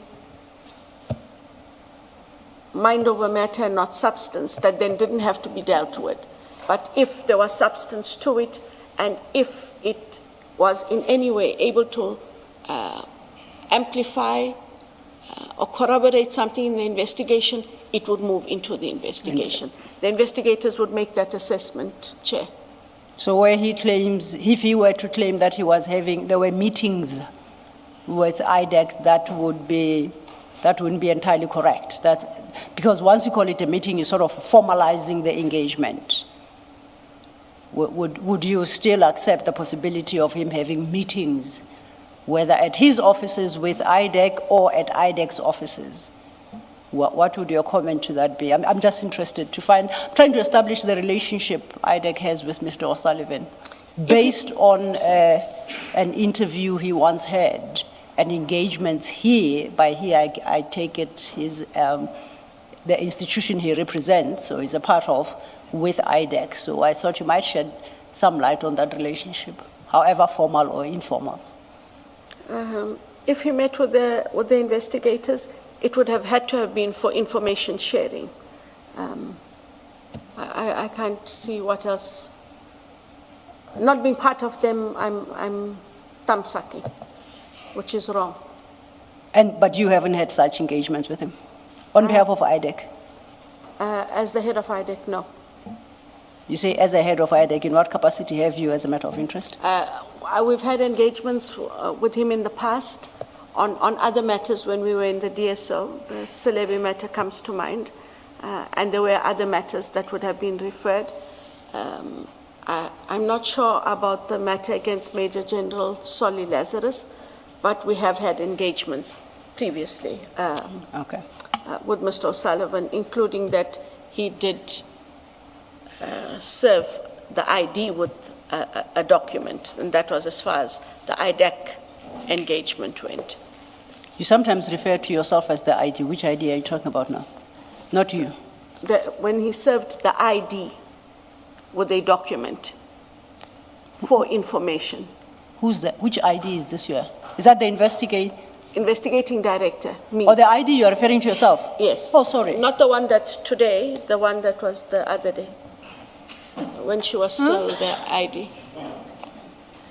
Okay. As long as the commissioners understand, don't mind me. Commissioner Kumalo, you wanted to deal with the annexure still. Advocate Johnson, on the issue of Mr. O'Sullivan, it was on the 27th of June 2025. He was on Newsroom Africa, one of those late evening programs. And he said there, I've met with IDEC several times and I've given them documents. So I'm assuming that when you saw that on TV or when somebody told you about it, you would have been interested to know who at IDEC is meeting with Mr. O'Sullivan. Were you not interested at all?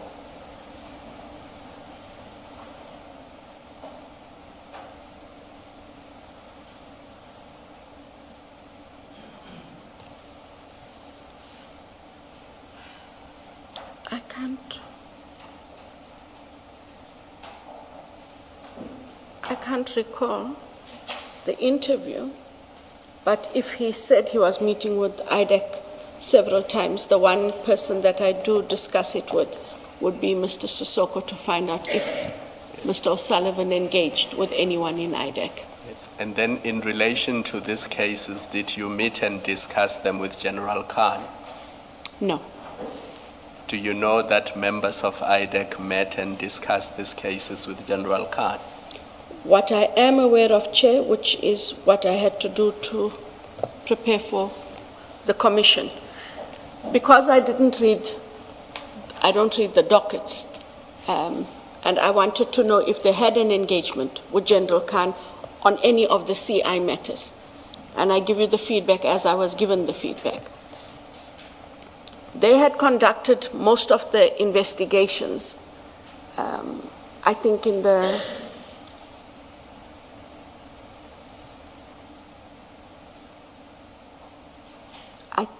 Mokwele matter. I speak under correction. And they then found a document purporting to be in his name. And it is on that basis that Mr. Padiachi and Mr. Perumal engaged him, to take an affidavit. And an affidavit was taken for that matter. I'm not sure if other affidavits were taken for other matters. Do you know that they showed him the Mokwele docket or the investigation, the inquiry file?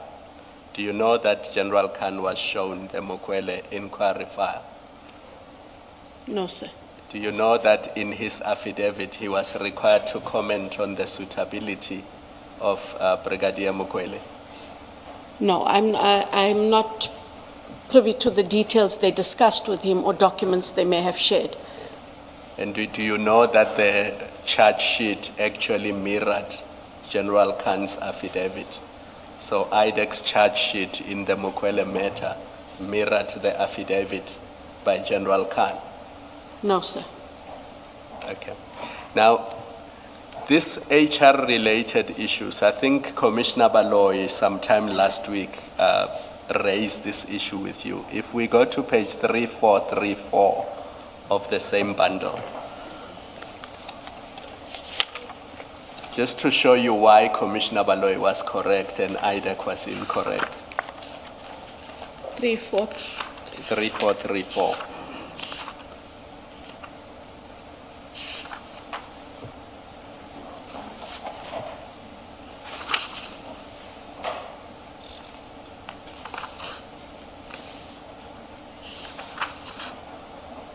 Are you there?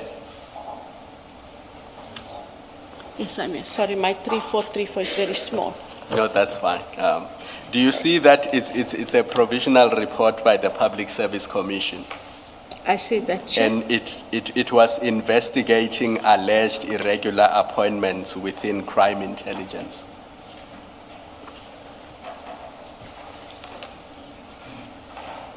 August 2023? I see that. But do you see that it related to irregular appointments?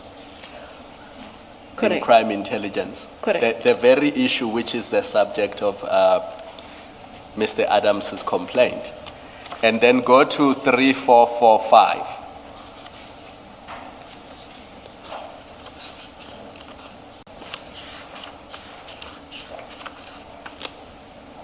Are you there? I'm there. So just cast your eyes on the finding in 7.1.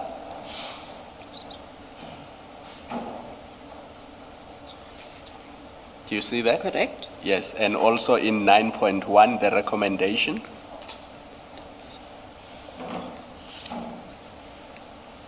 Do you see that?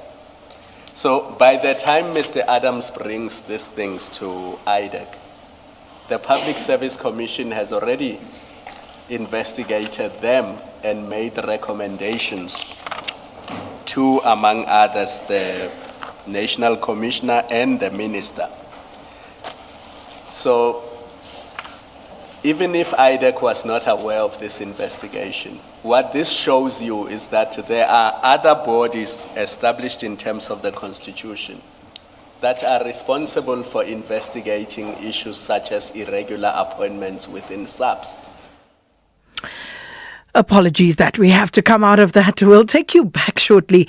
Just need to bring you up to speed with the latest news headlines. And then, of course, John with your sports update. Thank you, Sakina. On the news headlines, National Treasury says it will release municipal funds from the 31st of July. This after it announced the temporary withholding of funds to 69 municipalities. The death toll in this morning's crash on the N2 near Moi Plus outside Gugombo has increased to 6, and a strong earthquake has hit the southern Japanese coastal city of Kumamoto on Kyushu Island. Japan's meteorological agency said it measured 7.1. A full update follows at the top of the hour. Economic news on SAFM. Facts and figures you can count on. The rand is trading at 16 rand 75 cents to the US dollar, 22 rand 27 to the pound sterling, and 19 rand 5 cents to the euro. Euro currently trading at $1.13 and the dollar is at 163 yen 81.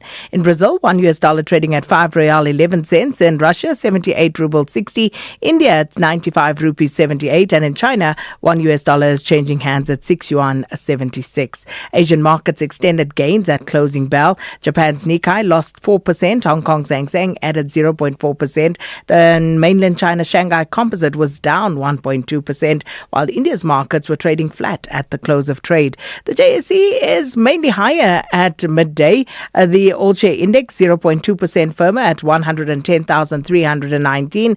The industrial 25 index up 0.6%. Financials up 0.4%. Top 10 resources index is off 0.6%, and the precious metals and mining index has declined by 0.4%.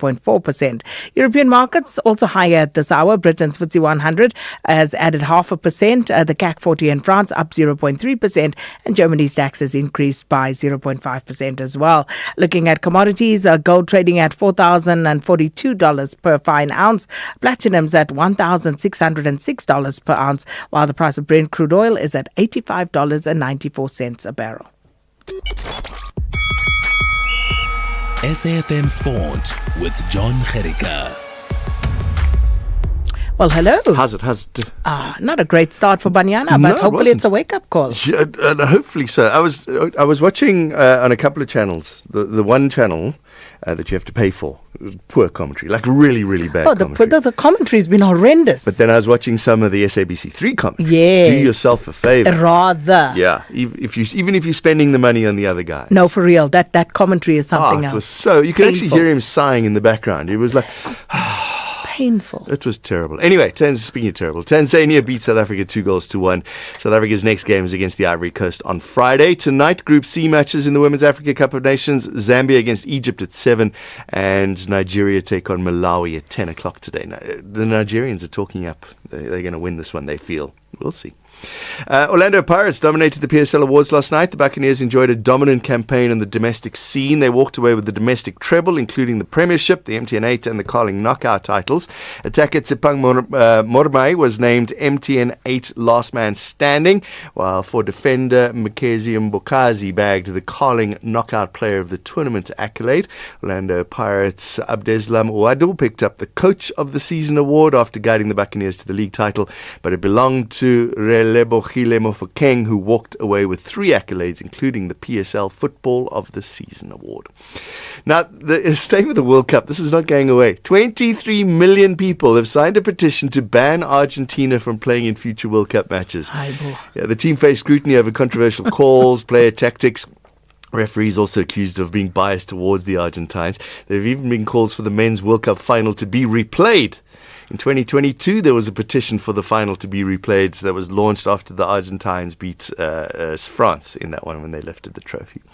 Speaking of France, they have a new manager. Real Madrid former manager Zinedine Zidane has been confirmed as the new head coach of the France national team. Deschamps, who's the longest-serving manager, ended his 14-year stint. Zidane is a World Cup winner with France in '98. He's been out of management since leaving Real for a second time as head coach in 2021. Worst-kept secret. Let's go to the Commonwealth Games. Australia topped the medals table by many, many medals. They're on 59 altogether. England on 32. South Africa have 11 medals, 3 gold, 3 silver, 5 bronze. Michael Hooley won silver in the men's 50-meter breaststroke. Erin Gallagher secured bronze in the women's 100-meter butterfly. At the moment, and I just missed out, I've been watching men's weightlifting. I didn't know it was so exciting.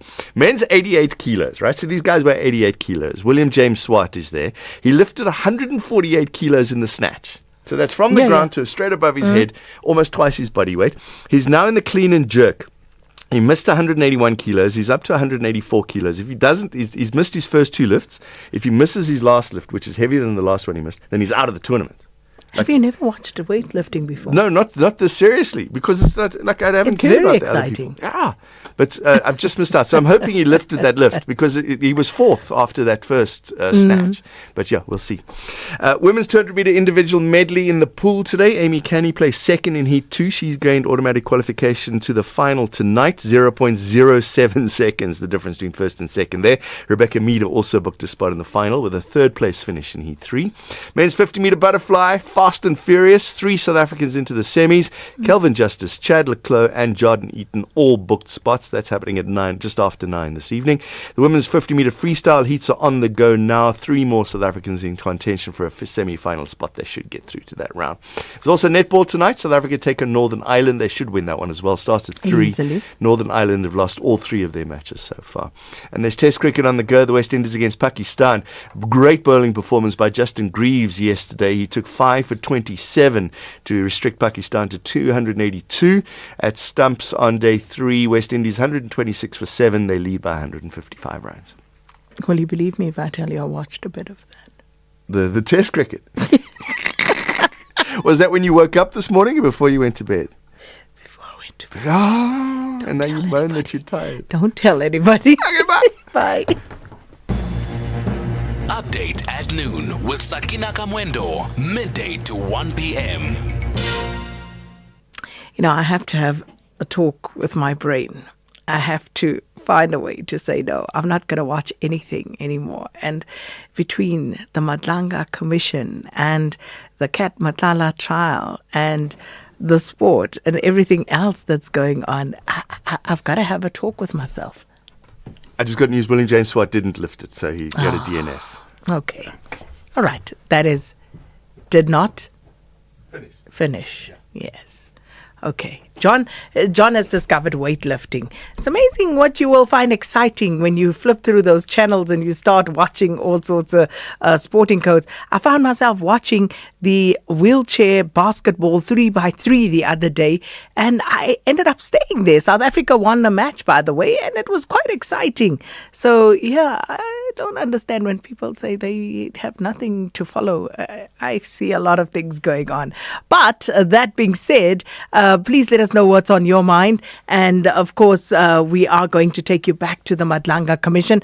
Advocate Matlapi Silo is, of course, the evidence leader, and it is still the now former IDEC head, Advocate Andrea Johnson, giving testimony. Is there a document like that lies within IDEC? Or is the investigation perhaps somehow continuing under some or other guise?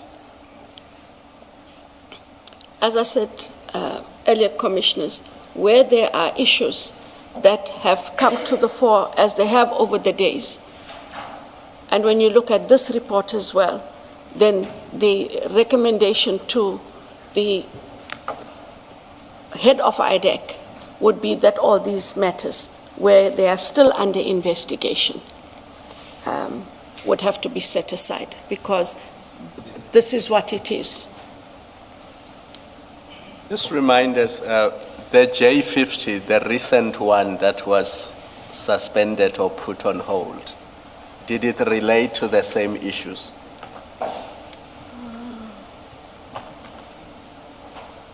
Did it relate to appointment issues?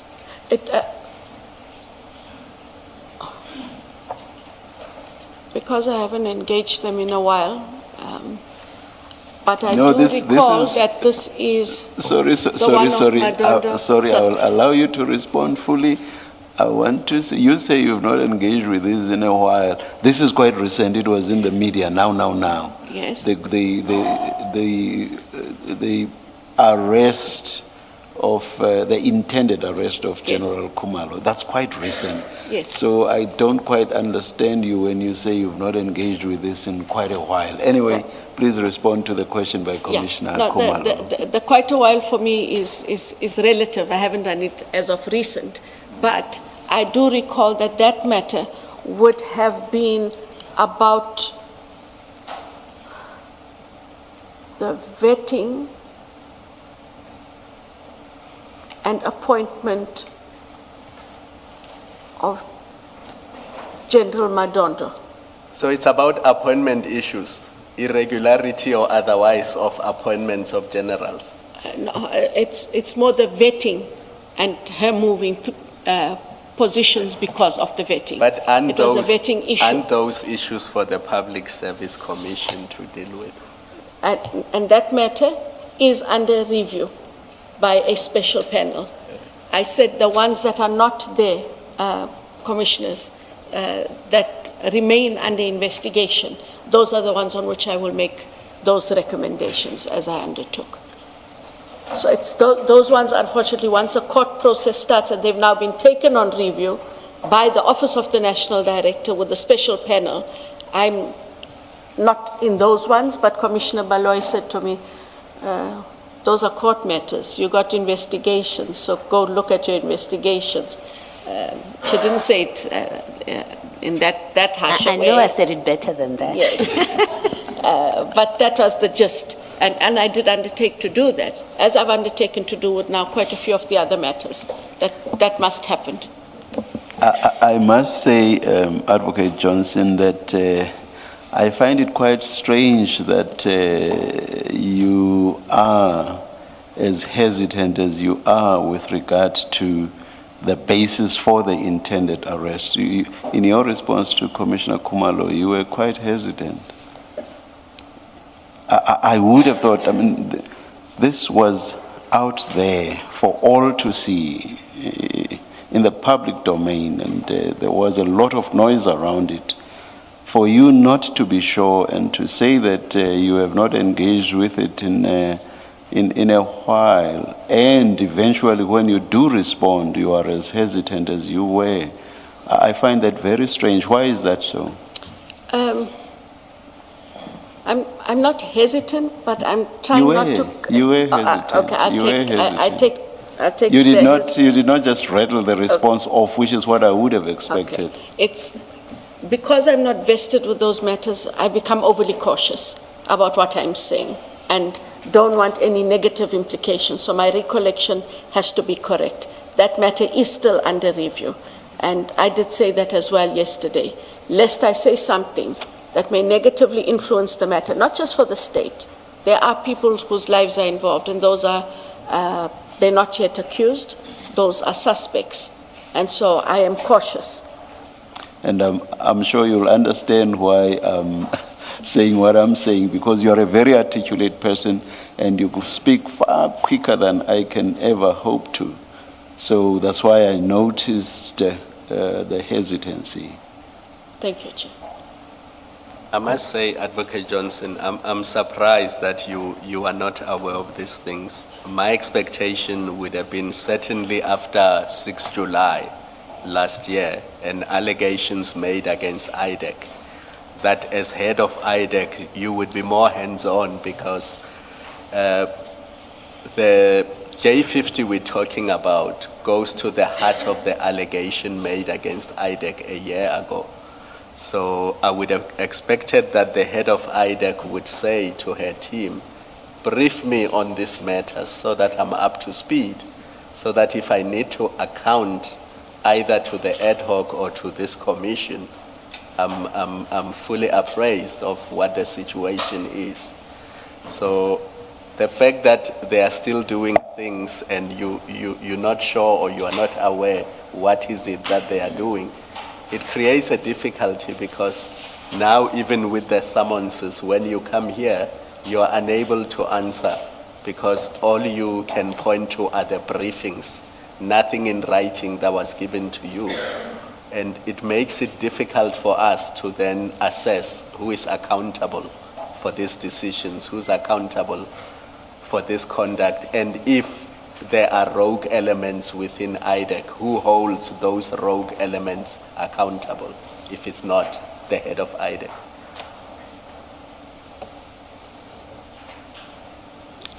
I understand, and I understand the shortcoming. I mean, before July 6, nobody expected that there will be a commission Yes. that there will be the ad hoc and you would have to go there and answer and be referred to thousands of documents. But after July 6, it should have been obvious that on all these matters, I will be asked to go and explain and answer, and I need to be aware of what's going on so that I'm able to answer the questions that are posed.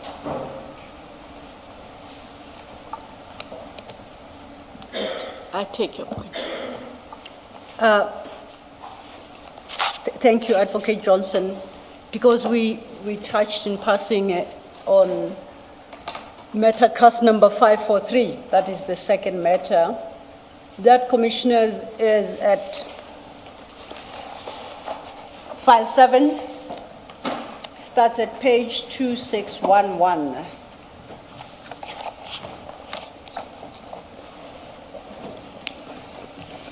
Just an observation to make. Can we put away file 9? File 9. No, I'm not making any promises, but it must be close. It must be close by. And just for the record, that this is the file, the docket. We said it's still under investigation. It's fairly sensitive. And it concerns I'll call them the aborted J50 warrants of arrest of Generals Kumalo and Madondo.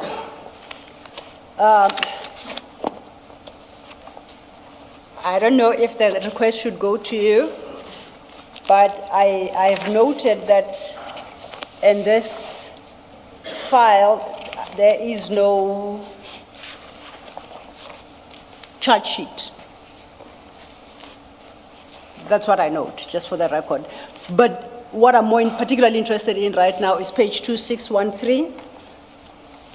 And this is an IDEC document. And that will be the affidavit that initiates the investigation and culminates in the prosecution, correct? That would be correct.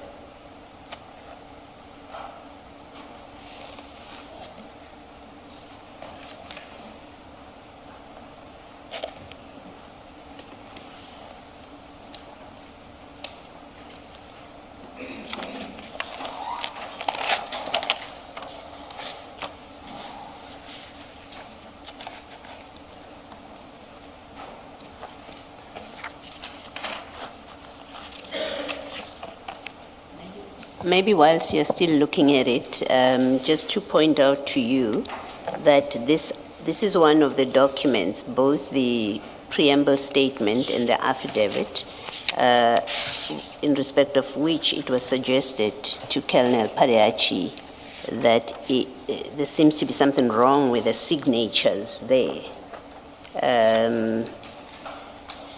And that it looks like the signature that purports to be of Mr. Adams may not be his. The affidavit is commissioned by Mr. Perumal. I'm not asking you to comment. I'm just pointing out to you that this is what was put to Colonel Padiachi. And on that score, the affidavit that triggered this investigation into General Madondo's security clearance is the same.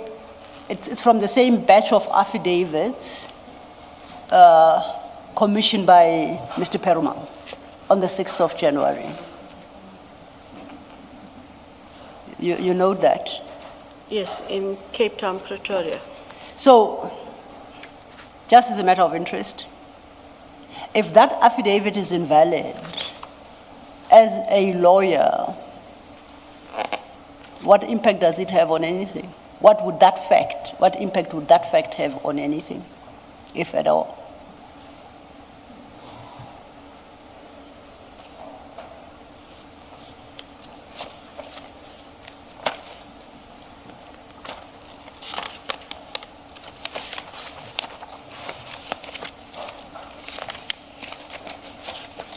And I ask that because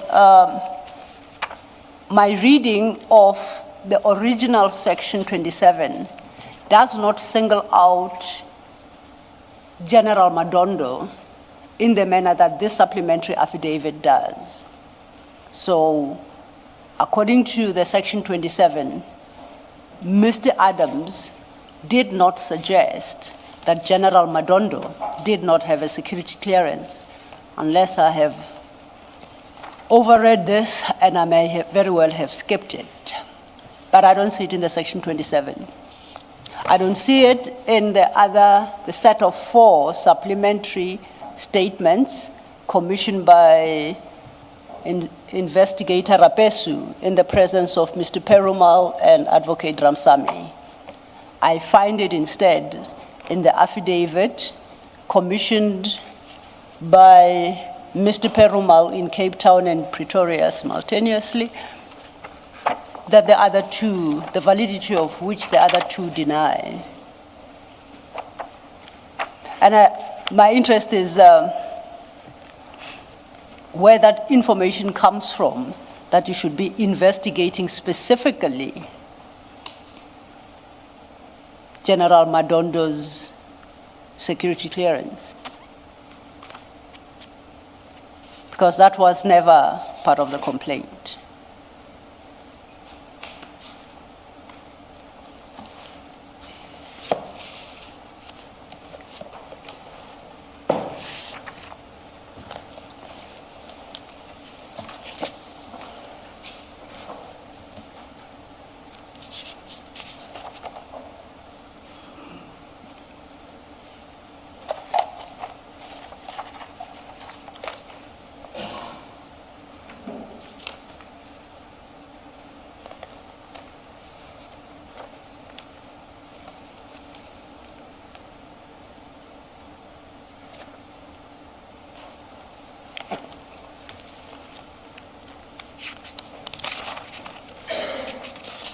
So, Council, the question being that if this A1 of Adams is false, what do we make of the rest of the investigation? No, all I'm asking is what would be the consequences of such a finding from a legal point of view? On anything. You make your choice what it would impact.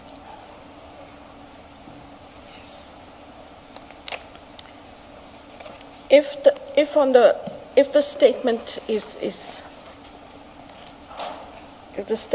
false,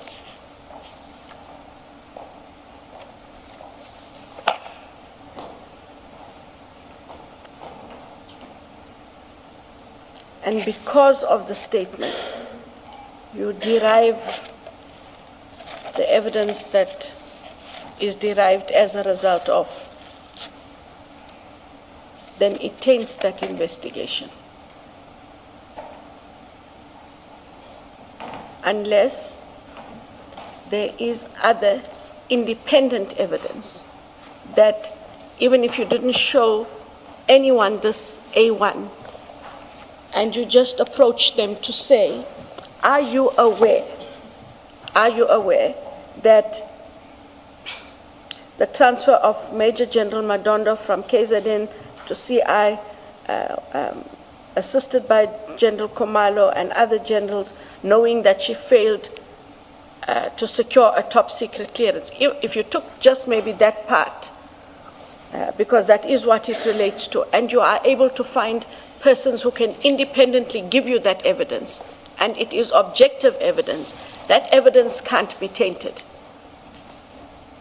What is the direct evidence out of this? Because if I look, and because there is evidence to support the allegations. So it's not affected by the principle of fruits of a poison tree notion? And that is what I said. It depends how far this goes. What derived from it is fruit of the poison tree. Is it everything, or is there independent evidence that you would have been able to glean? If I could just use the example, Commissioner Khumalo, and then maybe it might either fall within the fruit of the poison tree or, girl, you got it all wrong. And please don't tell the girl she got it all wrong. I'm trying to cross-reference. The question is very clear. The averment is very clear. Allegations related to the questionable lateral transfer of Major General Madondo from KZN to CI head office by Lieutenant General Kumalo, who was assisted by other senior generals to do so, knowing that she failed to secure a top-secret clearance for many years. I find something, for me, that's independent. And for me, the independent is, now I don't know what these pages are marked. I think it should say 28-11-11, if you have something like that in the same file. What page? 28? Yes. 11-11 in the same file. And what about that page? It refers to an affidavit. And here you're going to guide me. This is the one that we were not talking about names publicly, am I right? Yes. So there is a statement from a very senior official. Yes. And what the senior official is saying, this person, Madondo, resorted under my district, was laterally transferred to CI after a request from General Kumalo. The lateral transfer was approved by the National Commissioner. What's important is I was not aware, nor did anyone inform me, that Madondo did not have a top-secret clearance and was also refused a top-secret clearance while she held the rank of brigadier, including the time when I, that is this deponent, chaired a promotional panel which resulted in her appointment as a major general in the post in that district. Similarly, I was not aware that Madondo did not have a top-secret clearance when she was recommended for the lateral transfer to the division CI. I was also unaware that her application for a top-secret clearance was refused. Assume all of that is correct. Assume all of that is correct. What does it have to do with IDEC? Is it IDEC's mandate to investigate lateral transfers within subs and whether they were regularly done or not? It was the issue of the vetting.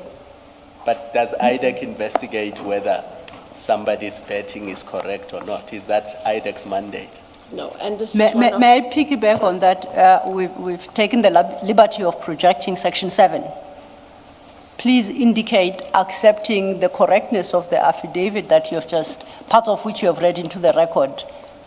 Where do we fit in that Section 7, 1 capital A?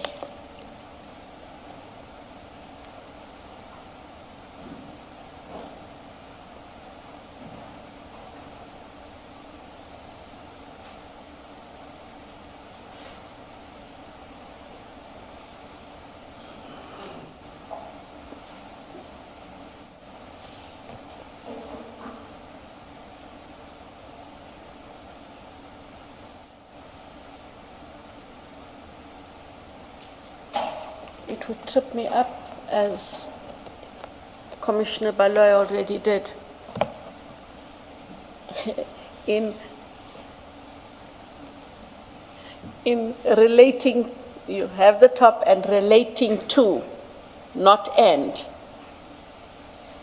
And so where ordinarily one looked at her fraudulent utterances, the fraud she perpetuated by indicating that she did have, and it's important to note because that the person whose affidavit we read at 2811 is very clear. I wouldn't have proceeded with this process knowing that, but it does not, given the discussions we had the other day. Okay, then can I just follow on that? You're saying the fraud she perpetuated, that then speaks to General Madondo. What does General Kumalo have to do with that? Does the docket suggest he's part of that fraud as well? The suggestion is he knew she had no clearance and that she had pending matters, which was the basis on which she could not be properly vetted and or transferred, which is supported by. But then to bring it into 7, he must have known of the fraud. He must have known. Because it's a fraud. So are you saying the docket suggests that General Khumalo knew of the fraud, was complicit in the fraud? Is that where the docket will land us? That is what the allegation was, yes. And there is a basis for that idea. And unfortunately, our time is up, and no doubt the Commission will take a recess shortly as well. And as we said at the beginning, it continues there for Advocate Andrea Johnson. Another tough day of testimony before the Madlanga Commission. And as you heard there, the Commission is trying to establish IDEC's mandate. And this, of course, in relation to what IDEC has been investigating and the subsequent arrests of crime intelligence officials. And so far, it doesn't seem too good in terms of just trying to establish whether IDEC did, in fact, have the requisite mandate to look into those matters. But of course, the Commission continues. Thanks so much to the production team. Thanks everybody for listening in. Here's Onelambana with your news at 1.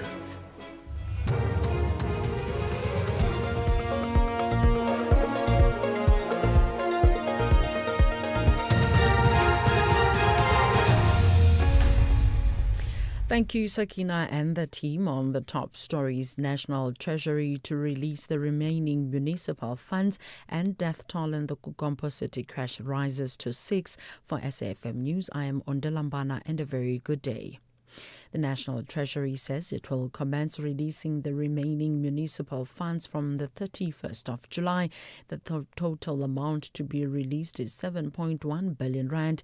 Treasury says the decision follows the comprehensive assessment process undertaken, including the active monitoring of compliance by the affected municipalities. This after Treasury temporarily withheld transfers to 69 municipalities.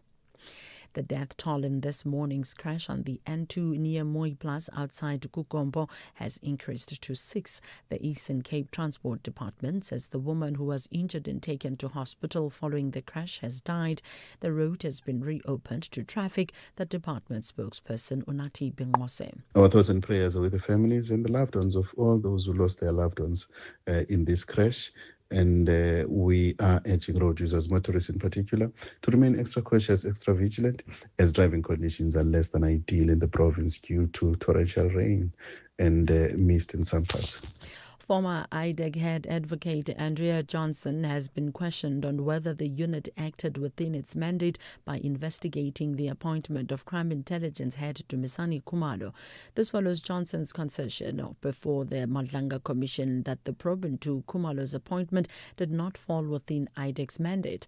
Evidence before the Commission revealed that MP Fadil Adams' Section 27 affidavit triggered investigations into, among other allegations, of forklift procurement, security clearances and promotions. Evidence leader Mahlape Silo argued that none of these allegations related to Khumalo's appointment and challenged Johnson on how that investigation fell within IDEC's mandate. So you were acting outside your mandate there? No, Chair. We needed to consider whether or not, in terms of the allegations of, more especially the fraud and or corruption, if in the alleged deviation that had taken place. Where does the that is how corruption I come? understand it. Also, my apologies. Now you are imputing corruption in the deviation and fraud. Where do those notions now come from? The Gauteng Health Department says that recent shortage of critical medical supplies had not affected patients receiving dialysis at the Charlotte Maxeke Johannesburg Academic Hospital. The department has acknowledged that procurement delays resulted in a temporary shortage of dialysis supplies, but it says the hospital used emergency stocks from other facilities to avoid service delivery disruptions. The department spokesperson Steve Mabona. Measures are also being implemented to strengthen procurement planning, improve turnaround times, and enhance supply chain management to minimize the risk of similar occurrences. The department is working closely with the healthcare facilities and suppliers to safeguard the availability of essential medical consumables while ensuring that patient care remains uncompromised across the public healthcare facilities in the province. A strong earthquake has hit the southern Japanese coastal city of Kumamoto on Kyushu Island. Japan's meteorological agency said it measured 7.1 power was knocked out for thousands of people, but the electricity operator said there were no irregularities at the Sendai and Genkai nuclear power stations. The BBC's Jake Kwan has more. According to NHK, the public broadcaster, the authorities have issued tsunami warning in the immediate shore area right next to the epicenter. So the epicenter was on the land of the island of Kyushu, and the immediate bay area to the west of the island, there has been a tsunami warning. Now, NHK has reported that the first wave of the tsunami had already reached the land about the height of 1 meter. And now they're looking out for any potential next waves happening. Recapping the top story, National Treasury says it will commence releasing the remaining municipal funds from the 31st of July. The total amount to be released is 7.1 billion rand.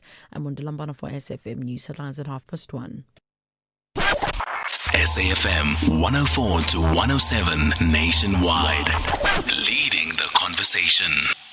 It's always the same with you. I want this, I need that, and somehow I am always the one paying for it. I think we need a little time apart. Not forever, just long enough for me to build some interest again. After all, distance makes the funds grow stronger. Give your money time this July savings month. Open a Nedbank 32-day notice account on the Money app and earn up to 7.55% interest with 0 monthly fees. Go to nedbank.co.za. See money differently. Nedbank, we're a licensed FSP and registered credit provider. T's and C's apply. Pedestrians, crossing the road in winter can be deadly, especially on highways. These are no walking zones for a reason. Always use pedestrian bridges and designated crossings, even if it takes a little longer. No shortcut is worth your life. Stay smart, stay patient, and always cross where it's safe. This message is brought to you by the National Department of Transport. The Full Circle with Bridget Masinga, Monday to Friday, 1 to 3 p.m. Ngaze ngadedela yonke ibonus. Indaba isekutheni nje ngifuna ukuba kuthebelele nawe. Woza nuyo asijabule sithando sami. Sikhohlwe ngezinkinga. Isikhathi sekudali asijabule nunu. Sikhumbule ukuthi siyathandana. Olulunga isikhathi sami nginike nawe dali asakuzokwenza okufunwa uwe asakuzokudla ifavorite yakho asikhohlwe ngokunye dali sijabule sobabili asibhekane mina nawe sikhohlwe ngabanye sibheke yami nawe Letha umzimba wakho wedale sithi nje ukushona phansi kancane kancane namhlanje yimi nawe izinkinga bekale asizitike mina nawe athi ngijike ku-ATM ngila new cash isikhona ukwenza asijabule sithando sami sikhohlwe ngezinkinga isikhathi sekudali asijabule nunu sikhumbule ukuthi siyathandana olulunga isikhathi sami nginike nawe dali asakuzokwenza okufunwa uwe na na na na na asakuzokudla ifavorite yakho asikhohlwe ngokunye dali sijabule sobabili mina ngifuna ukwenza sure ukuthi ukuthebelele mdawe ngithathungeke kwanhliziyo ngiyise angibambe kumangi nawe angibambeki namhlanje yimi nawe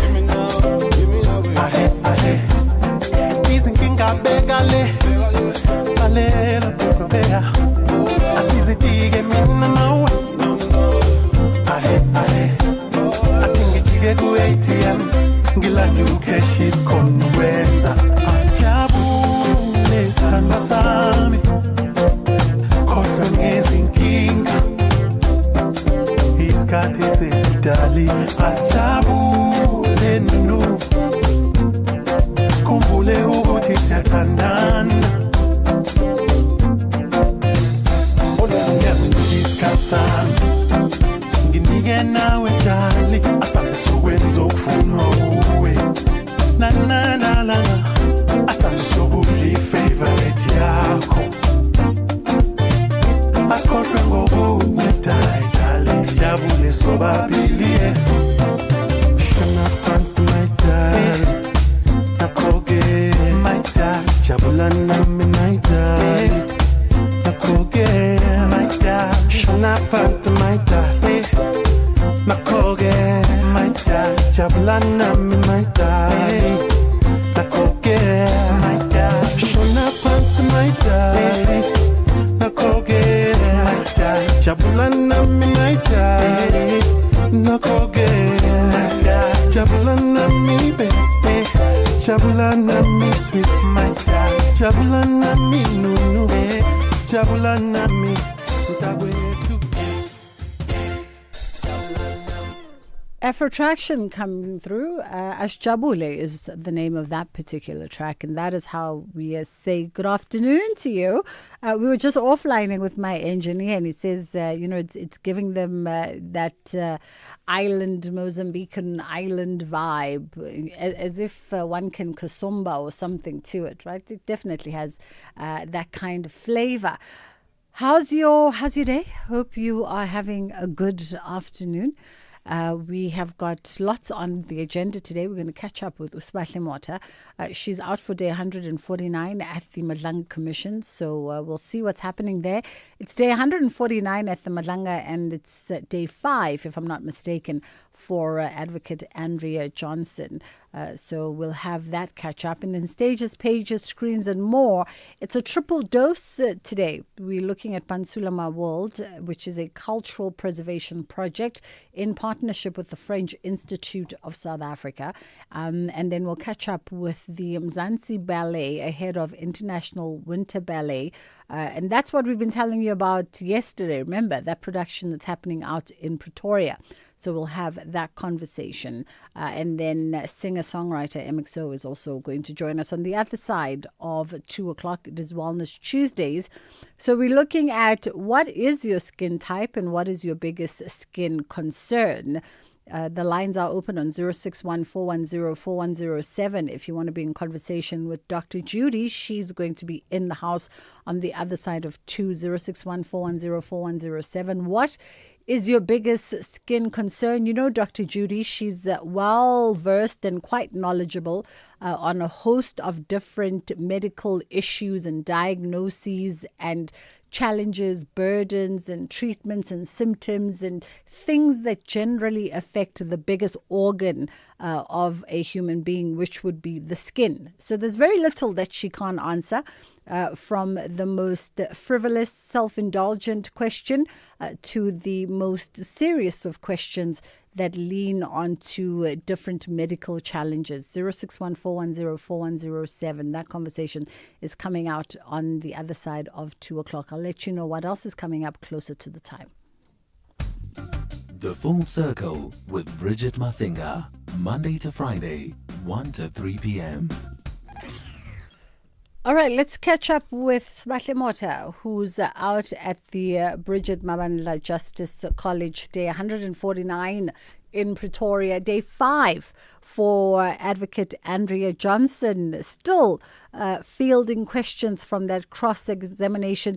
At this point, SAfmRadio, it almost seems like it's never ending for the poor advocate. No, definitely not. Good afternoon to you, Bridget, and to the listeners. And the funny thing is that just before we adjourned for lunch, she's like, can I just ask a question? I just want to ask the commissioners if they can let me go today. Can we just finish my cross-examination today because she has other things to do? So I get a sense that she's also just equally exhausted, and taking the fact that so much has already transpired with her being on that hot seat. So it only makes sense that why she would feel this way. But, evidence leader advocate Mahlapi Silo did assure her that she'll be done with her cross-examination by today.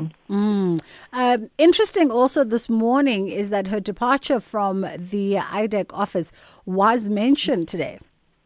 No, definitely. And what, brought about her to speak about her departure as the IDEC head is the fact that the commission needed certain documents relating to the Section 27 affidavit that was submitted by Fadil Adams. And she said that, because now she's not in office, then it becomes a tad bit more difficult for her to have access to certain documents. But she did assure the commission that, there is somebody there who is willing to assist the commission. And on top of that, Mthunzi Mhaga from the NPA has been at the commission while she has been given evidence before the chairperson as well as the evidence leaders. So what we do get a sense of is that anything that was not submitted from her side will probably come through the NPA and possibly even the IDEC advocates, Abla Bodlani. So that's when it came up to say, she no longer has the access that she used to be when she was the head of IDEC. And the other interesting thing was obviously that line of questioning around IDEC's chief investigator, Dylan Perumal, who was accused or is accused, standing accused of fabricating statements that were attributed to a MP, Fadil Adams, in an alleged attempt to strengthen perhaps some cases against the crime intelligence officials. No, definitely. And the issue of Dylan Perumal is one very interesting one because apparently even over the weekend he fell sick and was supposed to present himself before the Matlanga Commission, I think this morning or today. And what we found from the IDEC's lawyer, advocate Abla Bodlani, is the fact that he also doesn't even know what is wrong with Perumal, and he hasn't received a sick note. But I think the allegations against him are quite damning, if I could say that, in a sense that it looks like he may have cooked an affidavit from Fadil Adams. And what we are finding out is that he actually had informed the IDEC head, advocate Johnson, to say that he had commissioned statements from Fadil Adams, but there will be key witnesses apparently who will come before the Matlanga Commission to dispute that fact, to say that they are the ones who had actually commissioned those affidavits, and anything that may have come after is something that had come out of Perumal, out of his own discretion. So, as you can see, this case leading up to the arrest of Dumsani Khumalo and what we've subsequently seen in the media is possibly has just fallen apart. And Perumal needs to come and answer before the commission about his alleged role in this whole thing. It's there's so much to traverse, but just looking at the time, maybe we can touch quickly as well on that whole hospitalization at Dylan Perumal, which prevented the legal team from consulting him, but now he's discharged from hospital, right? Yes, that's the understanding that we get, that it was just possibly over the weekend. But I do get a sense that he may have to present himself before the commission sometime this week. And even Andrea Johnson saying that she's had a difficult time getting a hold of him. So that would be interesting to find out. His side of the story is needed, and he's possibly going to fill in some of the blanks that we've seen from Advocate Andrea Johnson's side. So we can definitely expect him to present himself before the Matlanga Commission this week. All right. We'll leave it there for this afternoon. Sbahle, thank you for the time. SABC News reporter. It's at 1:20 on The Full Circle with myself, Bridget Masinga.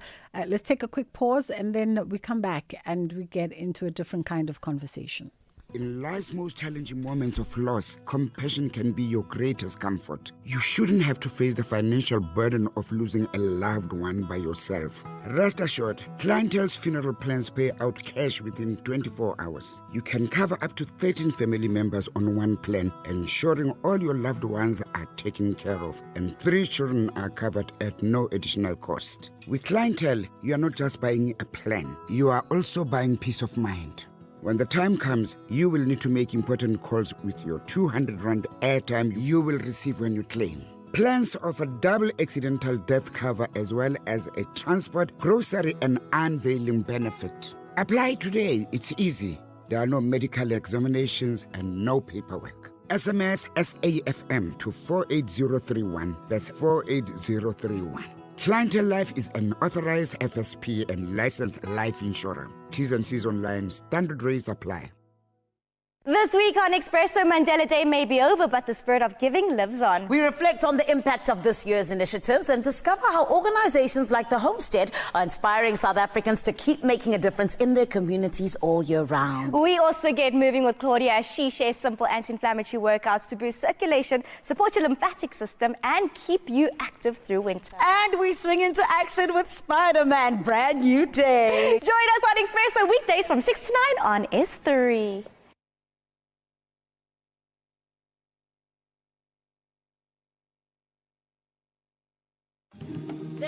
Some voices fill a room, others echo across generations.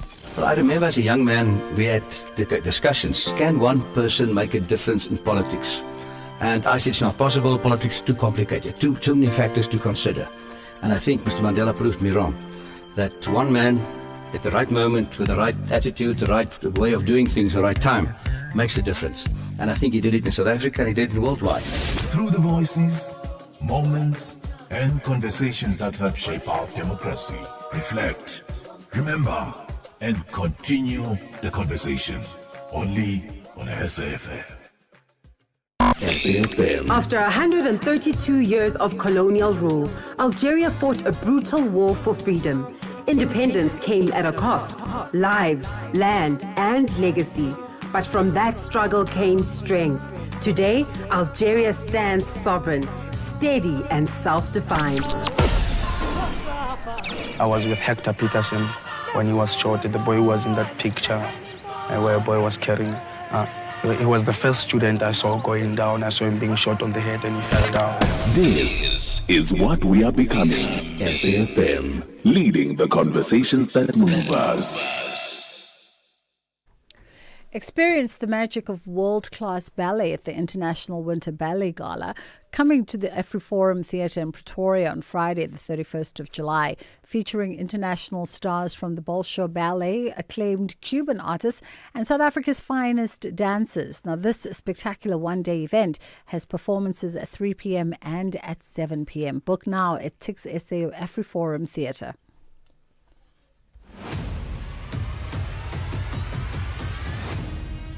SAfm is streaming live now on Facebook, YouTube, and X at SAfmRadio.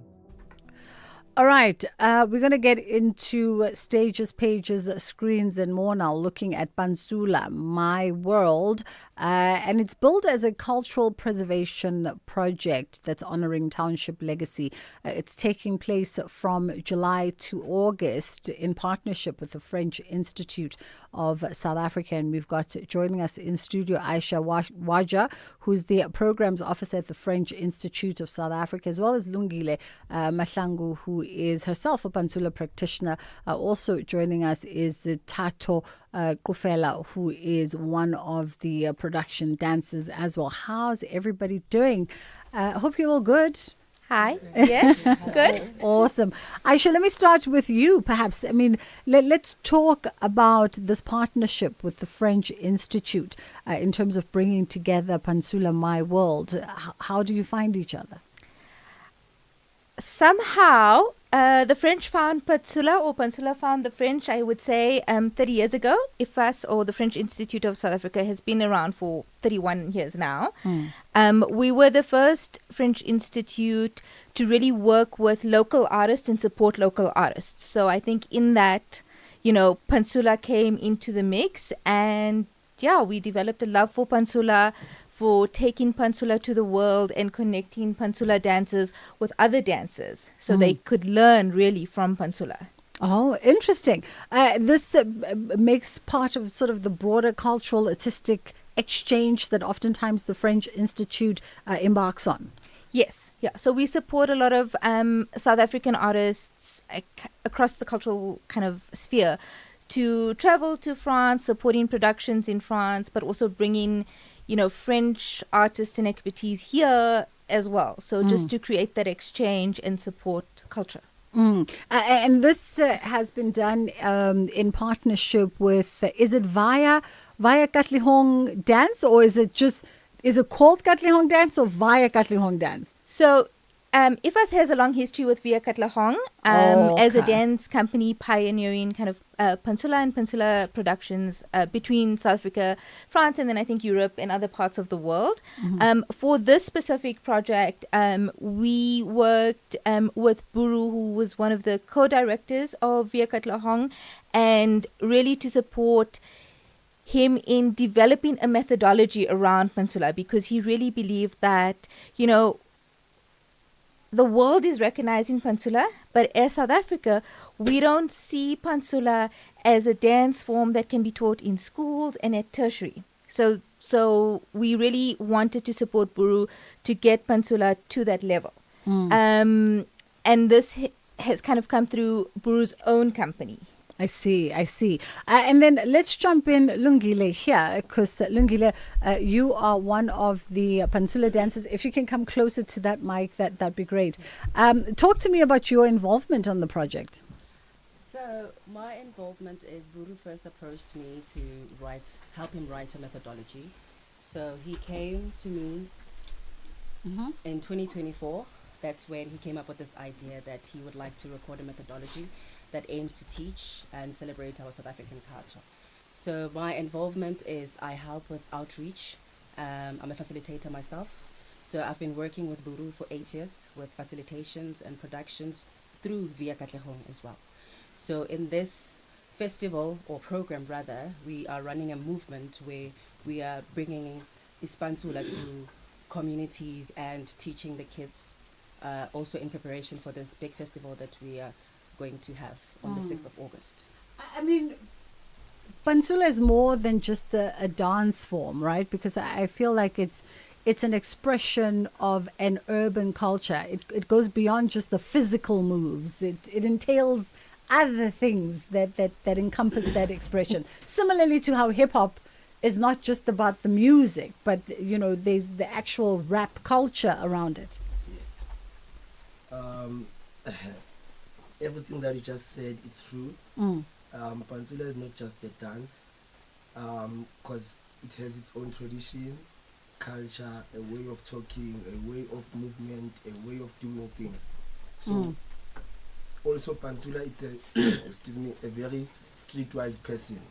You know, so with Peninsula you're not just only dancing, but it teaches you also discipline and respect and how to carry yourself also. And important, I guess, also just relaying that part, that it's more than just a dance, because I almost feel like Peninsula, from all the dance forms expressed in South Africa, it's probably the one that suffers the most negative connotation, right? A lot of people misunderstand the essence of the culture of it. Yes, I think that's because of maybe the dress code, you know, because most of the people used to wear, or they are wearing like pantsulas, and while they're going to commit their own crimes or doing other negative stuff, you know. So when you come and you say you are a pantsula to people, they will mistaken you as like you're a criminal. So that's why we also try to cut that stigma out, you know. Yeah. Even also with Via Katlehong, that's why the name came about, like Via Katlehong, pass by Katlehong, because it's no longer as bad as it was. You know, now it's a tourist-free zone that they can come and visit and see how people live there and doing their own things. Got you. Let's take a quick break for the headline news, and then we'll come back on the other side. I know the audio is not really at the standard that we'd like for this. The mics are switched on.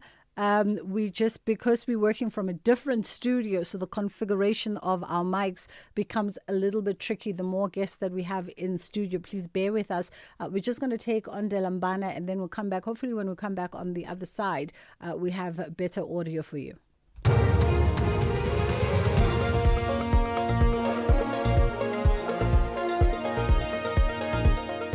Thank you, Bridget. On the news headlines, National Treasury says it will commence releasing the remaining municipal funds from the 31st of July. Total amount to be released is 7.1 billion rand. Commissioner Sesi Baloyi has questioned why IDEC failed to investigate the only allegation in Member of Parliament Fadil Adams' Section 27 affidavit that clearly fell within its mandate. And the South African Weather Service has upgraded its weather warning for KwaZulu-Natal from a yellow level 4 to an orange level 6. A full update follows at the top of the hour.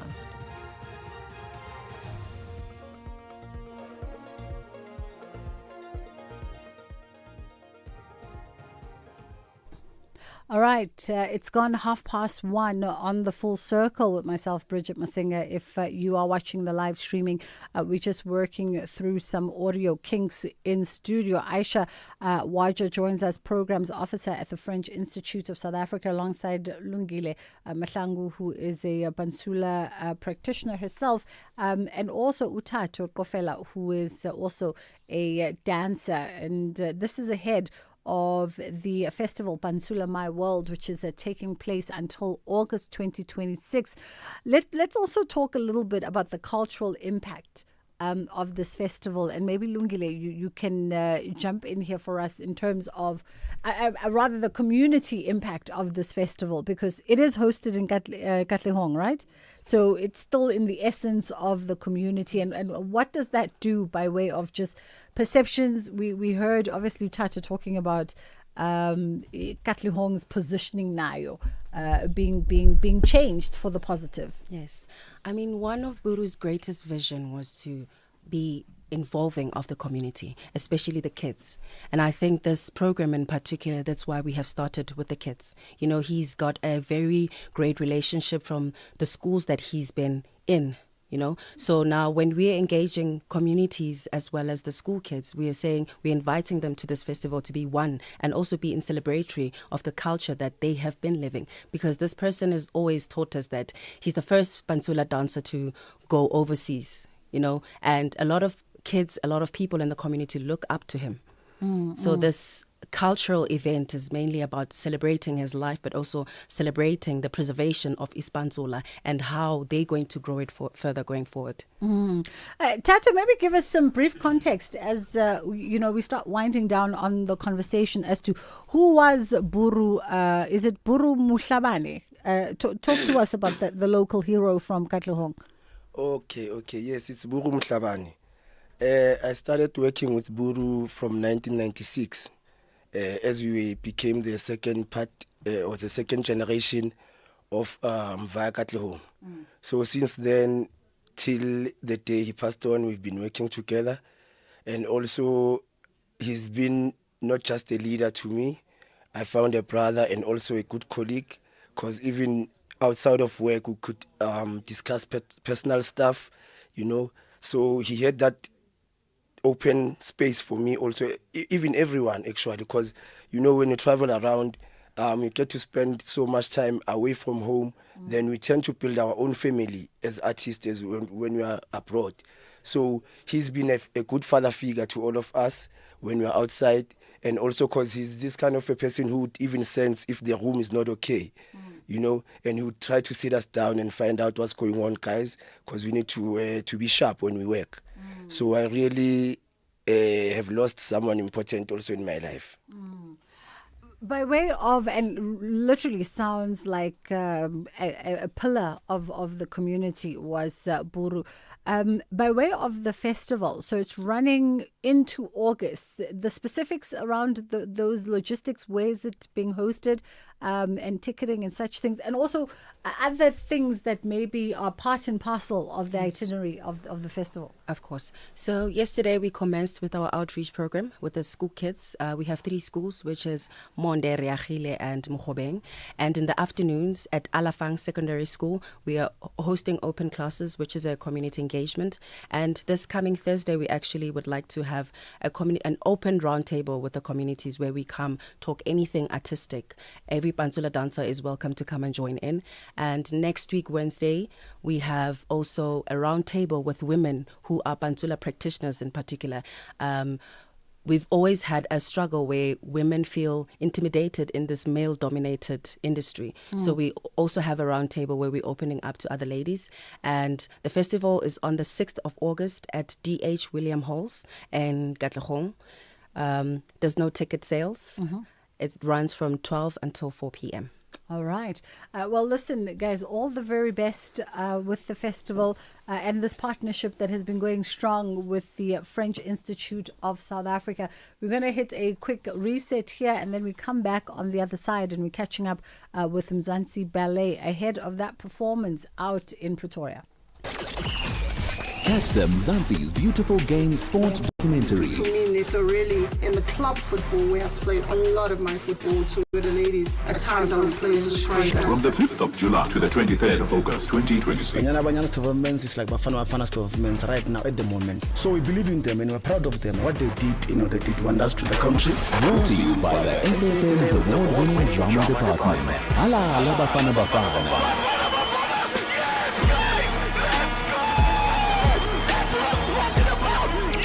This is what we are becoming. SAFM, leading the conversations that move us.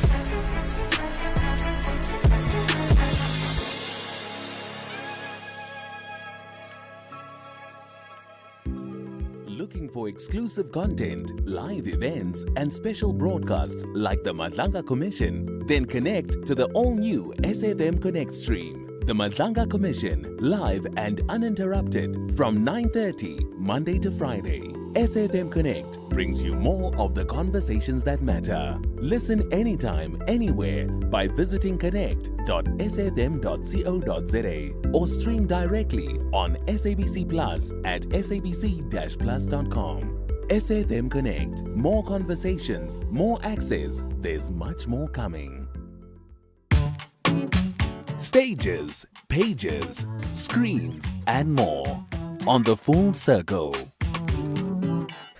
All right, we're talking the International Winter Ballet Gala now, which is bringing together world-class ballet stars to Pretoria. And they'll be presenting the International Winter Ballet at the Afro Forum Theatre in Pretoria come this Friday, the 31st of July. And this is all staged by Dirk Badenhost and, of course, Mzansi Ballet. How are you doing this afternoon? I'm super excited. How are you? I'm fantastic. So, super excited. Not even a little jittering of anxiety and nerves, considering just how big this particular production is. It's such a beautiful production. It's so wonderful to bring dancers that are from the UK, from Russia, from Africa, all onto one stage. And then included in the lineup is a young student, Nico, who was trained by us and many teachers in South Africa. And a few years ago, he got an opportunity to study at the Royal Ballet School in London.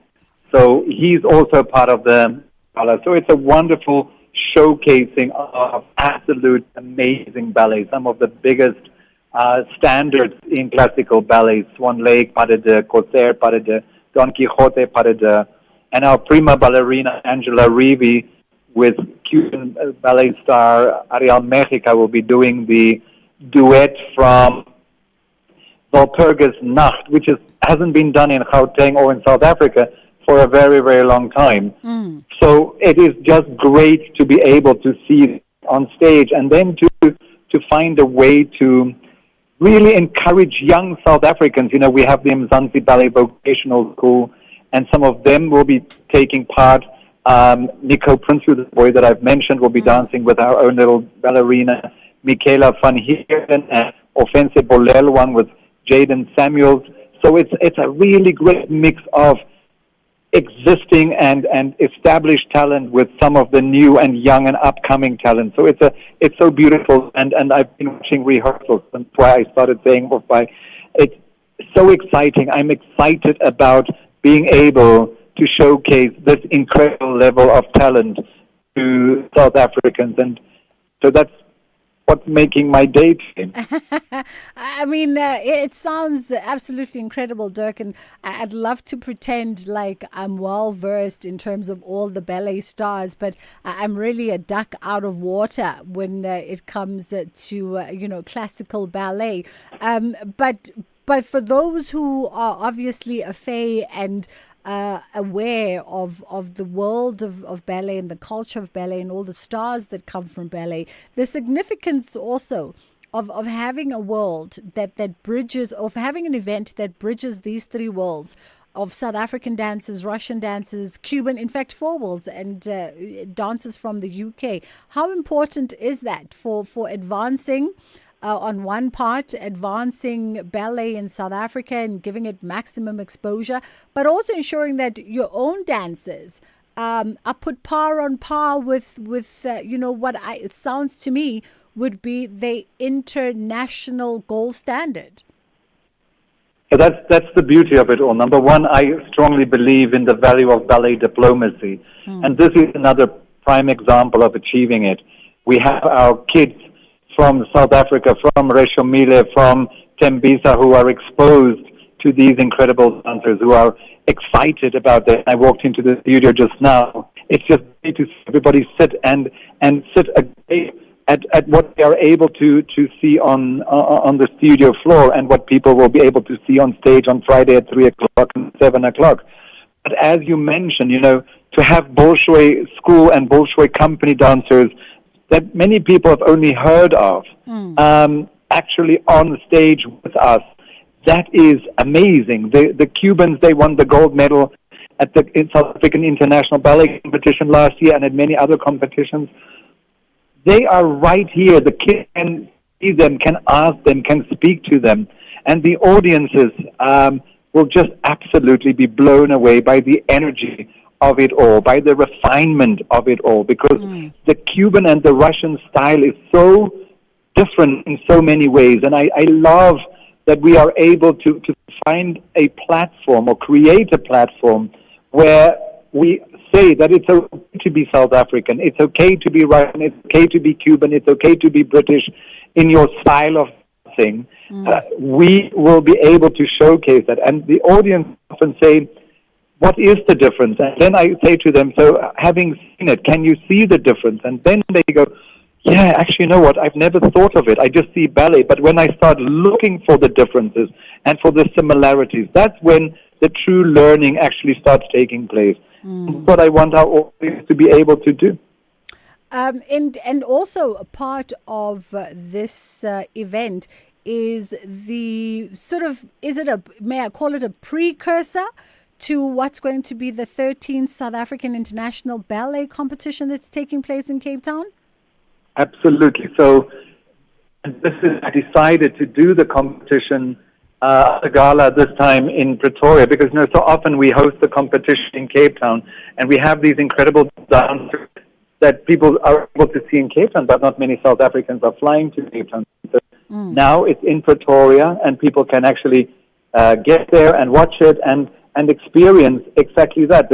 Then on Sunday, fly to Cape Town, and on Monday, the 13th South African International Ballet Competition starts, where these dancers, including the South African kids, are going to be performing. And actually, for the gala and for the competition in Cape Town, we even have kids that are coming from Gqeberha and Makanda that are placed, because I really believe that it's the interaction, the osmosis that can take place in an event like this that is so important. And that's something that I have often taken for granted, because I'm very blessed that I can go from one theater to another, from one school to another. But I forget the impact of our own kids, the kids that we are training or that other teachers are training, and having them experience the beauty that I am very fortunate to experience on so many places. We just got a WhatsApp from someone saying, why only Gauteng? When KZN? I think there's so many cities that always feel left out from some of the fabulous stuff. But perhaps in future, there could be a plan to travel the production. Absolutely, and that is the dream, is to be able to do the galas before or after the competition in all of the provinces. Not every year, all 9, but over a 3-year cycle to try and achieve exactly that. We are already starting to look at venues in the Eastern Cape and the Northern Cape. The Free State we've done already earlier this year. So KZN, just be patient. We will be coming for you very soon. Wonderful. This Friday, 31st of July, there's 2 shows, the matinee at 3 o'clock and, of course, the evening show at 9 at the AfriForum Theatre in Pretoria. And tickets are available from tixsa.co.za. Yeah, it's not at 9, it's at 19 hours, sorry, so it's it's at at 7. It's at 7 p.m. Yeah, and they are indeed either at TIXA, tixsa.co.za, or AfriForum Theater, the Afrikaans version of spelling theater.co.za, and they will indeed assist you. And it's just 2 shows, and it's a small theater, and the tickets are thankfully selling well, so please ensure that you get there. And as I said earlier, so often the people in Pretoria have to drive to Joburg to come and see good ballet, so we are bringing it right to your doorstep, Pretoria, so you have no more excuse. Wonderful. Dirk Badenhost, thank you so much for the time. Founder and CEO of Mzansi Ballet. You got those details for this Friday's upcoming shows, which are happening at 3 p.m. That's the matinee show, 3 in the afternoon. And, of course, 7 p.m. That is the evening show. We're going to hit a quick pause here, and then we come back with MXO. Outsurance is in the business of saving you money on your car insurance premium. If they can't, ask for 500 Rand. SMS out to 30754. That's out to 30754. You may be paying more for medical aid this year, but switch to Outsurance, and you could actually drop the price of your car insurance premium, and you could save big, like 43-year-old Ilana, who saves an unbelievable 349 Rand a month on her 2022 Suzuki Jimmy. There's never been a better time to switch and save with Outsurance, so why wait? Get a quote today. Simply SMS out to 30754. That's out to 30754. Outsurance is a licensed insurer, and FSP and T's and C's do apply. Outsurance will go out of their way to try and save you money on your car insurance. If they can't, ask for 500 Rand. SMS out to 30754. That's out to 30754.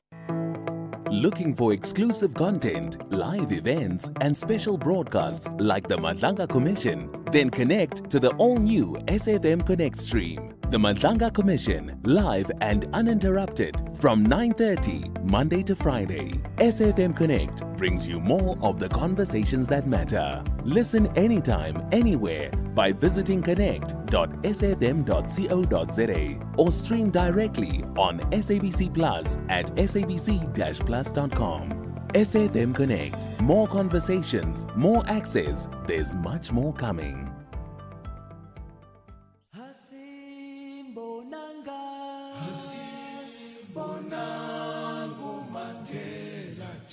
Hashtag Mandela Month on SAfm.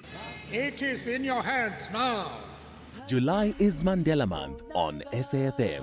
A month to ask the difficult questions. 30 years into our democracy, what have we built? What have we broken? And what remains unfinished?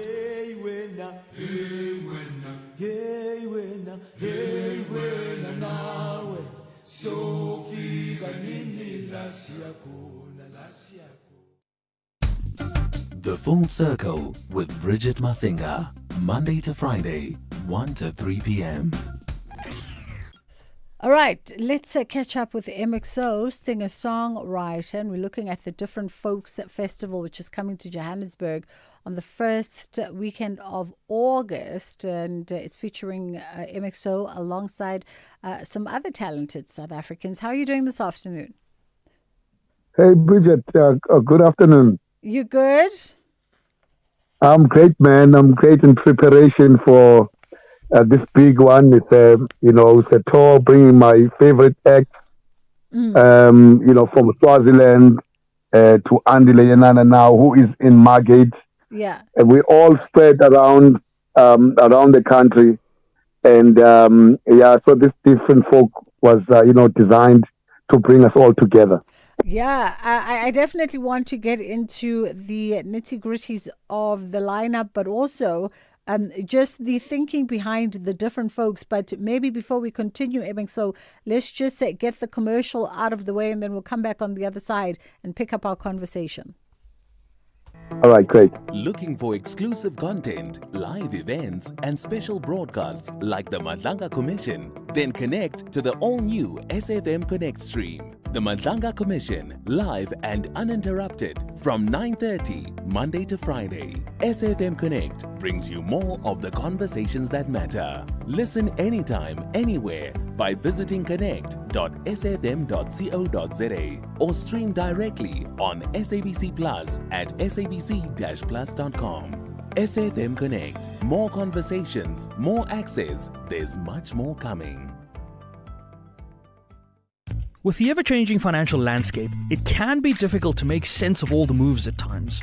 Join me, Jimmy Moyaha, on the SAfm Market Update with MoneyWeb, Mondays to Thursdays, 6 to 7 p.m, as we break down the key market trends, top financial stories, and smart investment insights, all in one place. It's everything you need to stay financially informed and ahead of the curve. Stages, pages, screens, and more on the Full Circle. All right, we are catching up with the MXO ahead of the Different Folks Festival, which is coming to Johannesburg come the 7th of August.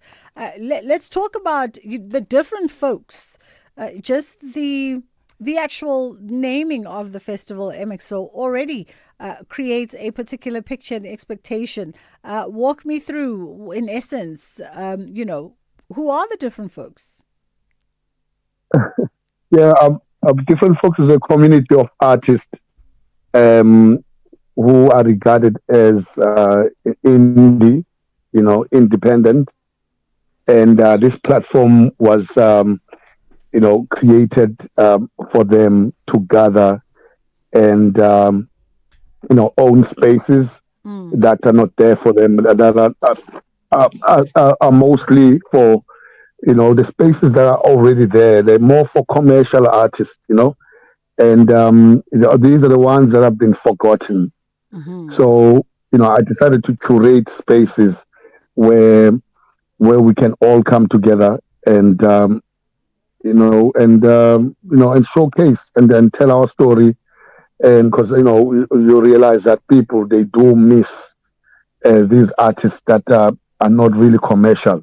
So there is a big market for that. And, it's a lived on experience where, we decided not to wait for promoters to call us, to create and curate our own spaces. And, give an opportunity and make an ecosystem out of this and make it viable for the artists to work, for the artists to showcase their products.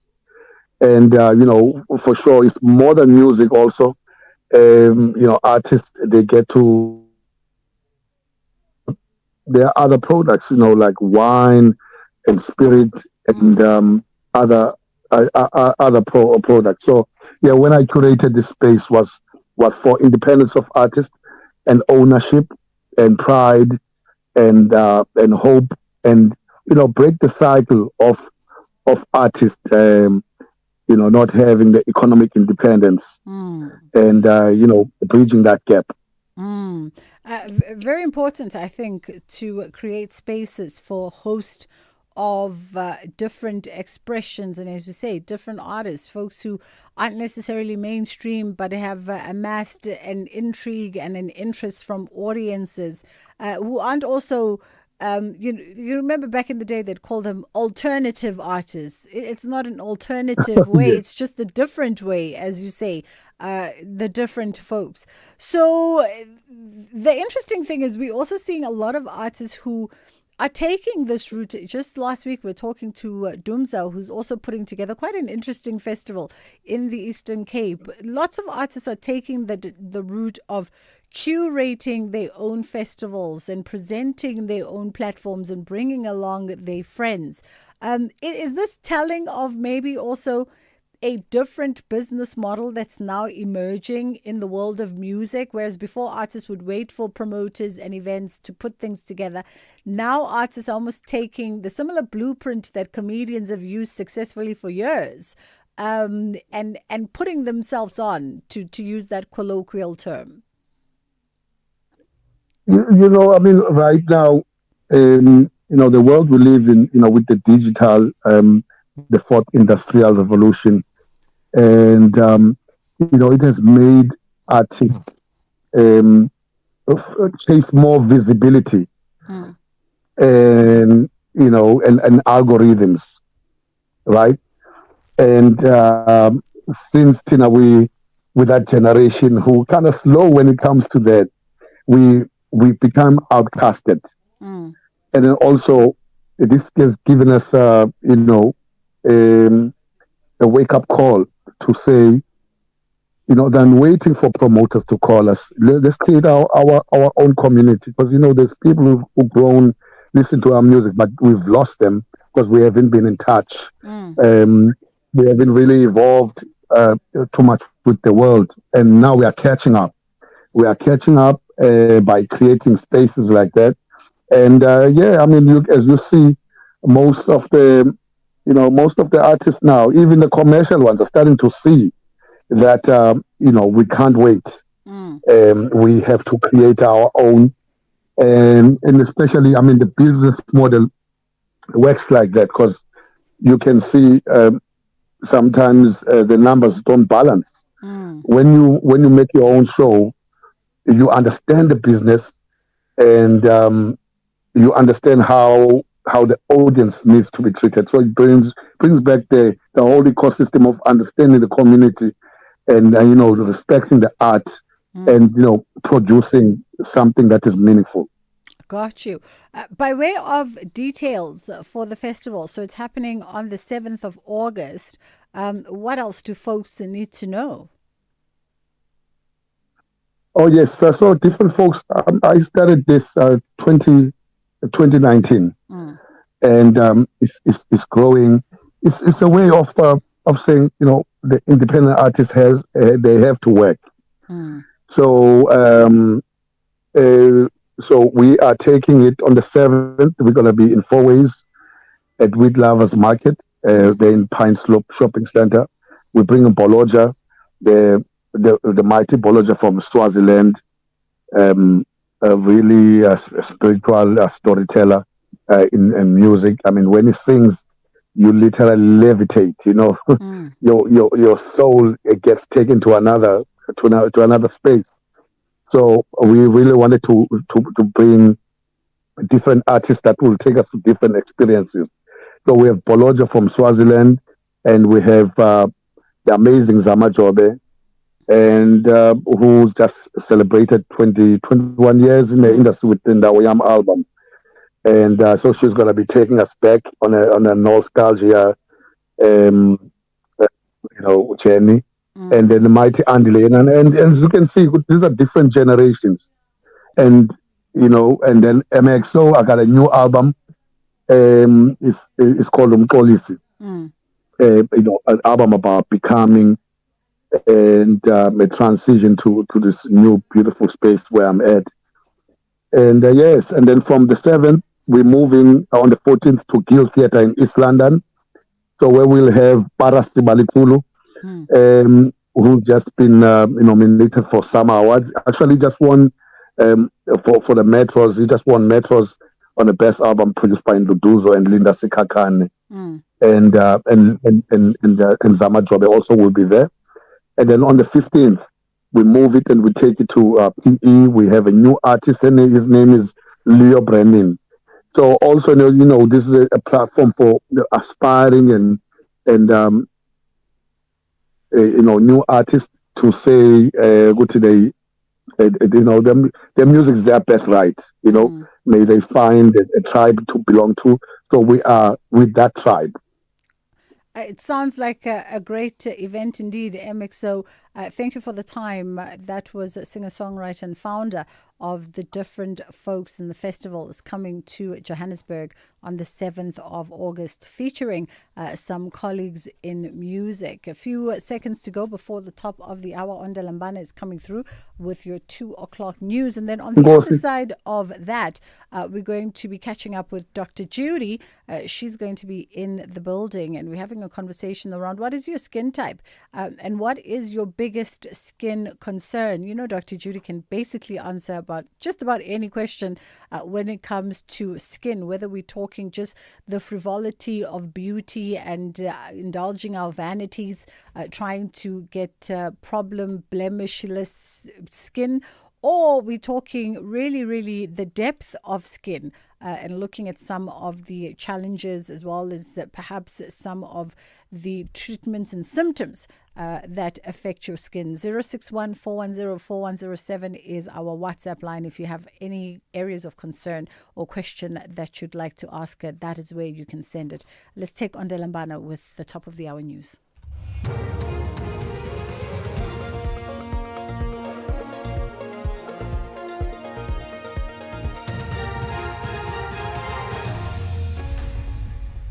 Thank you, Bridget. On the top stories, South Africa and Nigeria to strengthen ties on migration, and KZN weather warning upgraded to orange level 6. For SAFM News, I am Onda Lambana, and a very good day.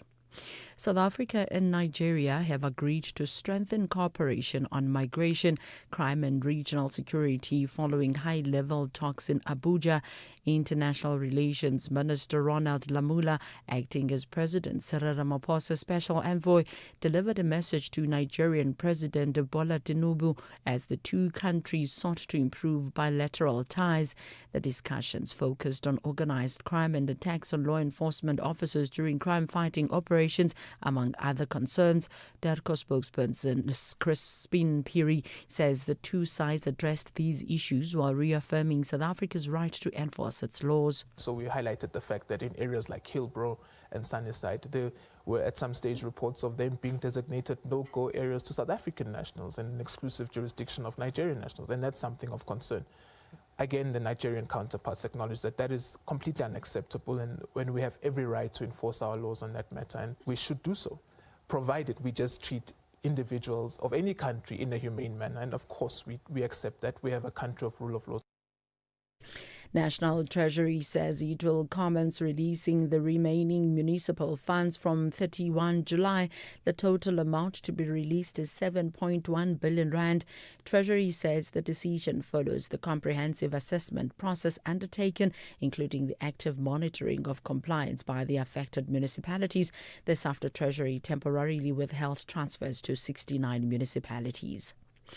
Commissioner Sesi Baloyi has questioned why IDEC failed to investigate the only allegation in Member of Parliament Fadil Adams' Section 27 affidavit that clearly fell within its mandate.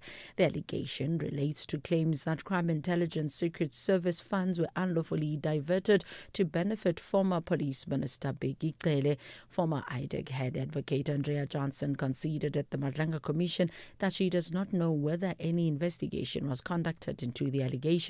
Commissioner Baloyi questioned why IDEC appeared to ignore the allegation while pursuing others that fell outside its mandate. The one allegation in this affidavit that falls squarely within your mandate, or would fall within your mandate if there is any merit to it, it's quite curious that it is the one that you don't get involved with, that you are unable to speak to, that you don't seem to have paid attention to. And that's quite a curiosity in the circumstances, considering that the rest of the affidavit has nothing to do with IDEC. The South African Weather Service has upgraded its weather warning for KwaZulu-Natal from a yellow level 4 to an orange level 6. This means that there is now a high likelihood of significant impact from showers and thunderstorms from this afternoon until midnight tomorrow. The warning is in place for coastal areas between Port Shepstone in the south to St. Lucia in the north, as well as some of the adjacent inland areas. According to the warning, persistent rain may may lead to the flooding of roads and settlements, as well as damage to infrastructure and mud houses.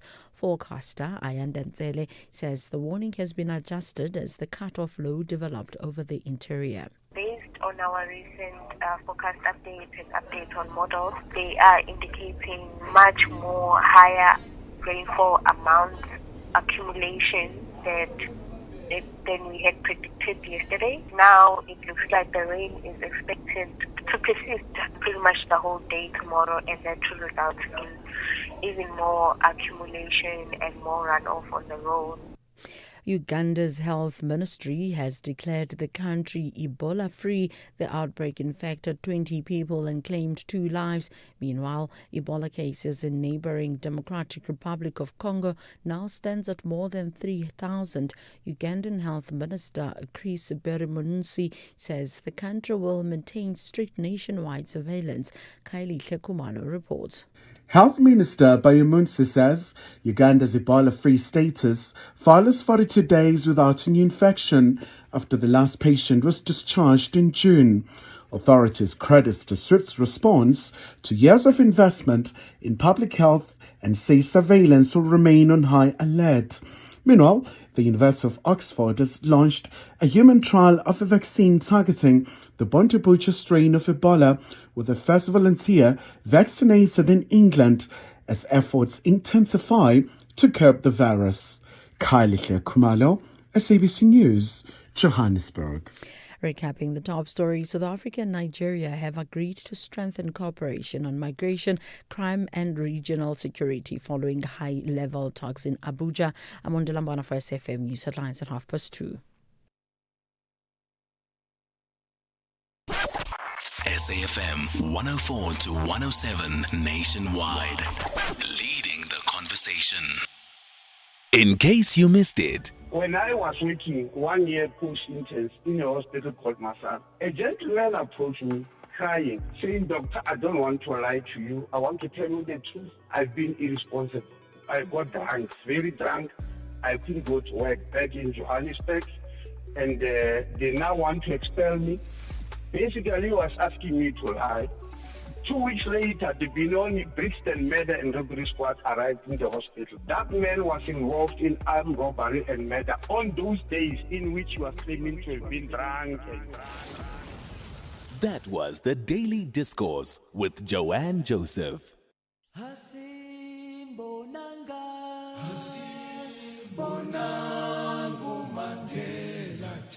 Hashtag Mandela Month on SAFM. It is in your hands now. July is Mandela Month on SAFM. A month to ask the difficult questions. 30 years into our democracy, what have we built? What have we broken? And what remains unfinished?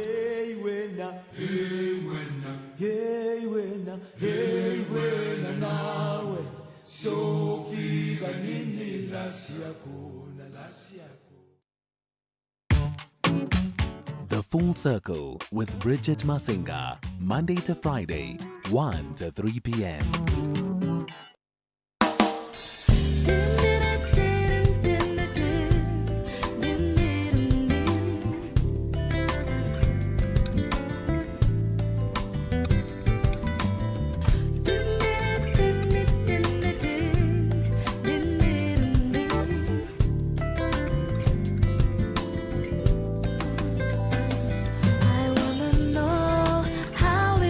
To be loved, how it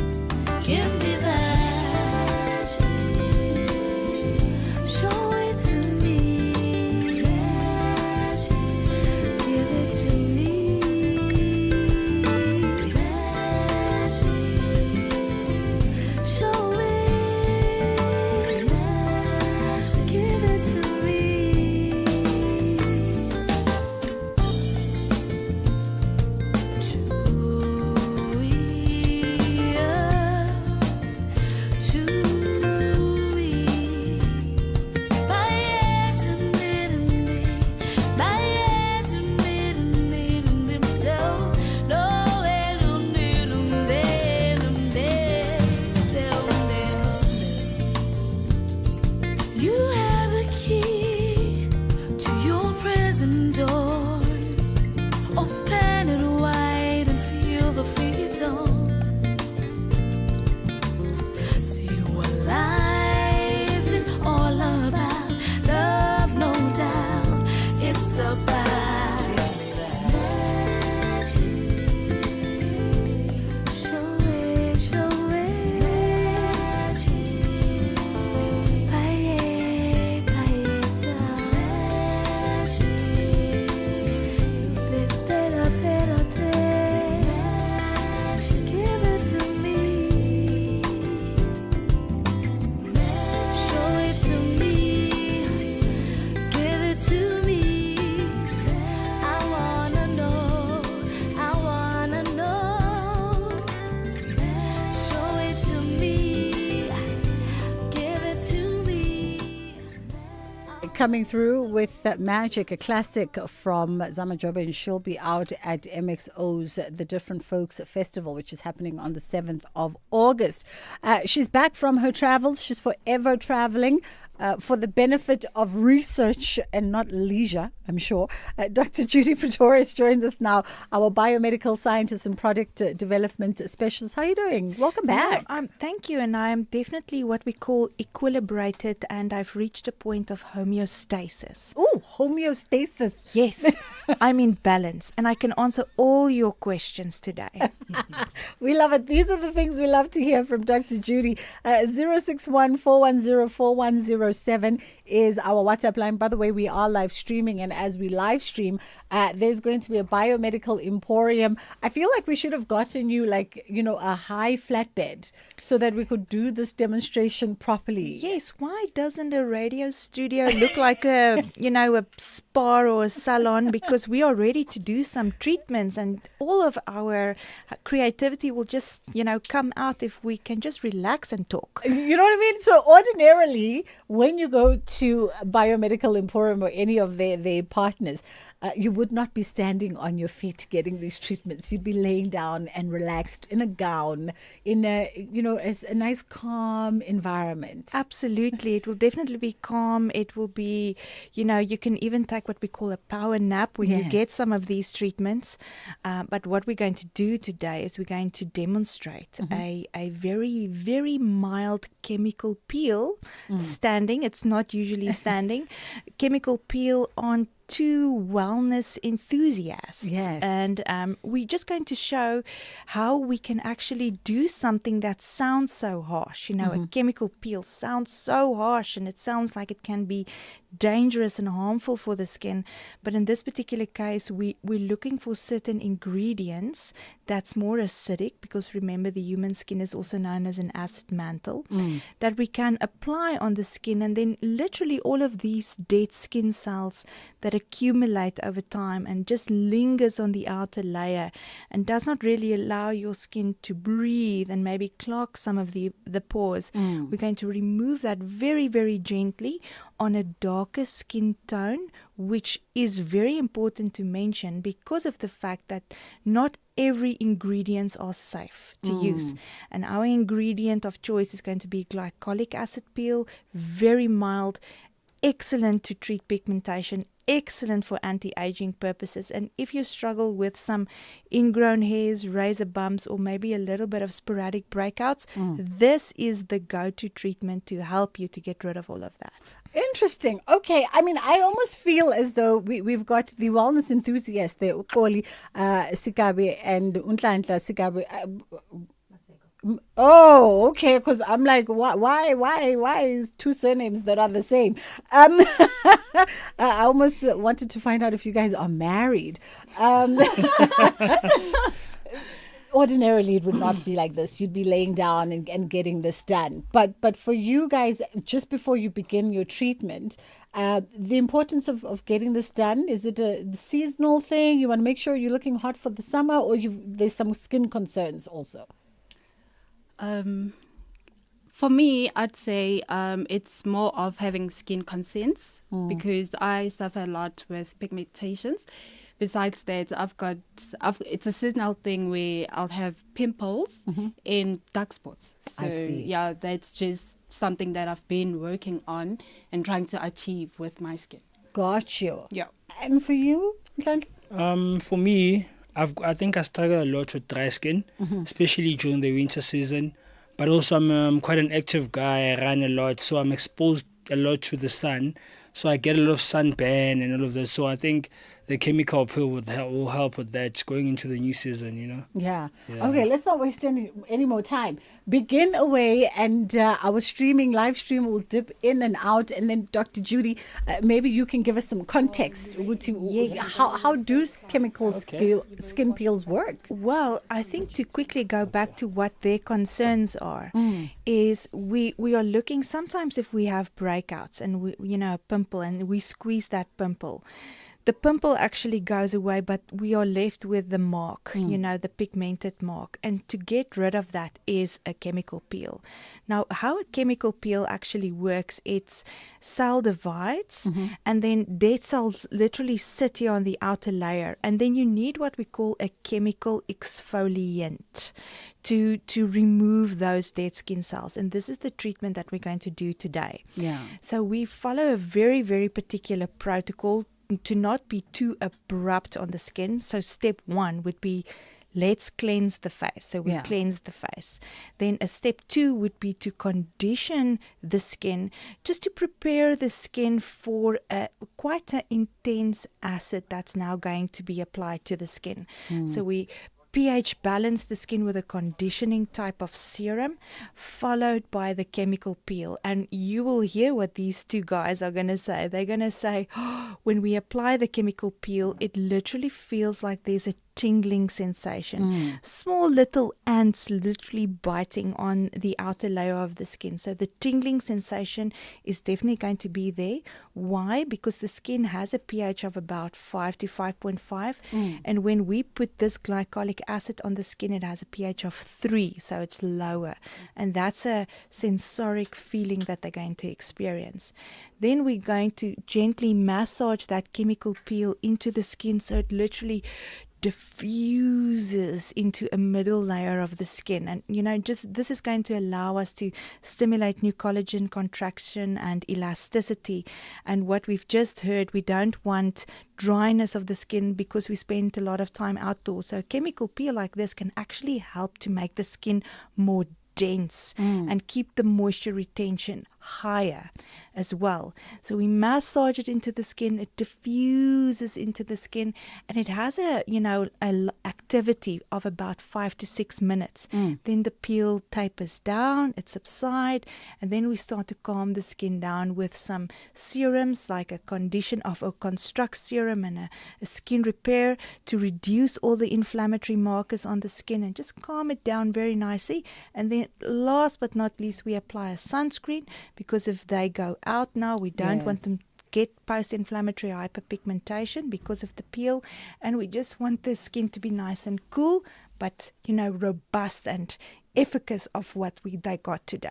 And not every peel is the same. In our 2 minutes before we go on a break, not every peel is the same, and not everybody can be subscribed the same kind of peel. Yes. So there are so many acids out there, and listen to this: salicylic acid, lactic acid, trichloroacetic acid, ellagic acid, glycolic acid, tranexamic acid, azelaic acid. I can go on.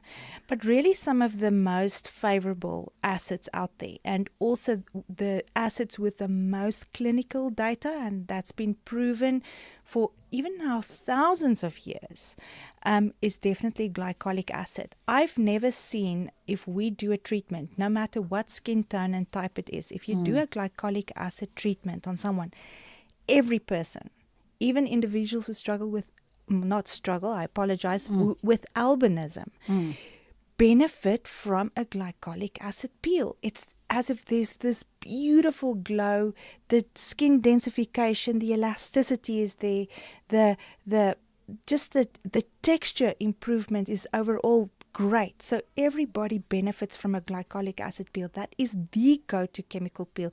And that's why you're going to see with these two, their skin is going to be at an optimal state today, a state of, it just looks healthy, optimal skin health. Glycolic acid peel is the go-to peel for sure. Wow, sir. Let's take a quick break. We'll come back and continue while this process is happening here, live streaming. And again, disclaimer, when you go to Biomedical Emporium, you are going to be relaxing and chilling. You can't get there and say, can I do it quick 10 minutes standing? That's not how it works. This is the radio edit of a sneak peek of what would be happening if you book yourself for any of these treatments. And finally heed the advice of Dr. Judy. It's at 2:20, a quick pause, and then we come back on the other side. Join us this Thursday evening on Top Billing as designer Erica Skalkfake renovates her own home. Metro FM DJs Muesli and Scoop share the secret to their new show. A Carlitsdorp artist inspires a Paris fashion house. And Michael joins Dylan Lewis on a tour of his sculpture garden. That's Top Billing this Thursday at 7. Repeat Sunday at 1 on S3 and Tuesday at 9:30 p.m. on SABC 1.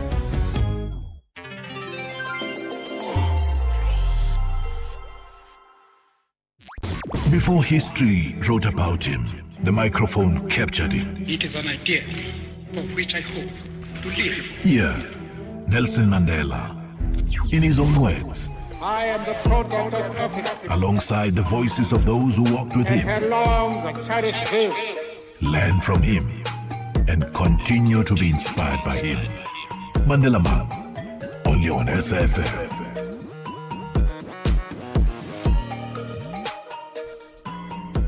Experience the magic of world-class ballet at the International Winter Ballet Gala coming to the AfriForum Theatre in Pretoria this Friday, the 31st of July, featuring international stars from the Bolshoi Ballet, acclaimed Cuban artists and South Africa's finest dancers. This spectacular one-day event has performances at 3 p.m. and 7 p.m. and you can book now at Tix SA or AfriForum Theatre.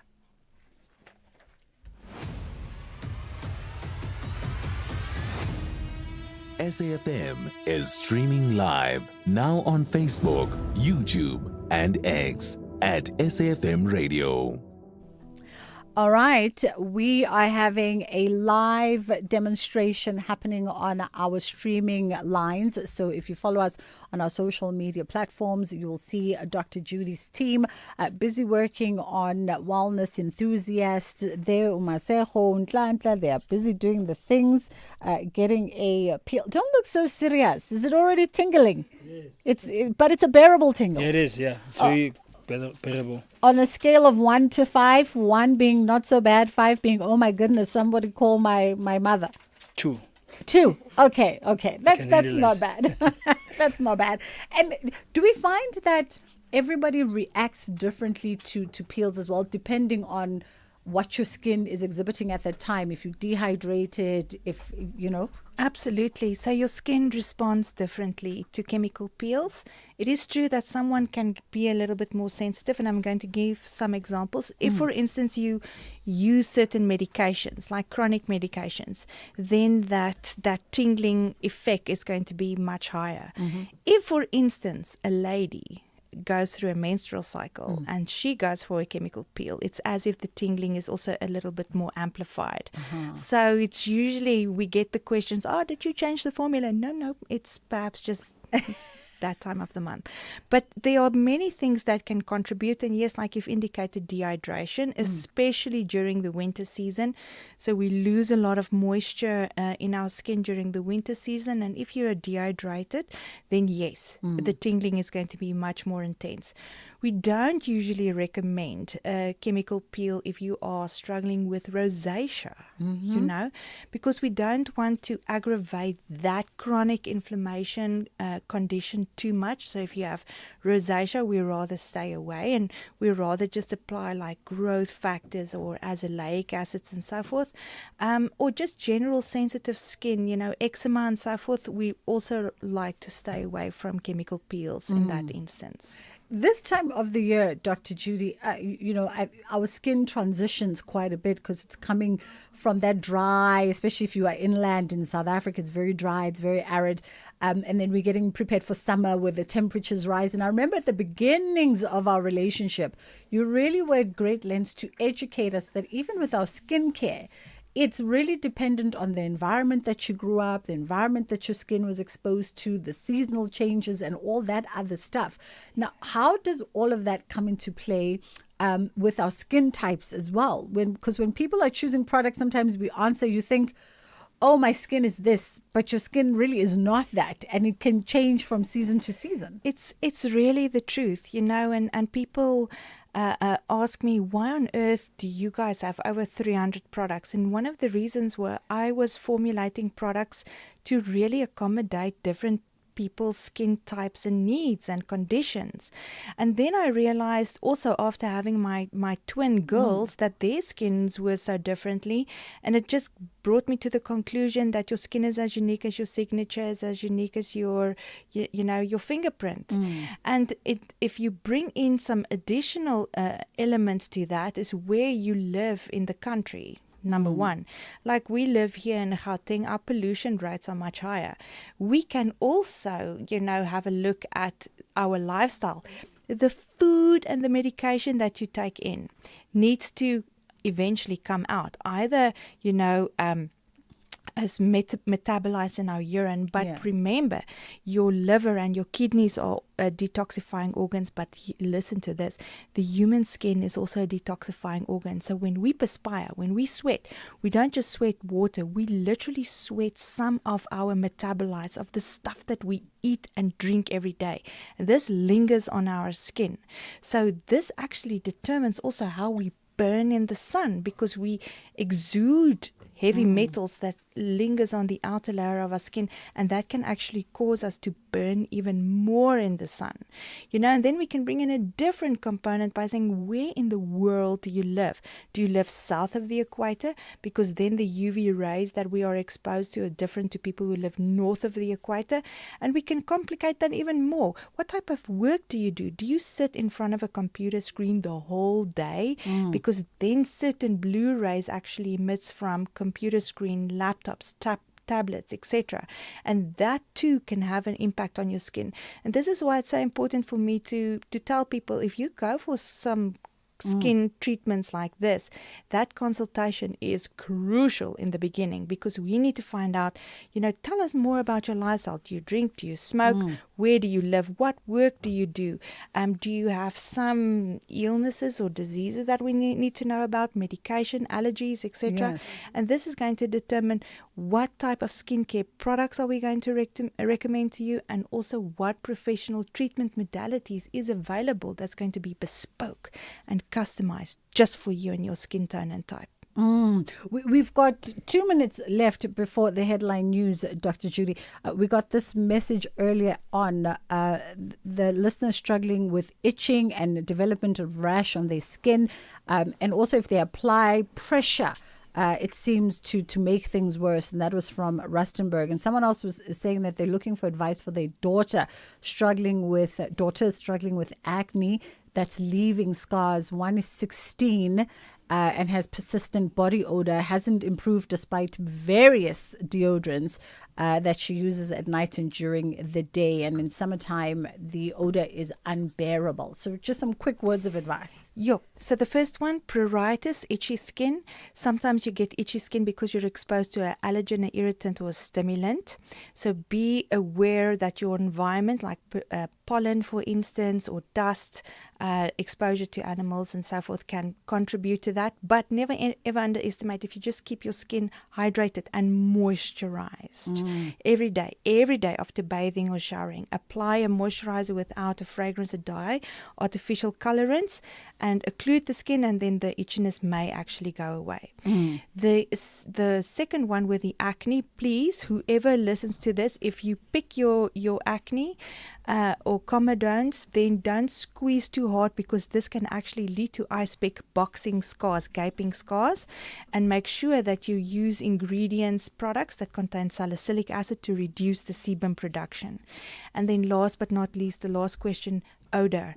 Now remember, we spoke about Yes. the skin being a detoxifying organ. There's actually a disease, and I'm not saying this is the disease, but there is actually a disease called fish odor syndrome, where people, their sweat has a very, very particular odor, and this comes back to diet. So when we perspire, there's a very particular odor, then maybe we should remove ingredients like fish, or, and I'm now going to Yes. say broccoli. My kids will love that if I can remove this from the diet. But anyways, certain things that we can remove, and always then look for products before you use them that says pH balanced, because if you wash with those body washes, for instance, then that will help you to deodorize a little bit more than normal. We're going to have a slight sidebar with Dr. Judy because we are in the middle of a peel. See what her schedule works like if we can steal another 10 minutes of her time on the other side of Nalibali. So if she's in agreement, you can send through some of your skin concerns on 0614104107. We're going to ngenga her on your behalf, but you can send those WhatsApps on 0614104107 if you've got skin concerns that you'd love to address. Ondelambane is standing by. Thank you, Bridget. On the news headlines, the Standing Committee on Public Accounts says it has laid a criminal charge against former Road Accident Fund CEO Collins Letsoalo. The ANC has vowed to unveil its mayors for 8 metros and 22 secondary cities within the next 2 weeks. And South Africa and Nigeria have agreed to strengthen cooperation on migration, crime and regional security following high-level talks in Abuja. A full update follows at the top of the hour.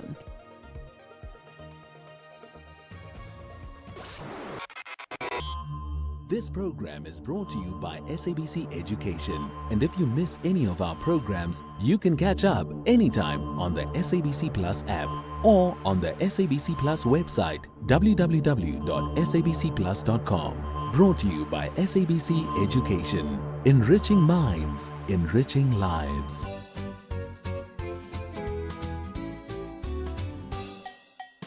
Hello, friends, and happy Tuesday. Welcome to another exciting episode of Kids Corner. Today, we're talking about good values and good manners, the qualities that help us become kind, respectful, and responsible people. What do you think it means to be a person with good values and good manners? What is one good deed you can do every day to make your home, school, or community a better place? Why do you think it's important to be honest, kind, and respectful even when no one is watching? And if you could teach every child one important value, what would it be and why? All right, friends, let's hear from some of our friends while you share your answers with the people next to you. Greetings to you all. My name is Lorraine. Thank you so much for listening to the Kids Radio Show today. A person with good values and good manners is kind, honest, and respectful to others. One good deed I can do every day is to help at home or pick up litter at school. It is important to be honest and kind even when no one is watching, because that shows honesty and good character. Children can encourage friends to make good choices by being a good example to each other. If I could teach every child one value, it would be kindness, because when we are kind, the world becomes a better place. Thank you so much for listening to me today, and I hope you have a wonderful rest of your day. Bye. Hi, my name is Danny Wood. Being a person with good values and manners means to be respectful, honest, helpful, and kind. A good deed I can do every day to make my community or home and school a better place is assisting those who need help.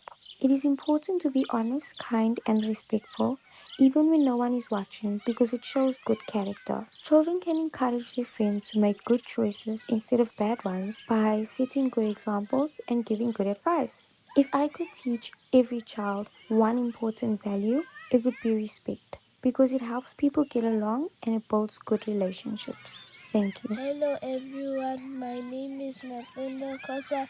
I am 7 years old. I go to Jabez Christian Academy School.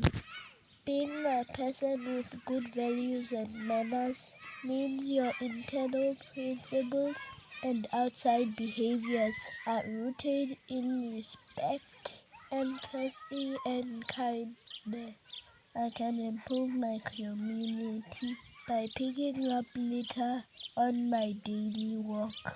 Being honest and kind and respectful when no one is watching builds integrity. Children can guide their friends towards good choices by showing good behavior. If I could teach children an important value, it would be respect. Hello, my name is Ribuya. Good values means being kind, honest, and respectful. I can help others every day. Children should encourage their friends to make good choices. Kindness is the most important value because it makes the world a better place. Sister Anne, my name is Pepe. I am in grade 6B. I am 11 years old and I'm in Brixton Primary School. I think a person with good values and good manners is a person who treats others with respect even if it's hard. One deed I do at home, at school, every day, or at the community is: at home, I could wash dishes without being asked. At school, I sit with someone who's alone at lunch. And at the community, pick up 3 pieces of litter on my walk. I think it is important to be kind, honest, and respectful even when no one is watching, because once something bad happens to you, the person that you were being kind to and the person you were being honest to and respecting that person might be the one coming to help you. And if you respect the next person, that person can respect you too. But always remember to respect yourself before you respect the next person. In order for children to make friends or encourage their friends to make good choices instead of bad ones, children can tell their friends the difference between bad and good, and then they can lead by example, invite differently, speak up kindly, and be the safe friend. If I was to teach every child one important value, I would be teaching them to always be kind and respect the next person for the next person to respect you back. Always respect the next person. Share, because sharing is caring, because one day once you don't have lunch or something, that person that you shared lunch with can always be the one to share lunch with you, because they're going to remember what you once did for them once they didn't have this. If I was to teach them an important value, I would also be teaching them all about empathy. Thank you for listening. Hope you enjoy the rest of your day. My name is Duruetsang Ndlovu. To be a person with good values and good manners means to respect yourself and your human dignity, and to respect the rights of others, even with little things, because everyone's name deserves to be upheld, no matter who they are. Picking up litter is one thing that I can do to make my home, school, and community a better place. It's important to be honest, kind, and respectful, even when no one is watching, because doing so teaches you how to do the right thing, which you grow used to, even when you're around others, which they can see as very inspirational. Children can encourage their friends to make good choices instead of bad ones by encouraging them when they do the right thing, and by doing it as well to show them that it is good. One important value I would teach every child is to know that God is always there for you. Because even when life gets tough or when no one is there for you, God is. My name is Denver. What is more important to do is do the right thing than being popular. No, I am not influenced by what others do. I am firmly make my own decision. For example, whenever I'm done eating, I wash my dish. My brothers don't wash their dishes after eating, but I make sure that I don't do as they do because it is not good at all.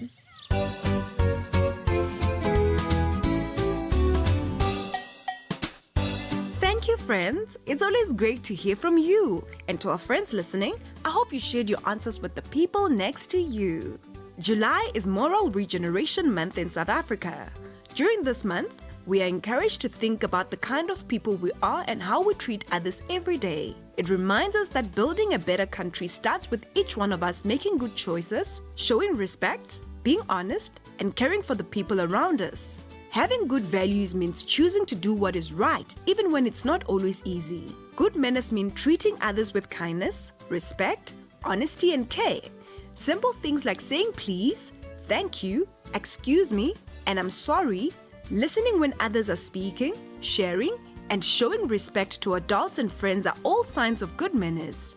These small actions help make our homes, schools, and communities happier places. Every day we can do at least one good deed to make a difference. We don't have to do something big to make a positive change. Small acts of kindness can brighten someone's day. Being honest, kind, and respectful is important even when no one is watching, because our character is shown by the choices we make when nobody's looking. It can be tempting to keep something that isn't ours or tell a lie to avoid getting in trouble, but choosing to do the right thing builds trust. We can also encourage our friends to make good choices. If a friend wants to bully someone, cheat in a test, damage school property, or break the rules, we should encourage them to do the right thing instead. We don't have to follow others just because everyone else is doing it. A good friend helps others make good decisions, not bad ones. Friends, as we come to the end of July, which is Moral Regeneration Month, let's remember that building a better South Africa starts with each one of us. Every time we choose to be honest, respectful, responsible, and kind, we help create stronger families, happier schools, and safer communities. We have the power to make a positive difference every single day. Let's be the generation that chooses good values, good manners, and good choices everywhere we go. That's it for today, friends. See you next time.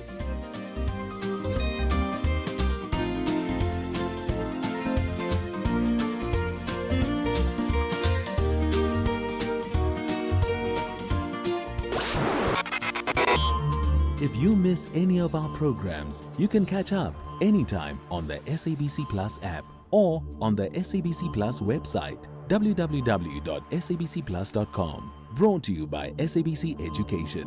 Enriching minds, enriching lives.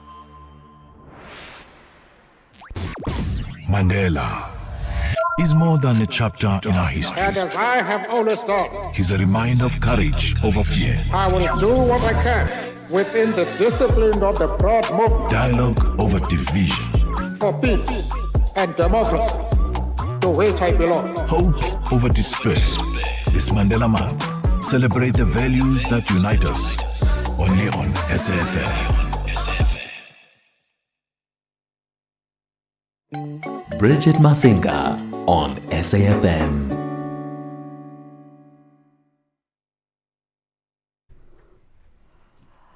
All right. So we are still in studio after our kids programming with Dr. Judy Pretorius, who's our resident biomedical scientist and product developer. She's ours now. She's been with us for a good year and a bit now on the show, and sharing advice and giving you some tips as to how to navigate some of those tricky skin-related issues that you might be struggling with. And of course, on our social media platforms, we have Nhlanhla Maseko and Oli Sigabi, who are wellness enthusiasts, coming through to be our puppets for today. Are you still hanging on with the peels? Yes, we are. Yeah? Sure, definitely. The tingling has stopped? Well, on my side, it hurts. It feels a little more smoother now. More than smoother? Yeah. Okay. Feels, yeah. And on your side? My side as well, it has stopped now. It stops It now. feels a bit smoother. I'm adjusting into it. Okay, fantastic. The first of many chemical peels. And I was saying, Dr. Judy, during the break that, interestingly enough, a lot of people, and I think a lot of, people of darker skin tones, I was going to say African people, but I feel like colored folks, probably Indian folks would agree with us. We can be very apprehensive around chemical peels. Absolutely, because the word chemical, as you said, it sounds like it's going to hurt. It has a bit of a negative tone to it. Yeah. But it's really, just think of when you were in school and you had chemistry and science and your teacher taught you about the periodic table, and that whole lesson was called chemistry. And if we bring all of those elements together, you can really make something beautiful for the skin. So if I look at our two enthusiasts there, I just want to say they look beautiful, and the elasticity looks good, and there's a natural glow, and that's typically the result that I want to see. I want to see a result like that. This is a darker skin tone and type, and it just goes to show that there are so many phenomenal chemical ingredients out there that when you apply it on your skin, that it's really going to make a huge difference.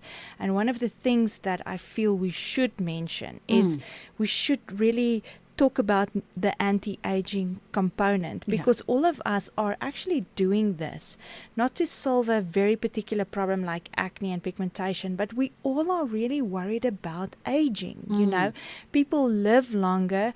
We don't want to have that thing sagging, and don't ever underestimate that a chemical peel like this that really helps you stimulate new cell turnovers, new cell division, is going to make your skin tighter and tighter and tighter. Now, I'm not saying it's like a plastic surgery facelift scenario, but if you start fairly soon in your life, and actually in your 20s is a good time to start, fairly soon in your life, and you do a treatment like this once a month, there's no downtime. You're not going to flake off or anything. There's no downtime. There's actually immediate elasticity. There's immediate skin texture improvement. This will stimulate new collagen and elastin fiber turnover. And what I like about this, think about, you know, in the middle layer of your skin, there's literally there's a sponge in there. And if you do a chemical peel like this, you actually make that sponge more elastic, which means that problem that we like or dislike so much, sagging, is going to be less and less, and the deep fine lines and wrinkles is going to be less and less, because we reduce that depth of those wrinkles. And whether it's a man or a woman, you're going to get a result like that.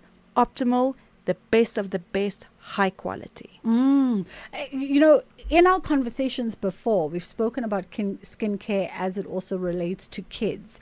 And we get a lot of messages after you leave from parents who are concerned about their teens.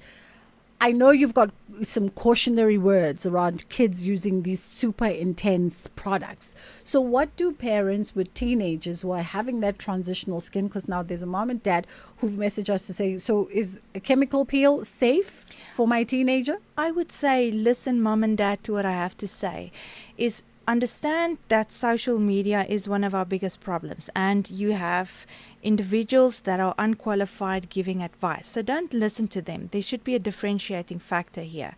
But for me, I would be comfortable to do a chemical peel like this on a teenager. And maybe now is a good time to say, you know what? Matric farewells are coming. It's on its way. And we also don't want a scenario where matrics literally wait a week before they go for, you know, their matric farewell to solve pimples and pigmentation issues too drastically and too dramatically. A treatment like this is fairly conservative. And remember, early on I told you there was a protocol. I told you we cleanse, there's a conditioning serum, then it's the peel, then there's a construct, then there's a skin repair.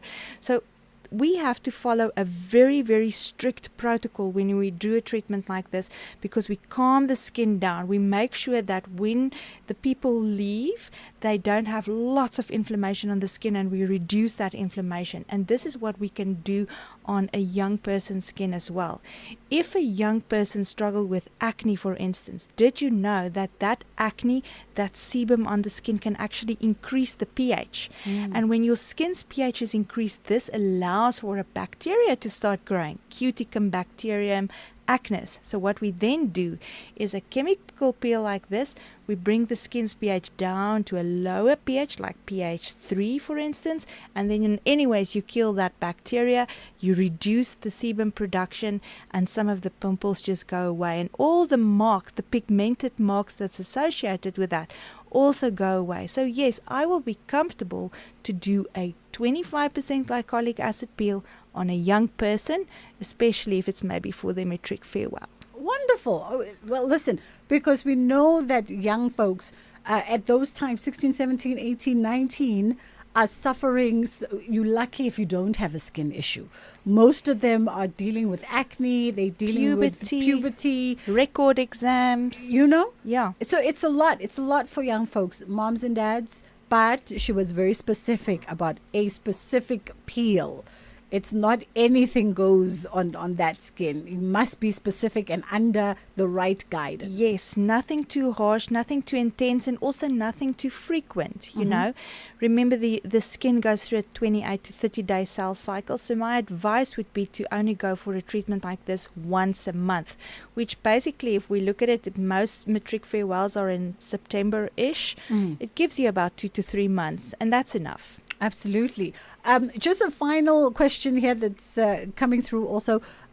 Good day, Dr. Judy. My wife is 44 years old and has noticeable bags or pouches under her eyes, often called eye bags. We know what you're talking about. We would like to know what causes them and what can be done to reduce them or treat them. And this is from Sibata. Okay, so what usually happens, never ever underestimate that lymph accumulate in the eye sockets, you know, so that can happen. So literally moisture or lymph. Or what I've also seen, if a plastic surgeon were to literally do some surgery under the eyes and open up under the eyes, there's literally what we call a fat pocket. So physical fat can go sit there in the fat pocket. So yes, you get products that I would recommend, that is what we call anti-gravitational, like eye structure serums and so forth, that you can apply both in the morning and the evening. Tensile ingredients that pull the skin upwards.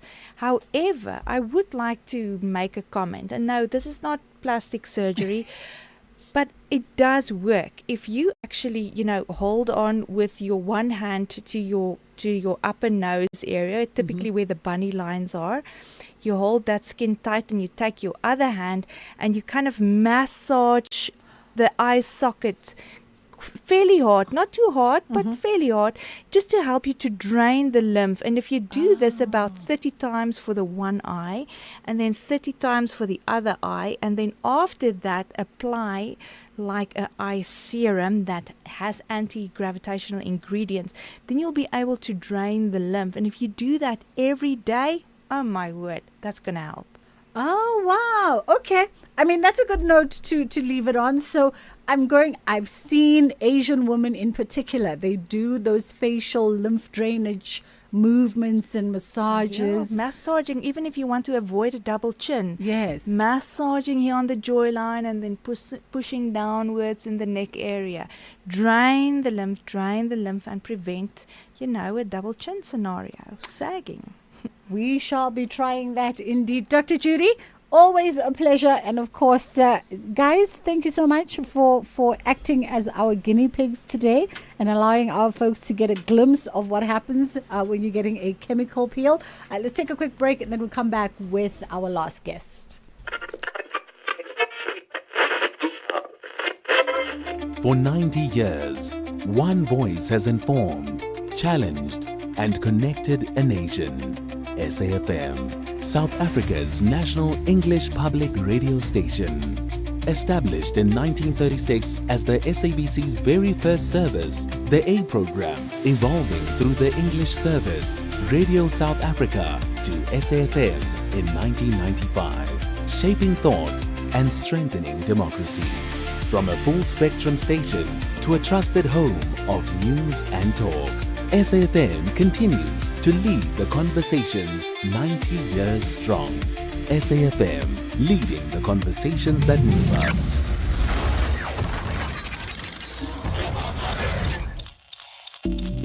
Looking for exclusive content, live events, and special broadcasts like the Madlanga Commission? Then connect to the all-new SAfm Connect stream. The Madlanga Commission, live and uninterrupted from 9:30 Monday to Friday. SAfm Connect brings you more of the conversations that matter. Listen anytime, anywhere by visiting connect.safm.co.za or stream directly on SABC Plus at sabc-plus.com. SAfm Connect. More conversations, more access. There's much more coming. The Full Circle with Bridget Masinga, Monday to Friday, 1 to 3 p.m. So Busisiwe Kumete Shijanji joins us now, presenter of SABC2's Kasi to Kasi series. And she's going to tell us a bit more about this one because it's a reality docu-series placing a spotlight on community issues and municipal service delivery across South Africa. And we're doing this as part of our conversation of how South Africa works. How are you doing today? I'm very well. I'm so blessed to be here. Thank you so much for having me. Thank you for coming. We appreciate it. A person who knows and is familiar with our maze corridors. Let's talk about the series, Kasi to Kasi. So it's on SABC2. Yes. As part of the build-up conversation towards local government elections. I think it's a coincidence, but it's aligning very well. So it's in the build-up to the elections. We are traveling to 26 municipalities, talking to people, almost having like imbizos of some sorts with community members, reflecting on what the challenges are in their communities, reflecting on what the wins are, but also what people want. Such an important conversation also, I think, when we talk about the challenges and what people want, right? Because community, and I don't know if you found that community, not only can they articulate their problems, but they're also pretty placed to know what the solutions to their problems are. Very, very true. I'll take it to Freedom Park, for example, where there is a major issue with sewage spillage.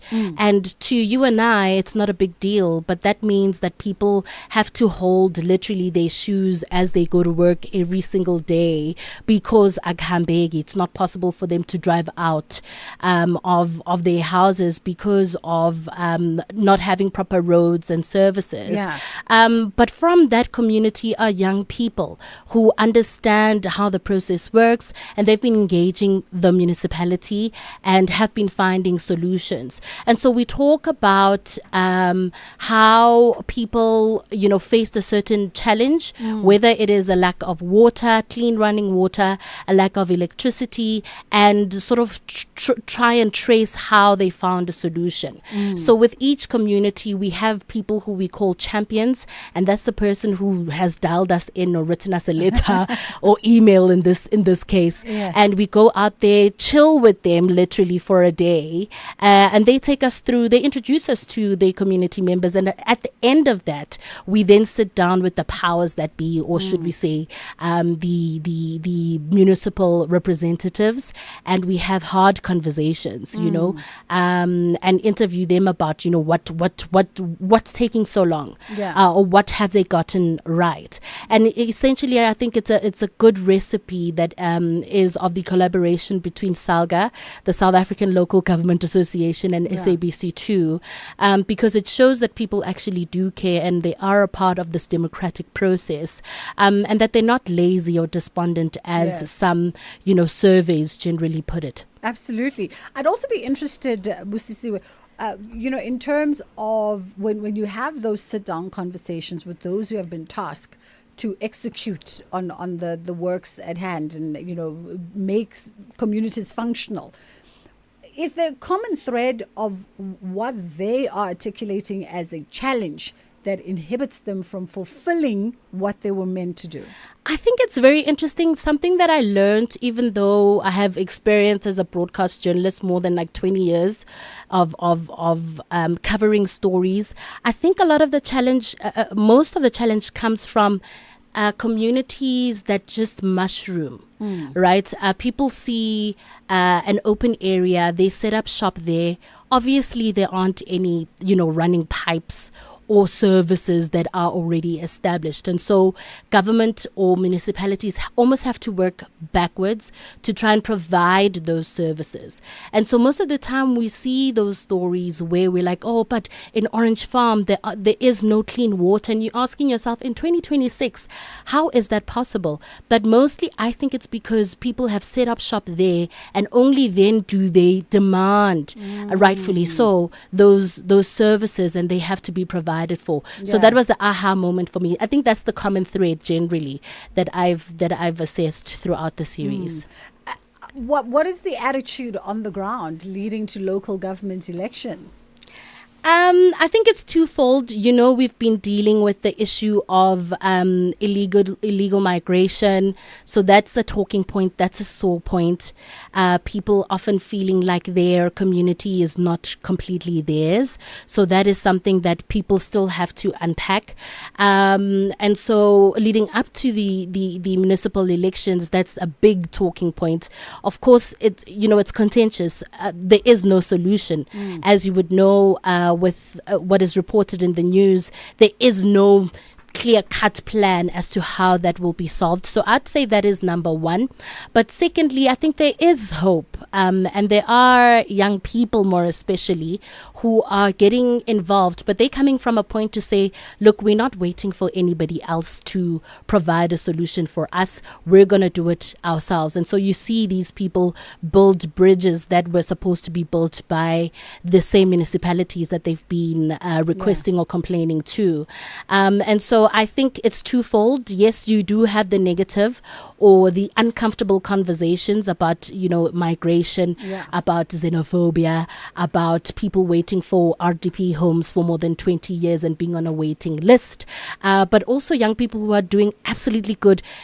Equally so, the old generation who are part of the process as well. We covered a story of Omam Cynthia in the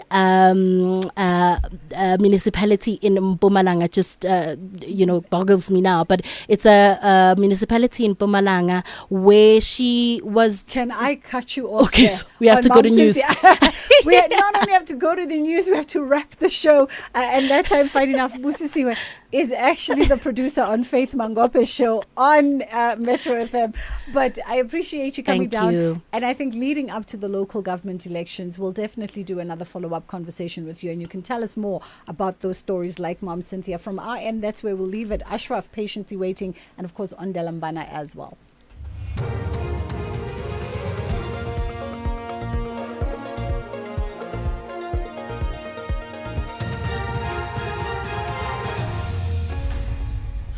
Thank you, Bridget, and the team on the top stories. Scopa lays criminal charges against Collins Letswalo and South Africa and Nigeria to strengthen ties on migration. For SAfm News, I am Ondelambana, and a very good afternoon. The Standing Committee on Public Accounts says it has laid a criminal charge against former Road Accident Fund CEO Collins Letswalo.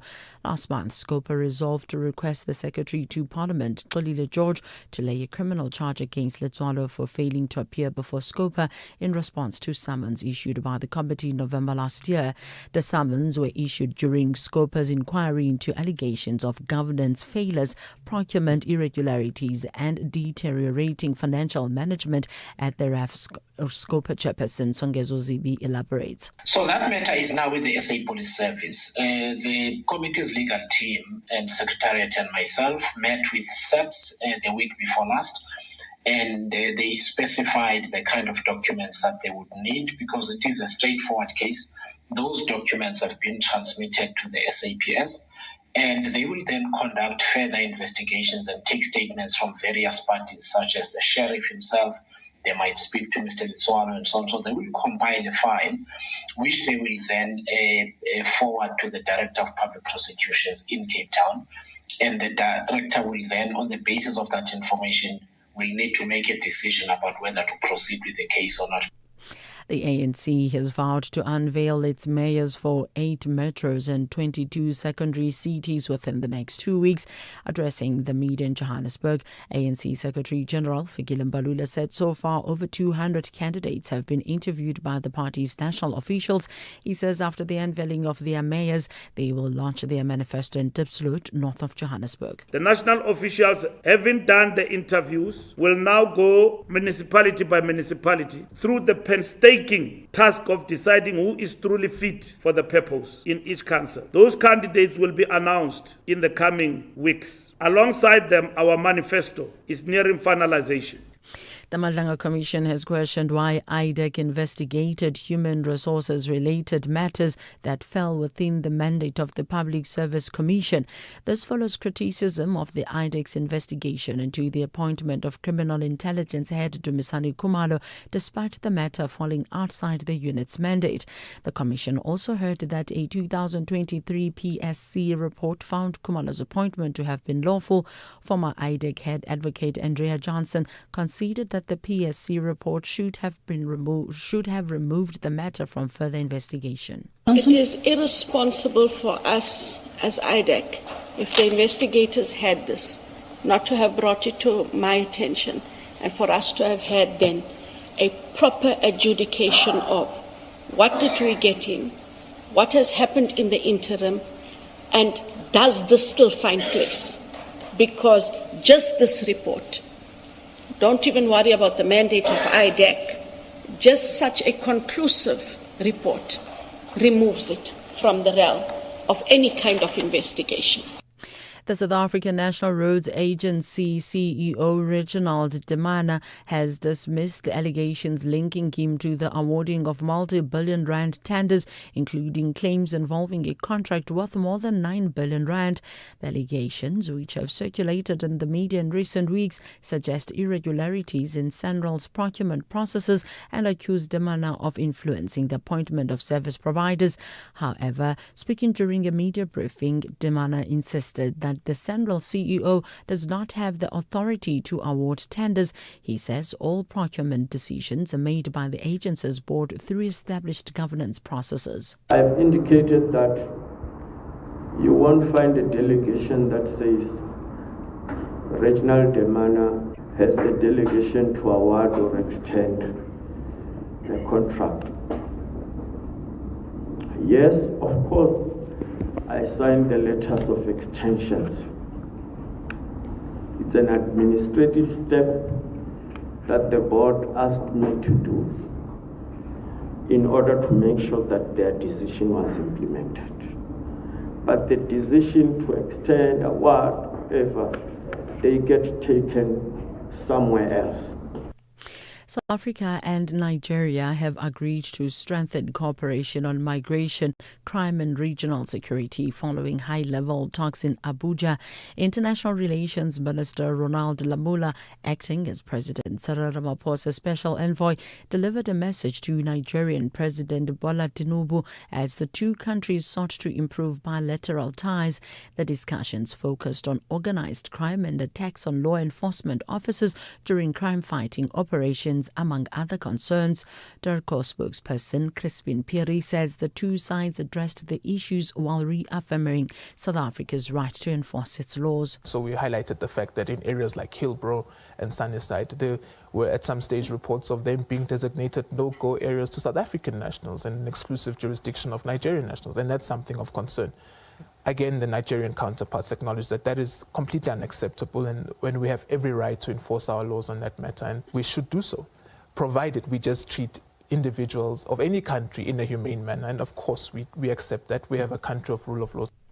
Recapping the top story, the Standing Committee on Public Accounts says it has laid a criminal charge against former Road Accident Fund CEO Collins Litswalo. I'm Mondilambana for SAFM News Headlines at 3:30. In sports this hour, Banyana coach rues missed chances in WAFCON opener.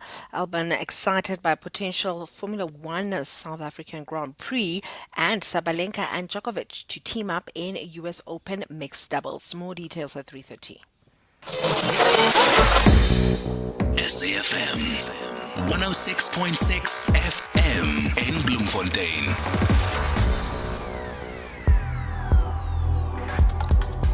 The National Pulse with Ashraf Garda on SAFM. You're listening to the National Pulse, weekdays 3 to 6 p.m. So there we are. Let me give you 3 reasons to catch the National Pulse, right? 1, we can't march forever. We will talk about that. The ongoing issues at the Madlanga Commission, and then DIRCO commenting on Nigeria and South Africa seeking to ease tensions. That's 3. Okay, I'll give you 2 more. IEC, as per yesterday's conversation, particularly concerned around the role disinformation may play in the build-up to the into the local government election, and perhaps a fourth one for you, since we talk tech on a day like Tuesday. Well, what about this? What about Stockfells and how an app can be a huge Stockfell enabler? All of that and more. My name's Ashraf Garda. This is the National Pulse. I can tell you, Bridget had a full house here today. It was really interesting to see, you have one or two people on air, but 10 people back in the backstory all around, okay? To call in 086 0002032, to WhatsApp 0614 104 107, and to tweet hashtag the National Pulse, tag myself and SAfmRadio on the X platform. So I tell you what, let's get talking. Limpopo, are you ready? The Limpopo Champions Boxing Promotion proudly presents the World Kings Boxing Tournament on 31 July at the University of Venda Stadium. Witness Akane Sambo take on Alvin Komik of the Philippines for the vacant WBF World title, plus 2 provincial title fights and an action-packed undercard. Catch the action live on the SABC Sport Channel 31 July from 7 p.m. A punch for hope, a punch for unity, a punch for peace. SABC Sport is the official broadcaster of the Limpopo Boxing Challenge 2026. For the love of the game. Looking for exclusive content, live events, and special broadcasts like the Madlanga Commission? Then connect to the all-new SAFM Connect stream. The Madlanga Commission, live and uninterrupted from 9:30 Monday to Friday. SAFM Connect brings you more of the conversations that matter. Listen anytime, anywhere by visiting connect.safm.co.za or stream directly on SABC Plus at sabc-plus.com.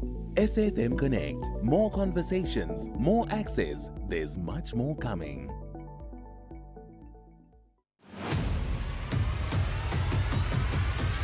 Ashraf Garda is streaming live now on Facebook, YouTube, and X at SAFM Radio. Well, there's no doubt about it. The issues of the marches against what is deemed as illegal marches, or illegal immigrants rather, or undocumented immigrants, has been a feature of the South African landscape of the last few months. So if I asked you what moves the National Pulse, well, that has been number one, I would think, right? And amongst the people that have been involved, who've been leading that drive, has been the anti-migrant activist Ngizwe Mqunu on the one hand, and Jacinta Ngobezi Zuma as well, right? From March and March. So when you hear today one of the two saying we can't march forever, then that is clearly news. So I'll tell you what, this is what Ngizwe Mqunu had to say. Let's listen to this. Khuluma ke nje lezi ndaba. Ngikhuluma lezi ndaba ngokukhulu ukujabula ukuthi emveni kokumasha kwethu isikhathi eside kangaka. 1,000 marches across South Africa akatenzeka. Ekwazi wafika umhla ka-30 owabekwa njengelanga futhi ke elingumncamla juqu futhi likhuthaza ukuthi abantu bokufika bahambe abangenamaphepha. Sikuthokozelile kakhulu lokho futhi manje sekuthele ithelo ngoba iqiniso limile. As much as singakuzuzile konke kodwa futhi we can't march forever. Iqiniso limile lelo, iqiniso lonke, iqiniso lodwa. Iqiniso lelo ngoba asinayo inhloso yokucollapse economy. Futhi ngikhuluma lokho njengesenior yomuntu okwaziyo ukuboshwa abafowethu silitha labo yonke lento ukuthi dadewethu uMangobese noMfowethu Phakela abalazi ijele, and futhi they are junior to me. They are excited about every situation, limelight, relevancy, and everything. I'm no longer excited. I'm visionary. I know what to do and when to do it. So where someone is weaker, someone has to protect each other. Someone has to elevate each other. So this is the position I'm taking. I'm on social media platforms. They may be there to say whatever they want to say because of the likes, because of the relevancies, because of abantu befuna ukuthi bahole ekugcineni kosuku ama views. So country is not about views. Country is a very serious matter. We are serious about reparating our own country called South Africa.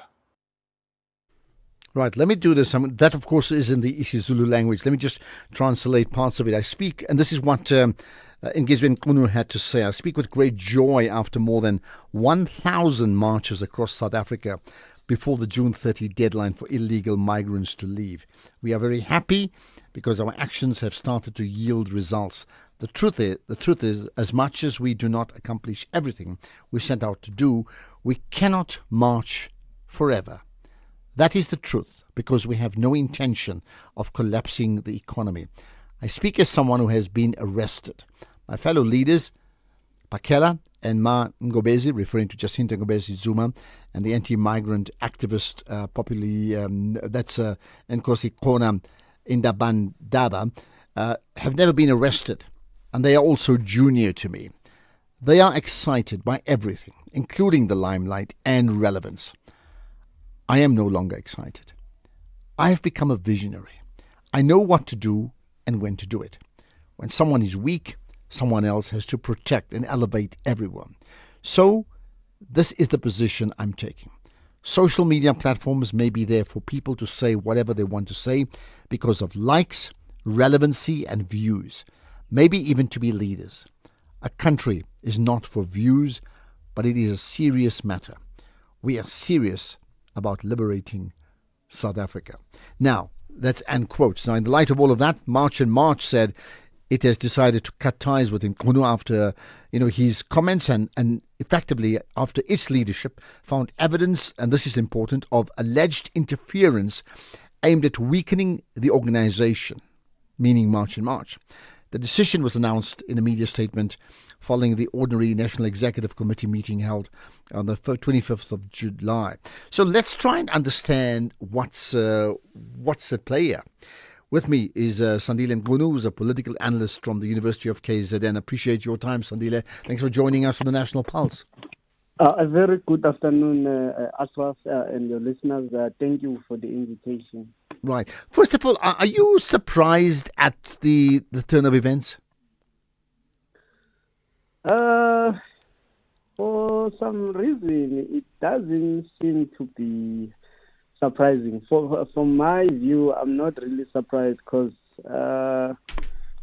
just like with political parties, interest groups or movements like Marching March, they have their ups and downs. And eventually, at some point in their entry or in their establishment, they will experience these achievements and successes. Obviously, at some point, you'll find that there will be differences that will emerge eventually that might show some cracks in relation to the existence of these entities and their continued activities. Well, I mean, differences I can gather, but when a person fundamentally says and I'm paraphrasing, we cannot march and march, if you get my point, all the time, then that's a fundamental difference in terms of the stance of two different social activist leaders, isn't it? Yes, I think it also has to do with the evolution.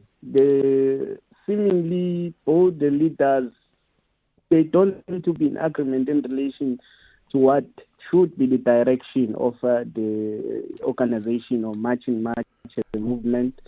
And somehow also, I wouldn't regard regular protests or marches as to be something that can be sustained in the long term, because sometimes there are also serious issues of control about who are involved in those marches. Also, something that he raises is that at some point he was once subjected to law enforcement, and it's also based on lack of control in relation to how one engages themselves whilst they are carrying out the mandates that they are carrying of a movement that they are representing, or of an interest group, such as it is the case even with Marching March. I think his fear stems also from the fact that some of these activities cannot be sustained in a long term because there may be serious issues of control. Well, I mean, one thing is control of. I mean, would you think is it an issue of who's in charge, or is it an issue of fundamental principles around strategy? I think somehow it's both. It's both the issue of who is in charge of the organization, because we have come to know the organization as to be the face of the organization has been Ms. Jacinta Ngobese Zuma as the face of the organization. But seemingly, I think now there is a feeling that the meeting that was held between Mr. Ngize Mkhunu and Mr. Nkosikosi Ndabandaba seemingly caused this division or raised some of these suspicions that actually there may be a plan to divide the organization by recognizing only particular leaders of the organization, which actually might have raised some suspicions. But also, I think as an issue of strategy, I think there is that call coming from Mr. Ngize Mkhunu that we need to evolve eventually at some point, which for some reason the remaining leaders or those who represent much, especially Mrs. Jacinta Ngobese Zuma, they may not really be in agreement. They may be of the view that there's so much success that Mr. Mkhunu is citing is not really what they wanted to achieve. All right, Mr. Mkhunu, he acknowledges that we didn't achieve what we really wanted to achieve. Okay, so I mean, just two things before I let you go. Then one is, they, in fact, from March and March's side, they're not just talking of a difference of opinion. They said they found evidence of alleged interference aimed at weakening the organization. So, in fact, suggesting there's been an infiltration aimed to weaken the organization, number one. And number two, right, there's also been allegations that, in fact, with regards to the person we just spoke about, that's Ngize Mkhunu, that, in fact, he may be speaking on behalf of others. When someone is taken and bought out, and I'm not saying that's true, I'm saying that's the type of allegation. So let's say in the minutes you've got remaining, what do you think of that, and where do we go next? Yeah, these allegations, seemingly, or these suspicions, seemingly they don't seem to have been proven in relation to that he was really bought. But knowing what South Africa is and what we have seen even with other interest groups or movements similar to March and March, and this has also been happening even with political parties and even in government. So I would say it's possible that he might have been bought, but then currently, looking at the current situation, I don't see anything that as hard evidence to prove that he has been bought. But I don't leave out the possibility that he might have been bought to hijack or to weaken the organization much and much. Okay, let's leave it at that. Lots to come out of that conversation.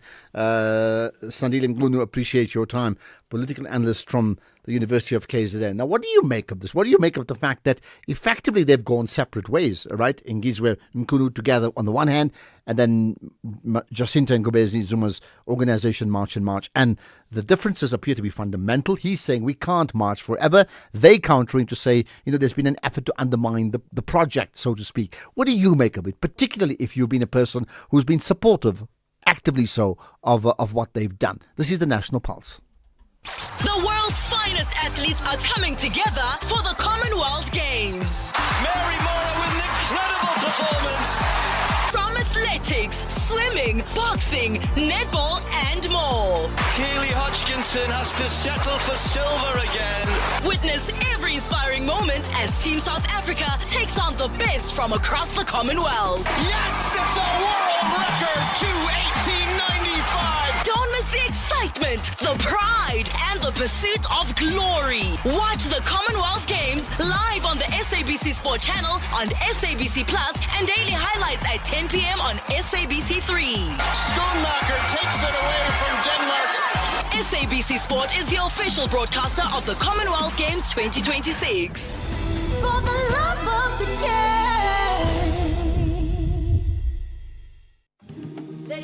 Some voices fill a room, others echo across generations. We want to see that Baba Mandela leaves us with a legacy that we shall forever treasure. He's already got that stature which really charms anyone. And I think it charms the ladies even more. Through the voices, moments, and conversations that help shape our democracy. Reflect, remember, and continue the conversation. Only on SAfm. SAfm. You all know that image, Hector Peterson being carried in, that other man's arms. And I'd like to say that I'm personally very grateful, to see such bravery, such courage in the face of danger. From Algiers to the desert sands, culture lives. Rai music, Amazigh heritage, tradition and identity, standing tall. Algeria does not bend, it stands. In every grain of sand, in every voice, there is resilience. Algeria, the giant of the Sahara. This is what we are becoming. SAfm, leading the conversations that move us. Conversations that you connect with and react to. SAfm. Well, the key word here is react. What are you reacting to regarding the conversation about Ngizwe and Khunu? Well, here we are. Afternoon, Ashraf. That guy, we knew him very well. Ngizwe Mchunu, we know him in KZN. He is untrustworthy. You can't trust him. He is an ANC activist. In fact, the last general elections, he was campaigning for Ramaphosa and telling us here in KZN that we mustn't vote for any new party. Ramaphosa will save this country. This PK in Pine Sound, Durban.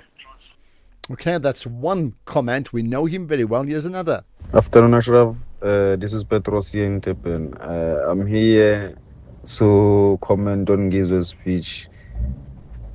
Ngizwe Mchunu, I think everyone now can see what kind of a person Ngizwe he is. Ngizwe is a good man, but not a good leader. He will never be a leader, that man. That man is a hypocrite. But he is a good guy, but he's not supposed to lead anyone. Thank you. Sure, those last three lines. He is a hypocrite, he's a good guy, and he's not supposed to lead anyone. I am struggling to understand what you're saying. Let's get to the Madlanga Commission now. Advocate Andrea Johnson has continued her testimony, very much a person in the center of a storm, as you know, right? So today, Advocate Johnson was asked to explain why IDEC investigated crime intelligence and the political killings task team, which, as we know, is PKTT. Listen to this.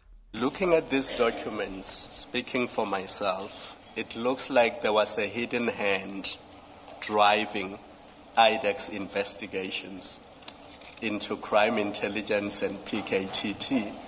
And the question is, who and what is that hidden hand?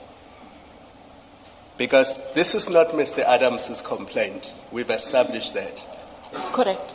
So where do all these things come from? I mean, if you just look at that entire Annexure B, this is not Mr. Adams's complaint, not just item 6, but going into why Jacobs doesn't want to come back, going into performance assessments of all major generals from 2022-2023, not just Jacobs or Khumalo, if that was the issue, why Jacobs doesn't want to come back, of all generals, of all provincial heads, of all section heads. This is a much broader investigation into crime intelligence and, quite clearly, all members of PKTT. Who was driving this? Because it's clearly not Mr. Adams. This is not Mr. Adams's complaint. This is now something else altogether.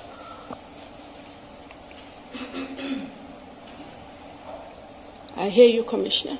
And does it look that way to you too? Because I could be completely wrong. Let's be fair. I could be way off the mark. It's my observation, and it could be 100% wrong. You sitting there now looking at this, what does it look like to you? So, I hear, Commissioner, and I'm not saying that your conclusion may not be wrong when you read it as you read it. I'm saying I am briefed on this matter by a chief investigator, and the investigators conduct the investigations. At the time I signed this, I have nothing within my knowledge to gainsay the authenticity or the truth of what is being put to me. However, in the manner that it comes forward, and given the fact that I've also indicated I have not seen an investigation and we don't have one into the political killings task team, the project manager who sits with all of the documentation confirms the same, as does Mr. Padiachi. The question that I am unable to answer for you is why this. But you knew that there's a Section 27, and you would have seen it at the latest, according to you, in mid-December, earliest sometime in November. And that should be the genesis of all the investigations IDEC is conducting. Now, assuming that that is the starting point, now look at item 1 to item 8 of this annexure to the summons that you issued in your name or that you signed on behalf of IDEC. What does it look like to you? Just looking at, bearing in mind that your starting point is your Section 27, which you have seen. Just look at this. And draw an inference if you must, because you are not the investigator and you don't know who they are talking to and what that person is saying to them.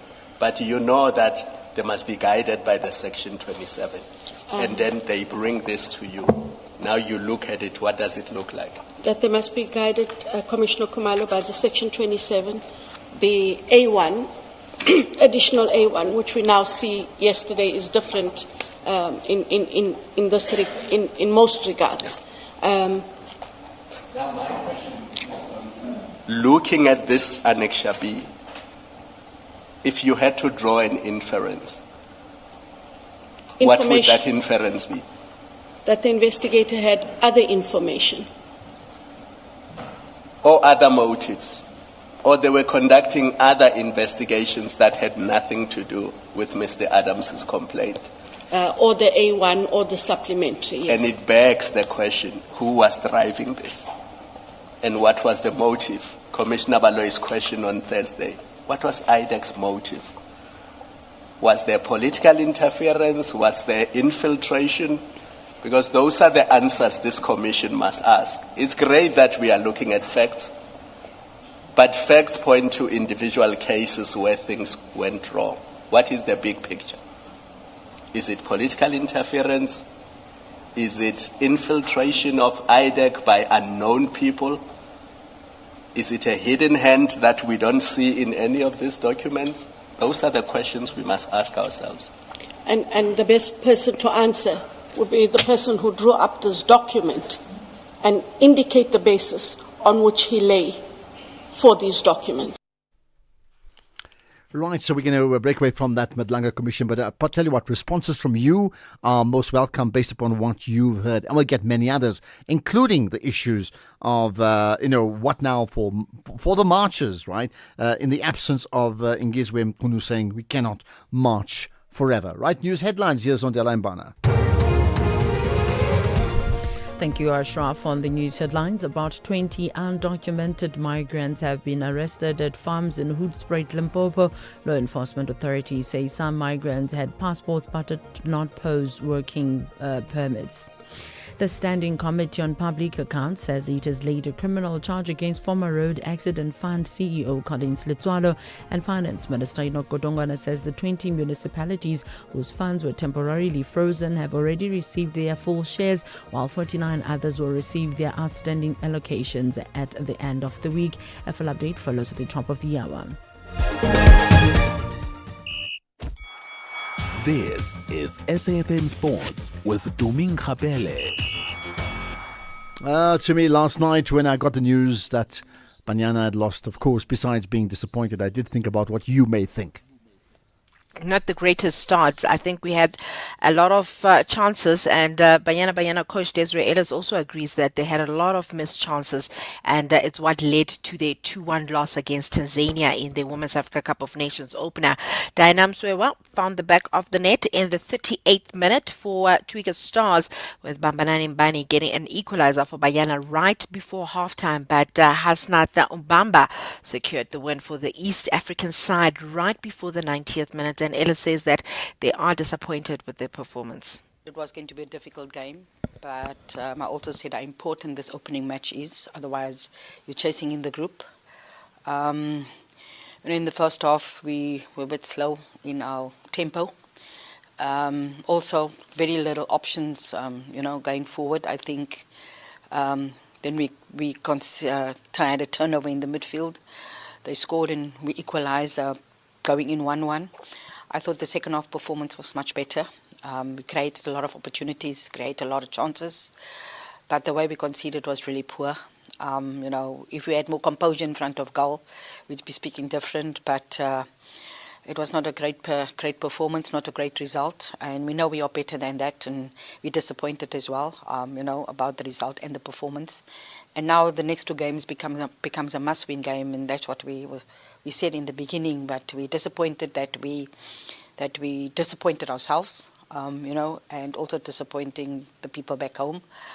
But the effort that they put in the second half, we could easily have gotten a win out of it, easily have gotten an equalizer out of it, but. Meanwhile, Young Africans SC have landed Namibian striker Peter Shalulile on a free transfer. This is after his exit from Mamelodi Sundowns. The 32-year-old, who scored 136 goals in 6 years at Kloorkop, reunites with coach Manqoba Mngqithi in Dar es Salaam. Now, his arrival fills the gap left by Prince Dube and strengthens Younga's attack ahead of the CAF Champions League campaign. Elsewhere, Zinedine Zidane has been announced as France's new head coach following the departure of Didier Deschamps. He will lead them into the 2028 European Championships and also the 2030 World Cup. Zizou guided Real Madrid to 3 Champions League titles in his last managerial job, and it'll be interesting to see how he's going to fare with France. In motorsport, Williams Formula One driver Alex Albon is excited about the prospect of racing in South Africa. This is after his return to Johannesburg for the first time since his infant years. Albon spent less than 12 hours in the country on a promotional visit amid a month-long roadshow across Cape Town, Durban and Joburg, as he became the first active Williams team driver to touch down in the country since Alan Prost's win in Kyalami back in 1993.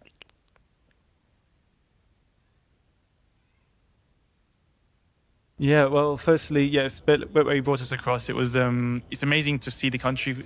I've actually been here before, funny enough. I was here, I was speaking to my mum this morning. I've been here for 1.5 years. I've lived here since when I was 6 months old to 1.5, 2 years old. It was technically I was living in South Africa, in Johannesburg as well. So I guess it's not my first time. But at the same time, just hearing the passion, feeling the passion for the first time has been interesting. It's been eye-opening for me. Seeing the reception on social media as well about me coming to visit, I didn't expect that.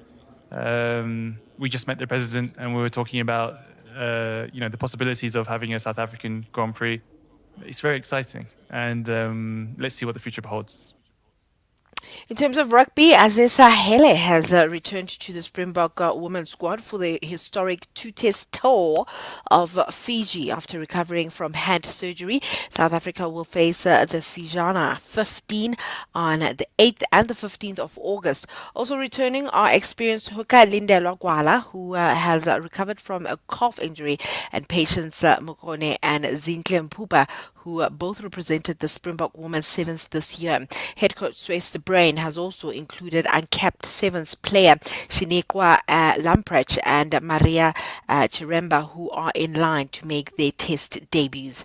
Then in terms of tennis, the US Open mixed doubles returns with a blockbuster lineup headlined by Novak Djokovic and Arina Sabalenka, who will team up for the two-day event starting the 25th of August in New York. Djokovic and Sabalenka are among several superstars pairing after the format was controversially revamped last year. Former British number one Jack Draper reunites with Jessica Pegula, while Iga Swiatek and Casper Ruud, last year's runners-up, will also join forces again. I'll have more on other sports in the next hour.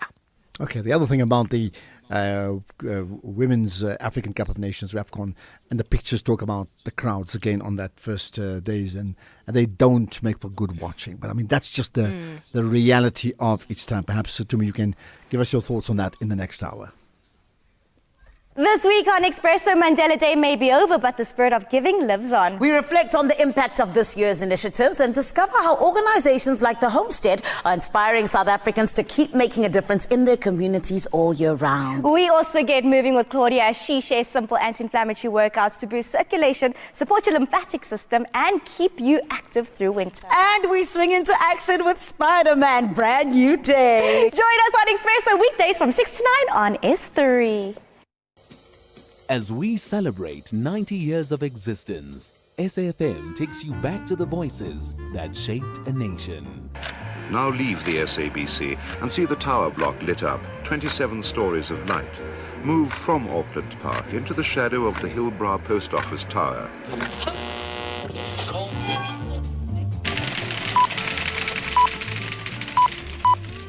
This is the English service of the SABC. Here is the news, read by Patricia Carr. A member of the Planning Committee of the President's Council, Mr. Nick Turnich, has been appointed chairman of the Council's Community Relations Community. 90 years of trusted voices. This is SAFM. Across South Africa, online and on radio. SAFM, let's talk. Right, we're going to get to, Durko's thoughts in terms of their conversations with Nigeria regarding foreign nationals and other migrants in our country. But quick response from Maluin in Durban. Hello. Hi, Ashraf, how are you? Yeah, good indeed. What's your point? No, one is not shocked with this behavior of Giza. In fact, he has been a kite. He has been all over the show, being a sangoma, being a radio presenter, being everything in one, So the position has just taken more or less, it's not shocking at all, But the nice part is that at least Mrs. Mbobese has shown that South Africans are ready to be organized, and especially the youth, Ashraf, because they are the ones who are in trouble right now. Most of them are drinking beer in the morning. It's very painful to see the bright young people drinking beer in the morning because they need somebody to mobilize them so that they can push the government to employ these young ones. Okay, so interesting point. You're effectively suggesting it may not have any difference to the work of March and March. Thanks for that, Lou. Thanks for that. Right, let's get to Durko after this. SAFM 104.4 FM in Durban. Ashraf Garda on SAFM. So, one thing is the issues of migrants and foreign nationals in our country. The other is what are the nations from who these people belong, citizens of those countries. What do they think about what's been going on? And there has been tensions, allegations or sense of tension, certainly between South Africa and Ghana, maybe not so much Nigeria, or maybe there is. Let's find out more with me. Nigeria says South Africa had agreed to bring to justice those responsible for attacks on foreign nationals, while Abuja was compiling compensation claims for losses suffered by Nigerians, both countries pledging to tone down the rhetoric over the violence. Let's find out exactly what they mean. And the context of all of that is the meeting between the Nigerian Minister of State for Foreign Affairs, Sola Eni Kano Laye, and South African International Relations Minister Ronald Lamola. So with me is Crispin Peary, Department of International Relations and Cooperation spokesperson. Crispin, as always, good to engage you on the National Pulse. It's a great pleasure. Thank you. Good afternoon to our SFM listeners. First of all, why the need to meet up? I mean, what's the need to try and ease tensions between the two countries? Absolutely, the need to meet always arises. We have diplomatic ties to maintain, but we also have important conversations to have about mutual concerns from both citizens of both countries. And so these matters are best restored when we are talking and when we are engaging. Okay. What came out of the conversation? Like you had highlighted, what came out of the conversation was an agreement to de-escalate the rhetoric that has come from both capitals, but also to identify a proper working mechanism to address some of the issues that have arisen between the two countries. You would recall that the BNC, the Binational Commission between the two countries in Cape Town last year, we had identified an early warning mechanism to help us identify issues that would cause distress amongst the citizens of both countries where there are potential flare-ups, and ensure that we address that. So this was once again an opportunity to ensure that that early warning mechanism is signed by our Nigerian counterparts, which they committed to do, but also an opportunity to have very difficult conversations about what we have experienced or what South Africans continue to experience, but also to be clear that there is no justification for xenophobia, and we have a system that can address most of the concerns that are raised both by citizens but also by some of the Nigerian nationals. One of the things that we're very, very clear about is the lived experience of South Africans about some, not all Nigerian nationals, does point to lived experience of criminality amongst Nigerian nationals and all of that. But on the other side of it, we cannot say that all Nigerians are criminals. So we were very clear around that. Similarly, whilst there may have been some incidents of South Africans engaging in conduct that is very questionable during these processes of the protests against illegal migration, as they call it, we cannot say that all South Africans are xenophobic. So these are the type of conversations we're having to ensure that let's frame this problem in its correct context so that we can address it properly. Right. Let's be clear about, you talk about the language and the words we use, right? When speaking to Nigeria, did South Africa put forward the case for expelling undocumented foreign nationals and why it needed to be done now with a sense of urgency? Because that's what's come through. That's not even debatable, Ashraf. Where there are nationals in this country of another country who cannot explain how they are here, the state reserves every right to enforce its laws. And our Nigerian counterparts agreed that indeed we have every right to enforce our laws. And we should do so. And I want to take this opportunity to address a sentiment that for the longest time has been prevailing amongst the conversations we've been having around this migration issue, this idea that government has done nothing. If government had done nothing, we wouldn't have the Border Management Agency as far back as 2023. We wouldn't have the number of reforms that we are seeing around migration in the country currently. And also, we would really not be in a position where we can say that 500,000 people have been deported, or SIU is investigating a number of corrupt officials in Home Affairs. So there has been work that has continuously been done on this matter. I think where we need to find each other is the scale of the work and the speed of the work. And the government has been quite clear and committed around that. You would have seen the IMC has been providing timeless updates around what it is doing to increase the scale of work and improve the speed. Right. Then, the word you used earlier, xenophobia. So where did that come from? Meaning, do you as DIRCO, do you get a sense that there's Home Affairs doing its work, Border Management doing its job? If they didn't do it properly before, they're doing it better now, on the one hand, right? But on the other, there are large elements of South Africans who, for whatever the reasons are, want foreign nationals out, and that's the xenophobic tag. I mean, tell me about that. Yeah, I think there are sentiments that we can say have continued to really speak in a manner that dehumanizes people from other African countries, but also dehumanizing even other tribes within South Africa. We've heard songs that really are concerning. We've seen almost ethno-national tension amongst some of our ethnic tension amongst some of our own nationals. So this is a matter of concern, and we really do believe that we do have the regime in place to address this through the Hate Crimes and Hate Speech Act, where these laws are in place to ensure that we don't speak in a manner that dehumanizes other people. If you look sometimes on social media, the type of language that gets used, people have even gone as far as speaking of cockroaches and that type of language, which is deeply, deeply concerning. So, yeah, there are elements which really point to something that is most undesirable and that requires law enforcement to be very vigilant and enforce the laws. Okay, that's great. What then, Nigeria talking about compensation for Nigerian nationals who've been expelled, because one thing, and yes, I think we understand the issue of legality, whether they come here documented without a trading license or they come here undocumented without a trading license, but the expulsion for some people has happened so quickly that they've had huge losses that have taken place, and they're talking about compensation. Tell me what your thoughts are on that. Ashraf, if you have a property in South Africa properly registered, well documented, you don't lose ownership of that property because you've left the country. So you have an adequate right to your property, and you can prove that. If you can prove that this is indeed your property, your rights remain intact. But where you cannot prove that this is your property, obviously then the law will also have to take its course. So what we have said is that this is a very, very simple matter to resolve, we believe. We have a very strong judicial system that can assess matters on a case-by-case basis.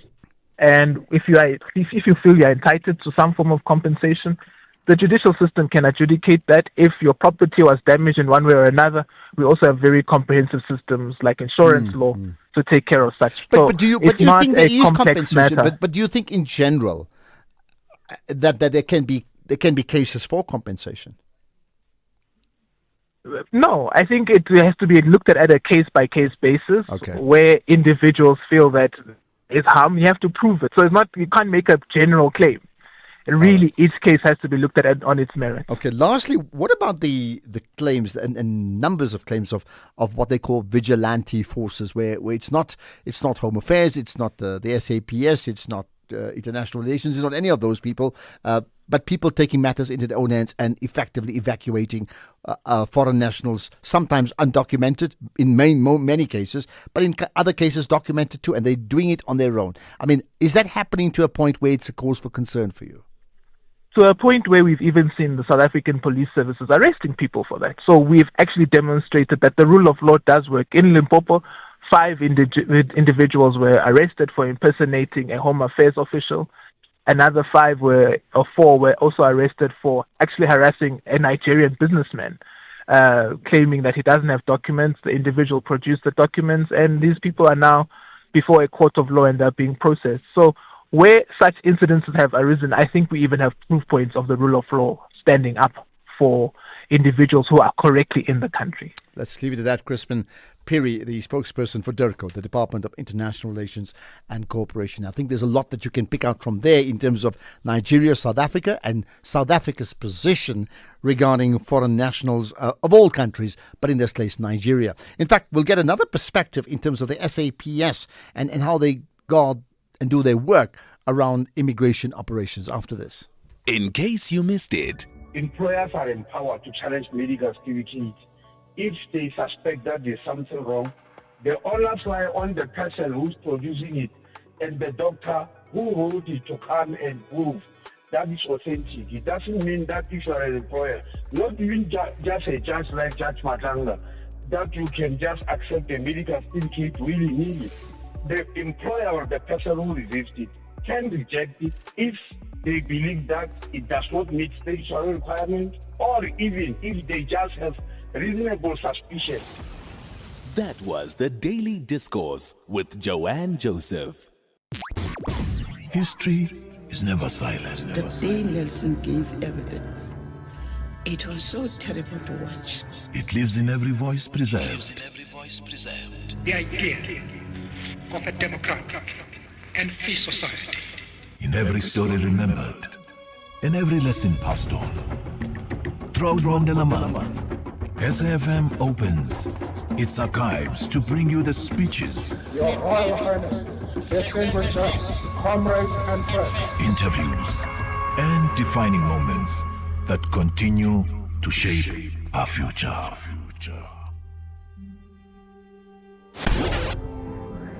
Do great solutions start with good conversation? SAfm, leading the conversations that move us. Okay, lots of comment I can tell you regarding Ngizwan leaving and doing different things like the ultimate all-rounder. Anyway, Michael in Durban has a view. Go for it, Michael. Yes, good afternoon, Ashraf. Good afternoon, right? What's your point?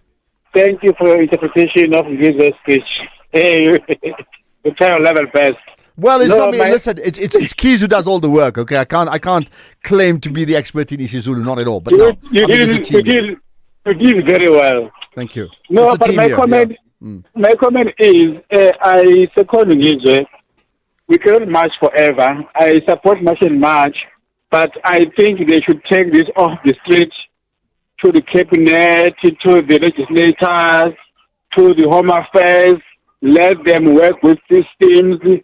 Let them confirm information. Let them ask the relevant activities done by government. Because marching is draining, it's exhausting, it's interruptive.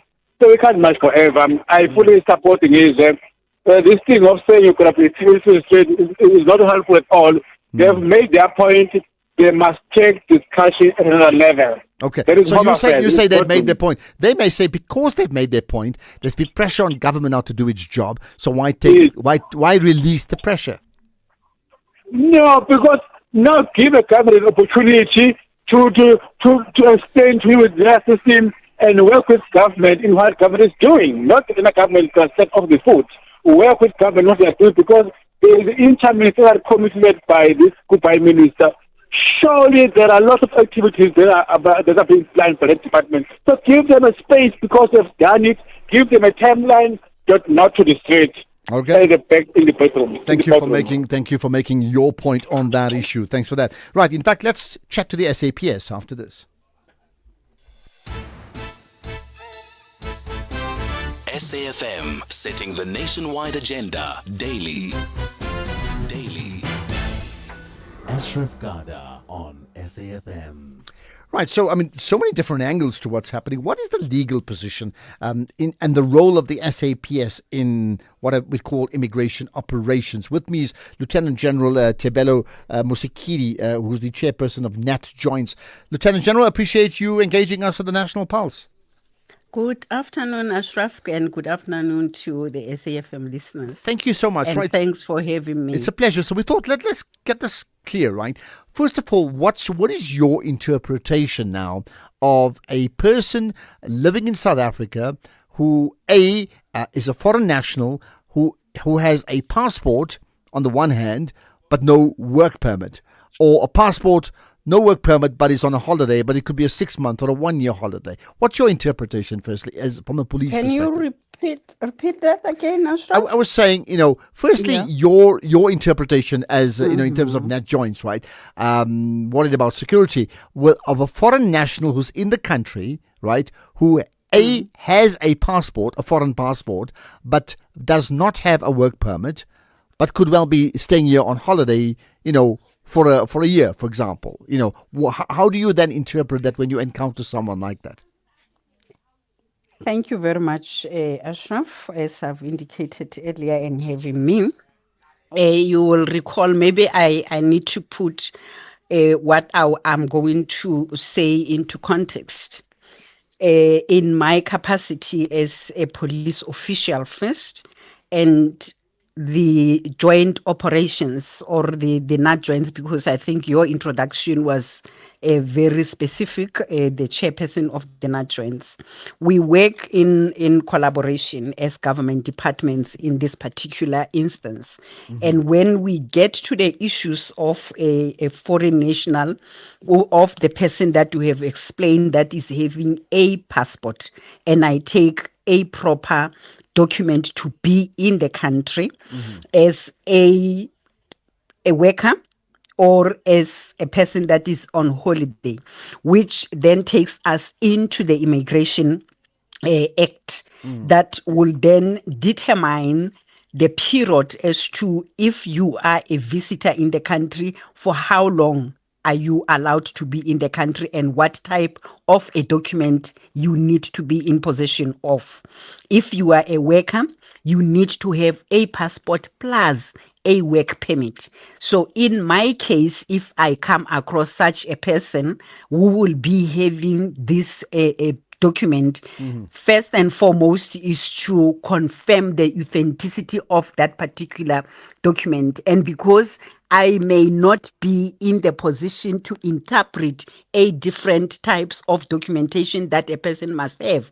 I will have to engage my counterpart from the Department of Home Affairs for the verification and to confirm the person is correct in the country. That is what I will do as a police official, because the primary department, when we get to this particular aspect or issue under discussion, the primary department is the Department of Home Affairs, which is a sister department that on the enforcement part, we work hand in glove. Okay, I think that's very clear. So in a case like that, right? What about what are the powers that you have? Because I think that's the big concern we've seen. And again, I could be using it interchangeably. I see the police or I see Home Affairs speaking to people mainly at businesses, one or two large like flat dwellings, not so much homes. I've seen them engaging people and asking them for their documentation. I mean, is that allowed or is that not allowed? Help us understand the process. It is allowed if you are a police officer or you are an immigration officer. These are the people that the law expressly provides in terms of the Immigration Act. If I'm not mistaken, Section 41 thereof, that it is only these two people or the SANDF person that will be at your borders, but these are the three entities that will ask about the documents, not a citizen. And I think if we look at the 5-point plan of the president, that was very clear. It was clearly explicitly outlined that this is the person that can do that. So there is nothing wrong if it is done by one of these. Okay. But in doing so, and I'm going to just rush you because we're almost on to news, and in doing so, do they need a warrant or can they literally just approach a business or a home or a big apartment of hundreds of people? Can they just approach them on their own? Supported by the Constitution in terms of Section 205, Sub 3, supported by Immigration Act. I've just indicated Section 41 thereof, that you don't need a warrant because there are laws that already empowers you as an official of government of these three entities that I have just mentioned. If you are to go for a warrant, is where you have received an intel that will tell you that in this particular workspace that there is this, that it has a support or a supporting document or a supporting statement, either orally or otherwise, that in this specific area that there is this that is happening. So you will then invoke these pieces of legislation that I have just outlined. And then very, very quickly with a short answer, at this point in time, what are the actions of the police or net joints regarding this issue? Just a quick answer on that. What are you doing? To jointly operate, there are a number of departments that we work with in terms of your day-to-day operations, where we'll go stop a person, check the documents. If you have a reasonable suspicion and you are as a person, you are to give such explanation. On the issues of going to the businesses, we do work with the relevant departments as well, the Department of Labor, Employment and Labor, that we need to be with, because they will know what type of documentation is required in order for us to know whether the person is properly employed or not. We do at times work with human settlement in terms of the issues of the housing, to look at whether the awarding of a particular housing or a property is correctly awarded in terms of the laws. Okay. We work with DHA. I've elaborated on the Department of Home Affairs at length, that we work hand in glove. So we do have joint operations. You also have your victim protection, which you will have. I'll tell you what, Mayor, so just let's leave it at that because we're on to news. Perhaps we'll have another longer conversation some other time, because I think it's that important. Lieutenant General Tebelo Mosekedi, thank you for your time here on the National Pulse. Right, let's get to the news. Here's on Dela Mbana.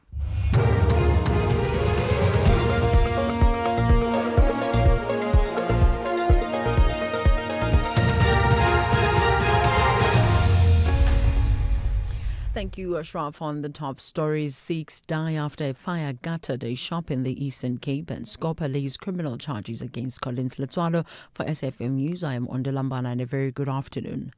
6 people have died after a fire gutted a shop in Tsomo in the Eastern Cape. Police spokesperson Nobuntu Kandana says the deceased, who are all foreign nationals, were sleeping inside the shop when the fire broke out. One survivor was rescued by a private security company together with the police from the area. Kandana says there is no suspected foul play at this stage and are investigating the cause of the fire. Police in Tsomo confirmed that 6 foreign nationals died after a fire gutted their shop on the morning of 28 July 2026. 7 foreign nationals were asleep inside when the fire broke out. One was rescued by a private security company together with Tsomo SAPS members who broke through the burglar door of the room where he was sleeping. 5 charred bodies have been recovered so far. 1 remains outstanding. Members of the local criminal record center are en route to the scene. About 20 undocumented migrants have been arrested at farms in Hoedspruit, Limpopo. Law enforcement authorities say some migrants had passports but did not pose working permits. The migrants will be taken to a repatriation center in Musina to be verified and processed before being taken back to their home countries. Maruleng Mayor Teko Musolwa, who led a multidisciplinary team, has described the operation as successful. We also found that there were illegal immigrants that were employed in excess of 20, which when we got there, they ran away and we couldn't find them. We moved to the second farm, and this is where we are. We found that the greater number of people that are here are actually documented foreign nationals, but many of them without work permits. We have currently here at this farm taken into custody a number in excess of 12. Finance Minister Enoch Godongwana says the 20 municipalities whose funds were temporarily frozen have already received their full shares, while 49 others will receive their outstanding allocations at the end of the week. National Treasury had withheld the equitable share transfers for various municipalities due to widespread failure to meet financial management regulations. Addressing the media today, Godongwana emphasized that while funding is crucial for salaries and basic services in poor communities, the money comes with strict conditions. These 69 municipalities I've indicated, we're taking this conscious step in order to make sure that this withdrawal does not impact negatively on service delivery. That's the main purpose we're trying to do, why we're doing this thing. And therefore, we've taken this view, and part of that is not without condition. They're not off the hook. Over the next 6 months, one of the things we'll be expecting to them, we're giving each municipality conditions, and that municipality must comply with those conditions. We're also giving the provinces to work with us that these are the conditions that are going to be required. The Standing Committee on Public Accounts says it has laid a criminal charge against former Road Accident Fund CEO Collins Letswalo.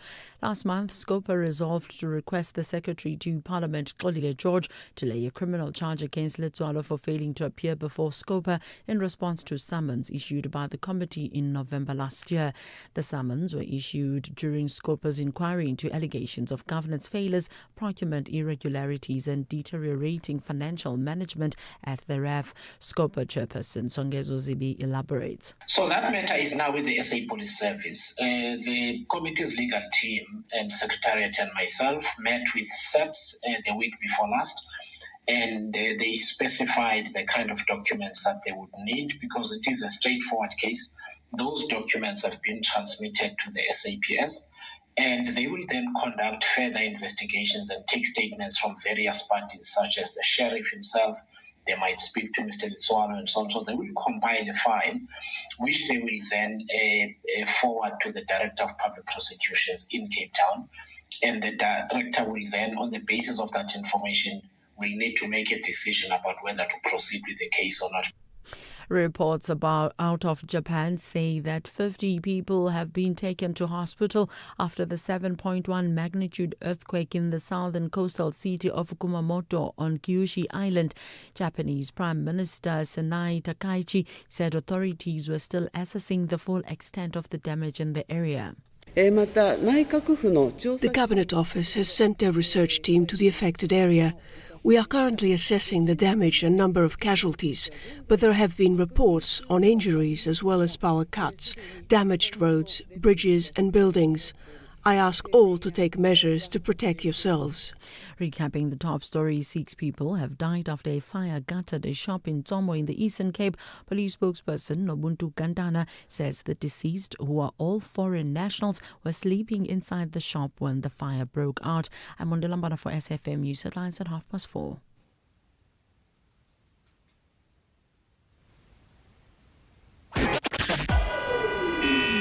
SAfm, guiding you through the rush hour traffic.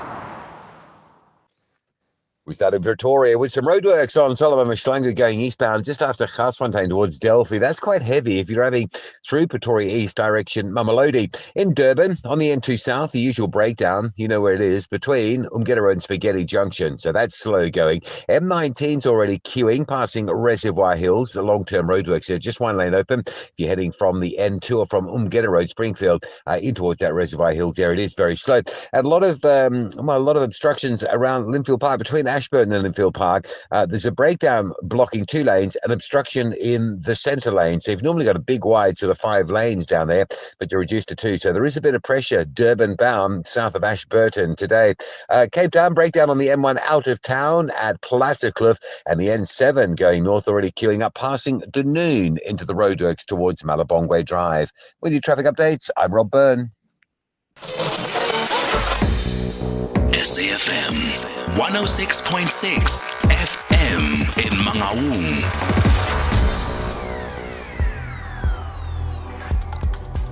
The National Pulse with Ashraf Garda on SAfm.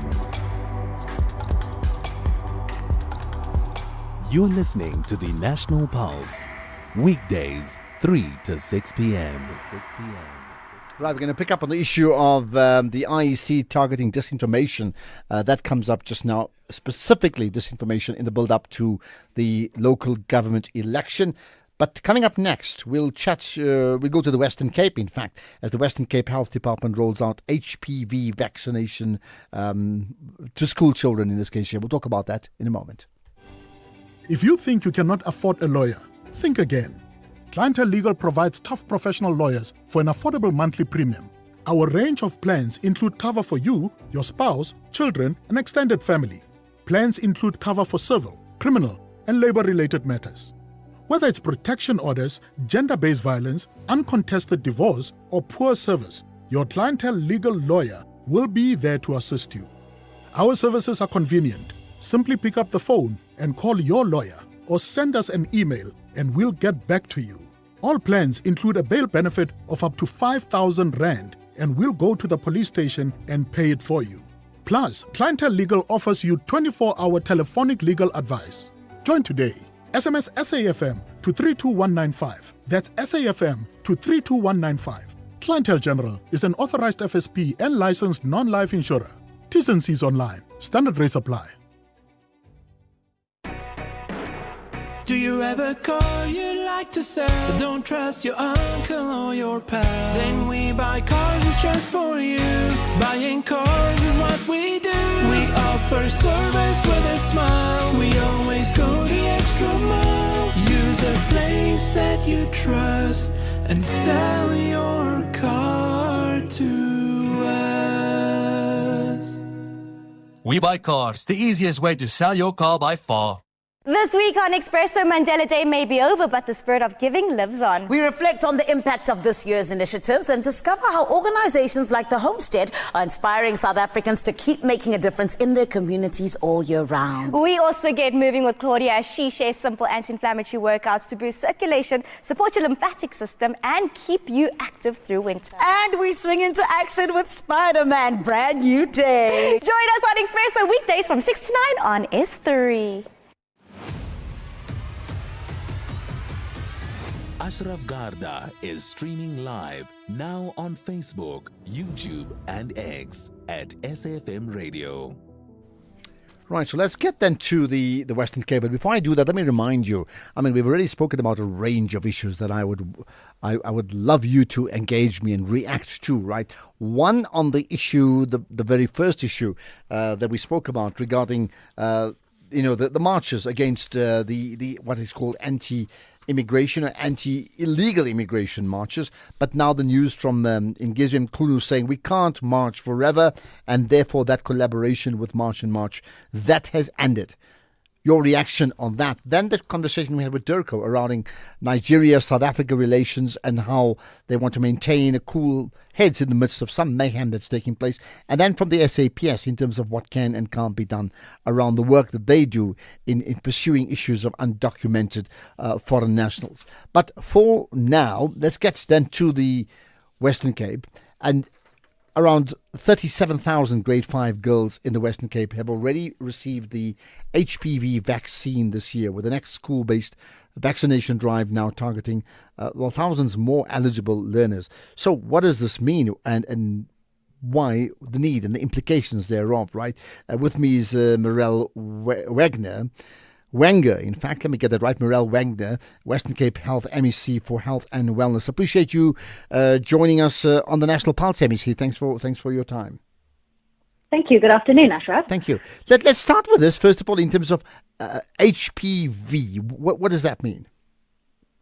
So HPV stands for human papilloma virus, and it's a common group of viruses that are transmitted mainly through intimate.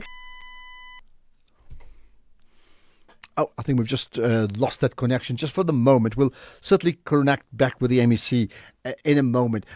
Just to remind you, by the way, on a few things, okay?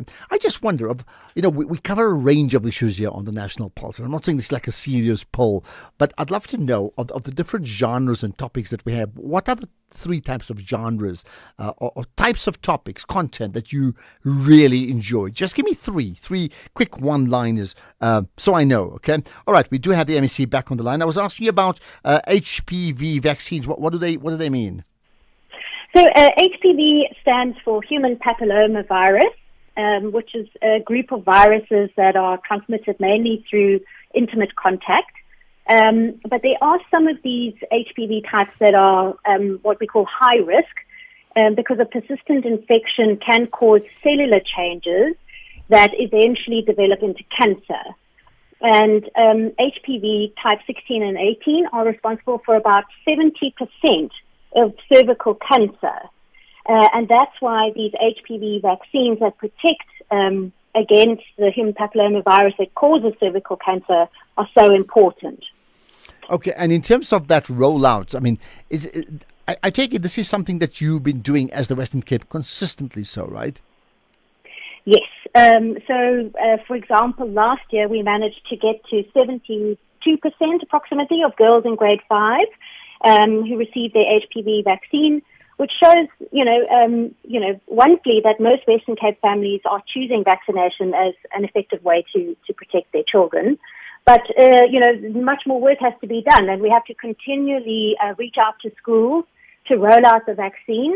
And as a country, as South Africa, we're aiming to get to 90% of girls aged 15 by 2030. What happens if you don't get to them? That's a prevention opportunity lost.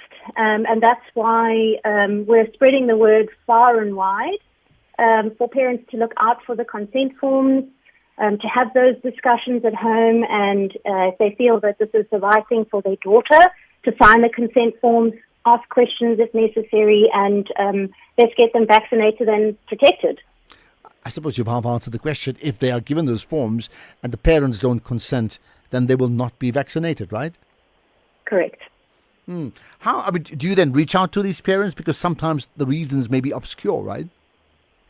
Yes, and unfortunately there is a bit of misinformation around vaccines. So what we want to do is encourage parents to ask questions. They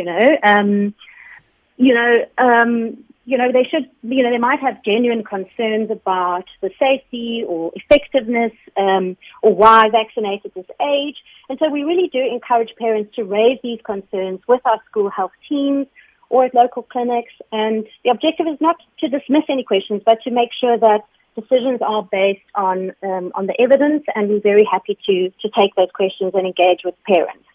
Let's just reflect. I mean, the overall program in the time that it's been implemented. What has been achieved so far? The HPV vaccine has been in use since around 2006, and it's continually monitored by national medicine regulators and various vaccine programs, as well as international public health bodies. But internationally, and we're also seeing early signs of efficacy in South Africa, as our program is not as well established yet. It's a relatively new rollout in South Africa. But what we've seen elsewhere, if I may, there was a major Swedish study that was published in 2020, and that looked at health data for around 1.6 million girls and women who are aged between 10 and 30 years old, and they found that vaccinated women were 88% less likely to develop cervical cancer compared to those who were not vaccinated. So it is a highly effective vaccine. And also, I mean, in South Africa, cervical cancer is a major public health challenge. It's the second leading cause of cancer-related death among South African women. So this is why this is so important. Just lastly, is anything else we need to look out for?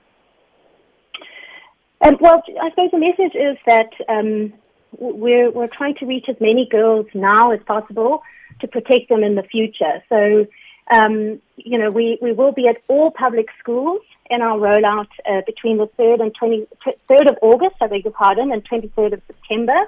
And we will also be at private schools where we do have access. So parents, look out for those forms, have those conversations, and let's protect our girls. Absolutely. MEC for Health and Wellness in the Western Cape, Mirelle Wenger, appreciate your time and thanks for joining us on the National Pulse. This Sunday evening at 7 on the Tastemaster Professional, our chefs take a road trip to the beautiful Elgin Valley to celebrate fresh seasonal produce. It's all about cooking on fire. And with elimination on the cards, they'll have to bring the heat if they want to stay in the competition. Who will make it through to the next round? Find out on the Tastemaster Professional. Sunday at 7, repeat Saturday at 4:30 and Sunday at 3:30 only on SABC2.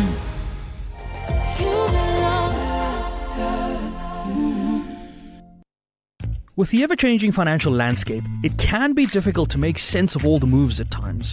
Join me, Jimmy Moyaha, on the SAFM Market Update with MoneyWeb, Mondays to Thursdays, 6 to 7 p.m, as we break down the key market trends, top financial stories, and smart investment insights, all in one place.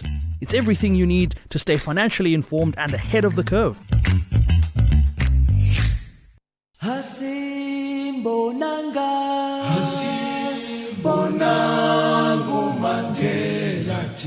Hashtag Mandela Month on SAFM. I, Nelson Rolihlahla Mandela, do hereby swear to be faithful to the Republic of South Africa. So help me God.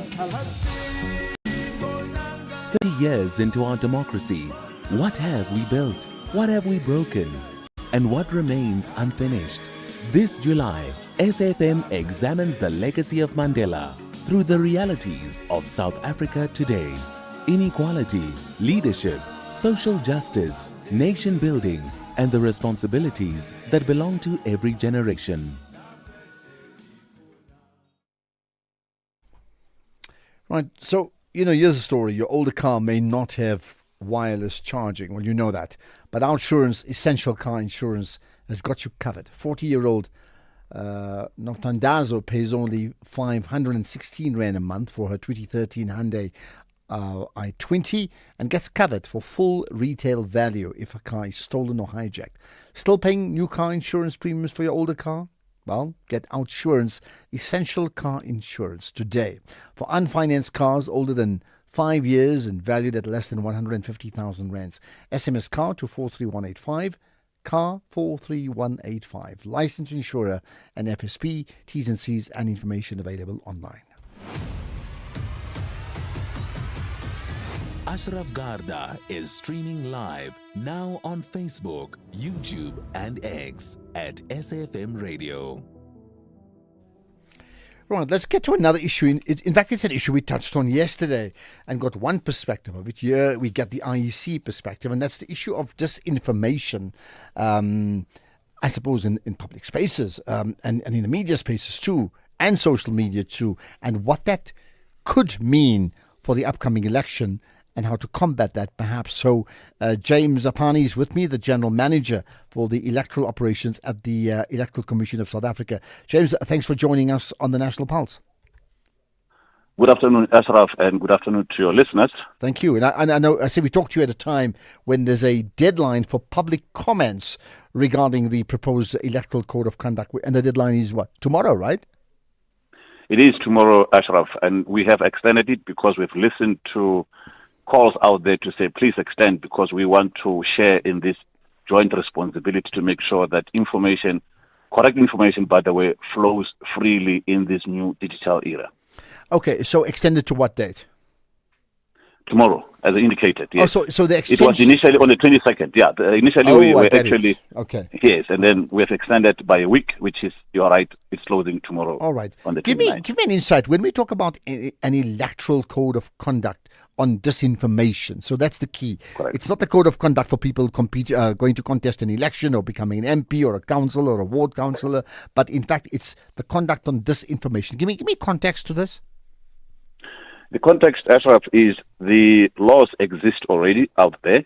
And in addition to the laws that are there, we do have a code currently that we apply for each and every election as empowered in terms of Section 88 of the Municipal Electoral Act. The Commission may, by notice in a government gazette, compile and issue any other code. In other words, this specific code that deals with disinformation is an additional code that complements the existing code. That's the context.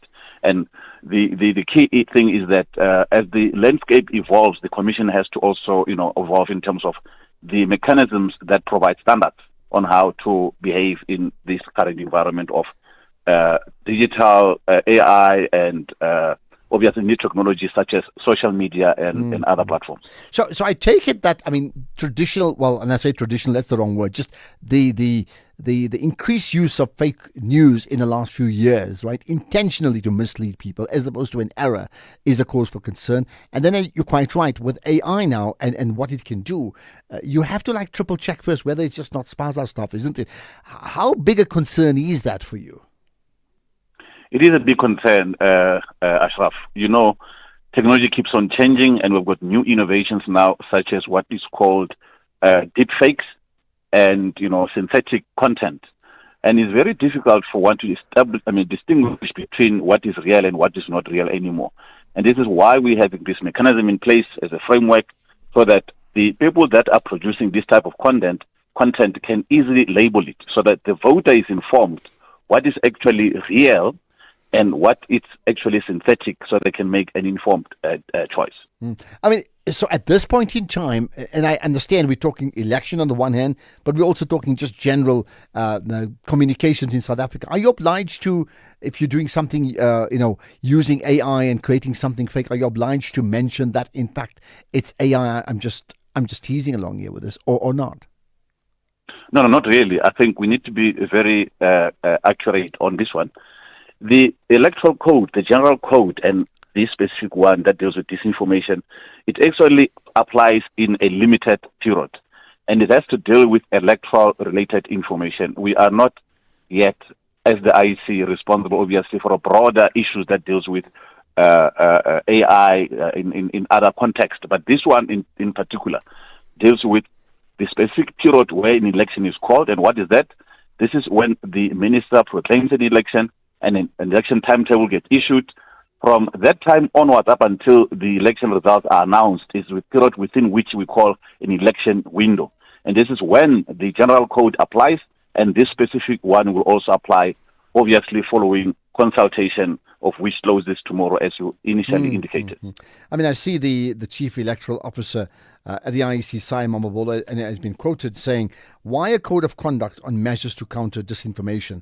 Because 10, 15 years ago, if you printed your ballot, got your logistics right, got your staffing right, and then trained your staff properly on the electoral framework, you probably would have aced an election.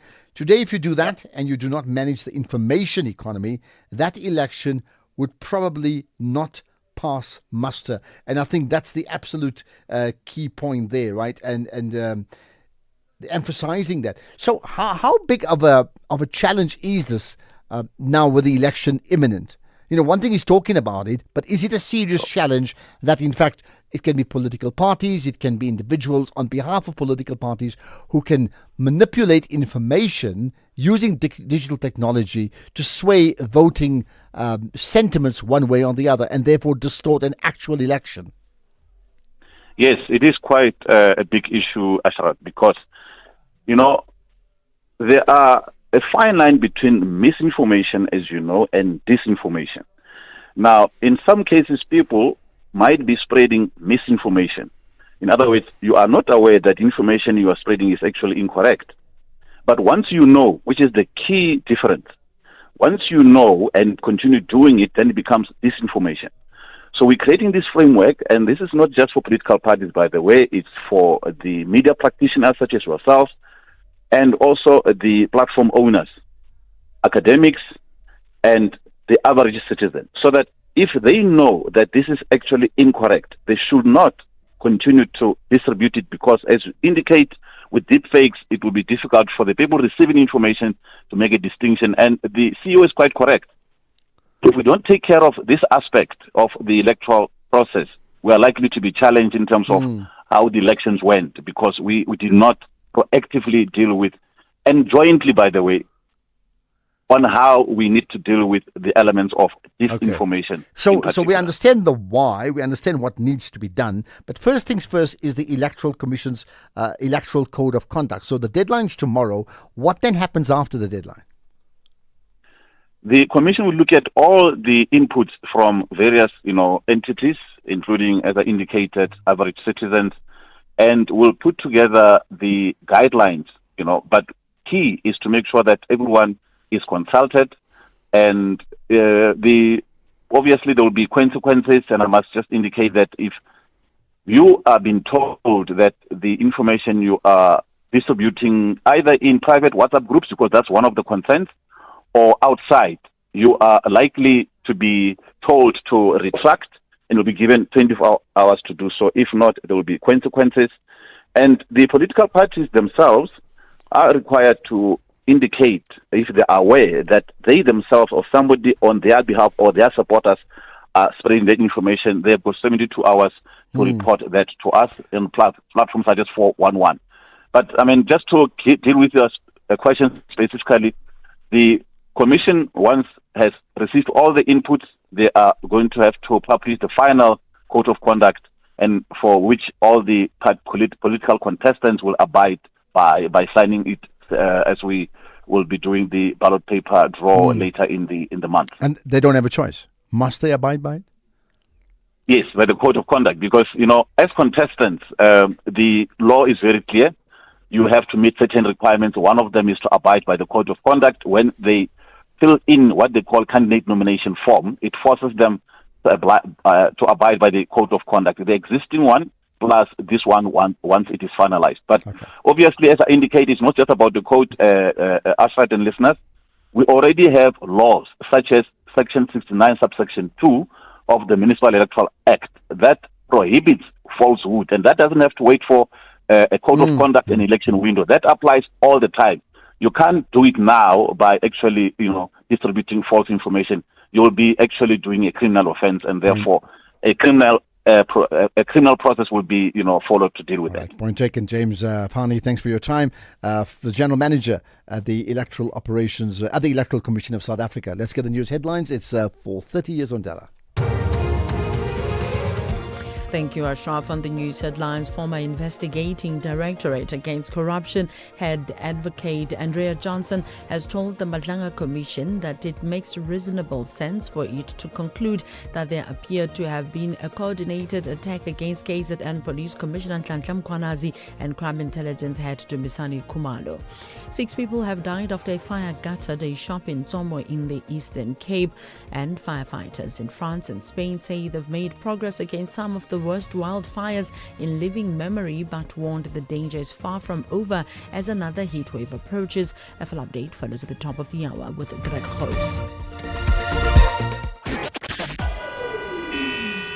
SAfm, guiding you through the rush hour traffic. Good afternoon. Let's start with a check at Galuli's interchange. Now, if you're driving in from Ekurhuleni, N12 at R24, it's a crash after those highways have merged going into Galuli's. Both highways are heavy back through their respective Edenvale exits. Crash on the N3 northbound at Marlborough Drive, heavy getting up from Edenvale, passing Alex into that one. Probably a bit of onlooking and a breakdown on the southbound side as well. So heavy going up to the crash from Edenvale, slow coming from Limbro Park down in towards that crash and the broken down vehicle. N1 through Midrand not looking too bad this afternoon. Good news coming out of Pietermaritzburg. The breakdowns and incident at Linfield Park, that's all being cleared up. There is a breakdown on Durban's N2 North before Spaghetti Junction, so looks a little bit like it does in the morning this afternoon. The N2 queuing from the M7 side up through towards 4 level. M19 queuing slow through Reservoir Hills. The roadwork still very much in place there. Cape Town today, the N1, the service road quite slow out towards the N7 connection, and a lot of pressure around Rondebosch. Campground Road going south is heavy towards Newlands, and the main road jamming up from Claremont through that Kenilworth area. So between sort of Claremont and Wynberg, that section of the main road is super slow going southbound. With your traffic updates, I'm Rob Byrne. This is SAfm Sports with Tuming Khapele. Right, Jimmy, you got news about Sundowns. Yes, we start things off with football this hour, where the Premier Soccer League has approved Mamelodi Sundowns' request to postpone their opening Betway Premiership clash with Marumo Gallants, originally set for Saturday at Loftus Versfeld. The fixture will now be played on the 19th of August at 7:30. The PSL acknowledged the exceptional circumstances after Sundowns' pre-season was disrupted by the tragic passing of midfielder Jaden Adams earlier this month. The Brazilians delayed their Austrian training camp to attend Adams' memorial, leaving them behind schedule. Now, the postponement gives coach Miguel Cardoso's squad more time to prepare before returning to action in the MTN 8 quarterfinals against Bulugwane City on the 8th of August. Meanwhile, Marumo Gallants president Abraham Selo says that their move from Bloemfontein to Rustenburg was purely a business decision and will be a lot more cost effective in the 2026-27 season. Selo confirmed today that the club will relocate to the Royal Bafokeng Stadium after spending the last 2 seasons in the Free State capital. Initially, we have been interested, but it saves quite a lot. Less finances, lesser energy to travel that. In Bloemfontein, yes, more costly in terms of traveling, more costly in terms of the venues where you play as well. Because now they've got different arrangements, which I don't want to talk about now here. They accepted us very well, but some, they had to be done through the third parties, which is a challenge to both the parties and the memorandum of agreement. Well, just checking in with Team South Africa at Commonwealth Games. Team SA got off to a great start today, getting to 11 medals at the end of the day. Aaron Gallagher got bronze in 100-meter butterfly, clocking 57.39 seconds, while Michael Holy claimed silver in the men's 50 side of things.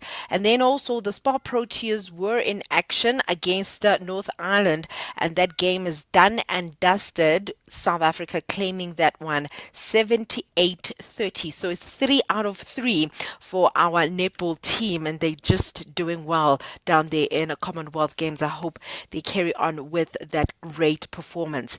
On to golf. The Sunshine Tour is expanding further into Africa with the launch of the inaugural Rwanda Open, which is set for the 24th to the 27th of September at the Kigali Golf Club.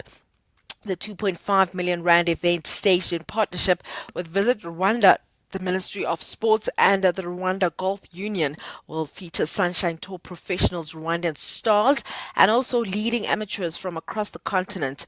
It marks the tour's first tournament in Rwanda and forms part of a strategic alliance with the DP World Tour and PGA Tour, offering African golfers a pathway to the global stage. Then ending things off with cricket, a dramatic day of cricket in Trinidad, seeing 14 wickets fall all, with the West Indies ending on 126 for 7 in their second innings. They lead Pakistan by 155 runs going into day 4. Pakistan were bowled out for 282 after collapsing from 244 for 3, giving the West Indies a first innings lead to 29. Seema Justin Greaves starred with a career best 5 wickets for 27 runs, breaking through Pakistan's middle order after captain Shad Masood had scored a century. Greaves also contributed 20 runs before being dismissed by a brilliant catch by Baba Azam. At the close of day, Kamar Roach and Shamar Joseph were at the crease, and Joseph remained unbeaten on 22 after hitting 3 sixes with his quick runs, potentially giving the West Indies a valuable advantage heading into the 4th day. I'll have more on other sports in the next hour. Right, perfect. Thanks for that. Thanks for that, Jimmy. Lots of exciting things happening and a lot of behind-the-scenes things happening in the world of sport. Drivers, that smoke ahead is not just smoke. It's a wall, thick, blinding, and deadly. Never drive into felt fire smoke crossing the highway. You won't see stopped vehicles until it's too late. Pull over, turn on your hazards, wait it out. One decision can save lives, including yours. See and be seen this winter. Brought to you by the National Department of Transport. Looking to save money on your business insurance? Switch to OUTsurance Business Insurance and you could get a massive 20% discount on your business insurance premium. Here's Niku from the Gas Mart. I was my previous insurer for 9 years before switching to OUTsurance Business Insurance. I'm very happy with my premiums at the moment. I wish we switched sooner to OUTsurance Business Insurance. Get a quote to switch and save today. Visit outsurance.co.za or call 0800 60,000. Licensed insurer in FSP. TCs and information online. Looking for exclusive content, live events, and special broadcasts like the Madlanga Commission? Then connect to the all-new SAfm Connect stream. The Madlanga Commission, live and uninterrupted from 9:30 Monday to Friday.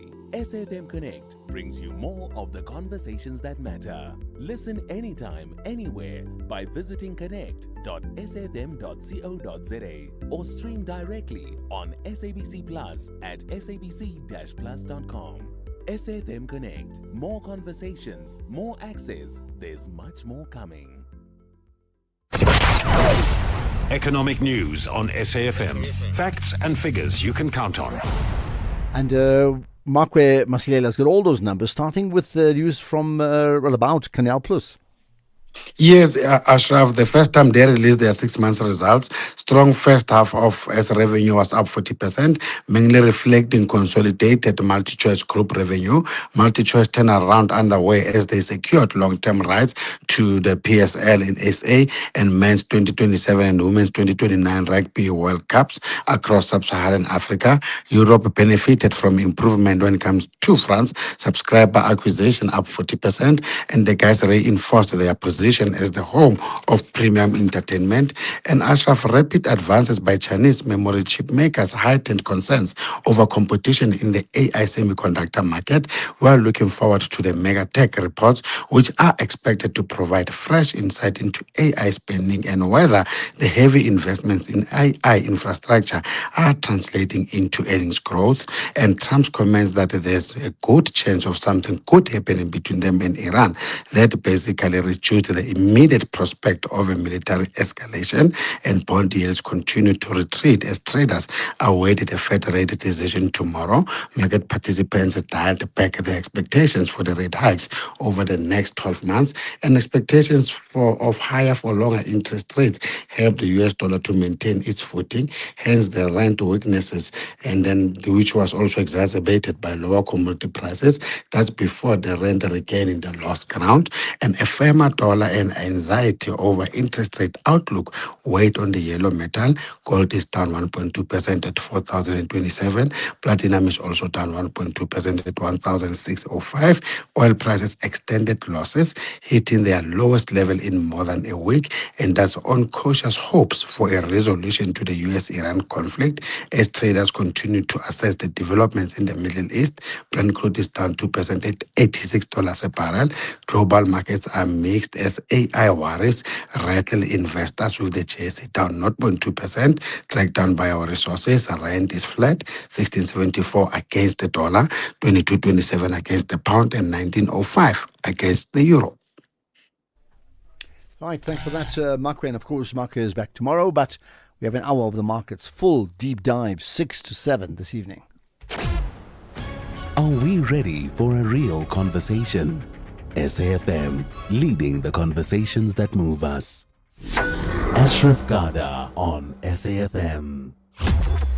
Now for winning stories on the National Pulse. In fact, we'll get to one of those winning stories just now with the Sesame Workshop receiving, a FIFA-inspired grant. That comes up just now. Inspiring indeed. But for now, I need to hear you out. Let's go to Bloemfontein. Paul, hi. Hi, Ashraf. How are you? I'm good indeed. Good talking to you, Paul. Yeah, you know, there's one missing thing that on this issue of immigrants, ne? All over, I don't hear anything as to what has happened to the children of the immigrants. Because I'm aware that there are those that have been born in South Africa. And it is during the school year. Nothing, so quiet. How many children were affected by this? Yeah, look, it's a good point. Because our understanding is that they're not allowed to be in the country, but once they're here, the children have a right to education. So I hear what you say. Exactly. My concern was that one. You know, this is a Mandela month. The person who cared so much about children, that during the month that they were supposed to be looked after, no one is mentioning them. Okay, well, Please try to find out from even the immigration officers as to what are the steps saying about the children. Well, I'll tell you what. Okay, Paul, thank you for that. Let's move on. I must say, the plan, certainly from myself, Keys, and Intabi saying, is to say, hold it. We got SAPS today to hopefully get, whether it's immigration or home affairs, to talk to us, ideally even by tomorrow, because I think it's an important point that you raised. Thank you for that, right? JCK in Musina, hello. Hi, Ashraf. Are you well? I'm good, as always. Thank you. What's your point? Hi, man. Ashraf, I'm pissed off by our environment, man. Tell me more. Yeah, man. It can't be. It can't be. Since the dawn of democracy, it's only dirty everywhere. And those things were not happening before democracy. Are you with me? Yes, I am. Can you check the state of Joburg, Matamulimo? Can you check the state of Joburg? And remember, dirtiness, then it's just next to the doctor. You understand? And cleanliness is next to godliness.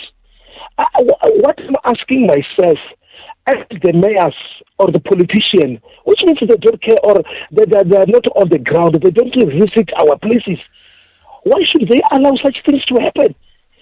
If I can ask myself or asking you, is it a matter of ignorance? Is it a matter of not political will? Is it a matter of incompetence? It's a dirtiness all over South Africa since the dawn of democracy. And they say not to worry. What is happening? Okay. What is happening? Let's leave it at that. Well, I don't mean leave it at that. Leave your call at that, but not leave it at that. I mean, I saw pictures again this week of videos because there was a big race in Joburg. And again, right, those pictures at the side of the railway lines, I mean, it is filthy, man. And at what stage did we think it's okay to be filthy in the public streets? Now, one may say we don't have the money. I can tell you now there are countries that are more poverty-stricken than we ever are, and they do not tolerate dirty streets. They just do not tolerate it. Okay, Alba in Sky City. Alba, hello. Where's Sky City? I know where's Sun City. Where's Sky City? Yeah? No. Sky City is somewhere near Palm Ridge. Okay, all right, got that. Now I know. Thank you. Your point? Mr. Ashraf, during the month of July, I somehow feel like SABC is somehow low-key campaigning for the ANC because almost every advert is about Mandela. Yes, I understand that Mandela was the former president, but there's no Nelson Mandela without the ANC. So somehow, and the other time I was driving with my son and asked me, why is it about this Nelson Mandela? Mandela Maf and everything. And I said to him personally that I believe that he's the biggest sellout who sold the blacks in South Africa a dream which will never come to pass. And yeah, but I mean, then there's my two son things. was Look, like, I mean, you no, may but say he's a what- sellout. I just hear you. That's your opinion. I don't Yes. agree with you about the point that promoting Mandela is promoting the ANC. For the vast majority, even people who are critical of the ANC are on side when it comes to the role Mandela played in delivering democracy to our country. And he's been the figurehead, right? So, and he's our first president of democratic South Africa. So it is in that light, right? And there's a lot of good work that gets done in his name. So what's wrong in that? Now, I think there are many people, in fact, who do not even support the ANC, but they pay reverence to Mandela because they understand that his role is there. So I don't think it's an SABC thing. In fact, you can check across the board. Multiple media houses talk about Mandela. Alba, I think you made your point. Thank you for that, right? But you've certainly got us thinking, which is really the essence of the cause, because we do get people with a wide range of opinions and they express it. Right, let's get more on Ingizwe. Good afternoon, Mr. Ashraf and the crew and SAFM family. Robert in KZN Mutu. Madlanga Commission.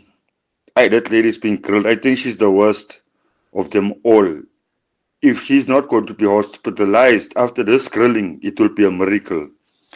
And then again, March and March, I'm also surprised to see that there's a problem with Ngizwe Mchunu now. He's talking about he's better, he's been to jail, he doesn't see this business of marching up and down with no results. Things are happening in South Africa, guys. Things are happening, yeah. Really, it's a lot of things going on around us.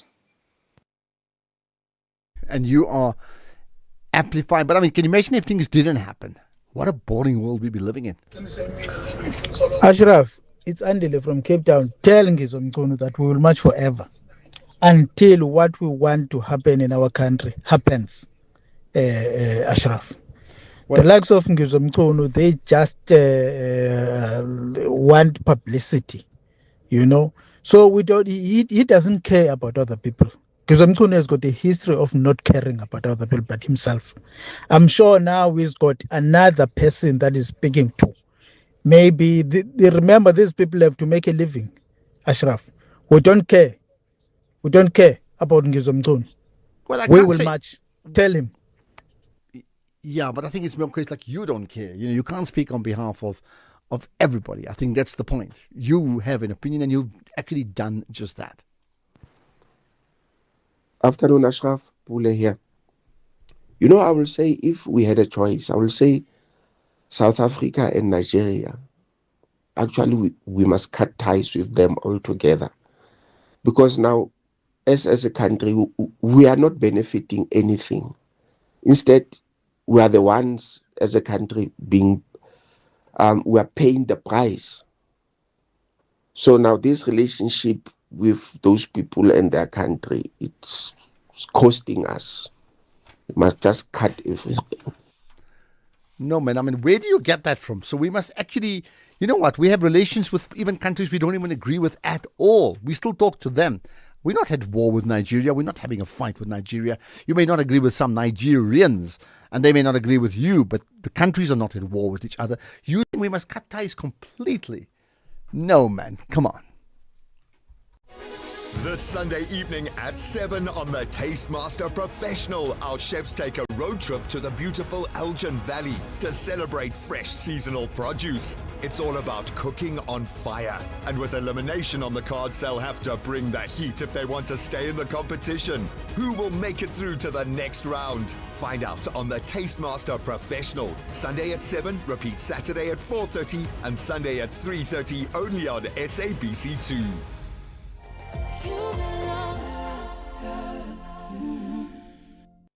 At Specsavers, we're committed to offering affordable and professional eye care. That's why we're offering 1,500 Rand worth of savings with our winter promotion. Get a free frame up to the value of 1,500 Rand or use the 1,500 Rand on one of our leading vision enhancements, like Climate Eyes, which automatically adapts to changing light. To qualify, simply purchase a comprehensive eye examination and prescription frame and lenses.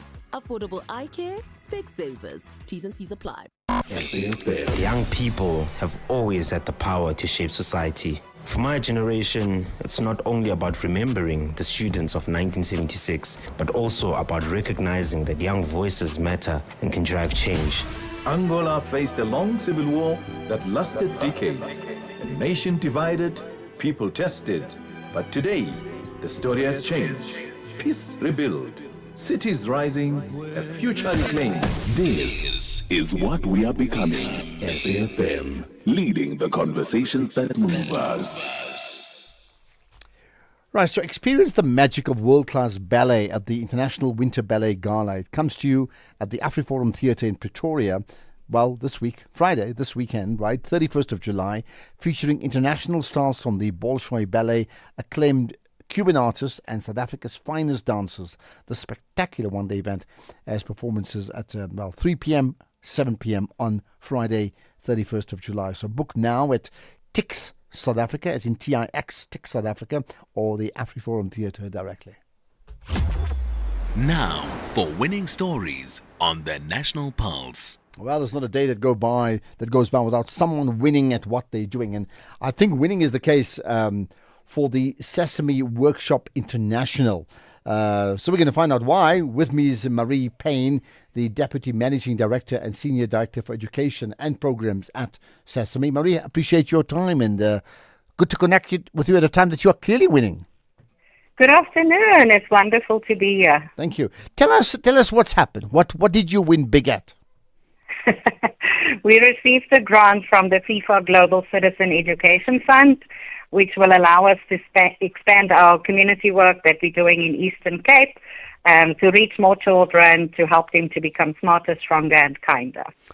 Okay, and I mean, just to be clear, you mentioned the word FIFA, which obviously we know is the global football body, but this is not a football grant, it's an education grant, right? Yes, so it's through the Global Citizen Education Fund.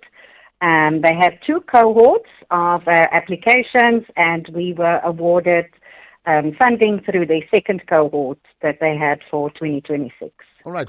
How did you get the grant? I mean, what was the whole process, and what was so convincing about what you do? Yes, so absolutely. If you work in the nonprofit space, you know that we have to apply for funding, and so there's a call for applications that go out. You submit a proposal and your budget and the outcomes that you want to achieve. It goes through panels and interviews and due diligence. And then in the end, we were awarded this fantastic opportunity. Okay. Tell me more about, some of the specific work you do and the track record linked to that work. Yes, absolutely. The public doesn't always know that Sesame Workshop is the non-profit organization behind the well-known television show Takalani Sesame. So we do our television program still, which is still on air, but we also do a lot of community development work. We do teacher capacity, we do work with parents, we do work with children to really help them to shift their developmental outcomes and become ready for school. Okay. Now, in terms of the grant, are you able to tell us how much? How big is the grant? It's about $250,000, which will allow us to expand in Eastern Cape and to reach over 800 children through our Born Through Play initiative, which involves using soccer and sport to strengthen their early learning opportunities and help them to become school ready. Okay. Up to now, in terms of the Sesame Fund, what has been the biggest challenge you've had? Absolutely. So for us as a media organization for children, and we provide edutainment to children, for us it's keeping up to date with the trends and the latest shifts. So for us it's very important to continuously assess our distribution strategies, where can we reach the most children and have the highest impact. We know there's a lot of platforms available, streaming, linear TV. So for us, it's really to be on as many platforms as we can, as well as in the communities, to expand our work and distribute our content as far and wide as we possibly can. And you mentioned the TV show, Takalani Sesame. I think we all certainly are being very nostalgic just listening to you mentioning it, right? But in terms of the team that runs this project, how many of you, and when did it start, and why? Like at that point, why did it start? Absolutely. So for us, our initial Born Through Play campaign we started with community work on that in 2019 already, but our social media campaign ran into 2024. And we are a very small team, a lean and mighty team. So the team that manages all our community work is only 3 people. And so we started that work about the importance of male caregiver, having positive male role models in children's lives, and how that exponentially contributes in a positive way to children's early learning and development.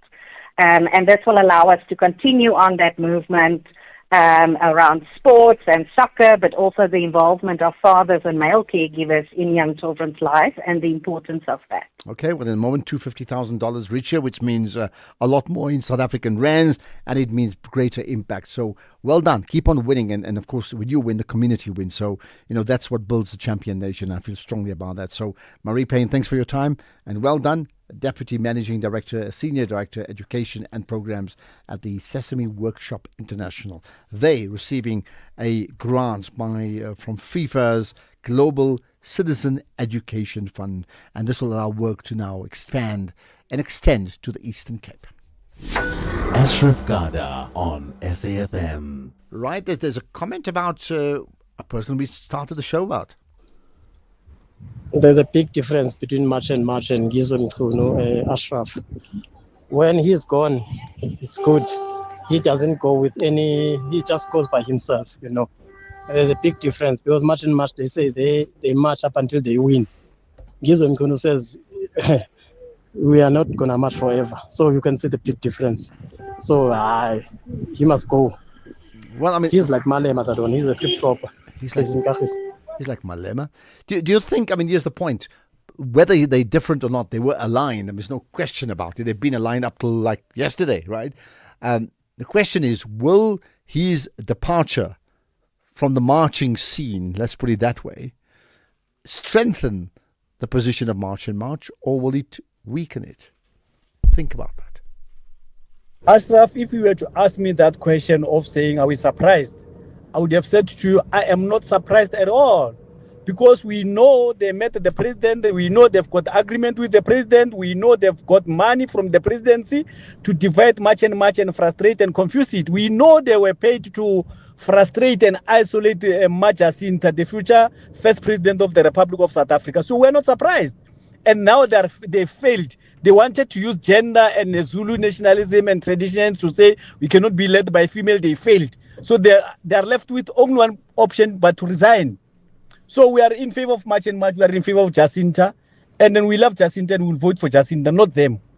Active Citizen in Polokwane, good afternoon to you. And the listeners. Thank you for that. Well, interesting, all the things you've said, right? You said we know. Like, how do you know all of that? You also know somebody's been paid off.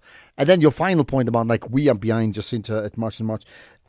I'm just saying, you can only really speak on behalf of yourself when you're making this call. You can't really speak on behalf of the organization unless you're an official speaking on behalf of the party or a movement or an activist form or not.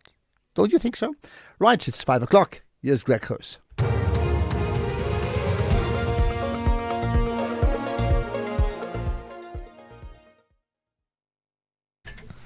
IDAC head in the hot seat at the Matlanga Commission, and firefighters continue to battle blazes in France and Spain. Good day to you. The former head of the Investigating Directorate Against Corruption, or IDAC, Andrea Johnson, has told the Matlanga Commission that it makes reasonable sense for it to conclude that there appeared to have been a coordinated attack against the KZN Police Commissioner, Nchasham Kwenazi, and the Police Crime Intelligence head, Dumisani Kumalo. This comes after Johnson's testimony before Parliament's ad hoc committee, where she denied allegations that the IDAC had been involved in a coordinated campaign against the two. Johnson elaborates. So I think that if we look at the matters in their totality, and we also look now that this one, Commissioner's 3527, really bothers me, then the assertion or the conclusion you draw makes reasonable sense. The chairperson of Parliament's Standing Committee on Public Accounts, Zongezo Zibi, says previous road accident fund executives and board members must personally pay back the unaccounted money spent during their tenure. He says this is part of the recommendations the committee expects to make in its report into an inquiry into the affairs of the fund. In such cases, the committee may then, pursuant to legal advice, recommend that all of those monies be recovered from the responsible officials and board members. There are many other decisions like that where we're going to look carefully at each one and determine if recoveries are necessary. And I'm certain this will not be the only one. Municipal workers in the Northern Cape say delayed salary payments have left them battling debt, damaged credit records and financial uncertainty. The latest crisis follows the National Treasury's decision to withhold equitable share funding from 69 municipalities over financial governance failures, although Treasury's now announced it will release the remaining withheld July allocations this week. Workers say the financial damage has already been done. Willem Koppe is a municipal worker at the Thembelihle local municipality. Personally, me also, I'm sitting with garnish orders for not paying my debtors, and then it has a bad reflection on my name. So I can't even, for instance, go now to a bank and say that I'm in need of 2,000 rand, can you please help me? They will not help me because my credit score was being affected through this thing of not getting paid on time. 6 people have died after a fire gutted a shop at Somo in the Eastern Cape. Police spokesperson Nabuntu Gantana says there's no suspected foul play at this stage. Police in Somo confirmed that 6 foreign nationals died after a fire gutted their shop on the morning of 28 July 2026. 7 foreign nationals were asleep inside when the fire broke out. One was rescued by a private security company together with Tsomo SAPS members who broke through the burglar door of the room where he was sleeping. 5 charred bodies have been recovered so far. 1 remains outstanding. Members of the local criminal record center are en route to the scene. Firefighters in France and Spain say they've made progress against some of the worst wildfires in living memory, but have warned the danger's far from over as another heat wave approaches. Eric Broccardi is one of the French firefighters battling the blazes. We need to attack him very fast, very hard, with lot of engines, with lot of airplanes. It's a strategy to say that massive attack on burst fire. It's very important to say that because it's the one way to try to fight the fire fastly. The top story. The former IDAC head has told the Matlanga Commission that it makes reasonable sense for it to conclude that there appeared to be a coordinated attack against the KZN Police Commissioner and the Police Crime Intelligence head. That's SAFM News. I'm Greg Coase. In sports, the Spar Proteas beats North Island in 3rd game at Commonwealth Games. PSL grants Mamelodi Sundowns postponement request and Sabalenka and Djokovic to team up in US Open mixed doubles. More details at 5:30. SAFM. Guiding you through the rush hour traffic. Good afternoon. Snow in the forecast for parts overnight tonight. Higher ground of the Eastern Cape, higher grounds of KZN. Probably a good idea. Make sure if you've got to travel overnight tonight, you are checking those Weather Department, Weather Bureau forecasts. You don't want to go trundling off and getting caught in snow and getting yourself caught in the freezing temperatures. So just be aware that there are all sorts of warnings issued for particularly Eastern Cape and KZN. Joburg today, a crash on the N3 going north at Marlborough Drive. It's heavy getting up from Edenvale, southbound from Buccleuch. Having a look at that's quite heavy as well.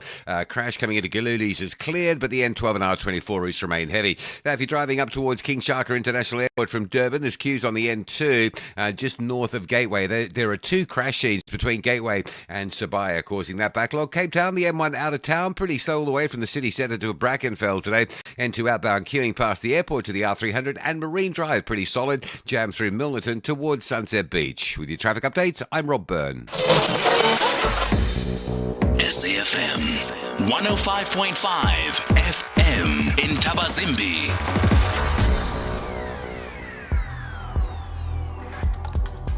The National Pulse with Ashraf Garda on SAFM. You're listening to the National Pulse, weekdays 3 to 6 p.m.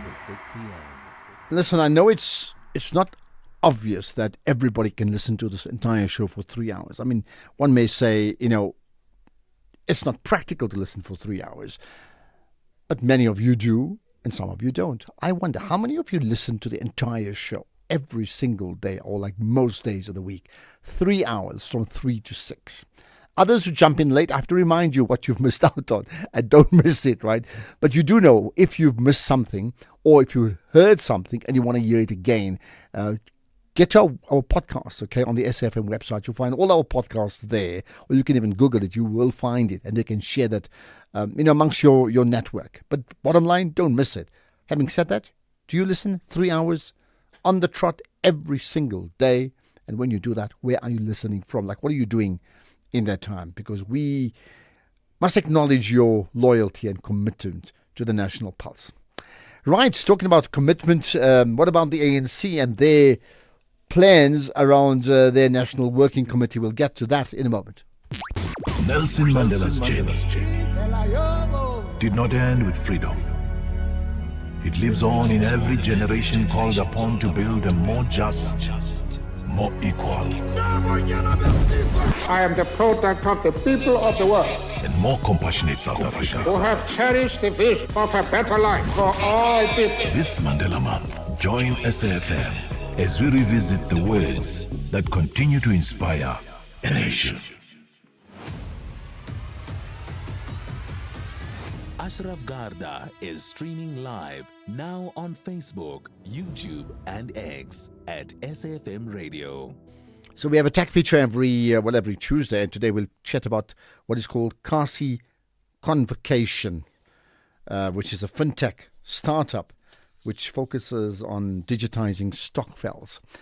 Right, I'm looking forward to that conversation. What about the ANC for now? Their Secretary General, Fikile Mbalula, briefed the media on the outcomes of the ANC's National Working Committee meeting earlier today. So some key moments to emerge. Firstly, Mbalula saying the recent move by Treasury to withhold the July 2026 equitable share funding to 69 municipalities is, well, listen to this. Public money must never be stolen or wasted, and that discipline must be exercised within the constitutional order through Parliament, which divides the nation's revenue, firmness and the Constitution together. And there are real signs that the turn is coming. The latest audit outcomes of the Auditor General show municipalities beginning to recover. The number of clean audits has risen. And in KwaZulu-Natal alone, Richmond, Msinga and Umvoti and clean audits for the first time in years, while some 18 municipalities across KwaZulu-Natal, Mpumalanga and the Northwest have climbed out of the West audit categories. eThekwini is in steady financial recovery, collecting 93 cents in every rand it bills, with billing accuracy near total. These are not yet victories to be celebrated, but they are the proof that discipline and competent and capable hands can bring municipality back to health. All right, and there's certainly more coming out from the ANC. The Secretary General then explained the party's position on the parliamentary process concerning the President and the order of the Western Cape High Court. Hang on to every word here. The parliamentary process concerning the President and the order of the Western Cape High Court, the ANC asks the nation to hold one line. The process is what matters. A fair process will give the country a result it can stand behind. Let us set out plainly what the court actually said, so the matter can be read calmly, because there's a lot of talk, including the interpretation from time to time of what the courts decide, of what the Constitutional Court have decided on this matter. First, the court granted an interim order that pauses the public hearings of the parliamentary committee. It is a pause, not a cancellation. Secondly, it did so to allow a proper court to hear the review the President is entitled in law to bring set down for the 2nd to the 4th of September. Third,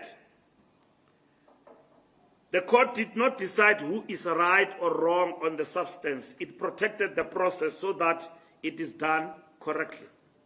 Fourthly, the binding judgment of the Constitutional Court of the 8th of May still stands. And the parliamentary process remains alive. It will continue once the court has spoken. We know now the President is advancing a credible case, and it must be given its space and not be undermined or rushed over. The ANC has held its own participation as a friend of the court in abeyance on matters of process only and firmly outside the election contest, while some parties, we note with regret, abuse this moment for headlines. The National Working Committee also defends the Speaker of the National Assembly against the motion of no confidence. Faced with litigation between two parties she may later preside over. The correct and constitutional thing was precisely what she did, not to take a side. To punish a presiding officer for refusing to be partisan, it is to stand the principle on its head. And Parliament must chew gum and walk at the same time. It cannot be consumed by one matter while our people are jobless and the cost of living pines. No one will stop September from arriving very shortly. The question before us as the ANC has always been about sequencing of what comes first and whether the other process can run over the other. The distortion, the opportunism that we have seen has not worked, because the distortion was one that the Concord have decided that the President must be impeached. And what was not explained is that there is no such a decision of Concord. Even the voodoo lawyers who analyze in the media rooms every day have not assisted the process of clarifying legal matters before the nation. They have instead taken a political dive into the cocoons of political parties and sustained their agenda. And that is not information South Africa needs. South Africa needs information so that people can make up their minds, because they are not lawyers. But they must make up their minds, being informed correctly about the interpretation of the court judgments. Now, that's not all, right? What about the issue of migration, and what's the ANC's position on that? What needs to happen? Proposal on migration. Look, there's no proposal. We are saying that we are reporting here that this thing has been done and done in dignity. Remember, there was that particular place where it was a corridor before you go out of the country. What did they call it in Home Affairs? Lindela. And then we're taken to Constitutional Court under Thabo Mbeki, that we're taking people out of the country in inhumane conditions. And then even UN and people came to inspect there, and then they declared Lindela as a hazardous place. And the Constitutional Court intervened, I think, in relation to that, if I recall very well. So what I'm saying, which is what is reported by BMA, is that people have been taken back to their homes in a human and dignified manner. Not this thing of banning people, chasing people, Meshambok and all of that. That we're not going to support. And we've demonstrated cases where people have gathered and then they've been taken out of the country properly in human conditions. That's what we're talking about. Political solution is the mantra in any situation. Political Political solution is the mantra. So what then is the ANC's position regarding the Eastern Cape's provincial task democratic from running and organization. Then the issues of the mayoral candidates too. Democratically as per constitution of the ANC by the courts. No, we will go back to court when we'll argue our case like we do. And that's what we're going to be doing. Mayoral candidates from the Eastern Cape and all of that.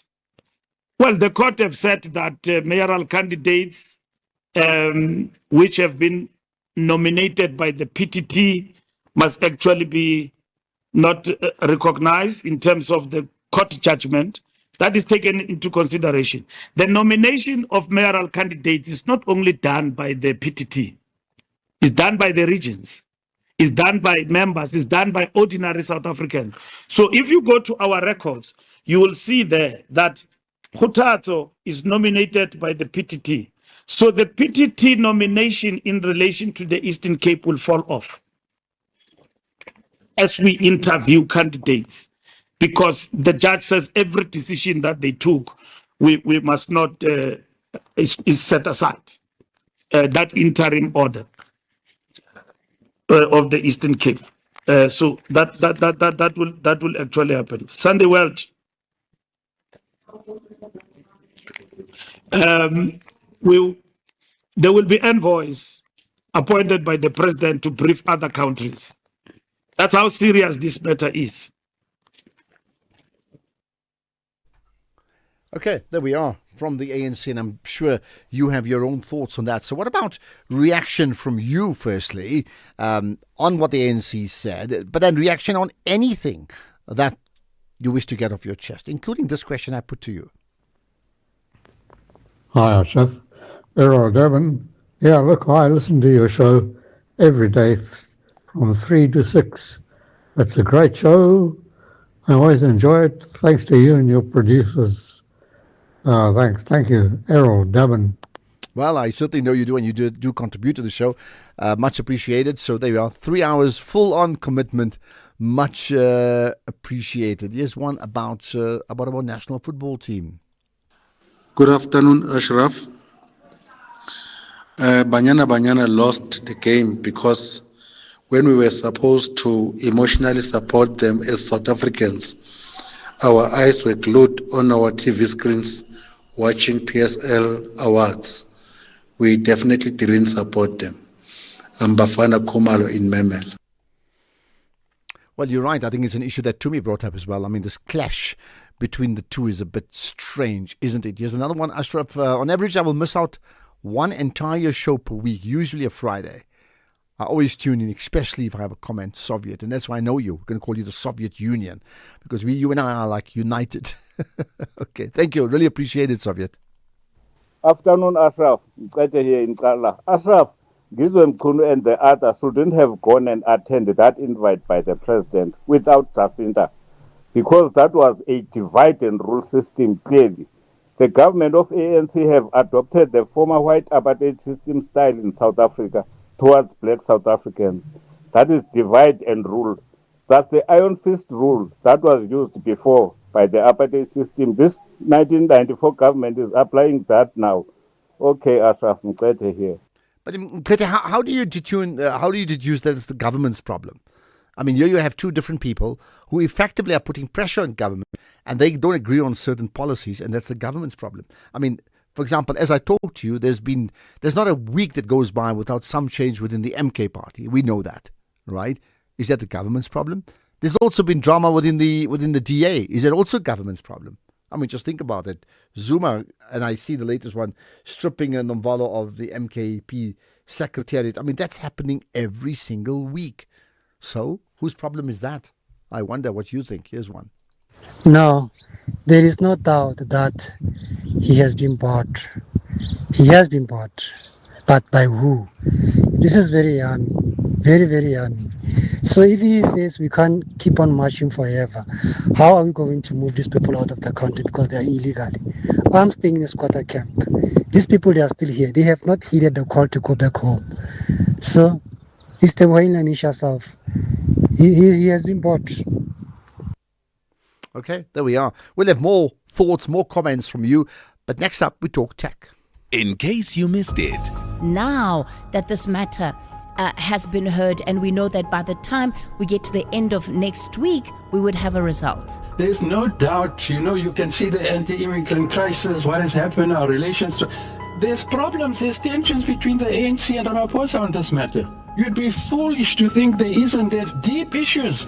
There's lots of ANC members, even the NSC was two-minded, and it's a whole lot of big ferment and debate is going on in the ANC right now about Watri. And you heard former President Mbeki saying, this is not an ANC matter, this is him, he must, face the music, etc. And it is an ANC matter. He's president of the ANC and the country. Dr. Ibrahim Harvey. That was National Briefing This Morning with Kathy Mutlatlana.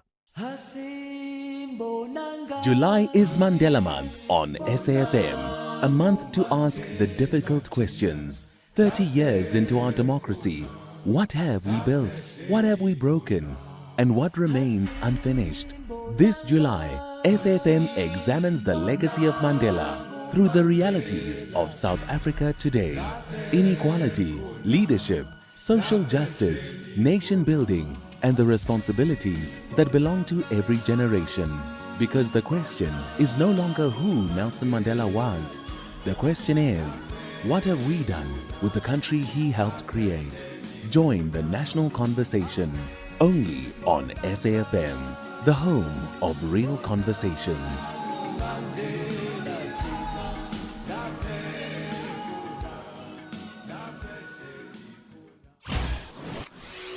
SAfm. Prime time all day long. Tech Talk on the National Pulse. Indeed, let's talk tech. We do this every week, right? And today we're going to talk about, here's the issue. Kasi Convocation is a fintech startup focusing on digitizing stokvels and strengthening financial inclusion in South Africa. And part of that, they've got an app. You may wonder, why would you even want to digitize stokvels? Isn't that a contradiction? Now, Shawanki Makwakwa is the CEO of Kasi Convocation. Appreciate you joining us on the National Pulse. Thank you. Thank you. Thank you for inviting me. Thank you for inviting me. Right. So tell me about your app, because linked to that would be A, what is the problem, and what has been your solution to the problem? Okay. Firstly, the name of the app is Kasi Convocation. We are actually building a technology that helps stokvels save, manage, and grow their money more safely. Because we believe that the people who save their least can least afford to lose what they've worked hard to put aside. So the biggest problem isn't that people don't know how to save, right? People already know how to save together. So the real problem is that the system they use haven't evolved. Every year we hear stories of stokvel members losing their savings because money was stolen, records disappeared, or there were disagreements about who paid and who hasn't contributed into the pot. What's even more worrying is that they even moving to a bank account didn't actually totally solve the problem. Banks how they work, they require multiple signatories, but we've still seen cases where trusted members, relatives, or even friends misuse the group's money.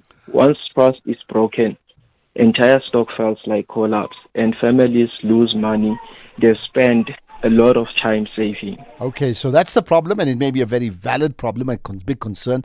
What does your app then do? So how our app works is that if people are familiar with how stokvels works, it's actually how it works. So what we did, we didn't change anything in terms of the functionality. We simply digitize it exactly how people work, how people know it. And on top of that, what we did, we tried our best, which we even proud our best. We even proud of ourselves that we managed to make it as simple as people can use WhatsApp. So it's not even that difficult to use. Okay, but tell me more. I mean, what are the features that it gives you that, are unique to the needs of those who have stockpiles? Okay, so the biggest one is security. So how do we secure?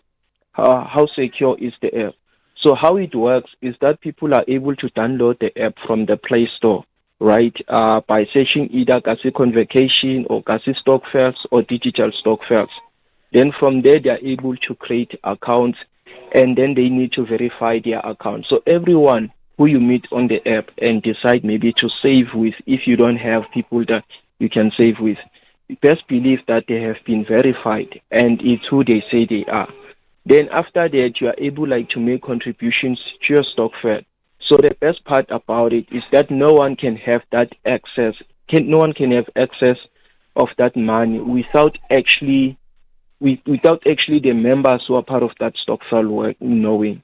So how it works, if someone requests maybe a money or if they want to share the money, they all decide, and after that, everyone who's part of that stockfile needs to approve before the money gets distributed to anyone. Okay. What has been the response so far to it? So a lot of people have responded positively towards it. We at first we launched last year, and while we launched last year, a lot of people were using the app, and we had some challenges due to the first time we working with another development company. We had some issues with the workflows, so we didn't get those workflows right. However, people were still able to use it. Then, early this year, we had to relaunch, and so far, a lot of stockfile members, actually stockfiles, are actually happy to use the app because of they keep on saying they make comments about of how easy the app it is to use and how it makes everyone stay accountable through transparency and making sure that And I mean, do they need to pay to use that app? For usage? No, the app is totally free, absolutely free. They can download the app from the App Store, then create the account for free and save for free. Where do you make your money? I mean, you must exist too. So how it works is that on the money that they save, when they withdraw the money, we'll be taking 3% of that money. So that's how we make money. Like an ATM, basically. I mean, but you don't carry the physical cash. 3% is what you do. Exactly. Just the last thing, I mean, I think it's very important that they do so, but do you not find that there are other financial apps that may not be called Kasi apps, right? But in fact, they do the same work? Yeah, actually, we do know some of them. However, as much as the goal is the same to serve the stockfile market, how we do it, it's quite different. It's the how that separates us, right? So with us, our forecast, we didn't want to make the stockfile, this app, to be as of how the banks works, right? We actually understand the culture of how stockfiles work, and we did our best to bring it up into the app. So that's what makes us different. Okay, well, I'm certainly checking it out. I mean, what do people need to do? Just download where? From where? App Store? Yes, they can download the app from the App Store by searching Kasi Stockfiles, Digital Stockfile, or they can go to Google and search it. We have our website which they can go through it, and they can also download it directly from there. Okay. Or if they say that they do not like using apps, we also have a web app which they can access through a browser, it's available on the website. The main part they need to remember is Kasi, Lokasi, Kasi Convocation. Yes, CONVOCATION.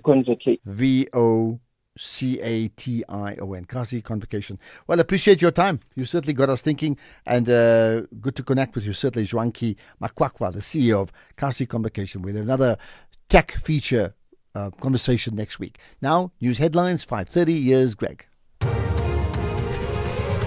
Quick look at the headlines. The former head of IDAC has told the Matlanga Commission that it makes reasonable sense for it to conclude there appeared to have been a coordinated attack against the KZN Police Commissioner and the Police Crime Intelligence Head. The High Court in Johannesburg heard that the area where they located the vehicle used in the assassination of engineer Arman Swart is a hotspot for stolen vehicles and weapons. And the chairperson of the Standing Committee on Public Accounts says they will recommend that millions of rands spent on litigation by the Road Accident Fund be recovered. A full update at 6 o'clock.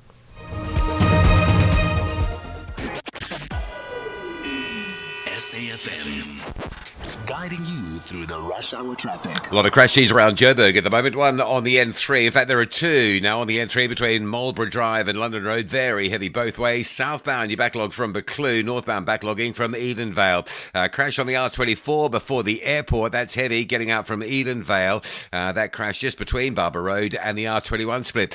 Collision going south on the M1 after William Mandela. Delays from Ravonia Road. And a crash on the M1 further south down by the N17. Soweto FNB off-ramp. That's a heavy queue with traffic lined up from Gordon Road in the Rudaport area. Also crash on Allendale Road at the N1 highway coming across from Mall of Africa. That just means a big delay getting off the N1 north at Allendale, so queues there from Buccleuch as well.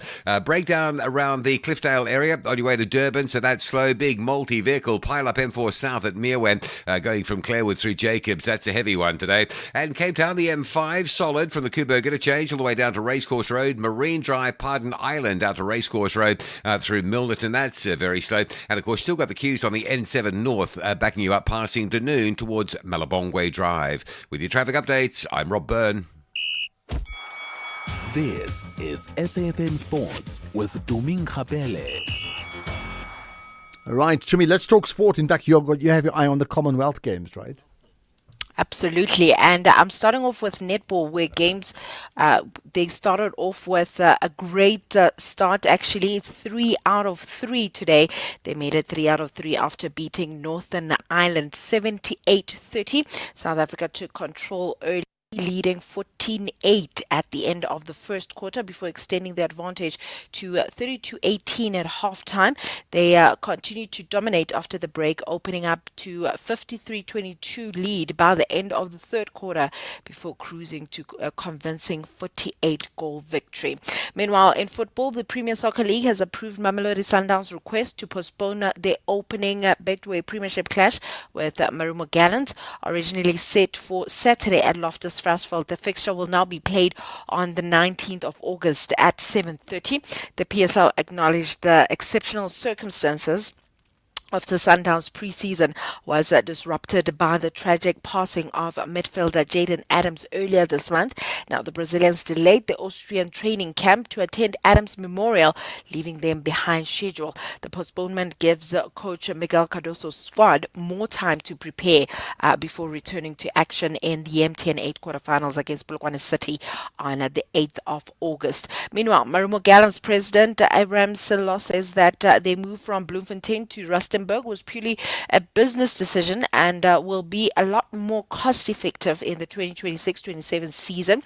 Silo confirmed today that the club will relocate to the Royal Bafokeng Stadium after spending the last 2 seasons in the Free State capital, and he says that it was becoming increasingly expensive to keep the Dr. Petrus Molemela Stadium compliant with the PSL rules, while the Toyota Stadium was also not viable for them to use or to utilize. Financially, we have been interested, but it saves quite a lot. Less finances, lesser energy to travel that. In Bloemfontein, yes, more costly in terms of traveling, more costly in terms of the venues where you play as well. Because now they've got different arrangements, which I don't want to talk about now here. They accepted us very well, but some they had to be done through the third parties, which is a challenge to both the parties and the memorandum of agreement. Elsewhere, Zinedine Zidane has been announced as France's new head coach following the departure of Didier Deschamps. He will lead them into the 2028 European Championship and the 2030 World Cup. In motorsport, Williams Formula One driver Alex Albon is excited about the prospect of racing in South Africa following his return to Johannesburg for the very first time since his infant years. Albon spent less than 12 hours in the country on a promotional visit amid a month-long roadshow across Cape Town, Durban and Johannesburg as he became the first active Williams team driver to touch down in the country since Alan Prost's win at Kyalami in 1993. The tire racer reflected on having once lived in Hyde Park in the north of Johannesburg for a brief period, I think between 1996 and 1997, and is looking forward to potentially competing here following an introductory conversation with President Cyril Ramaphosa. Yeah, well, firstly, yes, but where he brought us across, it's amazing to see the country. I've actually been here before, funny enough. I was here, I was speaking to my mum this morning. I've been here for a year and a half. I've lived here since when I was 6 months old to 1.5, 2 years old. It was technically I was living in South Africa in Johannesburg as well. So I guess it's not my first time, but at the same time, just hearing the passion, feeling the passion for the first time has been interesting. It's been eye-opening for me. Seeing the reception on social media as well about me coming to visit, I didn't expect that. We just met the president and we were talking about the possibilities of having a South African Grand Prix. It's very exciting, and let's see what the future holds. Well, then moving on to golf, the Sunshine Tour is expanding further into Africa with the launch of the inaugural Rwanda Open set for the 24th to the 27th of September. The 2.5 million rand event, staged in partnership with Visit Rwanda, the Ministry of Sports, and the Rwanda Golf Union, will feature Sunshine Tour professionals, Rwandan stars, and also leading amateurs from across the continent. It marks the tour's first tournament in Rwanda and forms part of its strategic alliance with the DP World Tour and PGA Tour, offering African golfers a pathway to the global stage. And then in tennis, the US Open mixed doubles returns with a blockbuster lineup headlining Novak Djokovic and Arina Sabalenka, who will team up for the two-day event starting the 25th of August in New York. Djokovic and Sabalenka are among several superstar pairings after the format was controversially revamped last year. And then British number one Jack Draper reunites with Jessica Pegula, while Iga Swiatek and Casper Ruud, last year's runners-up, will also join forces again. Other notable duos include Naomi Osaka and Kate Nishikori, Taylor Fritz and Elena Rybakina, and also Russian pair Mira Andreeva and Andrei Rublev. On that note, it is a wrap from my side. Ashraf, you were talking about at one stage, I think, the attendance of the Women's Africa Cup of Nations yesterday when I was watching the Banyana game. Yes. I was actually I also saw it, and I mean, it's not even speaking to the quality of football on the pitch because we've seen how impressive it is.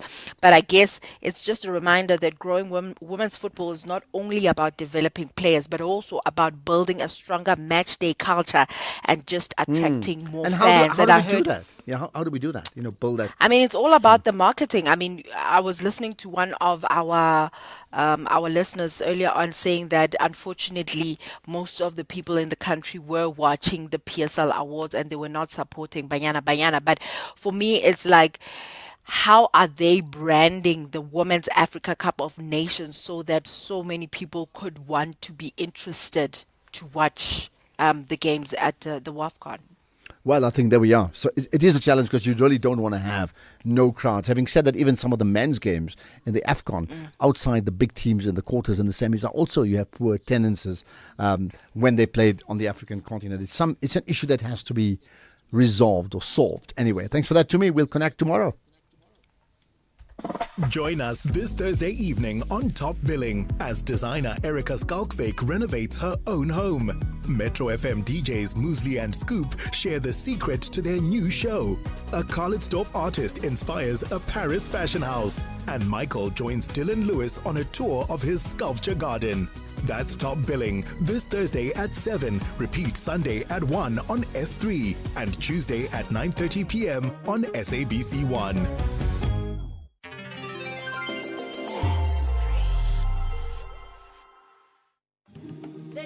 Some voices fill a room, others echo across generations. We as South Africans, we need to thank God for Madiba's life, for his love, for his compassion, and for teaching us to work and live together. This Mandela Month, SAfm honors the life, the leadership, and the enduring legacy of Nelson Mandela. OUTsurance is in the business of saving you money on your car insurance premium. If they can't, ask for 500 Rand. SMS out to 30754. That's out to 30754.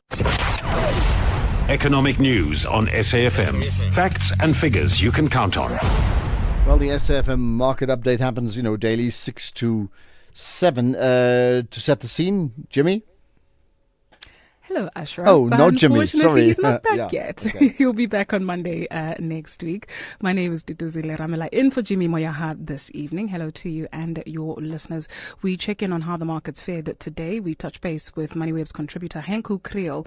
Henku, Canal Plus leading the winners. How did we fare today? Yes, Dudu, good evening, and good evening to our listeners. Canal Plus really did tremendously today. It's amazing. They finished the day 10% stronger. Not every day you see that. Let's quickly look at how things are happening on the other side of the world. We see that the Dow Jones in the US now trading 1.1% stronger. The S&P 500 gaining 0.2%, but the Nasdaq cooling down quite a bit today and now 0.5% weaker. In Europe, they finished in the green. The FTSE 100 in London today 0.9% up. The DAX 0.3% and the CAC 40 in France 0.6% stronger. Then here by us, the JSE's all-share index finished the day 0.2% weaker. That was at 5 o'clock closing time this afternoon, and it all came to a rest on a level of 109,904 points. The industrial index gained 0.7% today, and the financial index 0.3%, but the resources index was down quite sharply and finished 2% weaker. Some of the companies contributed to these in this resources index, which lost quite a bit today, and those were Tungela, finishing 5.5% down, Implats 4.5%, Karoo and Glencore each 3% weaker, Sasol, Exxaro and Northam 2.8%, and Valterra, AngloGold and Quilter finished the day 2% weaker. Then we get to the winners. Canal Plus, 10% stronger. Reinet gained 4%, Alphaman and Old Mutual 3.6%, and AB InBev, the Voshini Group, as well as Attack, finished the day 3.1% up. Then let's look at Forex, where the Rand is now trading at 16 Rand 71 to the US dollar, and sitting at 19 Rand 3 cents to the Euro, 11 Rand 65 to the Australian dollar, and for a British pound, we pay 20 Rand, 22 Rand and 22 cents. Then on the commodities market, the price of gold now sitting at $4,040, while platinum is trading at $1,610 and palladium $1,266, and that is all per ounce. The price of Brent crude is exactly $85 a barrel. And we'll finish this off with the price of a Bitcoin trading at $63,350, and that is also 1,072,000 Rand for a whole Bitcoin. Dudu, that's how the markets performed. MoneyWeb contributor Henku Kriel, thank you very much for the update. Here's what you can look forward to come at 6 p.m. We take a look at results from Kumba Iron Ore for the 6 months ended June 30. We also speak all things defense and explore the defense economy in South Africa as a catalyst of reindustrialization. We're going to also be in our agri feature this evening, be speaking to Dr. Thomas Funke. He's the CEO of the South African Cane Growers Association. They contend that the industry is at a crisis point. He'll tell us why at 6 p.m. All that and more then. It's back to you, Ashraf. Hey, right, thanks for that. And enjoy your show. It's going to be very interesting with or without Jimmy, no question about that. 6 to 7 on the SAfm Market Update. By the way, just note this, your older car may not have wireless charging, but OUTsurance, Essential Car Insurance, has got you covered. 40-year-old Nomatanzo pays only 516 Rand a month for the 2013 Hyundai i20 and gets covered for full retail value if a car is stolen or hijacked. Still paying new car insurance premiums for your car? for your older car, that is. Get OutSurance Essential Car Insurance today for unfinanced cars older than 5 years old and valued at less than 150,000 rands. SMS car to 43185. You got it? Car 43185. Licensed insurer and FSP, T's and C's, and information online. OutSurance will go out of their way to try and save you money on your car insurance. If they can't, ask for 500 Rand. SMS out to 30754. That's out to 30754. Ashraf Garda is streaming live now on Facebook, YouTube, and X at SAfmRadio. In fact, I need to hear what you have to say. So let's go across the country. Big cities, smaller towns, villages, dorpies, wherever you are, we've got you covered here on SAFM. This is the National Pulse. Sydney in Acorn Hook. Sydney, hi. Brother Ashraf, yes, Sydney, deliver in Acorn Hook, Pushback Ridge. Brother Ashraf, I was challenged. I truly support wholeheartedly what JCK Kaunda in Musina said about the filthiness of our country. It is worrying me too. And many times I've said it. I've called on this radio, on our national radio, SAFM, to say, I know why all of a sudden our country is so dirty. Dumping sites, illegal dumping sites are just sprouting everywhere, every corner, behind the buildings, in front of the shops. I can tell you, my small town near Akonuk was one of the finest many years ago. When we get there, we would feel it's just a small town, but it was so clean, so smart. Today, it's filthy everywhere, front of the shops, papers uncollected for long time. My city, and Nelspruit, there are areas where things are still fine, but elsewhere, you just wonder why all of a sudden things tend to be like this. So it's a big question. Yeah, it is, Brother Ashraf. May Minister of Forestry, Fisheries and Environment, our new minister, maybe find a way to have a TV advert, television adverts, a radio adverts to conscientize our nation to say we can't live in a dirty place like this.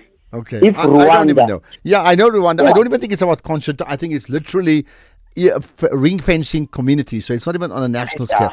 Get down to a community and a village and say we're not going to tolerate filth, no matter what. Sydney in Acorn Hook, thank you for that. Right. Okay. There are many other comments. Ashraf, yes, I do listen to SAFM, including the National Pulse, every day because I'm at home since I lost my business last year. Still looking for a driving job from Anonymous. Good afternoon. Well, please carry on listening to the show, but I do hope you get your business or a driving job, whatever it is that can change your destiny. I'd be thrilled if you do. Hey, Ashraf, I just want to say divide and rule is not a strategy of the apartheid government. It's just a strategy on its own. You can use it if you manage people in the office. You can even use it how to manage your children. It's just a strategy. And if anyone hasn't used divide and rule, they're actually missing out. Thank you. All right, got that. Thank you for that. Well, divide and rule. It is a strategy, but the question is, are we doing it now? And how do we, because what people have said, it's government's fault, this government's fault. Salo in Mokopane, hello. Ashraf, thanks for having me. To weigh in on JC and the previous caller, I don't think it is a sudden thing. This dirtiness of our town, it is developed backward in 20 years since the ANC. Go check to your municipality where you will find a lawn that is trimmed green and all sorts of things. Go to all the parks across the country. There's no parks, Ashraf. They just a fence and all those things. It is management, how a municipality are managing this at the town and so forth. I think also it is a political will. Whoever is managing town, they must be responsible for cleaning that town, for cleaning that location. Yeah, well, I mean, I agree. So, and that's why, as you said, like parks are no more parks in many cases. So how did we allow that to happen? I don't think it is us, Ashraf. It is the people who have been voted to manage those things. I think this notion to say, I'm not so sure if you say us, you're talking about us people, or you're talking about the people who have been given the responsibility to make these things work, Ashraf? Are you talking about the municipality, or are you talking about us as in general? Because I will disagree with you. It is not about us there.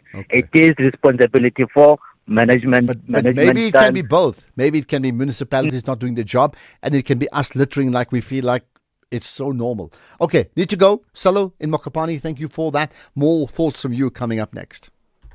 Join us this Thursday evening on Top Billing as designer Erica Skalkvik renovates her own home. Metro FM DJs Muesli and Scoop share the secret to their new show. A Karlitsdorp artist inspires a Paris fashion house. And Michael joins Dylan Lewis on a tour of his sculpture garden. That's Top Billing this Thursday at 7. Repeat Sunday at 1 on S3 and Tuesday at 9:30 p.m. on SABC1.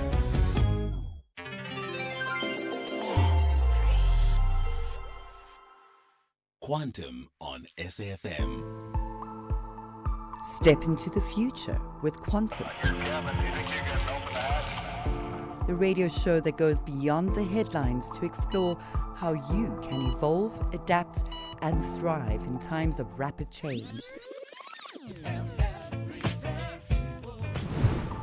We will explore cutting-edge thinking coupled with practical life design applications. I'm Angela Ludek, and I invite you to join this community where real progress begins with human capital development. Quantum, Monday to Friday, 3 to 5 a.m. on SAFM.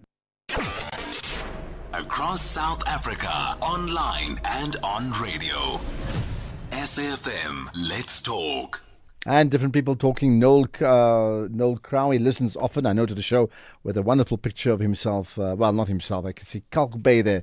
Say, I'm listening on the trot to SAfmRadio and Ashraf Gardner. Thank you. I thought like you're doing trout fishing, or not trot fishing, if you get my point. But appreciate the picture. Wonderful picture. Wow, man. Okay, more thoughts from you, and there are many. Ashraf, good afternoon, and the National Pulse family. Well, the Pulse community. About March and March issues, you could see there's a power struggle. He may be right when he said this organization needs to evolve from Tumelo in Lamontville. Yeah. Good afternoon, Ashraf, and to the listeners. This is Pilani Kumalo in Boksburg in Gauteng. This thing of March and Ngizwe Mthunu, it comes as no surprise, really. And Ngizwe Mthunu is not a stable character.